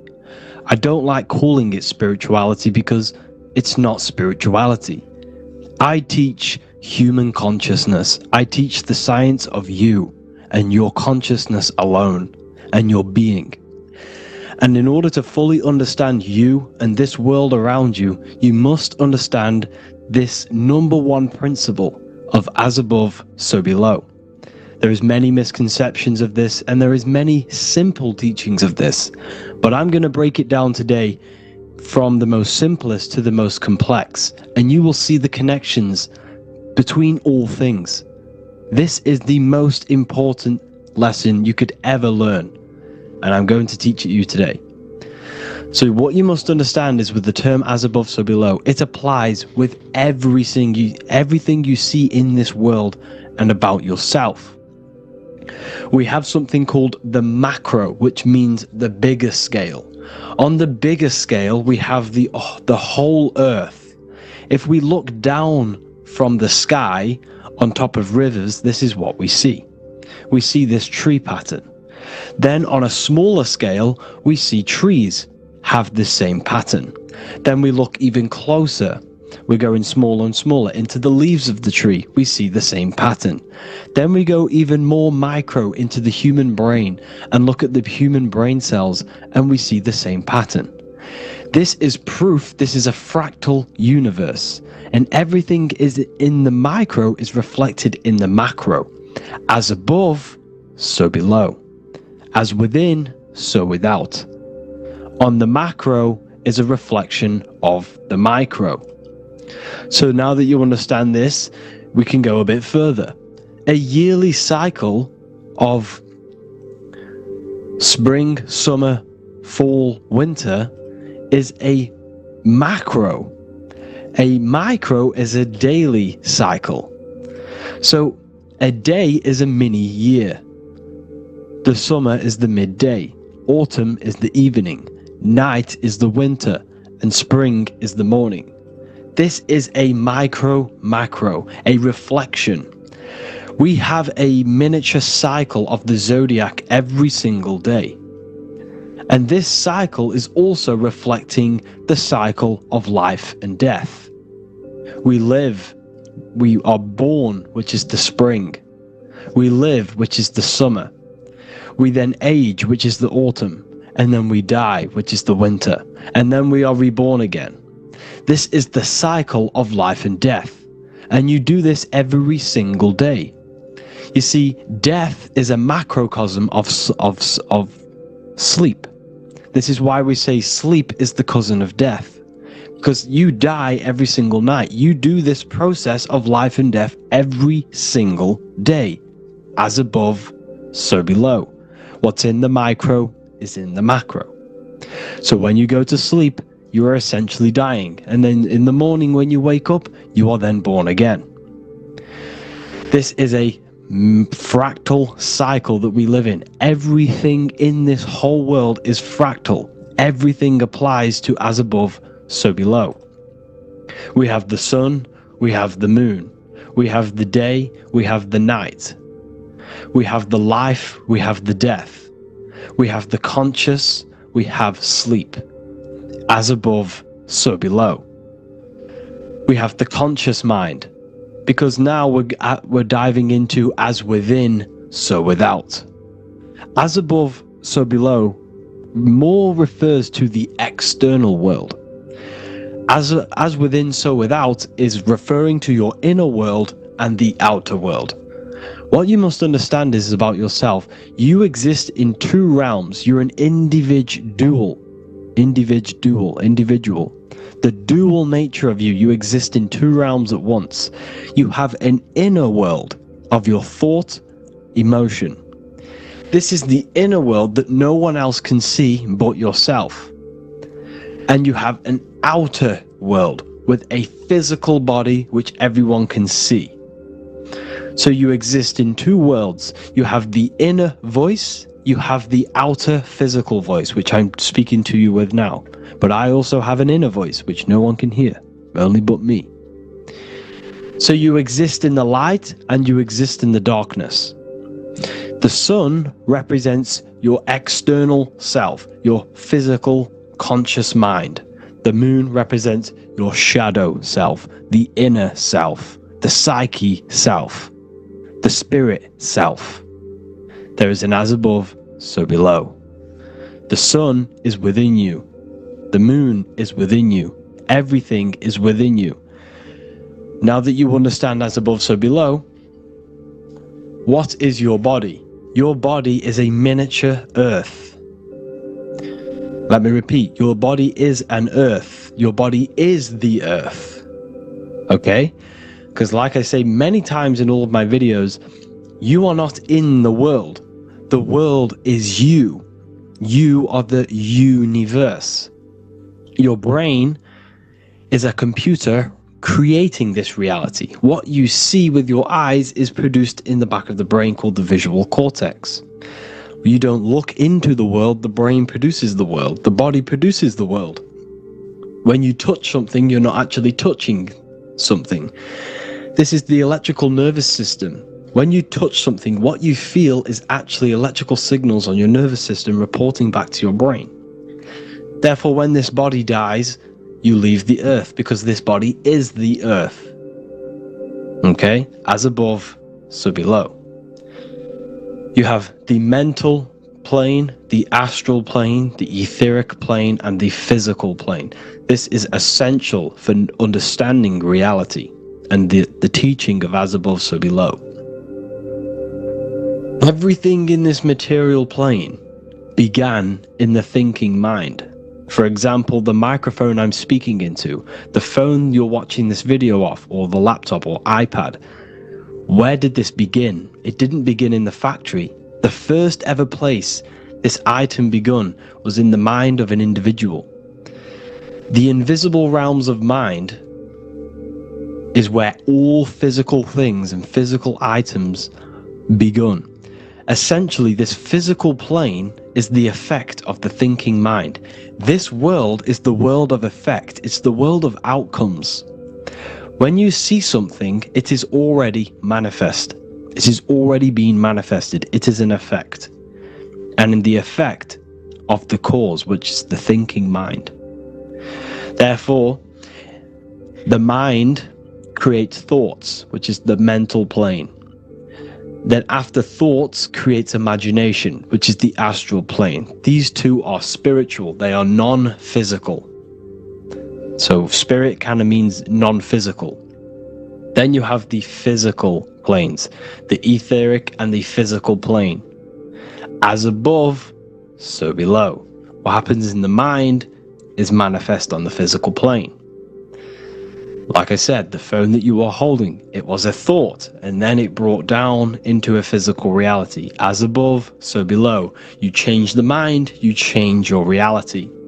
Your environment, the word environment has ment in it because your environment is mental.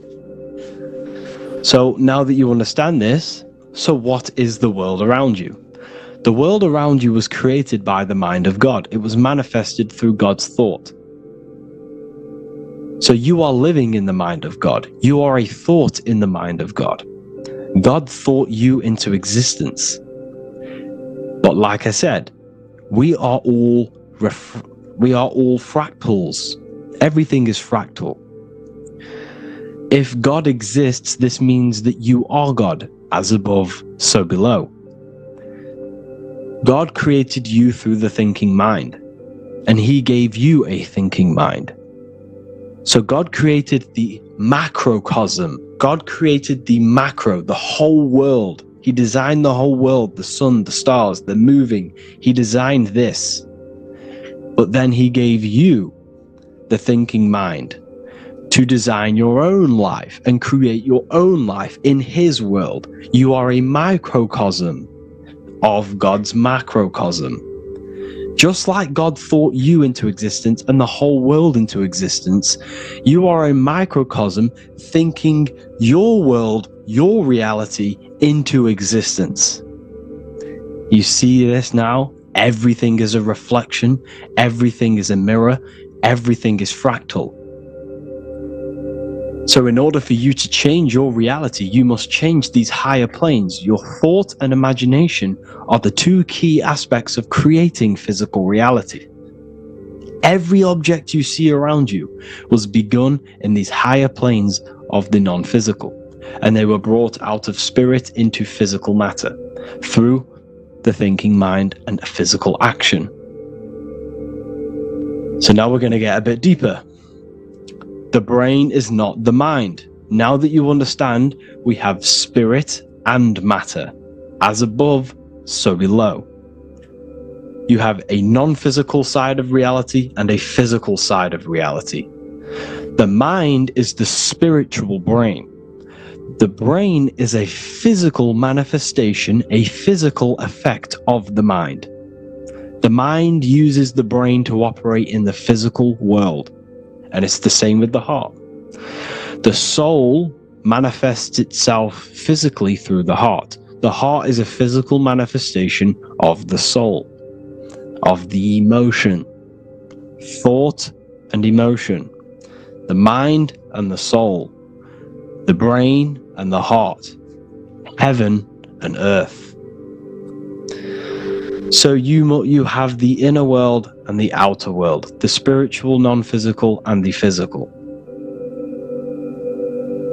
So essentially, we are all on this process of awakening, an expansion of our minds into new fields of thought, into new fields of awakening ourselves. Because essentially, we are born into this world.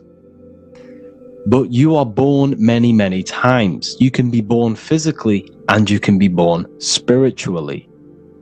Like I said, everything is fractal. So just like when the baby finds out that there is a world outside of its mother, what does the baby do? The baby seeks a way out of its mother, and then the baby is now born into a new world, a world outside of its mother's womb. It's the same with you and your spiritual process. As your mind becomes aware that there are other realities beyond your physical body, it then seeks a way out. And this is why you are probably watching my YouTube, because you are now on the path. Something within you has guided you to this path of knowledge, truth, enlightenment, and expanding your consciousness. And it is your soul who brought you here. Your soul speaks through you through emotion, like guidance. Emotion is the language of the soul. When you feel very bad, this is your soul telling you you're not in the right place. You're doing the wrong things. Because the soul is always unfolding its purpose, which is expansion and learning. That is it. The mastery of the self and the learning of the mind is the only thing that counts in the end after this life. So you are on a journey of expansion, of learning, creating, and spiritual rebirth. As above, so below. What does this body tell you? When I see someone overweight, I don't see the overweight. I don't see the body. I see the mind. I see an undisciplined mind. I see a mind that lacks self-control. I see a mind that seeks external validation. That's what I see when I see an overweight person. I don't see his body. I see the result of his mind. Because what does the Bible tell you? You shall know them by their fruits. It's the same saying as above, so below. You shall know them by their fruit. The fruit is their manifestation. Your body is a direct correlation and manifestation of your mind. Your inner world projects your outer world. As within, so without. As above, so below. Now, what do you see when you see this man's body? I see discipline. I see strength. Mental strength, not physical strength. I see mental resilience of pain. Because all of this man's mental energy has been manifested physically within his muscle. This body is a direct manifestation of this man's mind's pain and suffering. And it shows discipline. This is why people instantly respect you if you are in shape. You walk into a room and you are in shape, people will instantly give you respect because they know that you are mentally disciplined. The body is a reflection of your inner world, and it's the same with your friends, your family, your connections with people. If you think about yourself very negatively all the time, and you don't have a good connection with yourself, you don't have a connection with your true self, this will manifest into every single relationship you have in your life. If you don't have a good relationship with your inner self, you don't have a good relationship with the people and the friends around you. Because as within, so without. If you think negative about yourself, you will only pick up the negative in other people. If I think very highly of myself and I think very happy and good things about myself, I will then see the good things in other people. Because it's as above, so below. As the inner world is, so is the outer world. It's the same with your life circumstances. Your life is a direct correlation of every thought you thought in the past.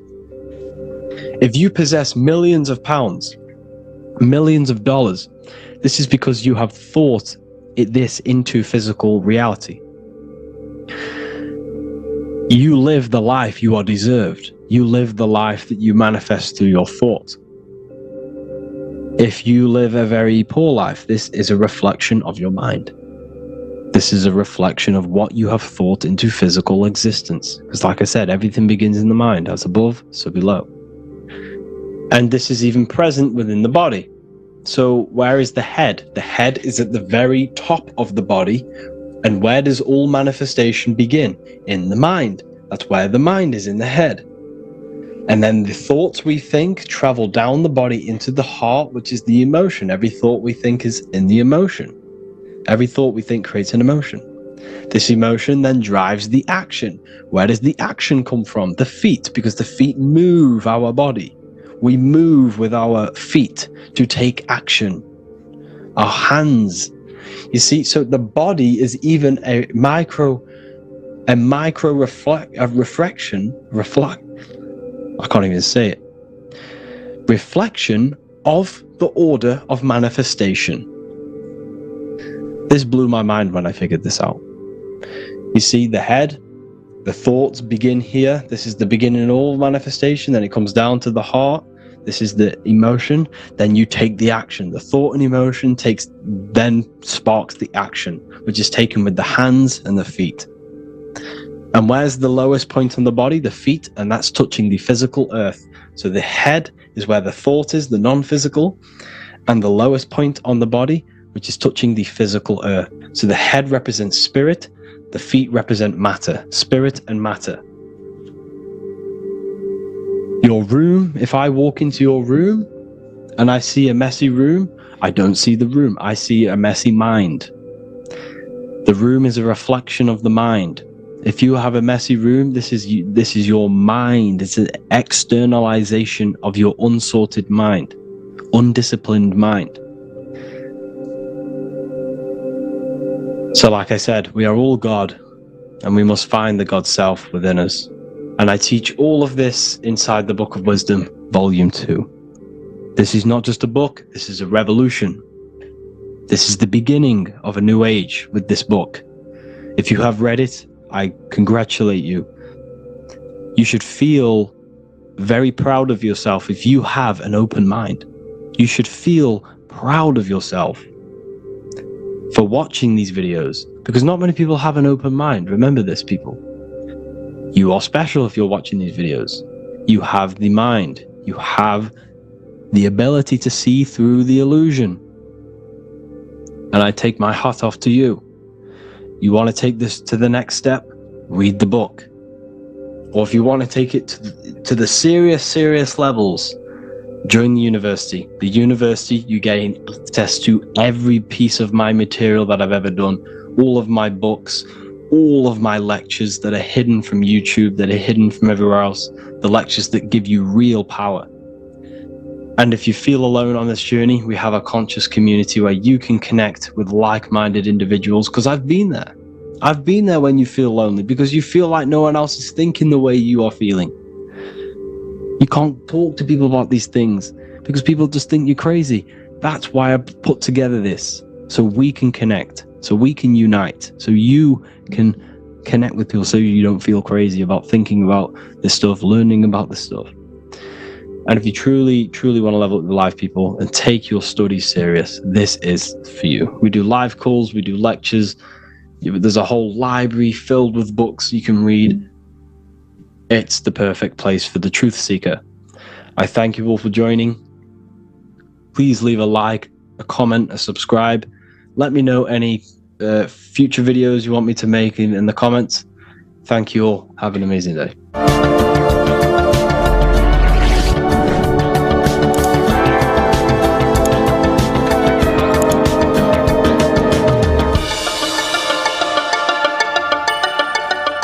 Welcome to Revival of Wisdom. This video is going to be about the flat earth and the breakdown of the whole cosmology.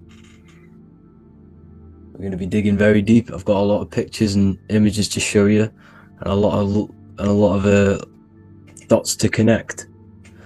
So let's start with the Freemasonry art. So this artwork we have here is the Freemasonic cosmology, as they know and believe. So what is it symbolizing? We obviously have to start off with the 4 pillars representing the 4 corners of the earth. The 4 corners with duality. You see, there's everything on earth. There's good and evil. Good, evil, positive, negative. Good, bad. This is the checkerboard. This is what it symbolizes. Okay. Obviously, we have the sun, the moon. The sun gives you energy. It's the anode. The moon is the cathode. It's the opposite. It takes your energy. So therefore, you become sleepy when the moon comes out. You see, everything on Earth, everything in the universe is balanced. There's complete balance, symbolized by duality. There's always 2 opposites. We have the all-seeing eye, and obviously 7 stars representing the 7 planets, but not planets as in we know planets. They're not physical spinning balls of gas. They are energies. They are lights emitting from the realm above this realm. They are lights through the firmament, through the electromagnetic field. So let's go through that again. The 4 corners, duality, positive and negative, cold, dry. Everyone on Earth has an opposite. Everyone, there's 2. Okay, and then we have the sun, the moon, the 7 planets with a 5-pointed star. What's the 5-pointed star? Of course, it's the 5 elements: spirit, water, earth, fire, and air. Okay, that's what the 5-pointed stars symbolizing, the 5 elements of Earth. And then, most importantly, we have the compass. The compass is very, very important, hence why it's in the center. The compass is symbolizing many, many things, and one of the most important things, but we'll get into that after. We have a boat with water outside of the Earth. So we have a boat on water, symbolizing the waters separated by the firmament, the waters above, separated by the firmament from the waters within the firmament, the Earth. So this is what it's symbolizing. So the compass, what's the compass? This is where the compass comes from. The Polaris, the most important star there is, because it's in the center of Earth.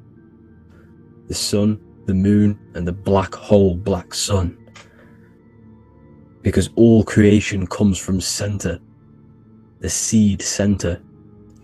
Okay, but we'll get into this after. But also, this is a very important Masonic symbol because they use this symbol a lot. This is one of their main symbols, hence why Neil Armstrong has the Masonic ring with the compass on it. The people who supposedly went to the moon, which obviously they faked to push this globe model, because the globe model is based upon fear. Because the globe model, if they can sell you the globe model, they can sell you anything then. You don't know where you actually are. The globe model is to push fear upon the masses, because the globe model means there's not enough resources. There's also risks of asteroids hitting the planet. There's also risks of space extraterrestrial invasions, global warming, asteroids. You see, this is all the fear that they can gain of selling you the globe model. Okay, because they don't want you to know that this is an intelligent design. And also, they're hiding God, the creator, the source. This is why they are satanic. They are opposites. They are lefty, Lucifer, right, righteous, godly. Hence why they do the symbolism on their eyes. 666. This is another famous, famous astrologer. Astronaut. This is another famous astronaut doing 666, showing that he's in the alliance of the occult. But even look at their 10th anniversary stamps. They have a Masonic compass on there. Also the Order Out of Chaos. Order Out of Chaos, double-headed eagle. Okay, the Order Out of Chaos ring, which they wear. So all of these astronauts are in the occult. They are lying to you. They are in with this order, this Masonic New World Order, whatever you want to call it. So let's break this compass down a lot more. Because as I showed you here, the center, okay, this is what the compass is symbolizing.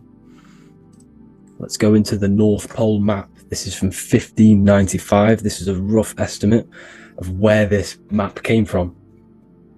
It's from around the 1500s to the 1600s, maybe 1400s. There's not an actual set date on this map because obviously our history has been tampered with.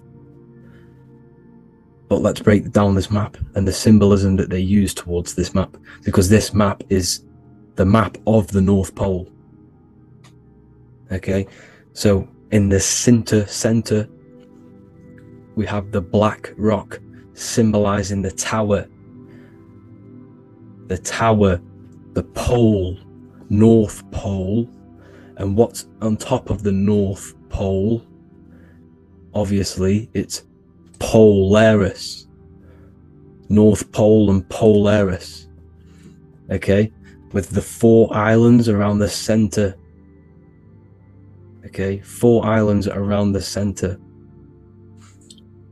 And this is what blew my mind, right? They say that Santa sounds similar. And if you look at this pole that's pointing to the North Pole, you see this line here. So this is obviously from the 1600s. What color is Santa? He's red and white.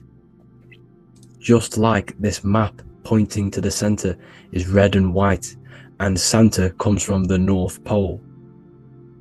So it's not a coincidence that they use red and white. They're mocking this map because obviously they took over after the 1500s, 1600s. They took over around the 1800s. So they're mocking this map with Santa coming from the North Pole with this red and white line to the North Pole. Notice the 4 islands. Okay, like windows, their symbol. They obviously in the occult, they're part of the New World Order, is symbolizing these 4 islands with the blue behind it for the water. Okay, So this is another occult logo. They're symbolizing this center, because the center is so important. Okay, we'll get into that. Also, we have the Mayan cosmology. This is the Mayan cosmology. This is what they created. This is their artwork, with also 4 major lands around the center. You see there's 4 with green in between them all. 4 major lands with the underworld. You see this underworld is also symbolized by the Masons with the coffin of the skull and bones, the deceased, the dead. Okay, so this is also mentioned in the book of Enoch. Okay, and it's called Sheol. Sheol, the underworld. Okay, and in the book of Enoch, it says all spirits of the dead go to these hollow places, that they will wait until their appointed time of judgment. And it also says in the book of Enoch, there are 4 hollow places underneath. 4, as above, so below, representing the 4 islands. As above, so below. That's where that could link in. Okay. The Book of Enoch is very important because it was found in a cave thousands of years ago, and has a lot of truths about this realm and about this world we live in. So let's go back to the Mayan cosmology. So the ancient cosmology, they all must have had some sort of communication. They must all be at peace with each other, because all of their cosmologies link together. See, the Greek, Babylonian, Indian, the Celtic. Okay, they're all linked in together. They all knew that they were in an enclosed system with an underworld and obviously a firmament. Okay, so this is what they all knew. They all must have had some sort of communication. They were a lot more advanced than us. They knew the center of the realm.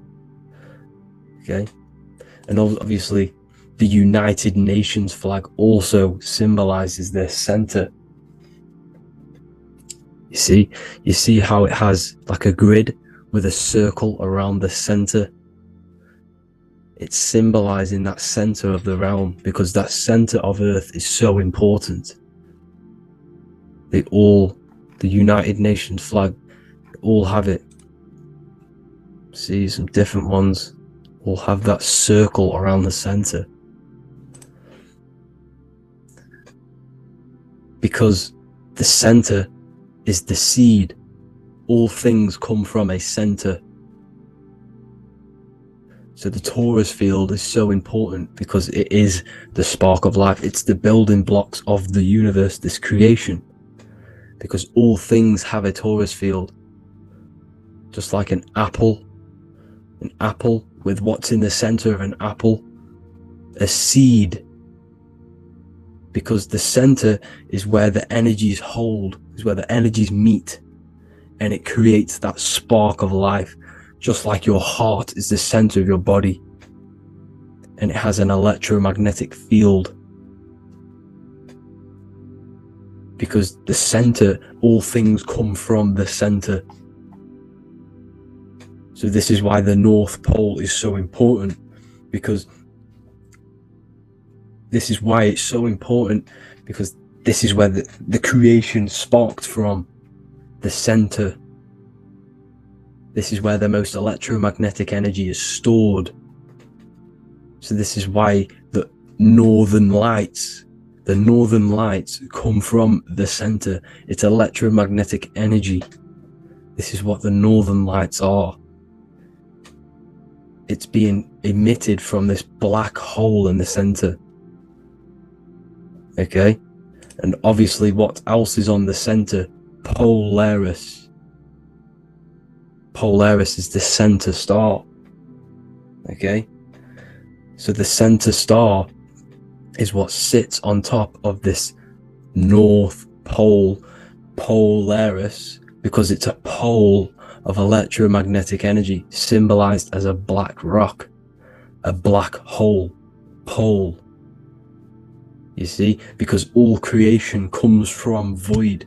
Light is born from darkness. Without light, darkness can't be born from light. You see, but light can be born from darkness. This is why darkness is so important. And this is why there's a black hole in the center of our realm, like the black sun. The black sun. The Polaris star, the North Star. You see, so this is this North Pole, Polaris. This is what they're talking about. And this is why compasses are an 8-pointed star, because Polaris is symbolized as an 8-pointed star. This is where a compass will point you to. It will point you to that center. So notice how a compass has this black hole in the middle. You see, and it will point you to this meeting point, the north, because in the center is the center of the torus field of the earth. This is where the most electromagnetic energy is. You see, everything gets sucked into the black hole. Okay, this whole reality is being projected from that center point, just like your eyes suck in light. It's a black hole. Your eyes suck in the light of this light being emitted from this center place, this electromagnetic energy at the center, which is the seed of everything, of everyone. You see, just like an apple has the seed in the center in darkness, because in the center of the apple it's dark. It's black, it's pitch black, but that's where the seeds are. That's where the life is. But Polaris is so important because it's that center star which lines up. It is the pole, it's the top of the pole of the torus field. So Polaris would be here at the very, very top.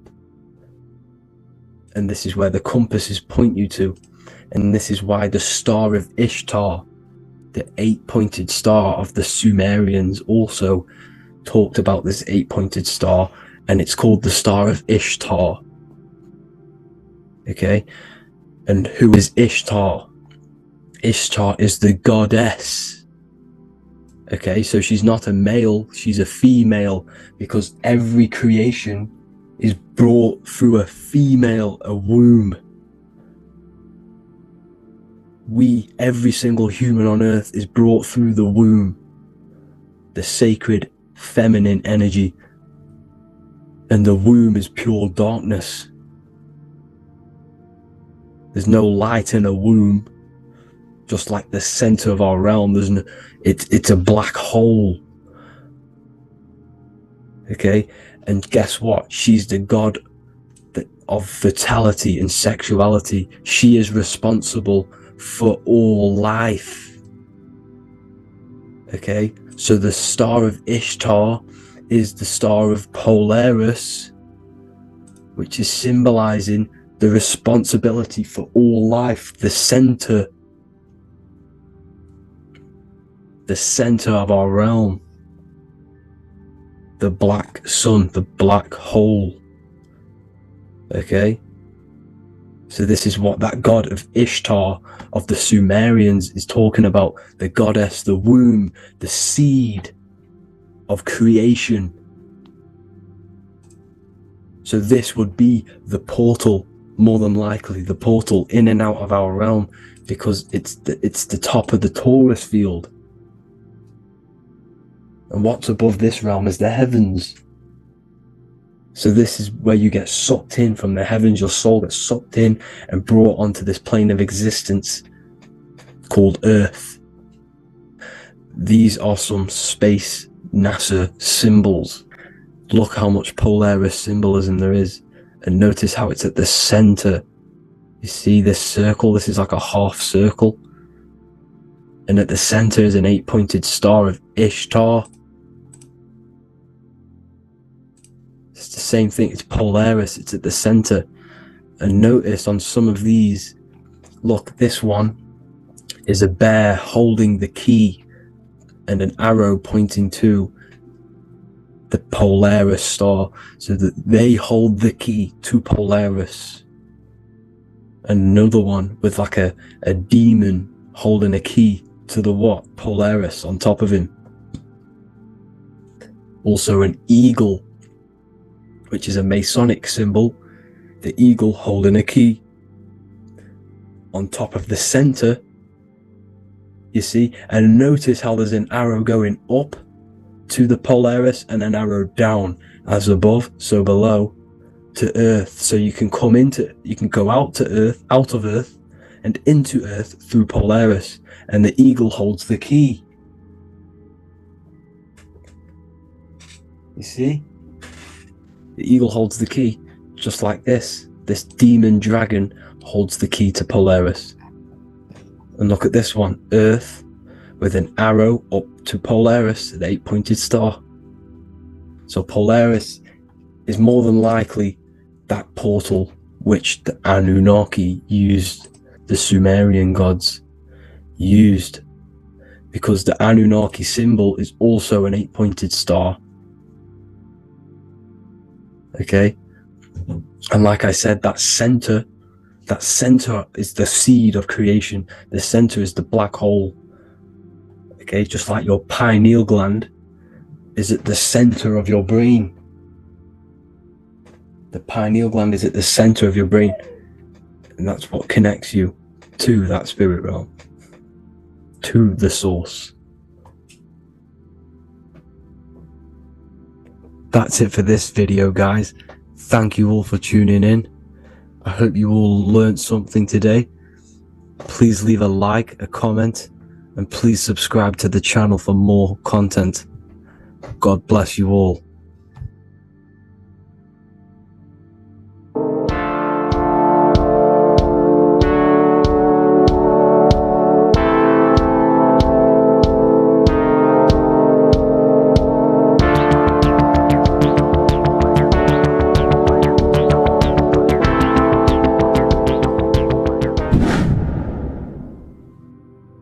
Welcome back, people. We're back with another video.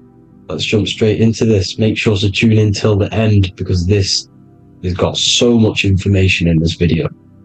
So sit back and enjoy. So everything's Taurus fields. The Earth's a Taurus field. Everything's Taurus, which is electromagnetic field, electric and magnetic. The center of the Taurus field is where the two opposing forces meet in the center. And this is what creates the plane of inertia, the dielectric plane of inertia. Okay? You got red shift, blue shift, positive, negative, south and north pole, right? This is what the ancients were showing with the tree of life. As you can see here, this is the plane of inertia, and this is the Taurus field.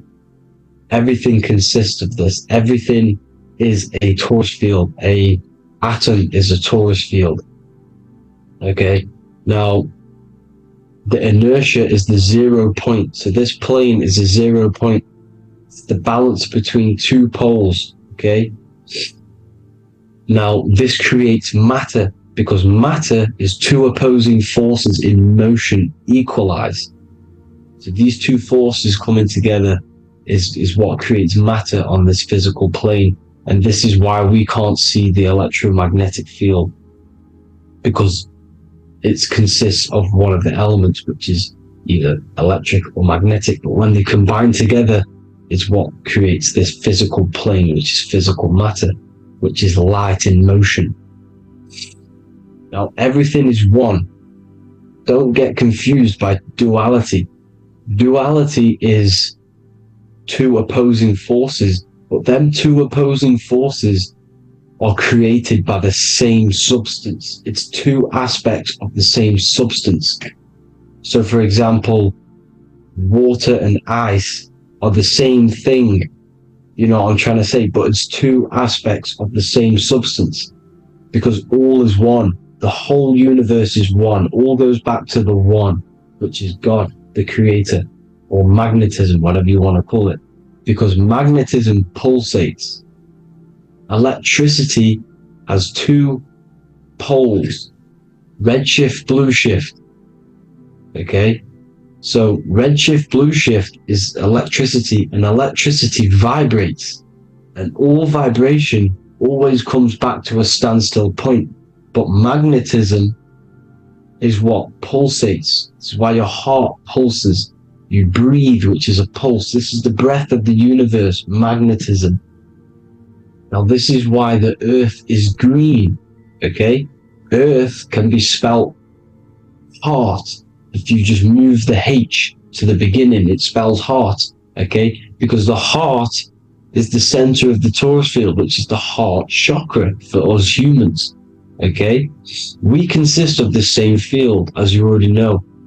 Heart being the center, which is green, which is the center of the 7 colors.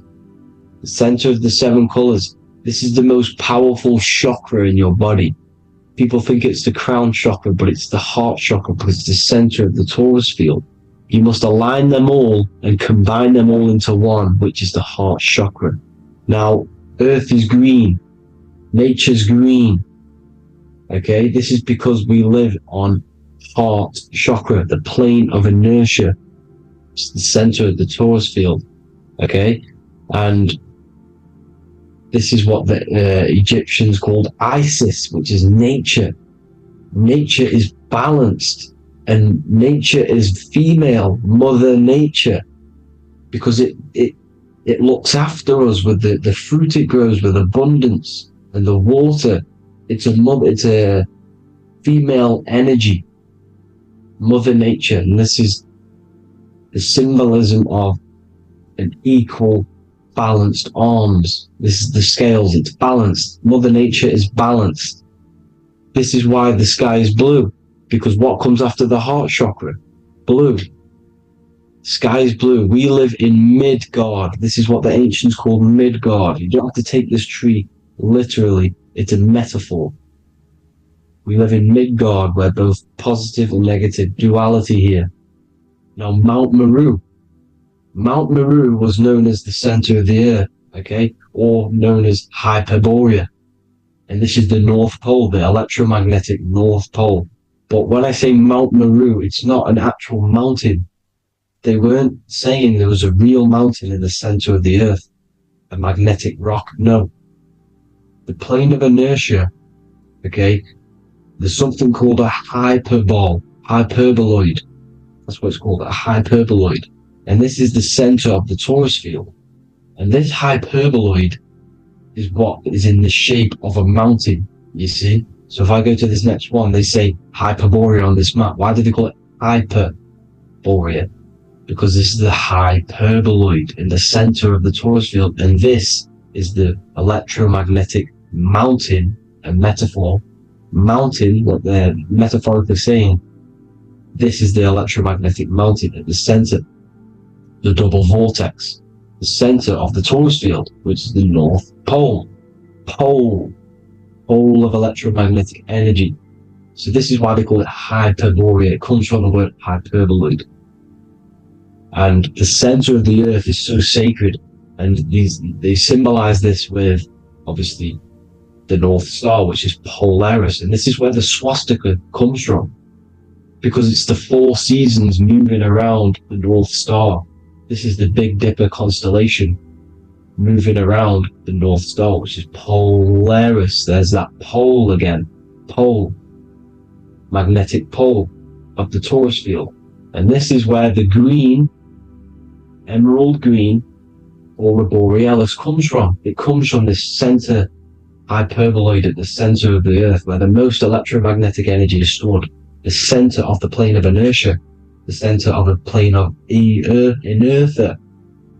This is the all-seeing eye as well. As you can see, they've got the sun, the moon. This is the Masonic cosmos, the sun, the moon, and the all-seeing eye, because the eye is Polaris, the eye of the stars. It's all the big eye. Now, the eye means a lot more as well. It's not just that. There's different ways you can interpret symbols. Now, this is the emerald tablets. Deep in Earth's heart lies the flower, the source of the spirit that binds all in its form. Okay? The flower of life is thine own place of thine spirit, and stream through the earth as thine flows through thy form, giving off life to the earth and its children, renewing the spirit from form unto form. This is the North Pole. That is what he's talking about. He's talking about the aura borealis. Aura borealis. It's the earth's aura. Emerald green. Heart chakra. Plane of inertia. Green. Earth. Heart. You see?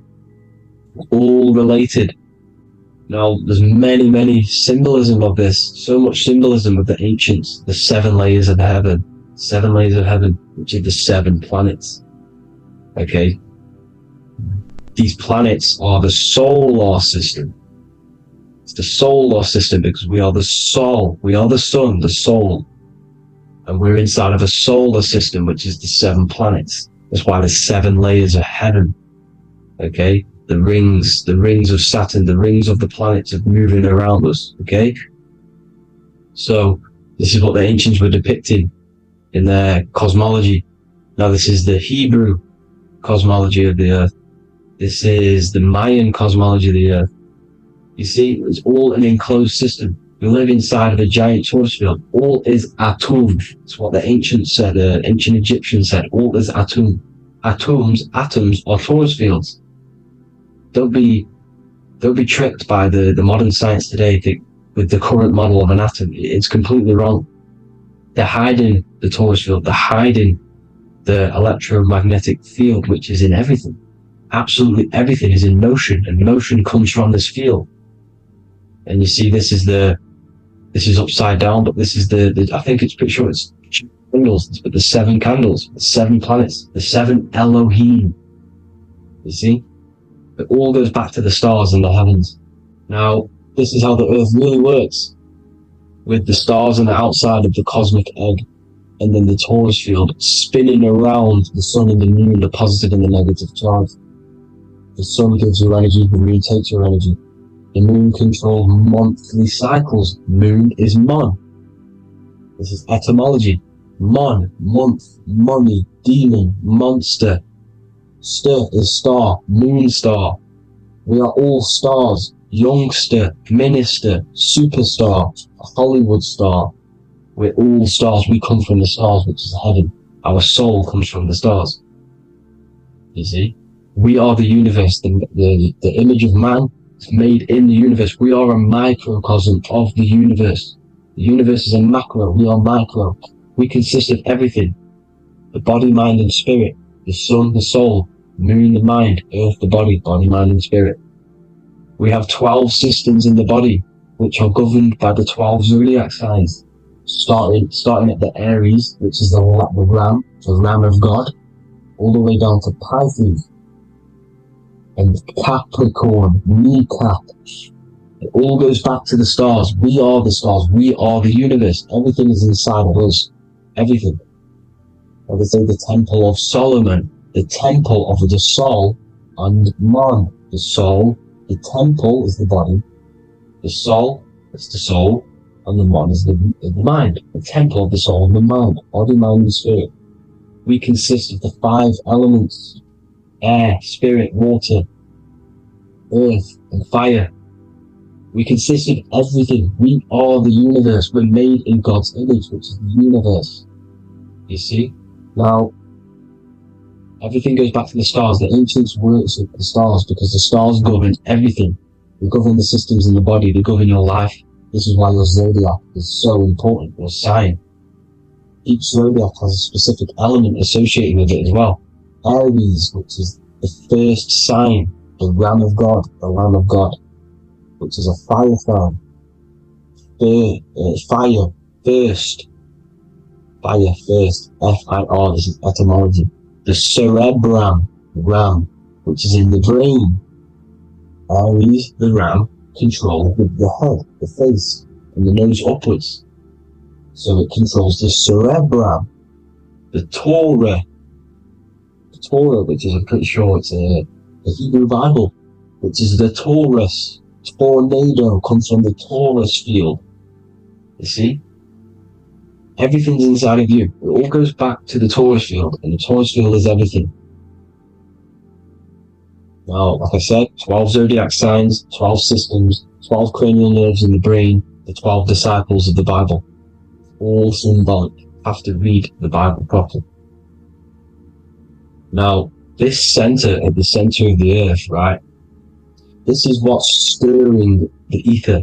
And the ether consists of the four elements. Because there's 5 elements. Spirit can be called ether. People call it spirit or ether. Ether is pure potential, pure energy. It's what connects the astral to the physical. It's the dimension between the physical realm, which we're on, and the astral. So it has pure potential. It's pure energy. This is why we say I either want to go there or there. It's connecting 2 scenarios. That's what the ether is. It's connecting the 2 worlds, the astral and the physical. The center is like the cosmic womb. There's a black hole in the center. This is the center of the torus field. This is the womb of creation. This is the womb of creation. And inside of this black womb are the 5 elements, and everything's being stirred around. Everything's in motion. Light is motion. Everything's motion. Now, like I said earlier, light crystallizes into physical matter. They are the same substance. Spirit and matter are the same substance, but different variations, different aspects of the same substance. Low vibrational spirit turns into matter. High vibrational matter turns into spirit. Or light, whatever you want to call it. Matter is light crystallized. This is where we get the 7 metals from. The planets are light. Specific frequencies and vibration of light. When these lights, or the planets, materialize, material metals materialize, they turn into the 7 metals. Saturn turns into lead. That's why lead is red. Saturn is red. The sun turns into gold. That's why the gold is yellow and the sun is yellow. You see, Saturn is the time god. What happens in autumn? The leaves turn red and they die. This is why Satan, time god, the reaper, everything is crystallized till it's death and then reborn again. You see, rust, when things rust, it turns to red. Because it's Saturn. Saturn crystallizes everything. He's the reaper who comes around in winter. You see? He's Satan. Jesus and Satan, the sun and Saturn. They say we live in a solar system. The solar system, I think I've already just broke this down. The 7 planets are the 7 chakras. Everyone already knows this. But I'm going through it anyway. But this is where we get the 7 planets from. And the 7 metals. You see, all the ancients knew it was an enclosed electromagnetic system. It's not a spinning ball in the middle of space, people. They want you to believe this so you get stuck in this material world. Because if you believe everything's material, you can never affect this plane effectively. You can never create your life effectively if you don't understand the planes of existence. Because the mental plane is a higher plane. And it breaks down and it controls the planes below it. The mental plane, hold on, I've got it here for you. The mental, the astral, etheric, then physical. Etheric connects the physical to the astral, but the mental is what's above them all. You see? Now, it's important to understand this. It's important. However, the ancients always talked about the enclosed system. Only NASA, which is introduced around the Roman times, not NASA, but the globe Earth was introduced around the Roman times. Okay? By these Masons. These Masons introduced this because they wanted to take over the minds of the masses and control them. These people worship the physical realm. They know how it works. They know the ins and outs of it. They know how to do the magic. They know how to do it all. They understand it all. That's why Masonry have to take the oath. The oath of not speaking. You're not allowed to speak about anything you learn about in masonry, because they're discovering the truth about your mind and how it creates reality and stuff like that. So this is the Masonic cosmology, the 5-pointed star, the 5 elements, the checkerboard for duality, positive and negative, the 2 aspects of every substance. This is another ancient painting depicting the firmament, the stars inside the firmament, the sun. You see, the ancients worshipped the sun because it's so important for sustaining our life. It's the only reason we're alive is because of the sun. But then people think it gives you cancer today. They brainwash you to think the sun gives you cancer when it's the #1 source of all life. They want you to believe it's a big, spinning, dangerous ball in space. It's not. It's here to give us life. It's God's son. That's why Jesus is known as God's son. It is the Son of God. God created that to sustain us. You see? So it's important you understand the true cosmology of where you are, because if you don't know where you are depleted of all of your morals. You're depleted. You're demoralized. You're lost. You don't know where you are. You don't know where you exist. Okay? Once you accept the globe model, the heliocentric model, you will subconsciously think that you come from nothing. This is why they implemented the evolution theory just after the globe model was introduced by Charles Darwin. Charles Darwin came in after the globe model. He's a Mason, he was another Freemason, and implemented evolution where we came from monkeys, because they want you thinking less of yourself so they can manipulate your mind. You see? They want to manipulate your mind, and they have done since you got here. Since you came through that portal, you were manipulated from that day to believe this, believe that. The true cosmology, the truth will set you free. You will understand things better. You will feel better in yourself when you know the sun is here for you. You'll feel better in yourself that you know that you didn't come from a monkey. You were created as a human, a manifester, a creator. You're so intelligent. Your mind is amazing. It can manipulate matter, mind over matter. See? Thank you all people for tuning in. Tap in with yourself. Love yourself. Find the truth. Spread the truth. Nothing dies. Nothing in this creation dies. Everything's energy. Everything's light. Light can never die. You're a light being. That's why it says Q. Q man. Q is light in Hebrew. Or Latin. Either one of the two. You are light. You're a light being. You never die. Ever, ever, ever die. Ever. Stop thinking you're going to die. This body will die because it contains electricity. And electricity always goes back to a standstill point because of vibration. Electricity vibrates. You are pure light. You will never ever die. Thank you all people. God bless. Make sure to like, subscribe and share.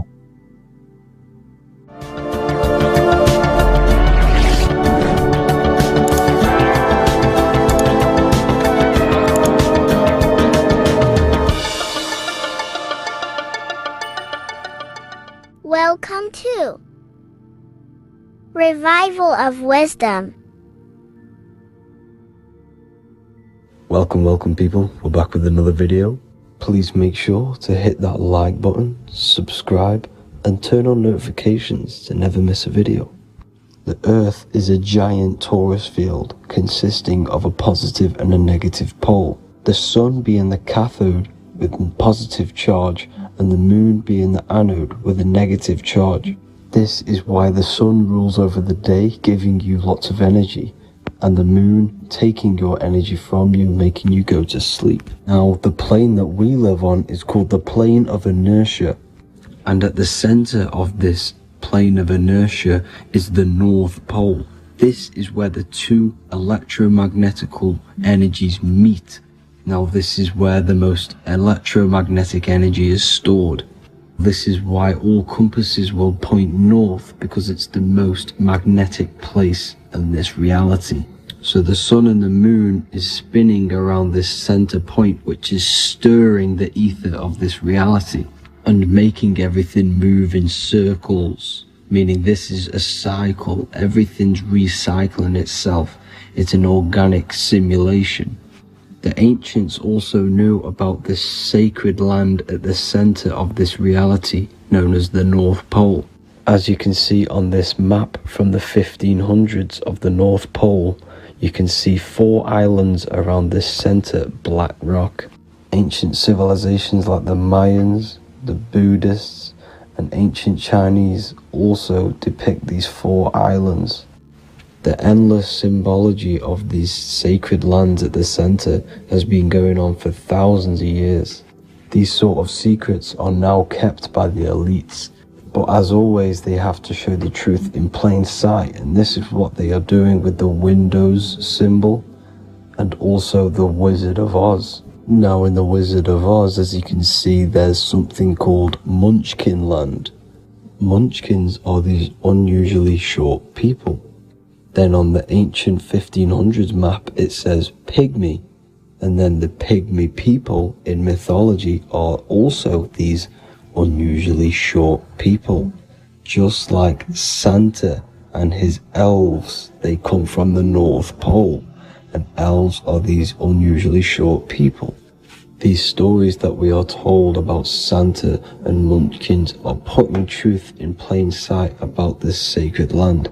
This sacred land at the center of the earth is where the aurora borealis comes from and is being emitted from this black hole in the center, also known as the black sun. The aurora borealis is the earth's aura, hence why it has the word aura inside of it. It is the life-giving essence to all life within this realm. As this dualistic reality we live in consists of both physical and spiritual, the black sun is like our sun for the spirit. It's our spiritual umbilical cord, connecting us to the spirit realm. And the rising sun is the opposite. It's our sun for our physical 666 carbon suits, known as our human body, our physical aspect. As it states in the 40,000-year-old emerald tablets, deep in Earth's heart lies the flower, the source of the spirit. The flower of life is as thine own place of spirit, and streams through the earth as thine flows through thy form, giving off life to the earth and its children. So the North Pole is the core of this spiritual reality, and the closer you get to it, the more spiritual and lucid it becomes. So the elites have covered this up in order for us to forget the true nature of this reality. And they did this cover up by introducing the globe model. Nicholas Copernicus was around in the 1400s, and he introduced the globe model. As you can see, he is a Freemason. He depicts himself with a globe and a Masonic compass in all of his paintings and portraits. Galileo was also a Freemason, as you could see in all of his portraits with a globe and a Masonic compass. He was also a massive part of introducing the globe model after Nicholas Copernicus. So yes, the globe model was a spiritual and political move to gain more control over the masses. After the globe model was then introduced, they introduced the theory of evolution by another Freemason, Charles Darwin. See how these two theories go hand in hand? They both degrade humanity, and they make you confused of where we actually came from. By hiding the true form of this divine creation and hiding the true power of each and every one of us, they maintain control over the masses. Now this is order out of chaos, known to be the 33rd degree slogan of Freemasonry. Now this is the Masonic cosmology, and as you can see, you have the checkered board for the duality, the 5-pointed star for the 5 elements, the 4 corners for the 4 pillars, the all-seeing eye, which is Polaris, the sun, the moon, and the 7 stars. So even Freemasons are taught the flat earth cosmology and the true form of this reality. Now the true nature of the sun, the moon, and the earth is shown and reflected through the Masonic compass. The Masonic compass is the sun, the moon, Polaris at the top, and the black sun at the bottom.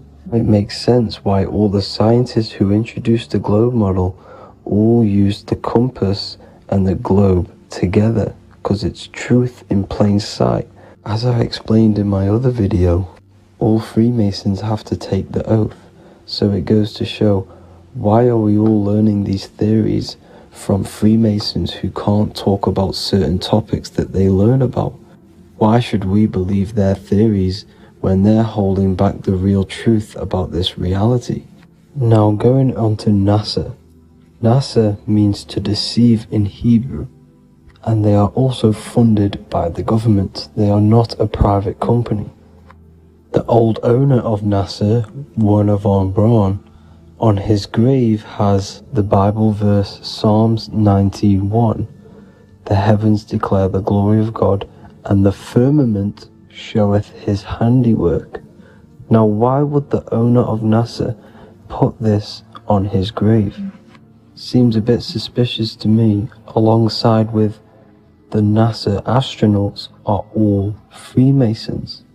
And not to mention the countless mistakes they've made on their live videos in space stations, the moon landing, and the CGI footage of the Earth, which is obviously photoshopped. Just by tricking the masses that they live on a spinning ball, the elites gain the perception of the masses. Not only does it hide the divine creation we're inside of, it hides the divine spark within you. It hides the creator, the source. And by believing in space and we live on a spinning ball, it makes people come to the interpretation of that we are a coincidence and we do not have any purpose. And of course this is false. When you come to realization that we are all a divine creation and we can create our own divine life in this reality, life becomes more sacred and you start to enjoy little things. The elites want you to believe everything exists only in the five senses. They want you constantly looking outside of yourself because they know that will keep you on lower states of consciousness. Now this brings me to our next point. By tricking the masses into the heliocentric model, the elites started to advertise aliens in the movies, in cartoons and magazines in the late 1940s. Now this is subconsciously programming us about aliens and extraterrestrial threats, which then they can use to their advantage. And this is something called Project Bluebeam. They are more than likely going to fake an alien invasion to push this 2040 agenda, which is for one government and one ruling currency.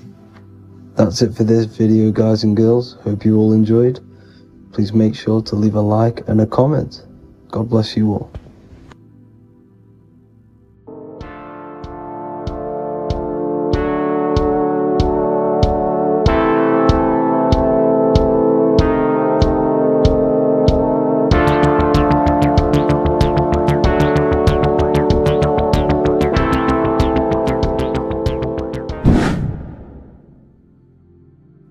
What is up, people? How are we all doing? Today, we're talking about the flat earth cosmology. So let's jump straight into this. Please drop a follow and leave a like to help the algorithm. So, we live in a torus field. Everything's made out of torus fields. And every torus field has motion. It's what it is. It's the motion of energy. And every torus field has a center, which is the black hole. It's a womb of creation. It's counter space. Now this is why the North Pole is magnetic, because the center of this torus field is the most magnetic part, the strongest part of the field. So this is why all compasses will point you to the center. And the Earth's magnetic field is spread across the whole of the Earth. And it's spinning, as you can see here. It's like a tornado at the center. And this tornado is the force which is spinning the sun and the moon around us. You got the sun, the moon, Polaris, just like in the Masonic cosmos here. The sun, the moon, Polaris, the all-seeing eye. Now we'll get into Polaris a bit later, but the sun is the magnetic force. Sorry, is the electric force. because every field is electromagnetic. Now, the sun is electric, it's positively charged, it's going to give you energy. It's feeding energy. The moon is more magnetic energy, which is taking your energy away from you. And this is why you become sleepy when the moon comes out. Because it's taking away your energy. So, these two forces is the balance, it's the yin and yang. It's the balance. Everything in this creation is balanced. Because the torus field is the earth is the plane of inertia, the 0 point within the field. Because physical matter is a result of two opposing forces equalized on the plane of inertia. And that is where matter crystallizes into physical results. And this physical plane is the plane of inertia, planet Earth. And at the center of this plane is the black hole, the womb of creation. And outside of this black hole gives birth to light. So the torus field is constantly rotating, going into counter space, the black hole, and then out of counter space gives birth to the white hole, white light. You see? So it's going around, black hole, birth again, black hole, birth again. And it just keeps going around. It's an infinite cycle of energy. And this is where the infinity sign comes from. This is the motion, this is the force which is creating everything to spin inside of this circle. Okay? And it's making the stars spin. It's making the sun and moon spin around us, around this center point. Now here you see Horus and Set. Horus and Set putting their feet inside of this dome. This is the royal arch, the arch of the dome above us. It's like you see in the Masonic cosmos, the royal arch of Freemasonry. This is the dome above us, the firmament that the Bible talks about. You see, they're putting their feet in because Set symbolizes the moon and Horus is the sun. Horizon, Horus. Horus is rising, the sun. So they're both putting their feet around the center magnetic pole, which is the pole, North Pole. And above the North Pole, you have Polaris, the pole of electromagnetic energy. You see? And this is how we get the sun and the seasons. Because the sun, for us, when it becomes summer, it's on the Tropic of Cancer. Then it spirals outwards, going out and out and out, then goes to the Tropic of Capricorn. That's winter for us. Then it comes back in and creates summer again. So it's constantly spiraling around this center magnetic North Pole. You see? So this roof above our heads is the firmament, and this is what they've taken off of us. They haven't physically taken it, but mentally they have taken this away from you. It's a female energy, and this is what the Egyptians called Nut, the sky god Nut. And this is the womb. We are inside God's creation, God's womb, and the woman's womb when she has a baby is a microcosm of this, because everything inside of this creation is macro. It's a reflection of the bigger things, as above, so below. So the dome above our heads is the dome we are in when we are a baby. And you can see the sacred geometry of it is the exact same. It's the dome. And when we are inside of the womb, the woman, the sacred maker, which is the M, the Masonic M. This is the Gmail symbol. The Masonic M is maker, mason, matter, male. She delivers the male, you see. She delivers the male because it's the maker, the female, the magnetic. The woman is magnetic in nature. The male is electric in nature. So when we are in this womb, the female, we are being fed by the center umbilical cord, by the center of the mother's stomach. We're connected to the center of the woman's stomach, just like we are when we are in the earth. The center is where the aurora borealis is being emitted from, the electromagnetic aurora borealis, the northern lights. This is our spiritual umbilical cord, connecting us to counter space, connecting us to the realms beyond this world. Because at the center of every torus field is counter space. And at the center of the earth is our spiritual umbilical cord, and this is the earth's belly button, as you see. As above, so below. We had a physical We had a physical umbilical cord. We have a spiritual umbilical cord. And this gets cut when we die, when we're cut away from the physical reality. You see, here's the ancient Egyptian tablet showing this female. You can see the hair. It's a female above us, because the female energy is nurturing, helping, looking after. And that's exactly what the dome is. It's protecting us. It's the Ark of the Covenant, the Ark covering us. You see? And this is what they've taken away from us. By you believing in space, it completely destroys the idea of this being a sacred creation.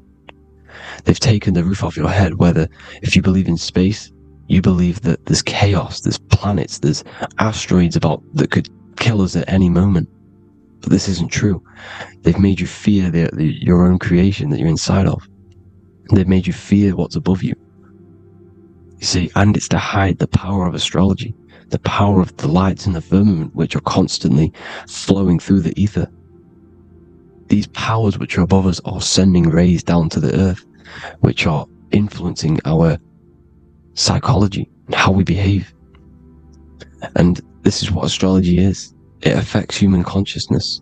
It interacts with our consciousness. And there's a different energy every day because the planets are in different houses, different alignments. And this is, we'll go into this a bit deeper later on. So the world tree, this magnetic north pole, the pole of electromagnetic energy, was symbolized as a tree. The great tree at the center of the earth. You see? And this tree is symbolized everywhere. You can see here how the center person, this Egyptian person, is holding up the sky. This is the North Pole, the hyperboloid, at the center of every torus field. And this tree was in the Mayan cosmology. This is an ancient depiction. This is the torus field. Here's the plane of inertia. Here's the center tree. Here's the tree in the center, the magnetic North Pole, the woman holding the stars. Here's the Hindu, with the two birds symbolizing the sun and the moon revolving around this center tree. The Mayan tree, his Horus and Set around the North Pole. They all knew this flat earth cosmology. They knew these secrets. It's so sacred you understand the creation that you're inside of. Because if you don't, you'll be led astray. You don't know where you are. You're lost. You see? And here's the Masonic art, with the rays of the stars coming down, with the tree in the center. So it was personified as a tree. And we are in Asgard, Midgard, the middle garden, where there's good and evil. So the 7 layers of heaven, which is talked about in the Quran. Each planet has a different layer of the firmament, and this is the 7 layers of heaven, and these are our 7 layers of the energy centers in our body. So we start in the stars, so we are stars in a physical body.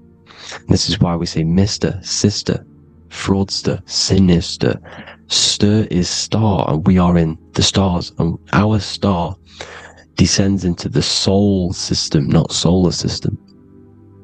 And as we descend into the soul system, we enter Satan's kingdom, Satan's world. As it says in the Bible, Satan is the god of this world. Well, if you've been into my research for a while, you know Satan is Saturn. Saturn's world, because Saturn's the outermost ring. He's the Lord of the Rings.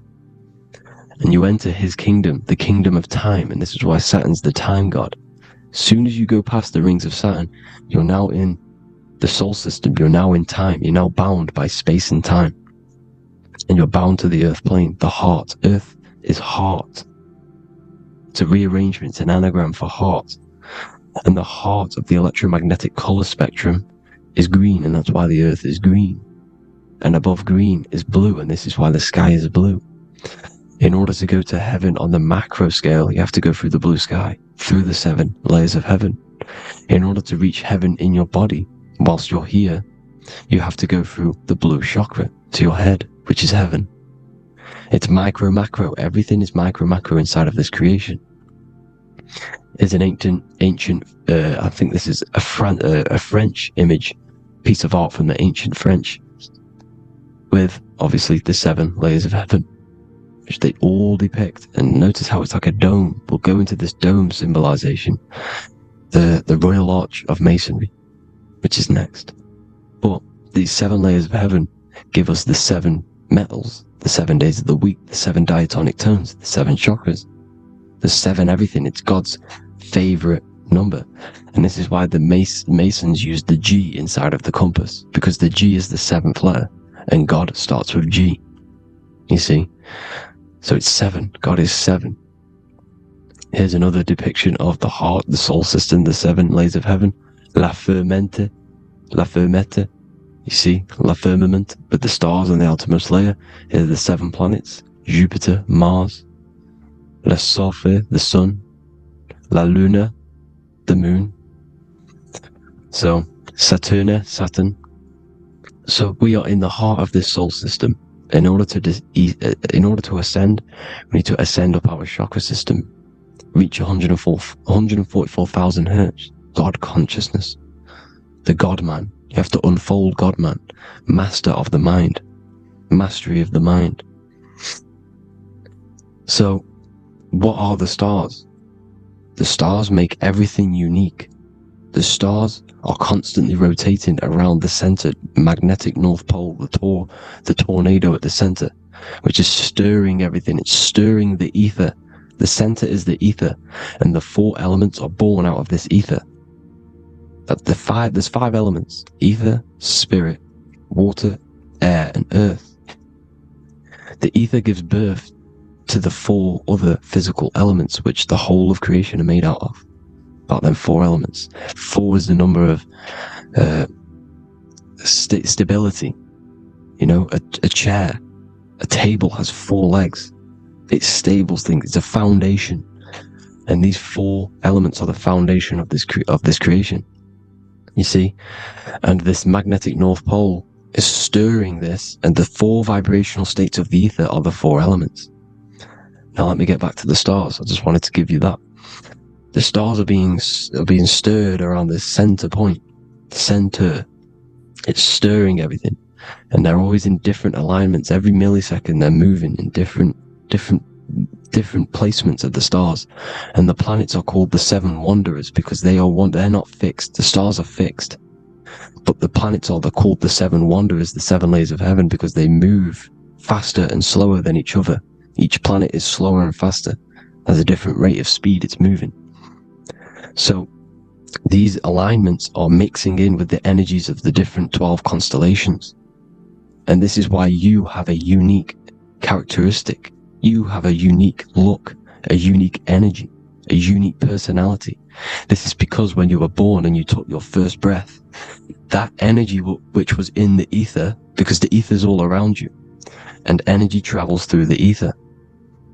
The energy that the stars were casting down and the energy that the planets was mixing in with the 12 constellations was in the ether. So when you came out of the womb and your first breath, because breath is spirit, okay? So that first breath you took, that is the energy that is imprinted within your DNA, your soul.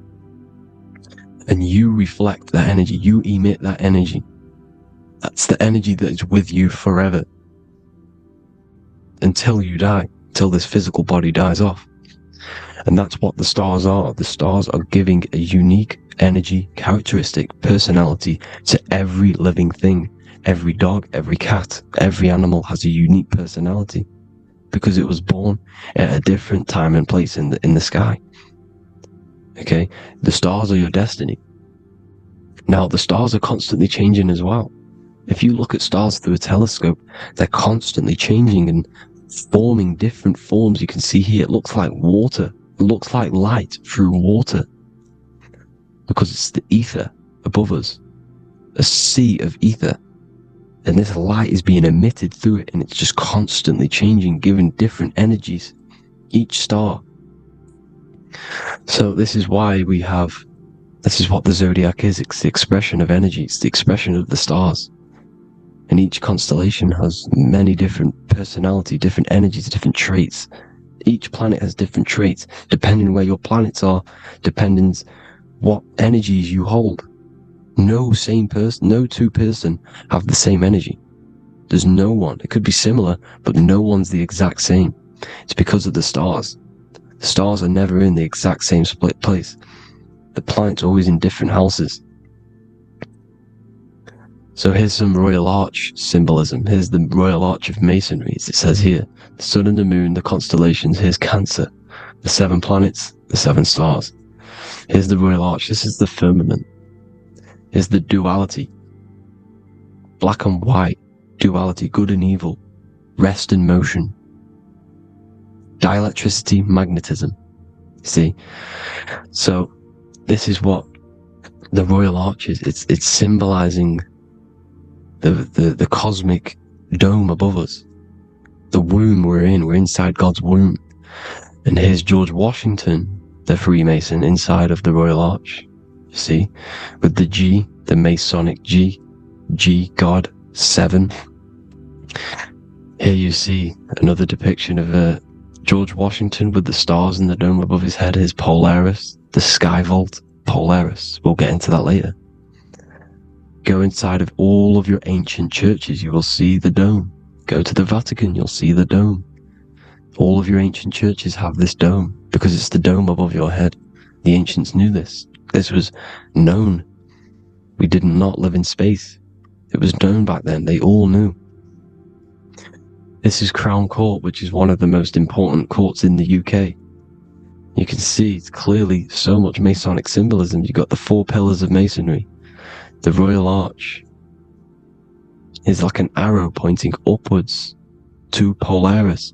His Disney World is under a dome. In his Polaris, the sky vault. You see? And also 666 in the symbol.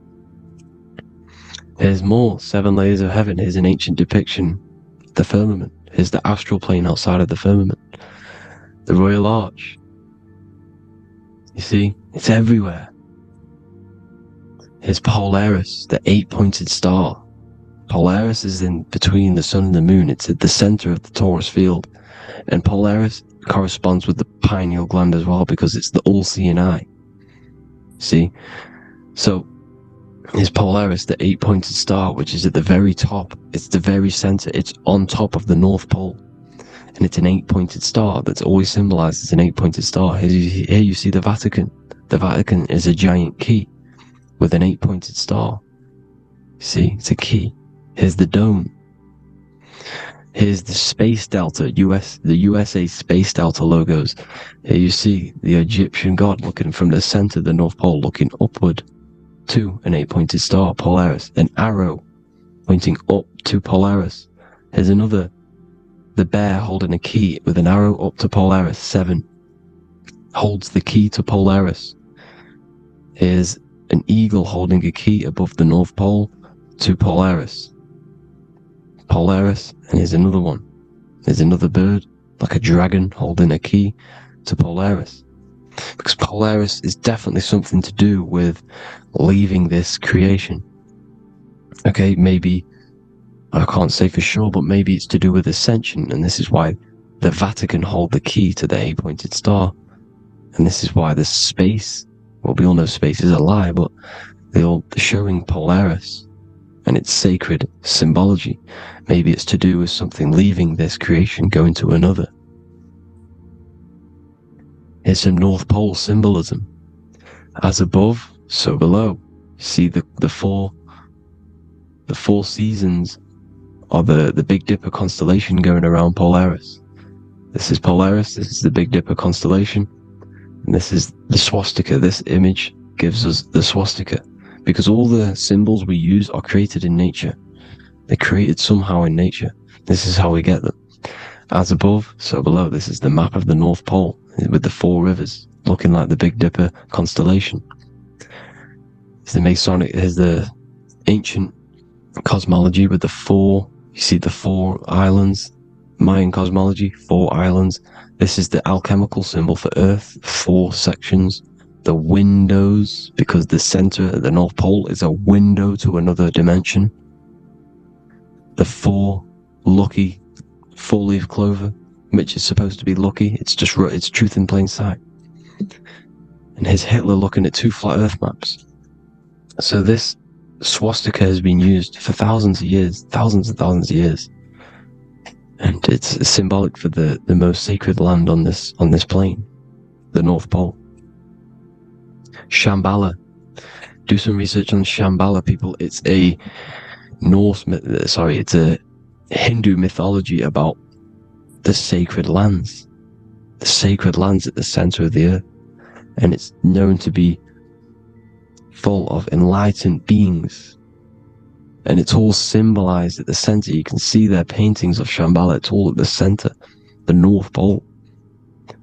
And it's known to be the most godly place ever, because it takes you to a portal to the higher places. And maybe this is something to do with Polaris, connecting you to this sacred land at the very center. But anyways, people, thank you all for tapping in. Hope you all learned something. Have an amazing day. Please follow, subscribe, like, all the links in the description for the courses, the PDF. Please have an amazing day. God bless.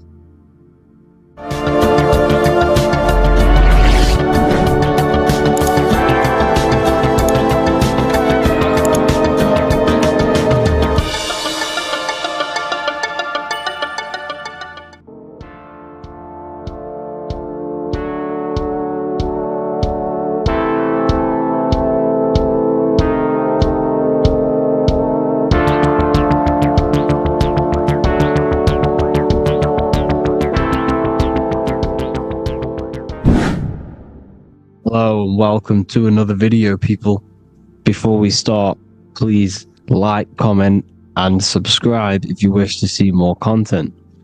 Today we're going to be talking about the mental universe and how everything is mental. This is the number one law on the Kabbalion. If you've never read that book, it's called The Kabbalion. A very good book. It's the first law, because this is the most important thing you need to understand. Is how everything exists within the mind. Behind every single one of these eyes is the same consciousness expressed in different bodies. The mind is what gives perception to what you're experiencing. Behind every single one of these eyes is the exact same consciousness, but the brain that they inhabit is giving them a different perception, a different being, a different body. Now, this is the difference between humans and animals. Humans possess a advanced consciousness, an advanced mind that gives us the ability to be aware of ourselves mentally, physically, and spiritually. We can reflect on ourselves. When a dog looks in the mirror or an animal looks in the mirror, it doesn't know what it's looking at. It doesn't realize it has a consciousness. It can't reflect on itself. It can't say, I want to improve in this area. It doesn't have that consciousness. We have a divine consciousness. Take away the N for divine, and you get with a D, put it with a D, you get divide, because we have a divided two-way consciousness. An animal only has one. However, it's still the same mind. We're all mind. We're all mental. We all exist within the mental plane. Look at this person walking. The body, the brain, is sending electrical signals through the 12 cranial nerves, which the 12 disciples that spread the gospel of Jesus, right? You have 12 cranial nerves in your brain. There are 12 disciples which spread the gospel of Jesus. Jesus represents the mind, the intelligence, the invisible intelligence that we all are, the same intelligence, the same exact consciousness, which then sends a command into the brain. Then the brain sends these 12 electrical signals through the 12 cranial nerves to control the rest of the body through the nervous system. This person walking is not, the body is not walking. The mind is telling it to walk. and the brain is it's a supercomputer which is decoding these demands given to it by the mind, because the pineal gland will have something to do with the ether, because the ether is physical and non-physical. The mind is sending the commands through the ether to the pineal gland, which is then getting broken down into electrical codes within the brain and sent throughout the nervous system to control the body. And this is why in the Sims simulation, because the body's the simulation, it's a false reality, it's the fake reality, it's not the real you. You are formless, there is no form, but the third dimension is a dimension within your mind. Matter, mind, light is all a product of your mind. It's all in the mind. Now, this is why The Sims has this green little diamond on top of the head. Because this is you. This is your invisible intelligence controlling the character. Okay? It's controlling the character. And this character is in the world. Your consciousness isn't in the world. The world exists within you, but the body is a vehicle for that realm that you land in. When you have a dream, your mind transcends this body into another body, duplicates your body into another universe, unite, unite is one. We're all one. It's all one universe, expressed in many different ways, infinitely. And the vehicle that you land in is the body to operate in that realm. This is the all-seeing eye, as you see here. The eye, this is all the intelligence. This is the ball of consciousness, God, expressed in different bodies.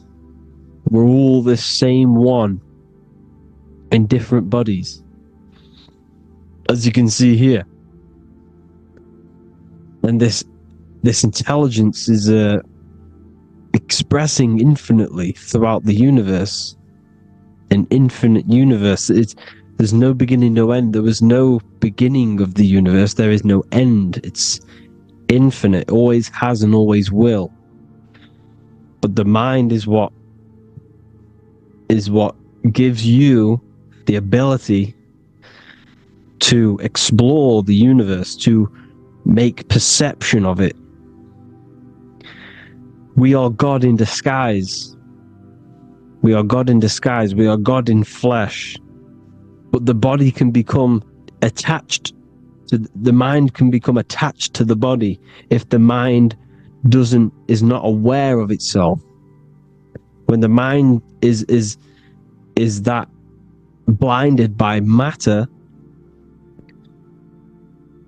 and we lack knowledge and understanding of what we truly are, a formless, infinite being, a traveler. This is why Freemasons are called Freemasons. Mason means traveler. Free. You're a free traveler because your consciousness is a traveler of the universe.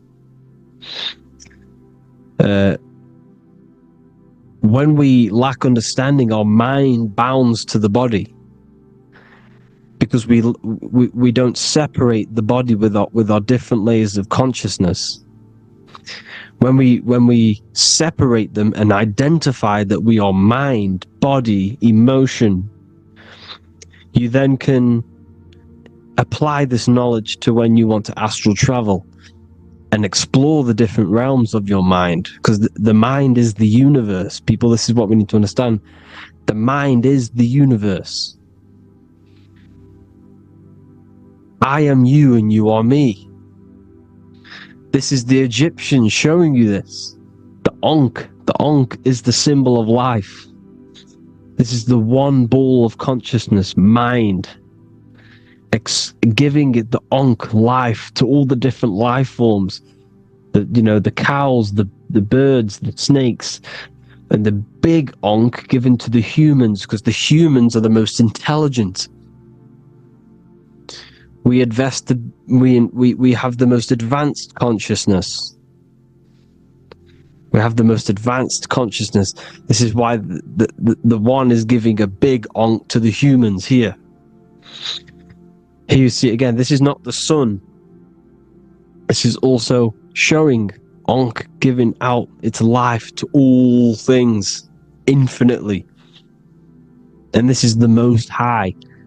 We are the Most High in disguise. When we strip off the body, we strip off the desires for the physical world, we strip off all of these fake identities that the mind gets attached to. That is God. The universe. You are the universe experiencing itself. I and I. The letter I and the number 1 is just one line. The letter I is the number 1. Because your I am, when you refer to yourself as I, every single one of you who's watching this video refers to yourself as I, which is the one. We are all the one. We are all intelligence. We are all invisible. We are all the one. 1 is the only number. 1, 2, 3. Everything goes up in ones because there is only one. Doesn't matter how far you go down the line with numbers, all of their numbers are created by 1 because there is only one. So me and you are the exact same consciousness expressed in different bodies. Mind. Cause. There is only one cause. There is only one mind. There is only one being. But because we lack understanding of this, we think we are the bodies. And this causes division because the physical world is the most illusionary world. It's an illusion.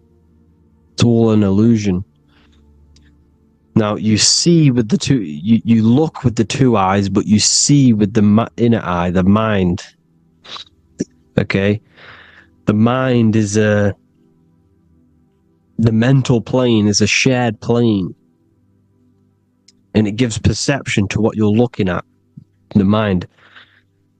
I'm affecting you when I speak because the mental plane is shared. We all share mind. We all express mind. When I'm speaking to you, I'm affecting you because we are mind. So the words that I'm saying, which are being manifested from my mind, are being manifested through my body into vibration, is affecting you. I'm affecting you with what I'm saying. And these words are having an effect on your mind because we're all mind. This is why you need to be careful what you're listening to, music and all sorts. Because music can also create thought loops within your mind. Because the chorus, we shouldn't be listening to choruses. Choruses are loops. And what they're saying in the chorus is being looped. And this can create thought loops within your mind. Go and listen to an old song that you used to listen to about 5 years ago, 10 years ago, 20 years ago. Go and listen to an old song, and you guess what? You will get nostalgia. Why will you get nostalgia? Because that song will trigger the thoughts that you were thinking in that time of listening to that song.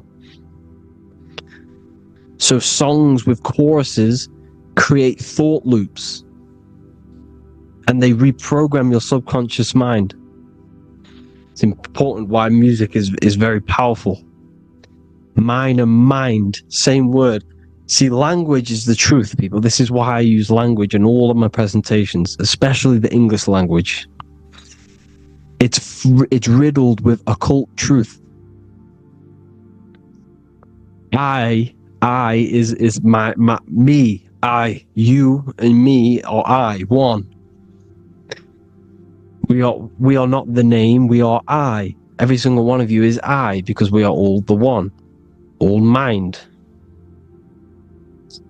Now, the only thing that is truly mine is my mind. When you say something is mine, it's an illusion. It's not yours. The only thing that is mine is mind, my mind. Okay? It's my mind. It's the only thing. It's the same word, mine and mind. Like I said before, everything's one. Hot and cold is different degrees of the same thing, of the one substance, of degrees. The 7 colors are different frequencies of the one white light. Everything is one. There is only one. We are all one. Everything is one. Hot, cold, day, night. It's the same degree of one, which is mind.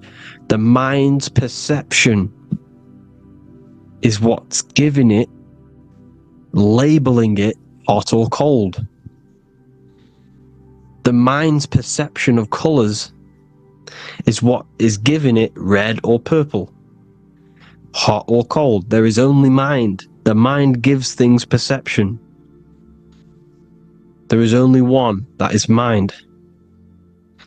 The conscious and the subconscious mind.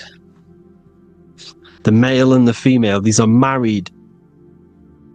The subconscious mind is your hidden part of the mind.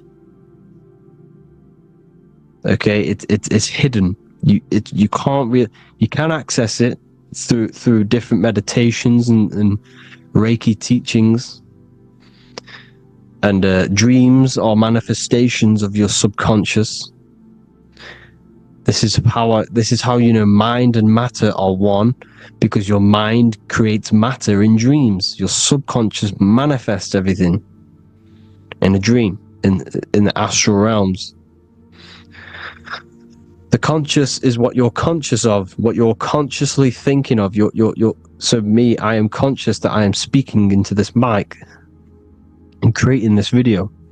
My subconscious mind is the hidden part of the mind, which is speaking to my heart, telling it to beat. It's telling my food to digest. It's regulating all my blood. It's doing everything in my body without me being conscious of it.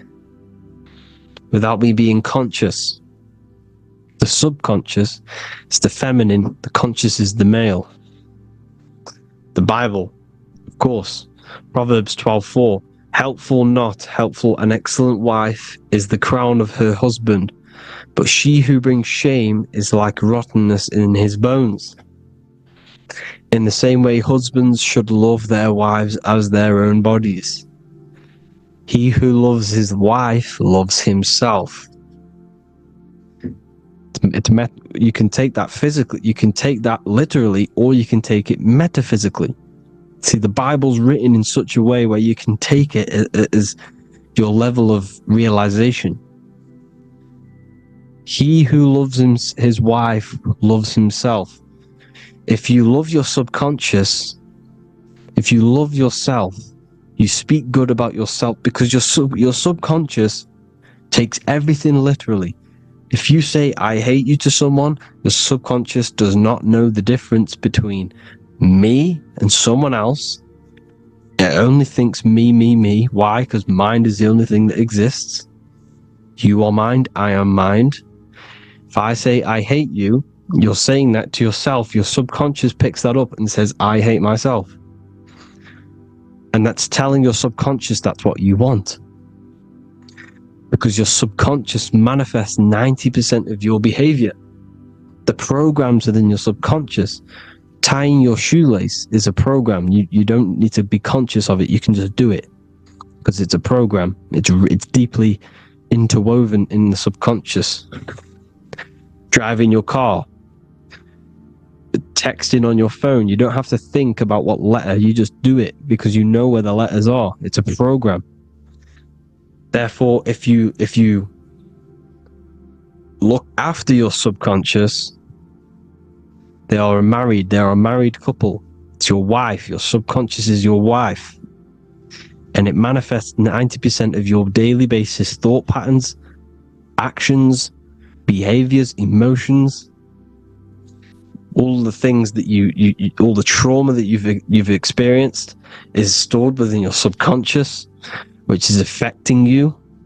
So let's say you were in a car crash 10 years ago, and you had a really traumatic event, you really hurt yourself, and you had a very, very, very strong emotion that you felt of pain. That will still affect you today. And why? Because it will manifest into your behavior. How? Well, you'll be cautious of what cars to go in and who.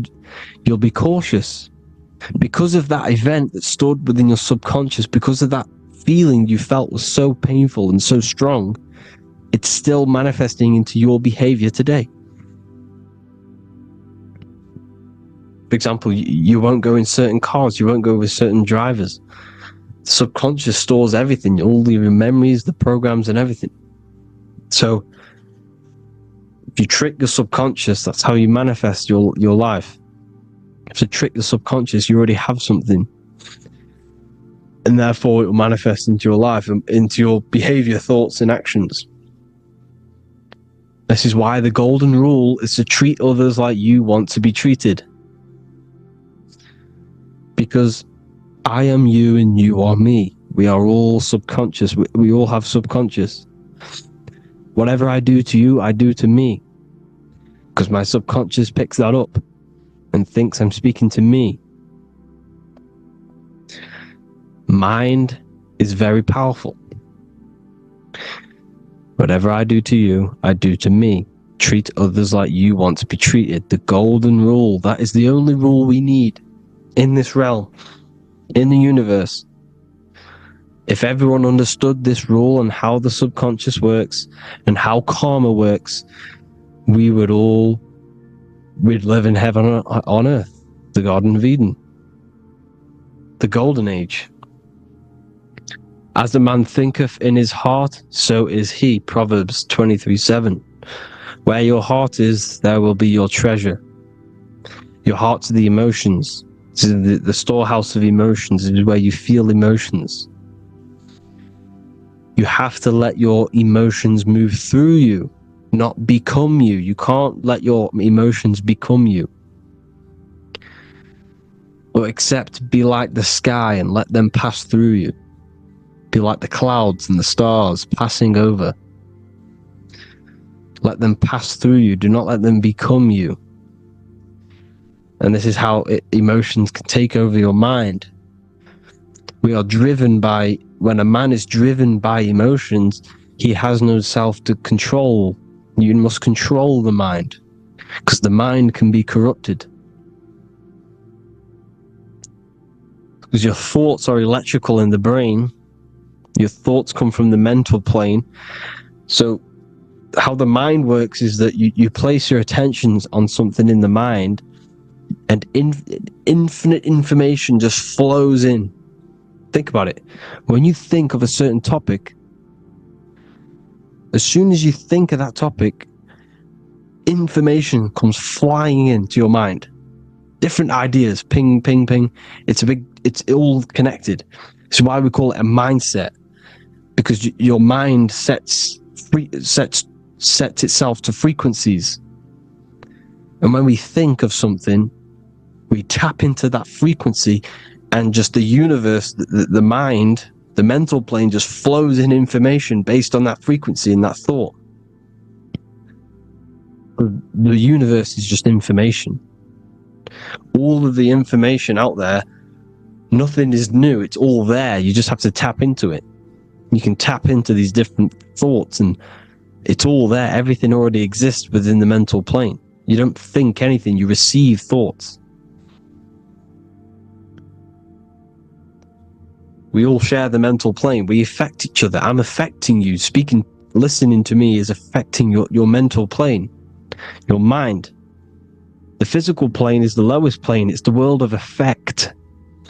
Everything you see in the physical plane is the effect of mind.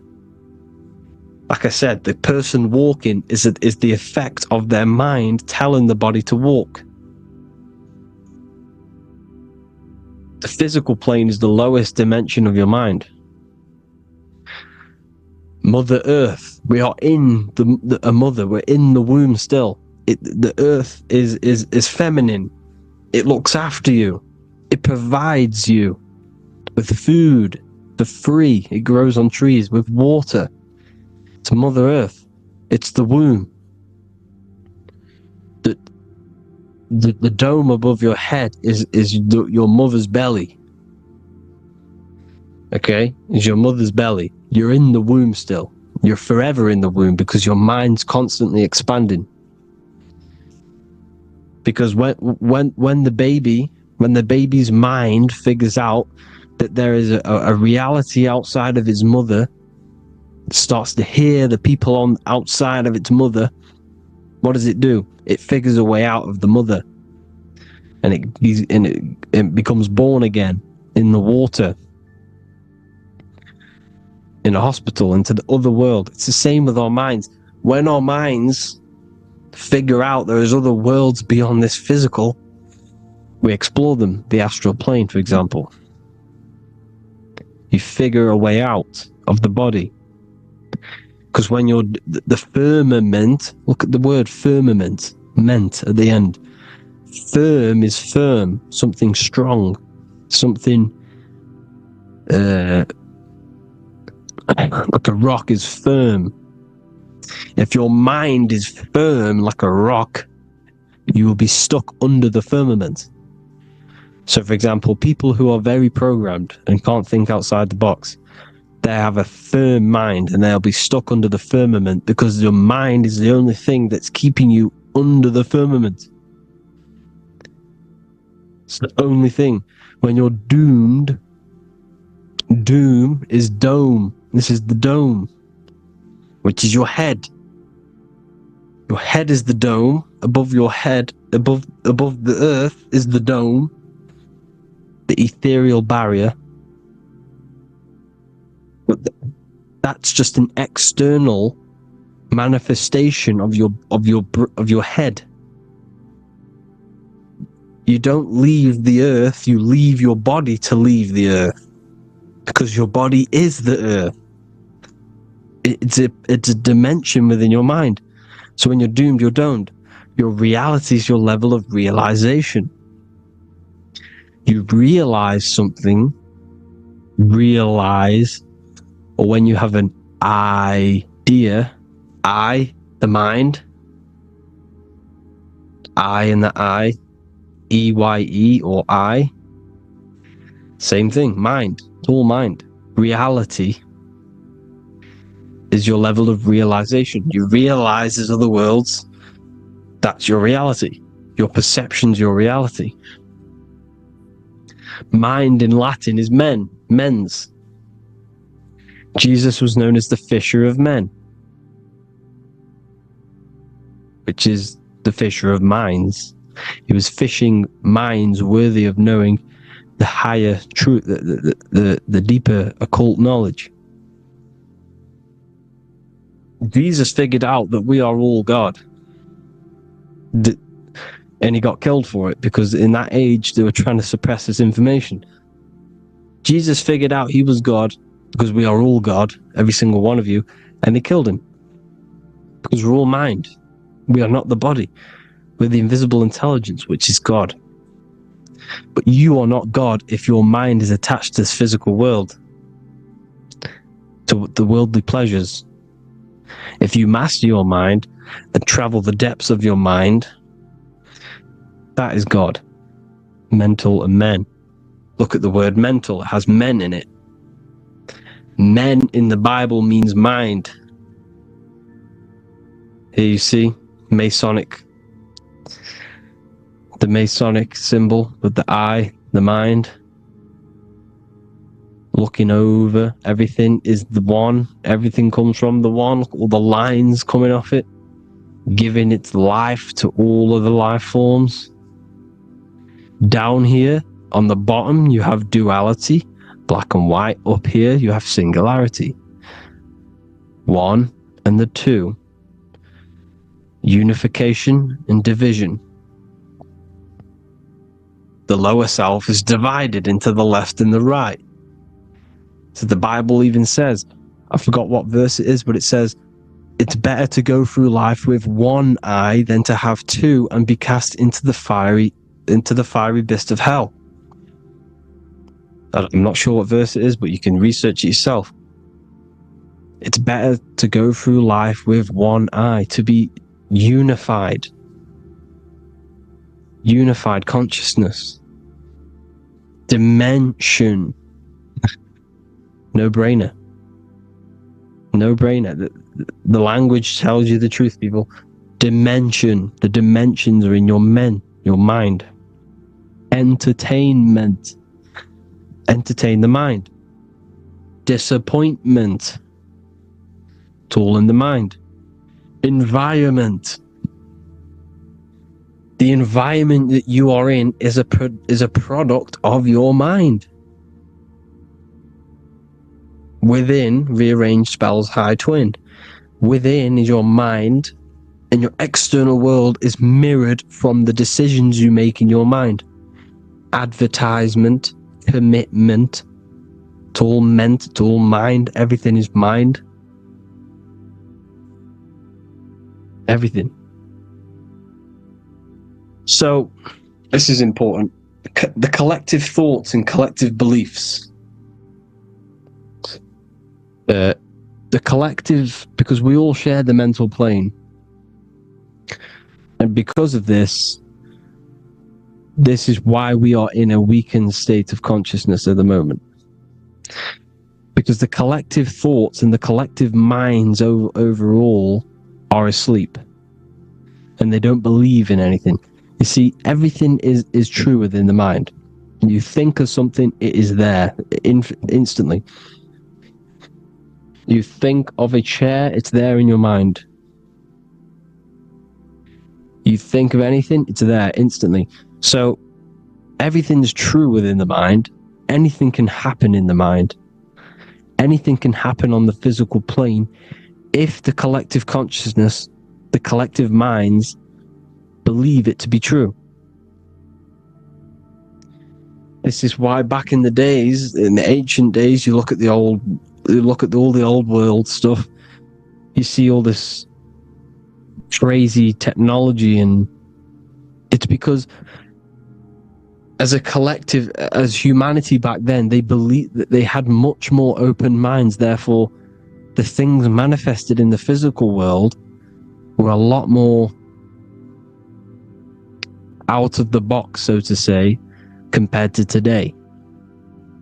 For example, magic is not as powerful today because the masses don't believe in it. It's still powerful, don't get me wrong, but if the masses believed, or if everyone knew magic could be real, because it is, anything's real in the mind, it would be a lot more powerful. You see? So and what they're trying to do is create a hive mind worldwide. They're trying to make one religion, an external god. What happens when you worship something external? You give energy to it, because where attention goes, energy flows. Where your mind gives attention to, energy goes there. And when we all believe in external gods and give our worship and our power to these external things, we all give energy to it, which will manifest as a demon in the astral planes. It's a hive mind. They're trying to make a hive mind to summon our energy. Trying to summon our energy. And it through mind, through collective thoughts. The hive mind. They want one religion, one government, one currency, one belief system. And that will create a hive mind, which will limit our consciousness, which will limit what we can do in the physical world.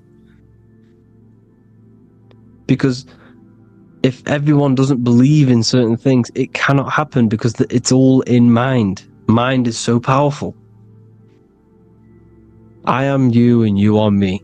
I hope you all enjoyed this video, people. If you haven't already, join the Wisdom Academy. The Wisdom Academy, we have many occult lectures just like this one. Also, we have just launched Mindwave Hub. If you want genuine frequencies genuine binaural beats, because the ones on YouTube, the ones on Spotify, Apple Music, they're all tuned to A440 hertz, which shuts down the right hemisphere of the brain. If you want to gain access to your true consciousness, your mind, you need to balance the two hemispheres and balance the chakras. You can do that externally by listening to binaural beats. If you want true frequencies, true binaural beats to hemisync the chakras, hemisync the brain, to gain access to the different dimensions of your mind, well, you can gain access anyway, but it's going to help you if you're trying to learn this. Join Mindwave Hub. The link will be in the description. Listen to the binaural beats, meditate to them, listen to when you go to sleep. They'll massively benefit you. Thank you all, people. Hope you had an amazing, lesson. Hope you learned a lot. And please subscribe. God bless you all.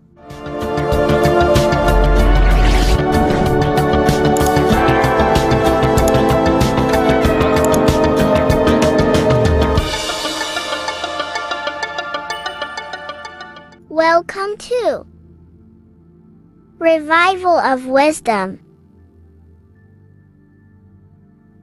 Welcome people, we're back with another video.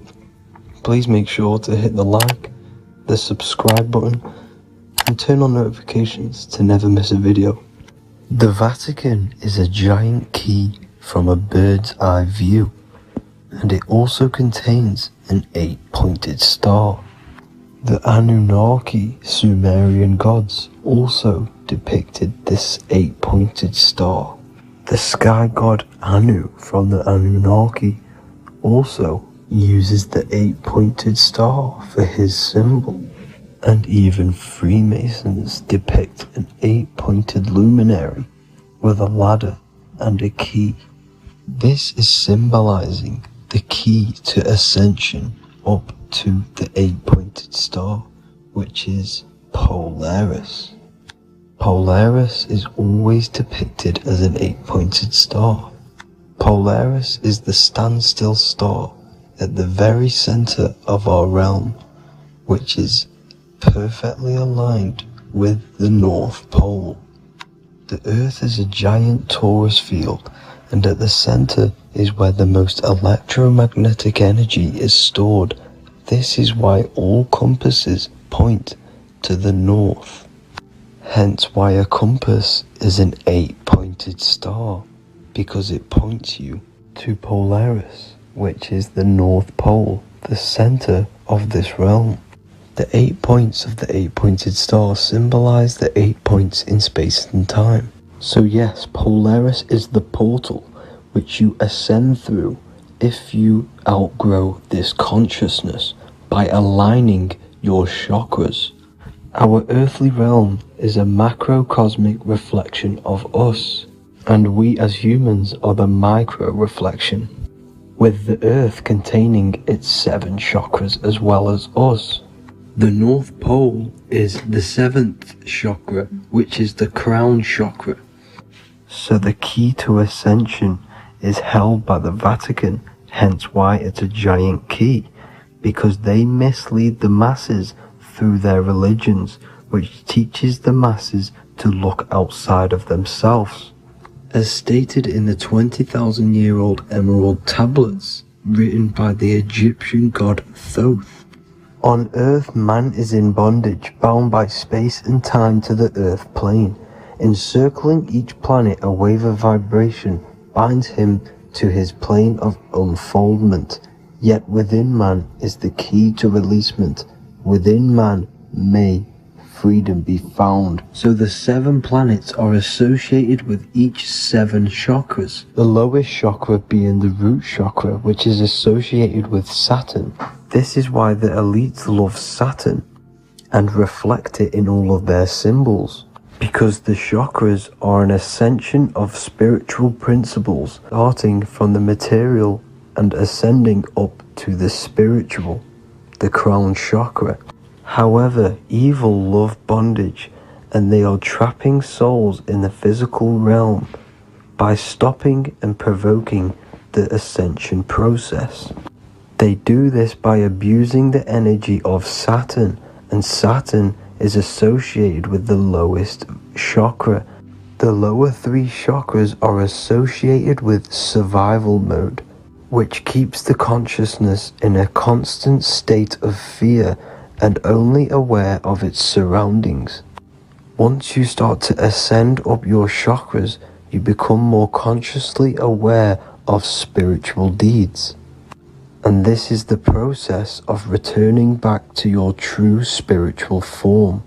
Going back to Polaris and its connection to ascension, Kanye West symbolizes this on his music video 24. As you see him rise up into the sky, you see an 8-pointed shape around him, which symbolizes the 8-pointed star, as you see the beam of light. And even NASA symbolized this in their Space Delta logos, a bear holding a key with an arrow up to Polaris, the 8-pointed star. Here's another NASA logo of an arrow from the Earth to Polaris. The series Lock and Key on Netflix is all about portals and doorways, and they have the Kundalini energy as one of their keys. Kundalini energy is the energy which rises up the spine, the 33 vertebrae, and activates the third eye. The third eye is the spiritual gland which connects humans to other spiritual realms. We are not the body. Our spirit, our soul inhabits the body. We exist physically, spiritually, and mentally. Therefore, we are multidimensional. The intellectual and spiritual inhabit the body. Therefore, this is just an avatar within this timeline. However, within each and every one of us, we all have the key to releasement, as says in the Emerald Tablets. This releasement is ascension up until higher states of consciousness. As stated in the Emerald Tablets, man is in process of changing to forms that are not of this world. Grows he in time to the formless, a plane on a cycle above, and another one saying, man is a flame bound to a mountain, but we in our cycle shall ever be free. Know ye, O man, that when ye have progressed into the cycle that lengthen above, life itself will pass to the darkness, and only the essence of the soul shall remain. That's it for this video. I hope you all enjoyed. Please feel free to leave a like, subscribe, and comment any subjects you want me to talk about. God bless you all.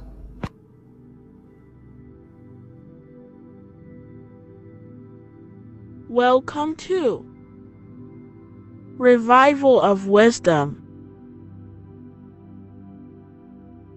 Today, we're going to be talking about portals, portal symbolism, what portals are, okay, and how they show them to us, because they have to tell you the truth, guys. This is the thing with the universal law. They have to tell you the truth, and they tell you through symbols, they tell you through movies, and different things like that. But let's jump straight into this. So first, I want to talk about the Freemasonry symbols.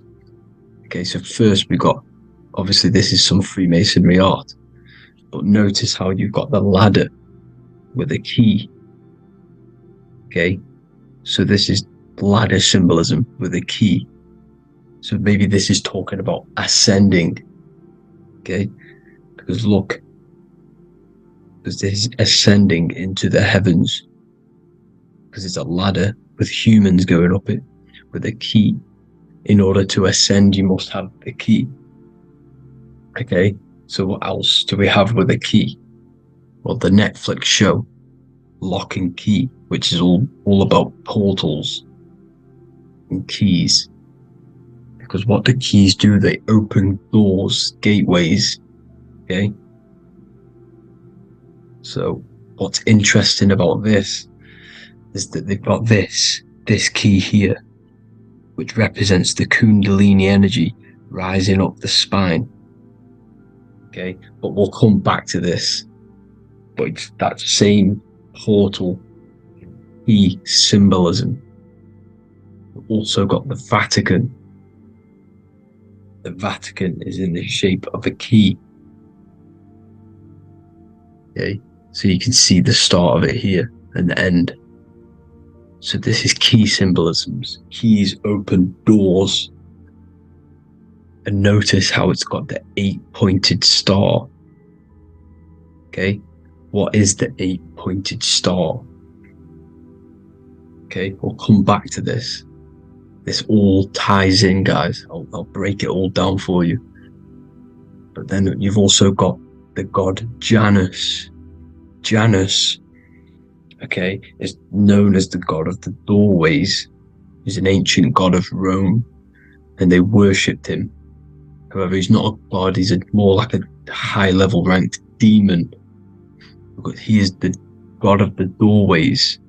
And notice how he's got 2 faces. Because doorways always have 2 sides. You're going into somewhere, there's always 2 sides of a door. And he's always depicted with 2 sides of a face and a key. Because he holds the key to the doorways, to the portals, to other worlds and realms. Okay, as you can see, he's always got 2 faces and a key. Okay, so now we have the Sumerians, the Anunnaki, and they are always depicted with the 2 faces.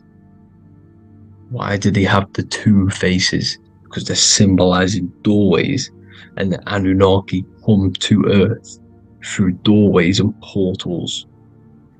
So these are what these gods are symbolizing in their artwork. But they always have the 8-pointed star. Okay, what is the 8-pointed star? You see how they always have. Look, let me try to find another one. It's the 8-pointed star. This 8-pointed star is Polaris. Okay? Polaris, just like the Vatican has the 8-pointed star with a key. Polaris is the center star. Polaris is a fixed star. It doesn't move. Okay? So the Anunnaki's symbol is also the 8-pointed star. So this is symbolizing the portals and doorways that they come through in order to get to the Earth.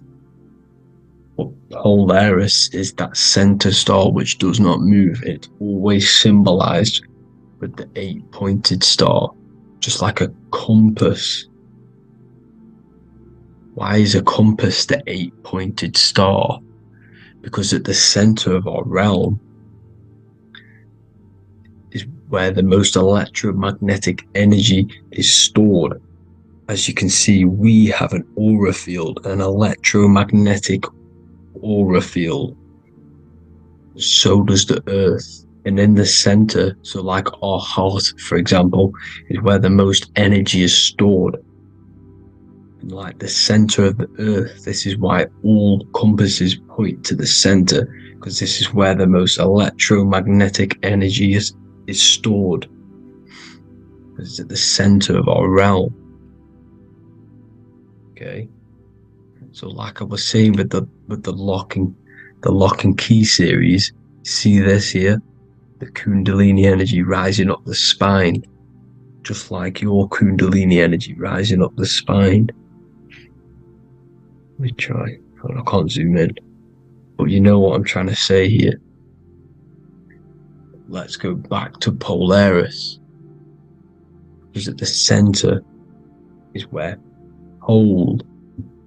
Can you see the pole of electromagnetic energy? Polaris, the North Pole.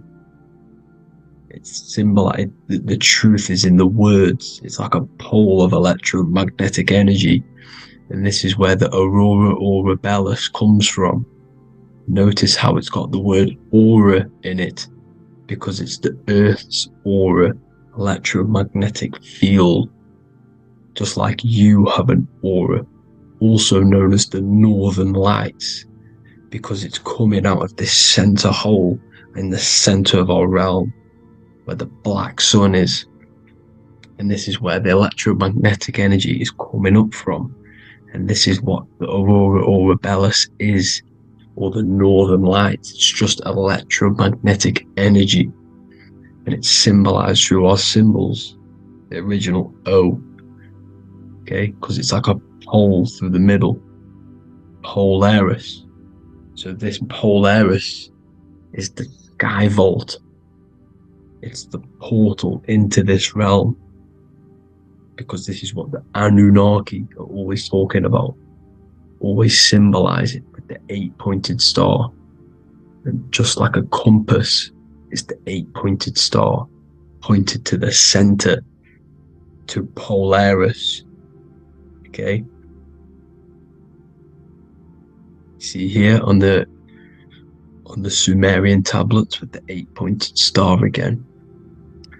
And how we know it's talking about portals with this 8-pointed star is because CERN 666 are opening up portals to the underworld, letting in demonic entities into this realm. How do we know it's a portal? Because their Hydra Collider has 8 points, just like the 8-pointed star.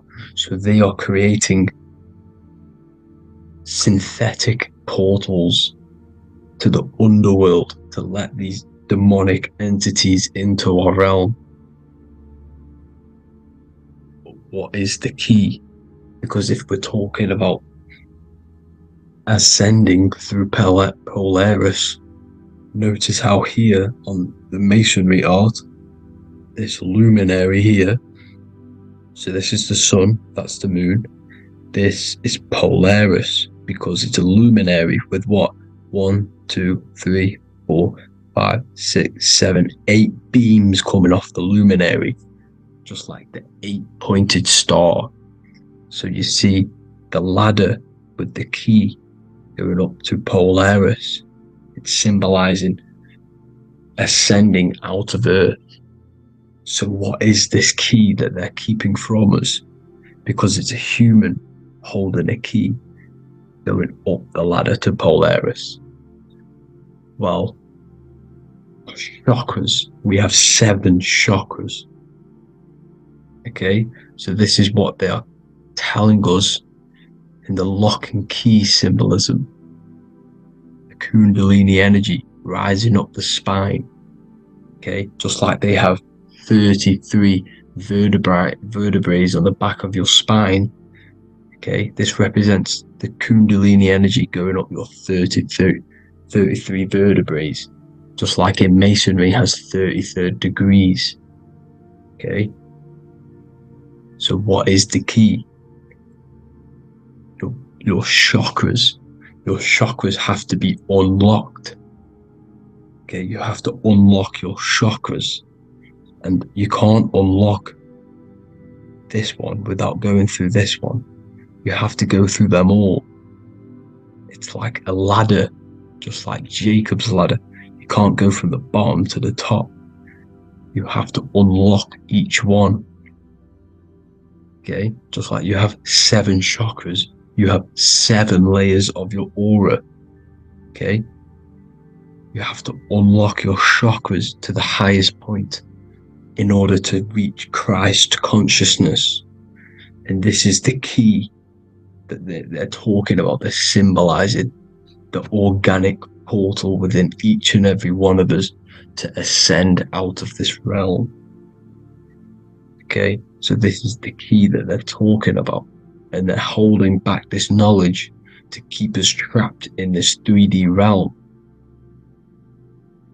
Okay, so like I was saying with the 33 vertebrae and the Kundalini energy coming up the spine, 33 vertebrae, you can see this sort of symbolism going up to the light, because it's the light. You see here, your crown chakra turns on and becomes enlightened, just like the Illuminati symbol. Can you see it? Also, Jesus also died at 33. So this is symbolizing, okay?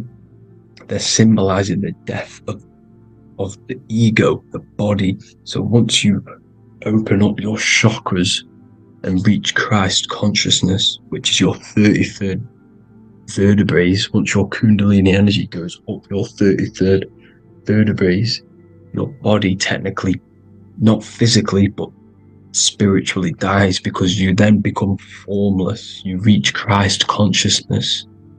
So then you can travel other worlds. Okay? This is what they're talking about with Vatican, 8-pointed star, and the key. Janus with the key. The Sumerians with the 8-pointed star.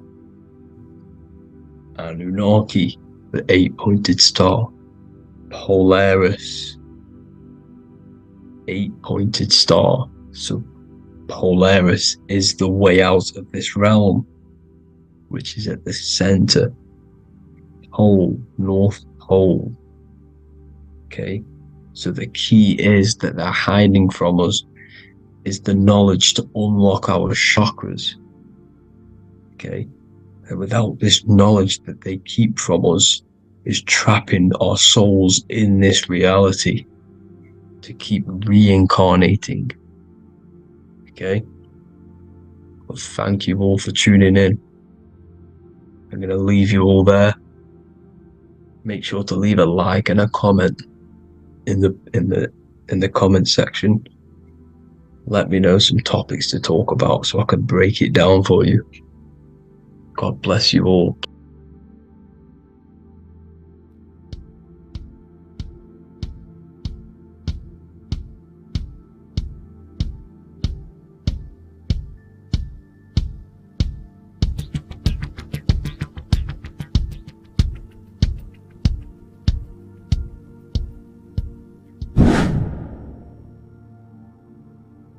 What is good, people? How are we all doing? Today we're going to be talking about the different planes of existence, the occult side of the world, the things they don't teach you in school. And of course, you can only find that on this channel, so welcome. So you need to understand is that your consciousness moves through these different planes of existence, these different states of consciousness, which make up all of you. Okay?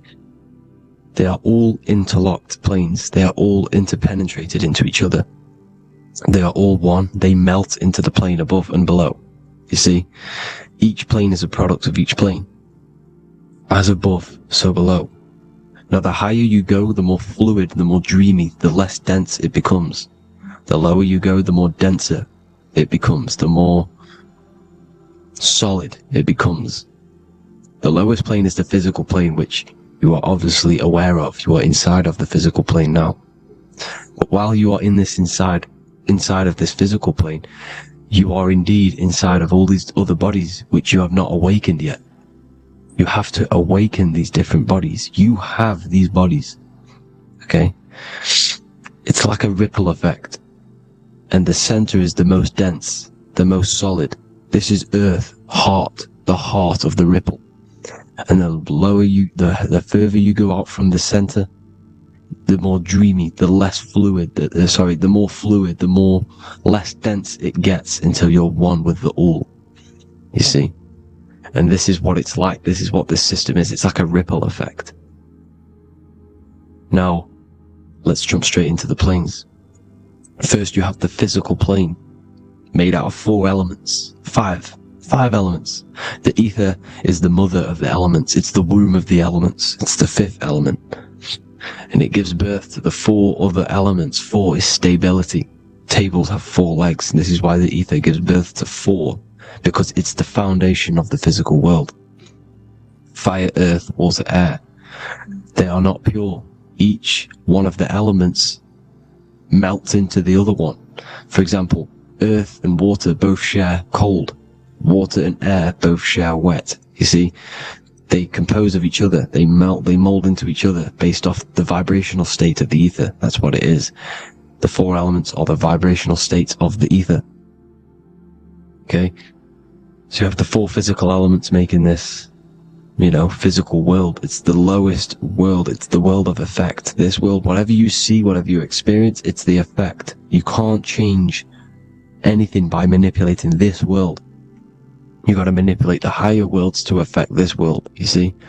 As above, so below. This is the lowest plane. It has three-dimensional. It's the third dimension. Space, height, and thickness. That's all it is. Front, backwards, upwards. You see, it's three-dimensional. We cannot perceive the hidden side, which is the interior of this existence. We cannot perceive the interior from our exterior view. We are looking into this world. Okay, this is the exterior view. We can't see what's inside of that. That's the fourth dimension, which is the next one. It's the most gross and dense plane. Four states of matter, the most slowest vibrational molecules exist in this plane. Above this plane, you have the ether. Okay, the word ether and either are the same thing, because either connects two scenarios in languages. I either support Manchester United or Liverpool. Either is connecting them two scenarios. The ether is doing the exact same, as you can see here on the planes of existence. It connects the astral world, which is very important, to the physical world. It's connecting these two worlds. So it's the ether. It's the ether. The ether is pure potential. Energy flows through the ether. It is pure energy, pure potential. Okay? The physical body is an exact copy of the etheric counterpart body. So every physical object has an etheric energy double. It's like a blueprint of that object. Every single object has an energy double, and that's the etheric double. Okay? The etheric body determines the shape of our physical body through its lines of force. All through life, it rebuilds and restores the physical body. Physical problems show up first in the etheric body, because as above, so below. You manipulate the higher planes, it will manipulate this plane. And this is why sorcery works.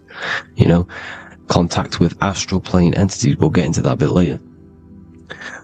So, the reason why we can't see this plane, this energy world, which is all around us, which we are inside of right now as we speak, is that the molecules that compose it are further apart than those of the physical plane, making it invisible to the two eyes.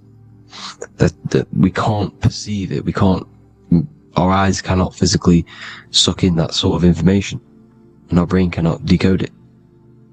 This is why, they brainwash us with all these programs to keep us asleep, to keep these other bodies we have asleep, so we don't find out about these other bodies, and is to make you believe that everything's just a material. Only the material world exists.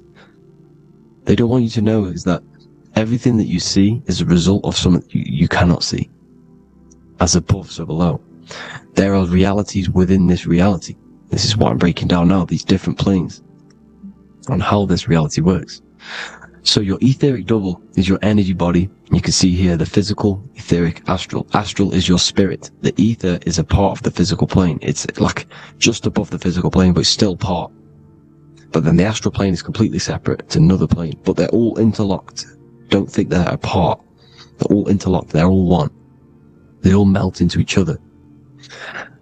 The chakras that we have are inside of our etheric body. They are our sense of organs which tune us to the fourth dimension. These 7 chakras connect us to the astral world, the fourth dimension. Okay? They are points for the flow of energy from the universe / 7 planets, because the 7 chakras are your 7 planets, and the 7 planets are connected to the astral world. They are feeding these 7 senses in our body. They connect us to the universe, to our etheric counterpart, and then to us, supplying the physical body. Because the energy comes from above. As above, so below.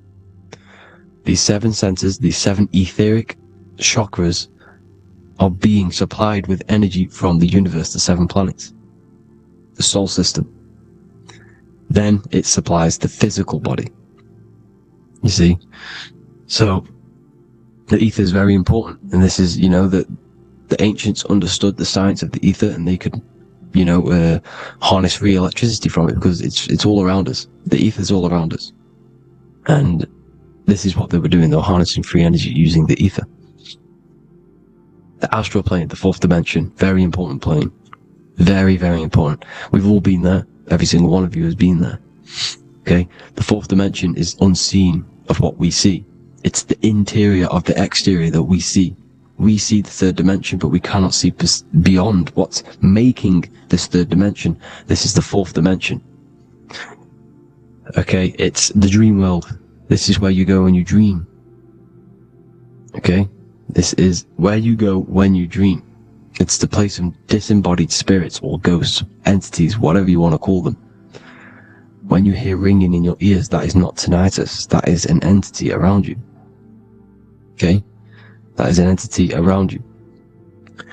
The fourth dimension is where thought forms exist.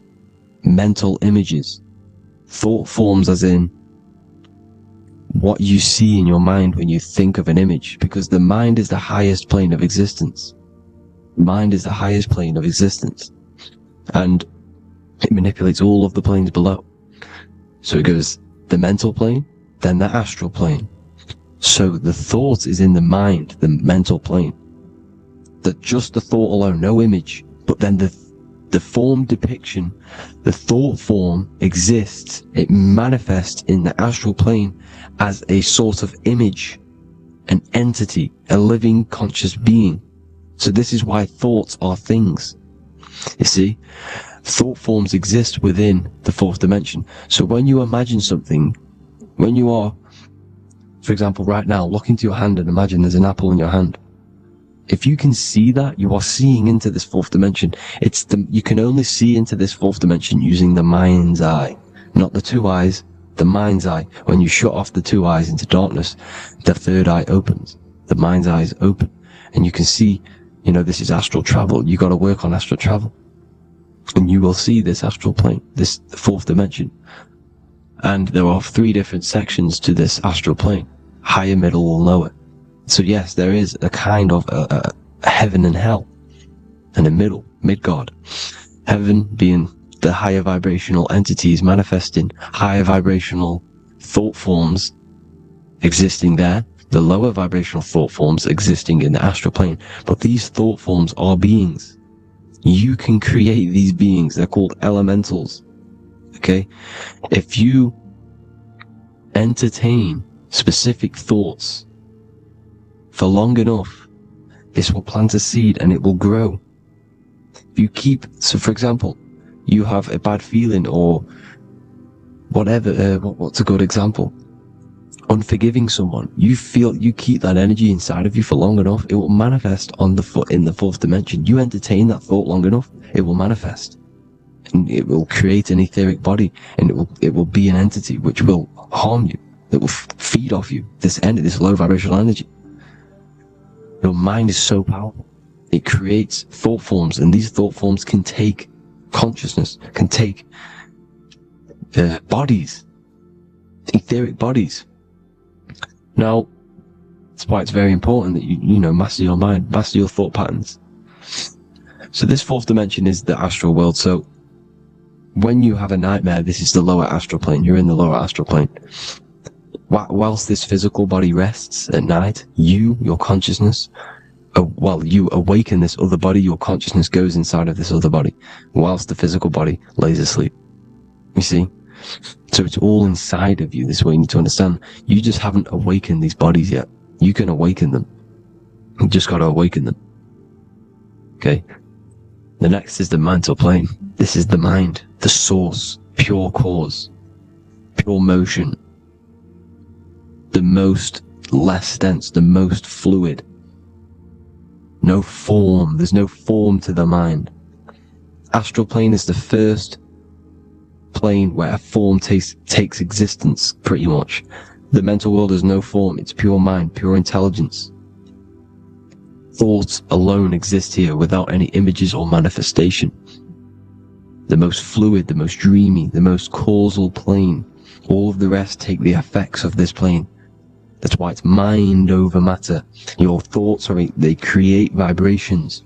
Each vibration is vibrating on a specific frequency, which creates mental images, creates effects down here on this physical plane. This is why it's so important to master your mind. Master what you think. Master your mind. It's the hardest thing to master. You could conquer the world, but it's probably harder to conquer your own mind than to conquer the whole world. I can promise you that, because the mind can play tricks on you. You got to listen to that inner guide within you that will constantly manifest the good things. So anyways, people, hope you learned a lot from this. Please work on trying to activate these other bodies. I will maybe do another video on trying to activate these bodies if you wish. Please comment down below if you would like to see that. And have an amazing day. Please like, subscribe, comment down below any video ideas you want me to do, any information you want me to spit. Thank you all. Have an amazing day.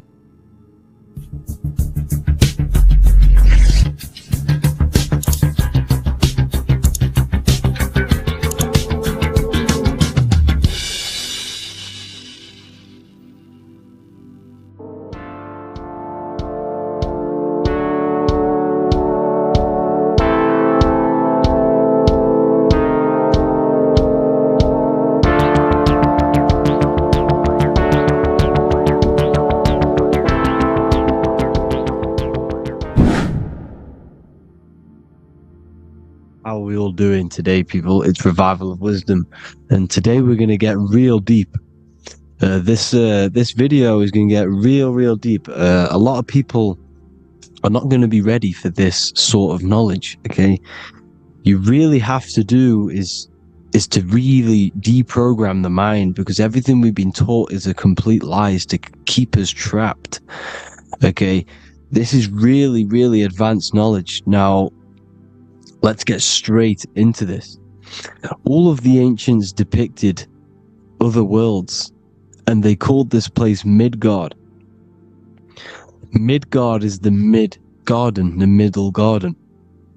This is why the Masonic symbolism on the floor is always a black and white checkered board, symbolizing the polarity here, the good and bad, because we're in the middle garden, the heart. Earth rearranged spells heart, because we're in the heart of this system, or whatever it is, a super quantum computer, whatever you want to call it, simulation. Now, in the Quran, it talks about the 7 layers of heaven. All of these ancient artworks are depicting these different layers of reality. Okay, and look at the Egyptians here with the boat outside of the firmament. Boats travel on water, and this is exactly what the Masons are doing.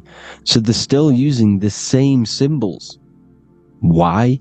Because it's the same knowledge, just hidden. The Egyptians have the same knowledge as the Freemasons. It's just hidden. Now, this cosmology that they're showing here, which is probably made maybe 100 years ago, this painting or artwork, is the exact same as the one we see here, with the arch, the boat. You know, it's similar, because the boat is symbolizing traveling these other worlds, because the ether is also symbolized as water, because if you look up at the stars through a telescope, it looks like it's water. It's shining through water, because this ether, whatever this substance is outside of this world, was symbolized as water. Okay, and look at all these ancient depictions showing these different layers of reality. Now, we are being trapped within this 3D dimensional world, which is the cube, the Saturn cube, because there are 6 sides to everything in this world: front, back, left, right, up and down. 6, which is the cube, because we're in the Saturn's world. Okay, now, always been depicted as a tree of life, the tree of the universe has always been depicted as this tree. Because let's get a bit deeper. Now, the cosmology of this reality is the sun, the moon, and Polaris, always in the Masonic art. The sun, the moon, and Polaris, the all-seeing eye. If you go inside of the temples, of the Masonic temples, they always have this star in the middle, shining light beams. Okay? Look here. The light beams coming from the big star in the middle, which is Polaris. This eye is God. It's God's light shining down from his abundance. Now, when you astral travel, you will see this big ball of light above you, and this big ball of light is God. But you cannot travel towards it until you are pure. It doesn't work like that. You have to become formless. You have to become pure before you can become one with the light. In all these Masonic artworks, it's all depicting the star in the center. This star is Polaris, because Polaris is the way out of this place. And this is why you see the stairway to heaven all the way up to the light beam, the light source. What does it say in the Bible? God is light, because everything is made out of one substance, and that substance is light. And it symbolizes the eye because God is an eye. All things that are alive have an eye. And we all say, I am. We all see these realities through eyes. God is an eye. He's the all-seeing eye. He sees all things at all times. And he is projecting this light. And this light comes down to create all the different levels of the worlds. And this is what the two pillars symbolize the number 11. 11, the number 1, is just a vertical line. It's the 1. It's a 1 point. 11 symbolizes the mirror nature of reality. Everything's mirrored. As above, so below. Now, the 11 also symbolizes openings, doorways. And as you can see here, an opening to the all-seeing eye. And you see here again, an opening to the stairway all the way up to the light. This light is the light of God in the astral worlds, beyond this world. Now, Polaris has also been symbolized as the UFO. They put the truth in plain sight. So you know in the films how the UFOs suck people up. That's what Polaris is doing. If you ascend beyond this world, if you do not ascend beyond this world, you will be reincarnated in this world. The whole thing is to outgrow this consciousness to the plane above. And I'm not just making this up. I'm going to be bringing in scriptures after this. But you can see with the Christmas tree, we always put a high, big star at the center, at the top, which is the star of Polaris, which is exactly what the Masons are doing here. The star at the top. And it's on top of our Christmas trees. And all of these symbolize the other stars, because Polaris is the most high star. And all the other stars are wrapped around the firmament lower than Polaris. And that's exactly what the Christmas tree is. And it's a triangle. It's a triangle, just like light beams travel from one point in the triangle, just like the all-seeing eye. It's a triangle. The light is coming from one point and sending its rays downward.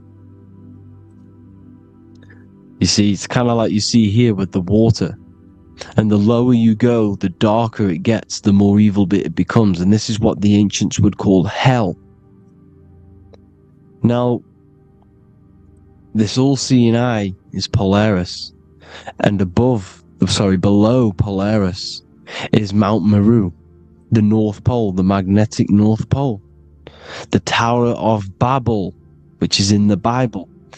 The etymology of the word Babel Ba, meaning spirit, which gives the ability to move the soul through the world, which is that's the ancient Egyptian description of the word Ba, meaning of the word Ba. You have the Ka, the Ba, the Ak, but the Ba is the one that gives the ability for the soul to move through the worlds. Your soul can't speak into a world without incarnating into it. Now, the Tower of Babel symbolizes Mount Meru because it's the word Ba is the spirit which gives the ability for the soul to move through the worlds. The Tower of Babel is the magnetic North Pole, Mount Meru, which gives the ability to move through these different worlds. And you can see the ancient Tibetans always showing this depiction of these different worlds coming from the center. Because we have to ascend our consciousness. It's not about how good you are to reach heaven. It's about how you expand your consciousness, you expand your mind. So they teach now that you have to be good in order to reach to heaven. It's about expanding the mind, expanding your consciousness to these different planes, these different realms. So that's what it's about. And Jesus was known as the fisher of man. Now, Jesus is a massive part of this. He was known as the fisher of man because he was fishing. He could have been fishing. He could have been one of these deities that had come down from these different higher realities and pull people up. So they would. So they called Jesus the fisher of man. And he says unto them, "Follow me, and I will make you fishers of men."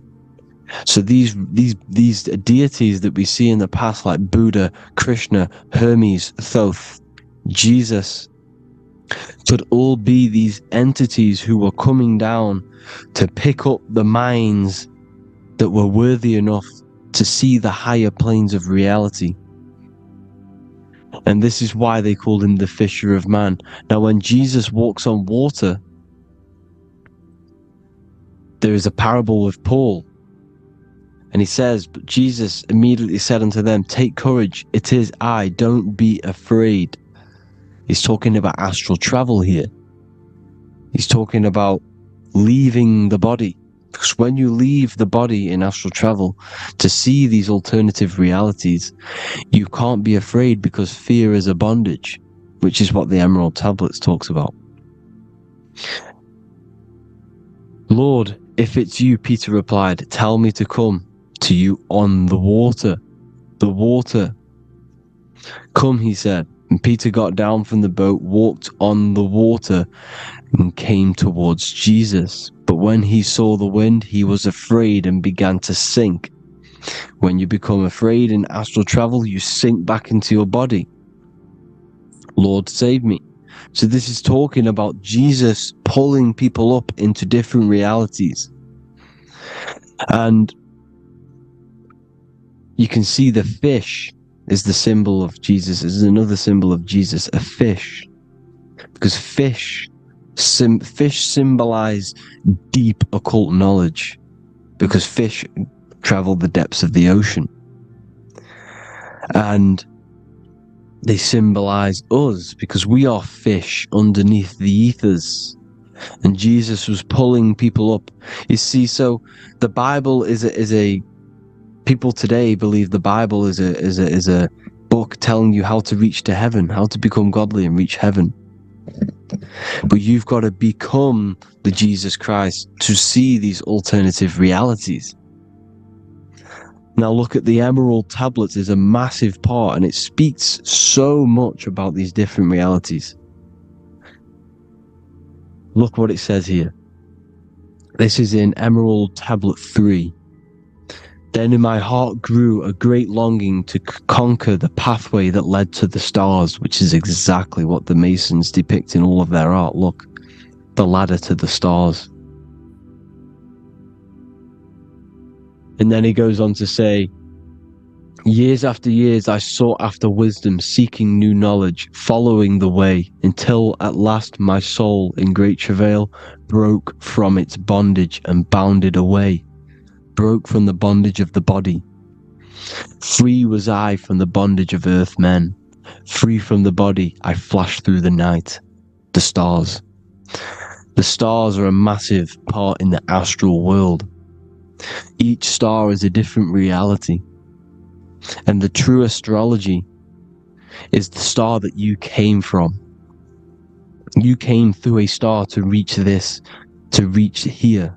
There is a reason why you are here. There's a reason why you have the personality traits, because your soul came from a specific star. This is why we call them stargates, because they are gates in and out of this reality. And Polaris is the way out to the higher worlds. Now look, far into space, my soul traveled freely into the infinite circles of light.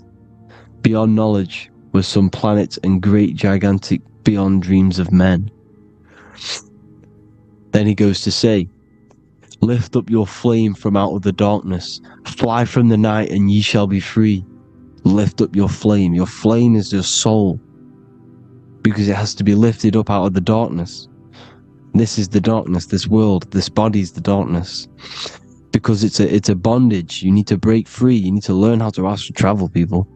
You have to learn this. If you want to get out of this world, you have to learn how to astral travel and see the other realities. Traveled I through space-time, knowing my soul at last was set free, knowing that now I must pursue wisdom until at last I pass to a plane hidden from knowledge, known not to wisdom, extension beyond all that we know. So he's talking about he went to a place where we cannot even comprehend here, a place that is not even known to Earthmen. He's telling you he's ascended out of this world to the planes that are beyond. And it says here in the Emerald Tablets, man is in process of changing to forms that are not of this world. Grows he in time to the formless, a plane on the cycle above. Know ye must be one, ye must become formless before ye are one with the light. The light, the same light that I was talking about, the Masonic light, with the triangle, God, the one source. Ye must become formless before ye are with the light. Formless, you have to leave the body.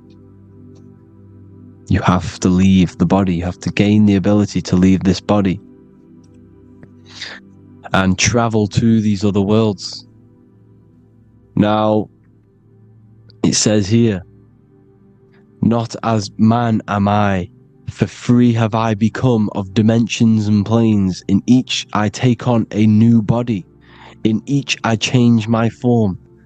Know I now that the formless is all there is of form. You see, all things created come from the things that, all things that you see come from the things that you cannot see.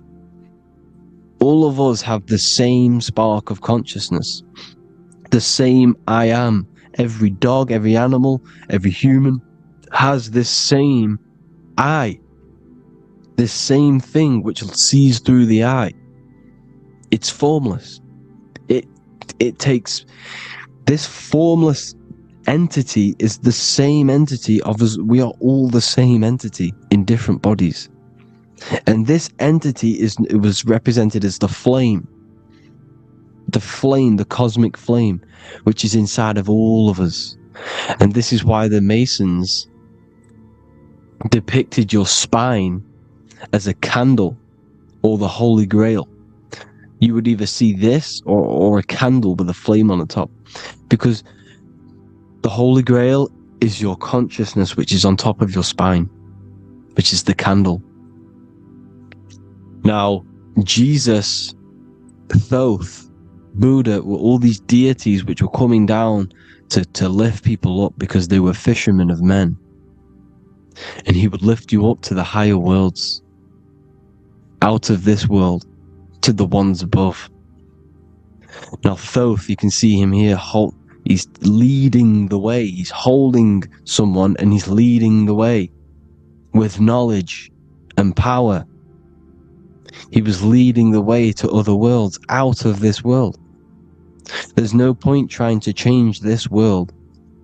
This world will stay the same. It will stay the same. You have to get out of this world, and that's what they're telling you. That's what they're keeping you from. They're keeping you stuck within this thin layer of reality. So what the Masons are doing, they have the ability to astral travel. They're living not stuck and bound to one reality, but living within the different layers of reality. And this is what Morpheus was doing in the Matrix. Morpheus was going into the Matrix to go and get Neo, which is exactly what Jesus was doing, pulling up people out of this world to the ones higher. And that's exactly what Morpheus is doing in the Matrix. If you haven't watched the Matrix, go and watch it. It will blow your mind. Everything I'm saying in this video, you will see it. Except that you don't need to use a machine to enter the Matrix. You just use your body. Well, you use your consciousness to leave this body. You see, Neo was also uploading himself into the simulation to pull people out of the simulation. And this is exactly what all of these gods were doing. The Fisher of Man. Look, he was pulling people up out of this reality with the knowledge. Now Jesus was always depicted with the mushrooms. Look at all this mushroom art. Mushrooms were literally the origin of Christianity. You can see it everywhere. There's mushrooms in all of the ancient art. Every single one of these paintings you see here, there's mushrooms on them. Mushrooms have the ability to see alternative states of consciousness. Now, if you go and do them, and you go to sleep, if you pop mushrooms, you go to sleep, and you will wake up in another reality. You will wake up in another reality. Don't try it if you don't want to do it. But if you've got the heart to do it, do it. Eat them, and go to sleep. You'll wake up in another reality. And Jesus was handing out mushrooms to the bright minds, to the minds that he wanted to fish out and pull up to the higher realities. He was giving them mushrooms to see themselves in an alternative state, in an alternative reality. This is why there was so much mushroom art, and it's not just ancient Christians. It's Sumerians, it's the Mayans, the Celtics, the Egyptians. All used mushrooms. All of them. Look at all this art. It's on stones. It's everywhere, because mushrooms. See, everything in nature is a macro. Look at the form of a mushroom. It's literally your spine and brain, because they alter your consciousness. Your body is just a radio receiver. Everything that you're experiencing is a program being ran by the central nervous system, and your consciousness is experiencing this program, these electrical impulses of the nervous system, because it's all feeding back to one point, which is the pineal gland. And this is the candle with the light on it. Type in Masonic candle and you'll see it. It's your spine with your spark of consciousness on top of the spine. And it's a mushroom, because this sends you to alternative states of consciousness, alternative realities. Now, they were all doing this, the Egyptians, the Mayans. Now, there's more symbolism which goes into this. Look at the Christmas trees we use. The Christmas tree with the presents underneath them. Magic mushrooms grow under trees. And these are the presents under the trees that we symbolize today with Christmas. Santa's red and yellow for the red and yellow mushrooms. The same mushrooms Mario has to collect.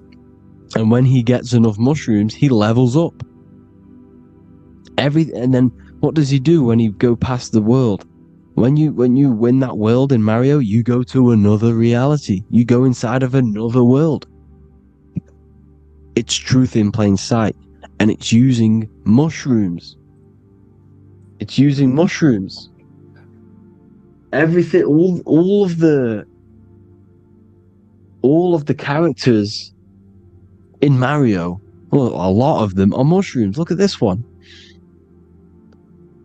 The presents, black, yellow, and red and white. Red and white mushrooms. And the bow on the top is the mushroom head. That's a bit of a reach, but, you know, the symbolism never lies, is what you need to understand. And it's as above, so below. Now look at the Sumerians. The Sumerians were also multi-dimensional beings. Okay, look at how they have the double faces. They had 1 foot in this reality and 1 foot in another reality. And look at this one, a double-headed god inside of like a portal. You see? Because it's, and look at these with the wings, the astral travel. Birds, ancient birds symbolize the soul. Because the soul is a bird, it flies to different worlds. It flies around the cosmos. And mushrooms gave you the ability to see these alternative states of consciousness, these alternate realities. Because you exist in infinite realities. You exist in infinite realities. Now look at the 33rd degree Ordo Abkeo badge. That you get this badge when you become a 33rd degree Freemason. And it's a double-headed eagle. A double-headed eagle. And you can see this in Sumeria first. Sumeria have the same symbol. A double-headed, well, bird. You can see it here. Here as well. And the Masons are still using this symbol today. And when you become a 33rd degree, 33 vertebrae on the back of your spine, above the vertebrae is your consciousness, and it's a double-headed eagle. One reality in one, you become a multi-dimensional being in the 33rd degree. And I've heard many interviews of Masons say it becomes Luciferian. You see, they speak in code. These Masons can't tell you about what they learn about, but they will speak in code. They said it becomes Luciferian. The word Luciferian is lucid. The root word of Luciferian is lucid, and lucid is lucid dreaming, alternative realities, dream worlds. You become a god. Luciferian means you're becoming your own god, pretty much. Because you are becoming a multi-dimensional being living in between the different layers of reality at the 33rd degree of Freemasonry. And look at the double-headed eagle, because the birds symbolize the soul. And they reach high, they fly high, just like the soul wants to fly high to the light, to become one with the light, like the Emerald Tablet says. Now look at Janus. Janus was another god, and he's known as the god of doorways. Janus always depicted with a double head. Janus is why we say janitor or January. And January is entering a new year. Janus is known as the god of doorways with keys, always got a key. Because keys open doors. That's why the janitor holds all the keys. And Janus always has double heads, because he had 1 foot in this reality, 1 foot in another. He was a multi-dimensional being. A Luciferian. living between the different layers of reality, except from instead of being stuck in one like we are. Well, a lot of people. And that's the whole point. You see, all of this stuff is about like changing the world and stuff like that. This world will probably never ever change. It's probably been like this forever. Well, forever, for a long time. But it's about moving out of this reality to the higher states. And the Masons always depict the ladder to the luminaries, the stars, with a key, the same key of Janus. The Vatican is a key, and it's in charge of all the religions. Why is it a key? Because they're holding back the key. They're keeping you stuck within this reality, keeping you stuck as identifying yourself with the body, identifying yourself with this world. You are not in the world is within you. This is a program being ran by your central nervous system, and your consciousness is experiencing this reality. Now, this is going to be a mind-blowing video for some people.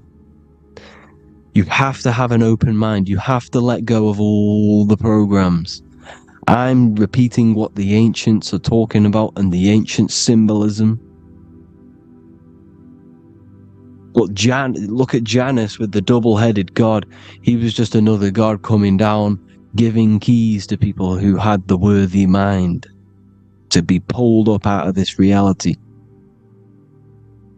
to be pulled up to heaven, just like Jesus was teaching how to reach heaven. But really, it's an encoded scripture. But anyways, hope you all gained some insight on this video. Have an amazing day. Please like, share, comment.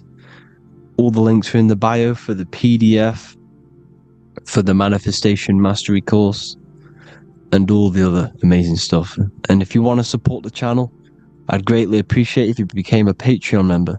Hope you all have an amazing day, people. God bless.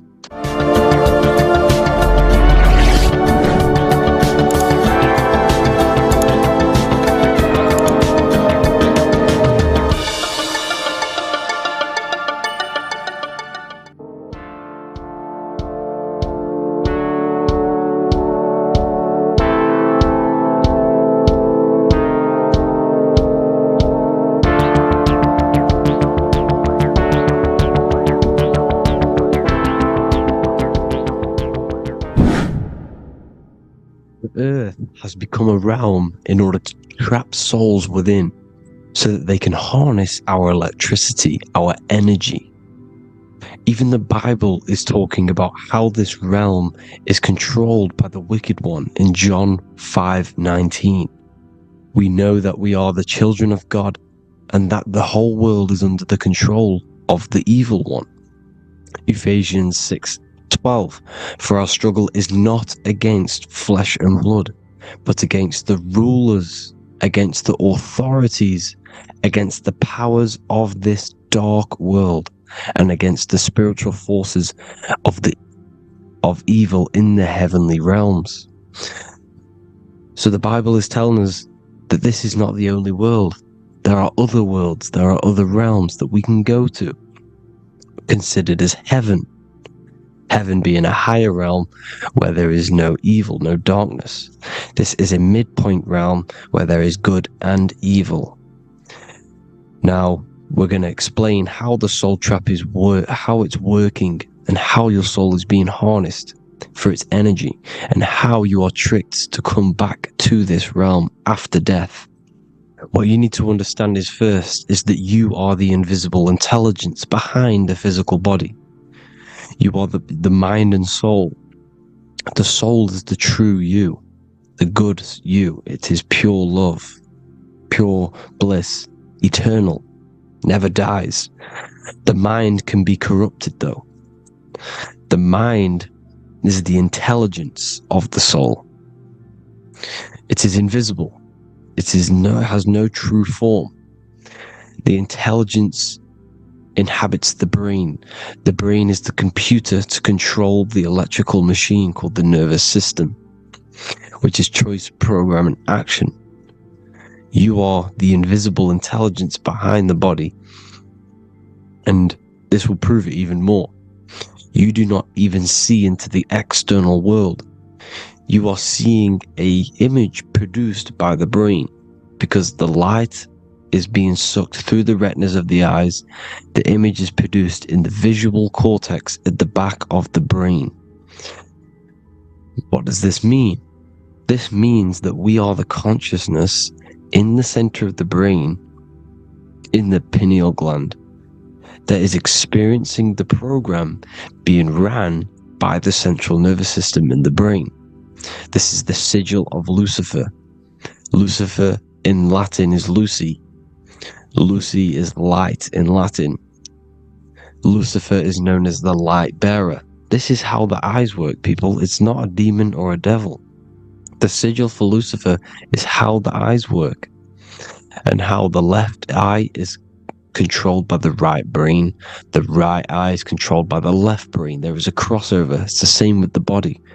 The left side of the body is controlled by the right brain. The right side of the body is controlled by the left brain. There's a crossover with our hemispheres in the brain. Now, this empty chamber in the center of the brain is where this universal cosmic intelligence is held, known as the most holy place in the Bible, the throne of God. Okay, this is above the 33 vertebrae on the spine. As you can see here, you are the being in the center of this point. All of the nerves are being sent back to this one particular point, which is the seat of our invisible intelligence. You can see it's an empty chamber. Our consciousness, our intelligence is not a physical thing. This intelligence is the true voice inside of your head. This is why your head is heaven, your heart is earth, your heel is hell. Your head is heaven because this is the seat, the throne of God. God is in heaven because the consciousness, this divine intelligence that's controlling the body, is sat in the center of the brain. The brain is taking commands of this invisible intelligence. When you close your eyes, you can feel your awareness, your consciousness, your intelligence is all in the brain.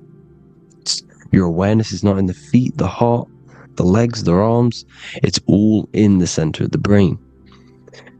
Now, if you meditate deeply, you will find that you are beyond the mind. You are the being observing the thoughts. You are the soul observing the thoughts. Now, with this being said, you are the consciousness experiencing the program being ran by the central nervous system in the brain, because you're not seeing into the external world. It's an image. It's a simulated image produced by the brain and the central nervous system.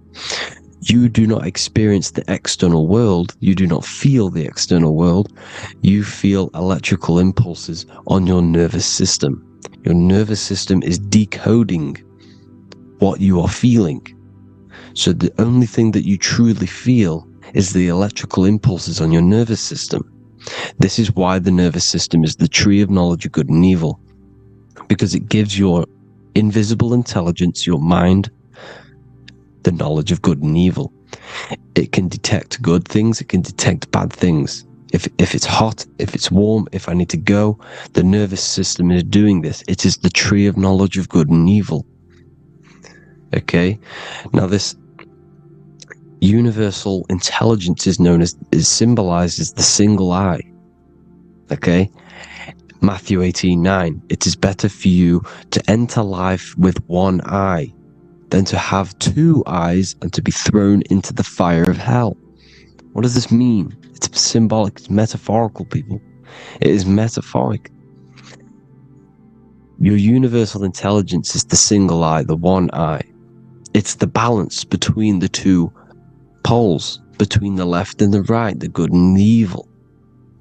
It knows the right thing to do all the time. This is our inner guide. The inner self is the inner guide. And when you are operating your life off duality, using your two eyes, you'll be thrown into the fire of hell, lower states of consciousness. Because you're split. You need to live in oneness, even, balance.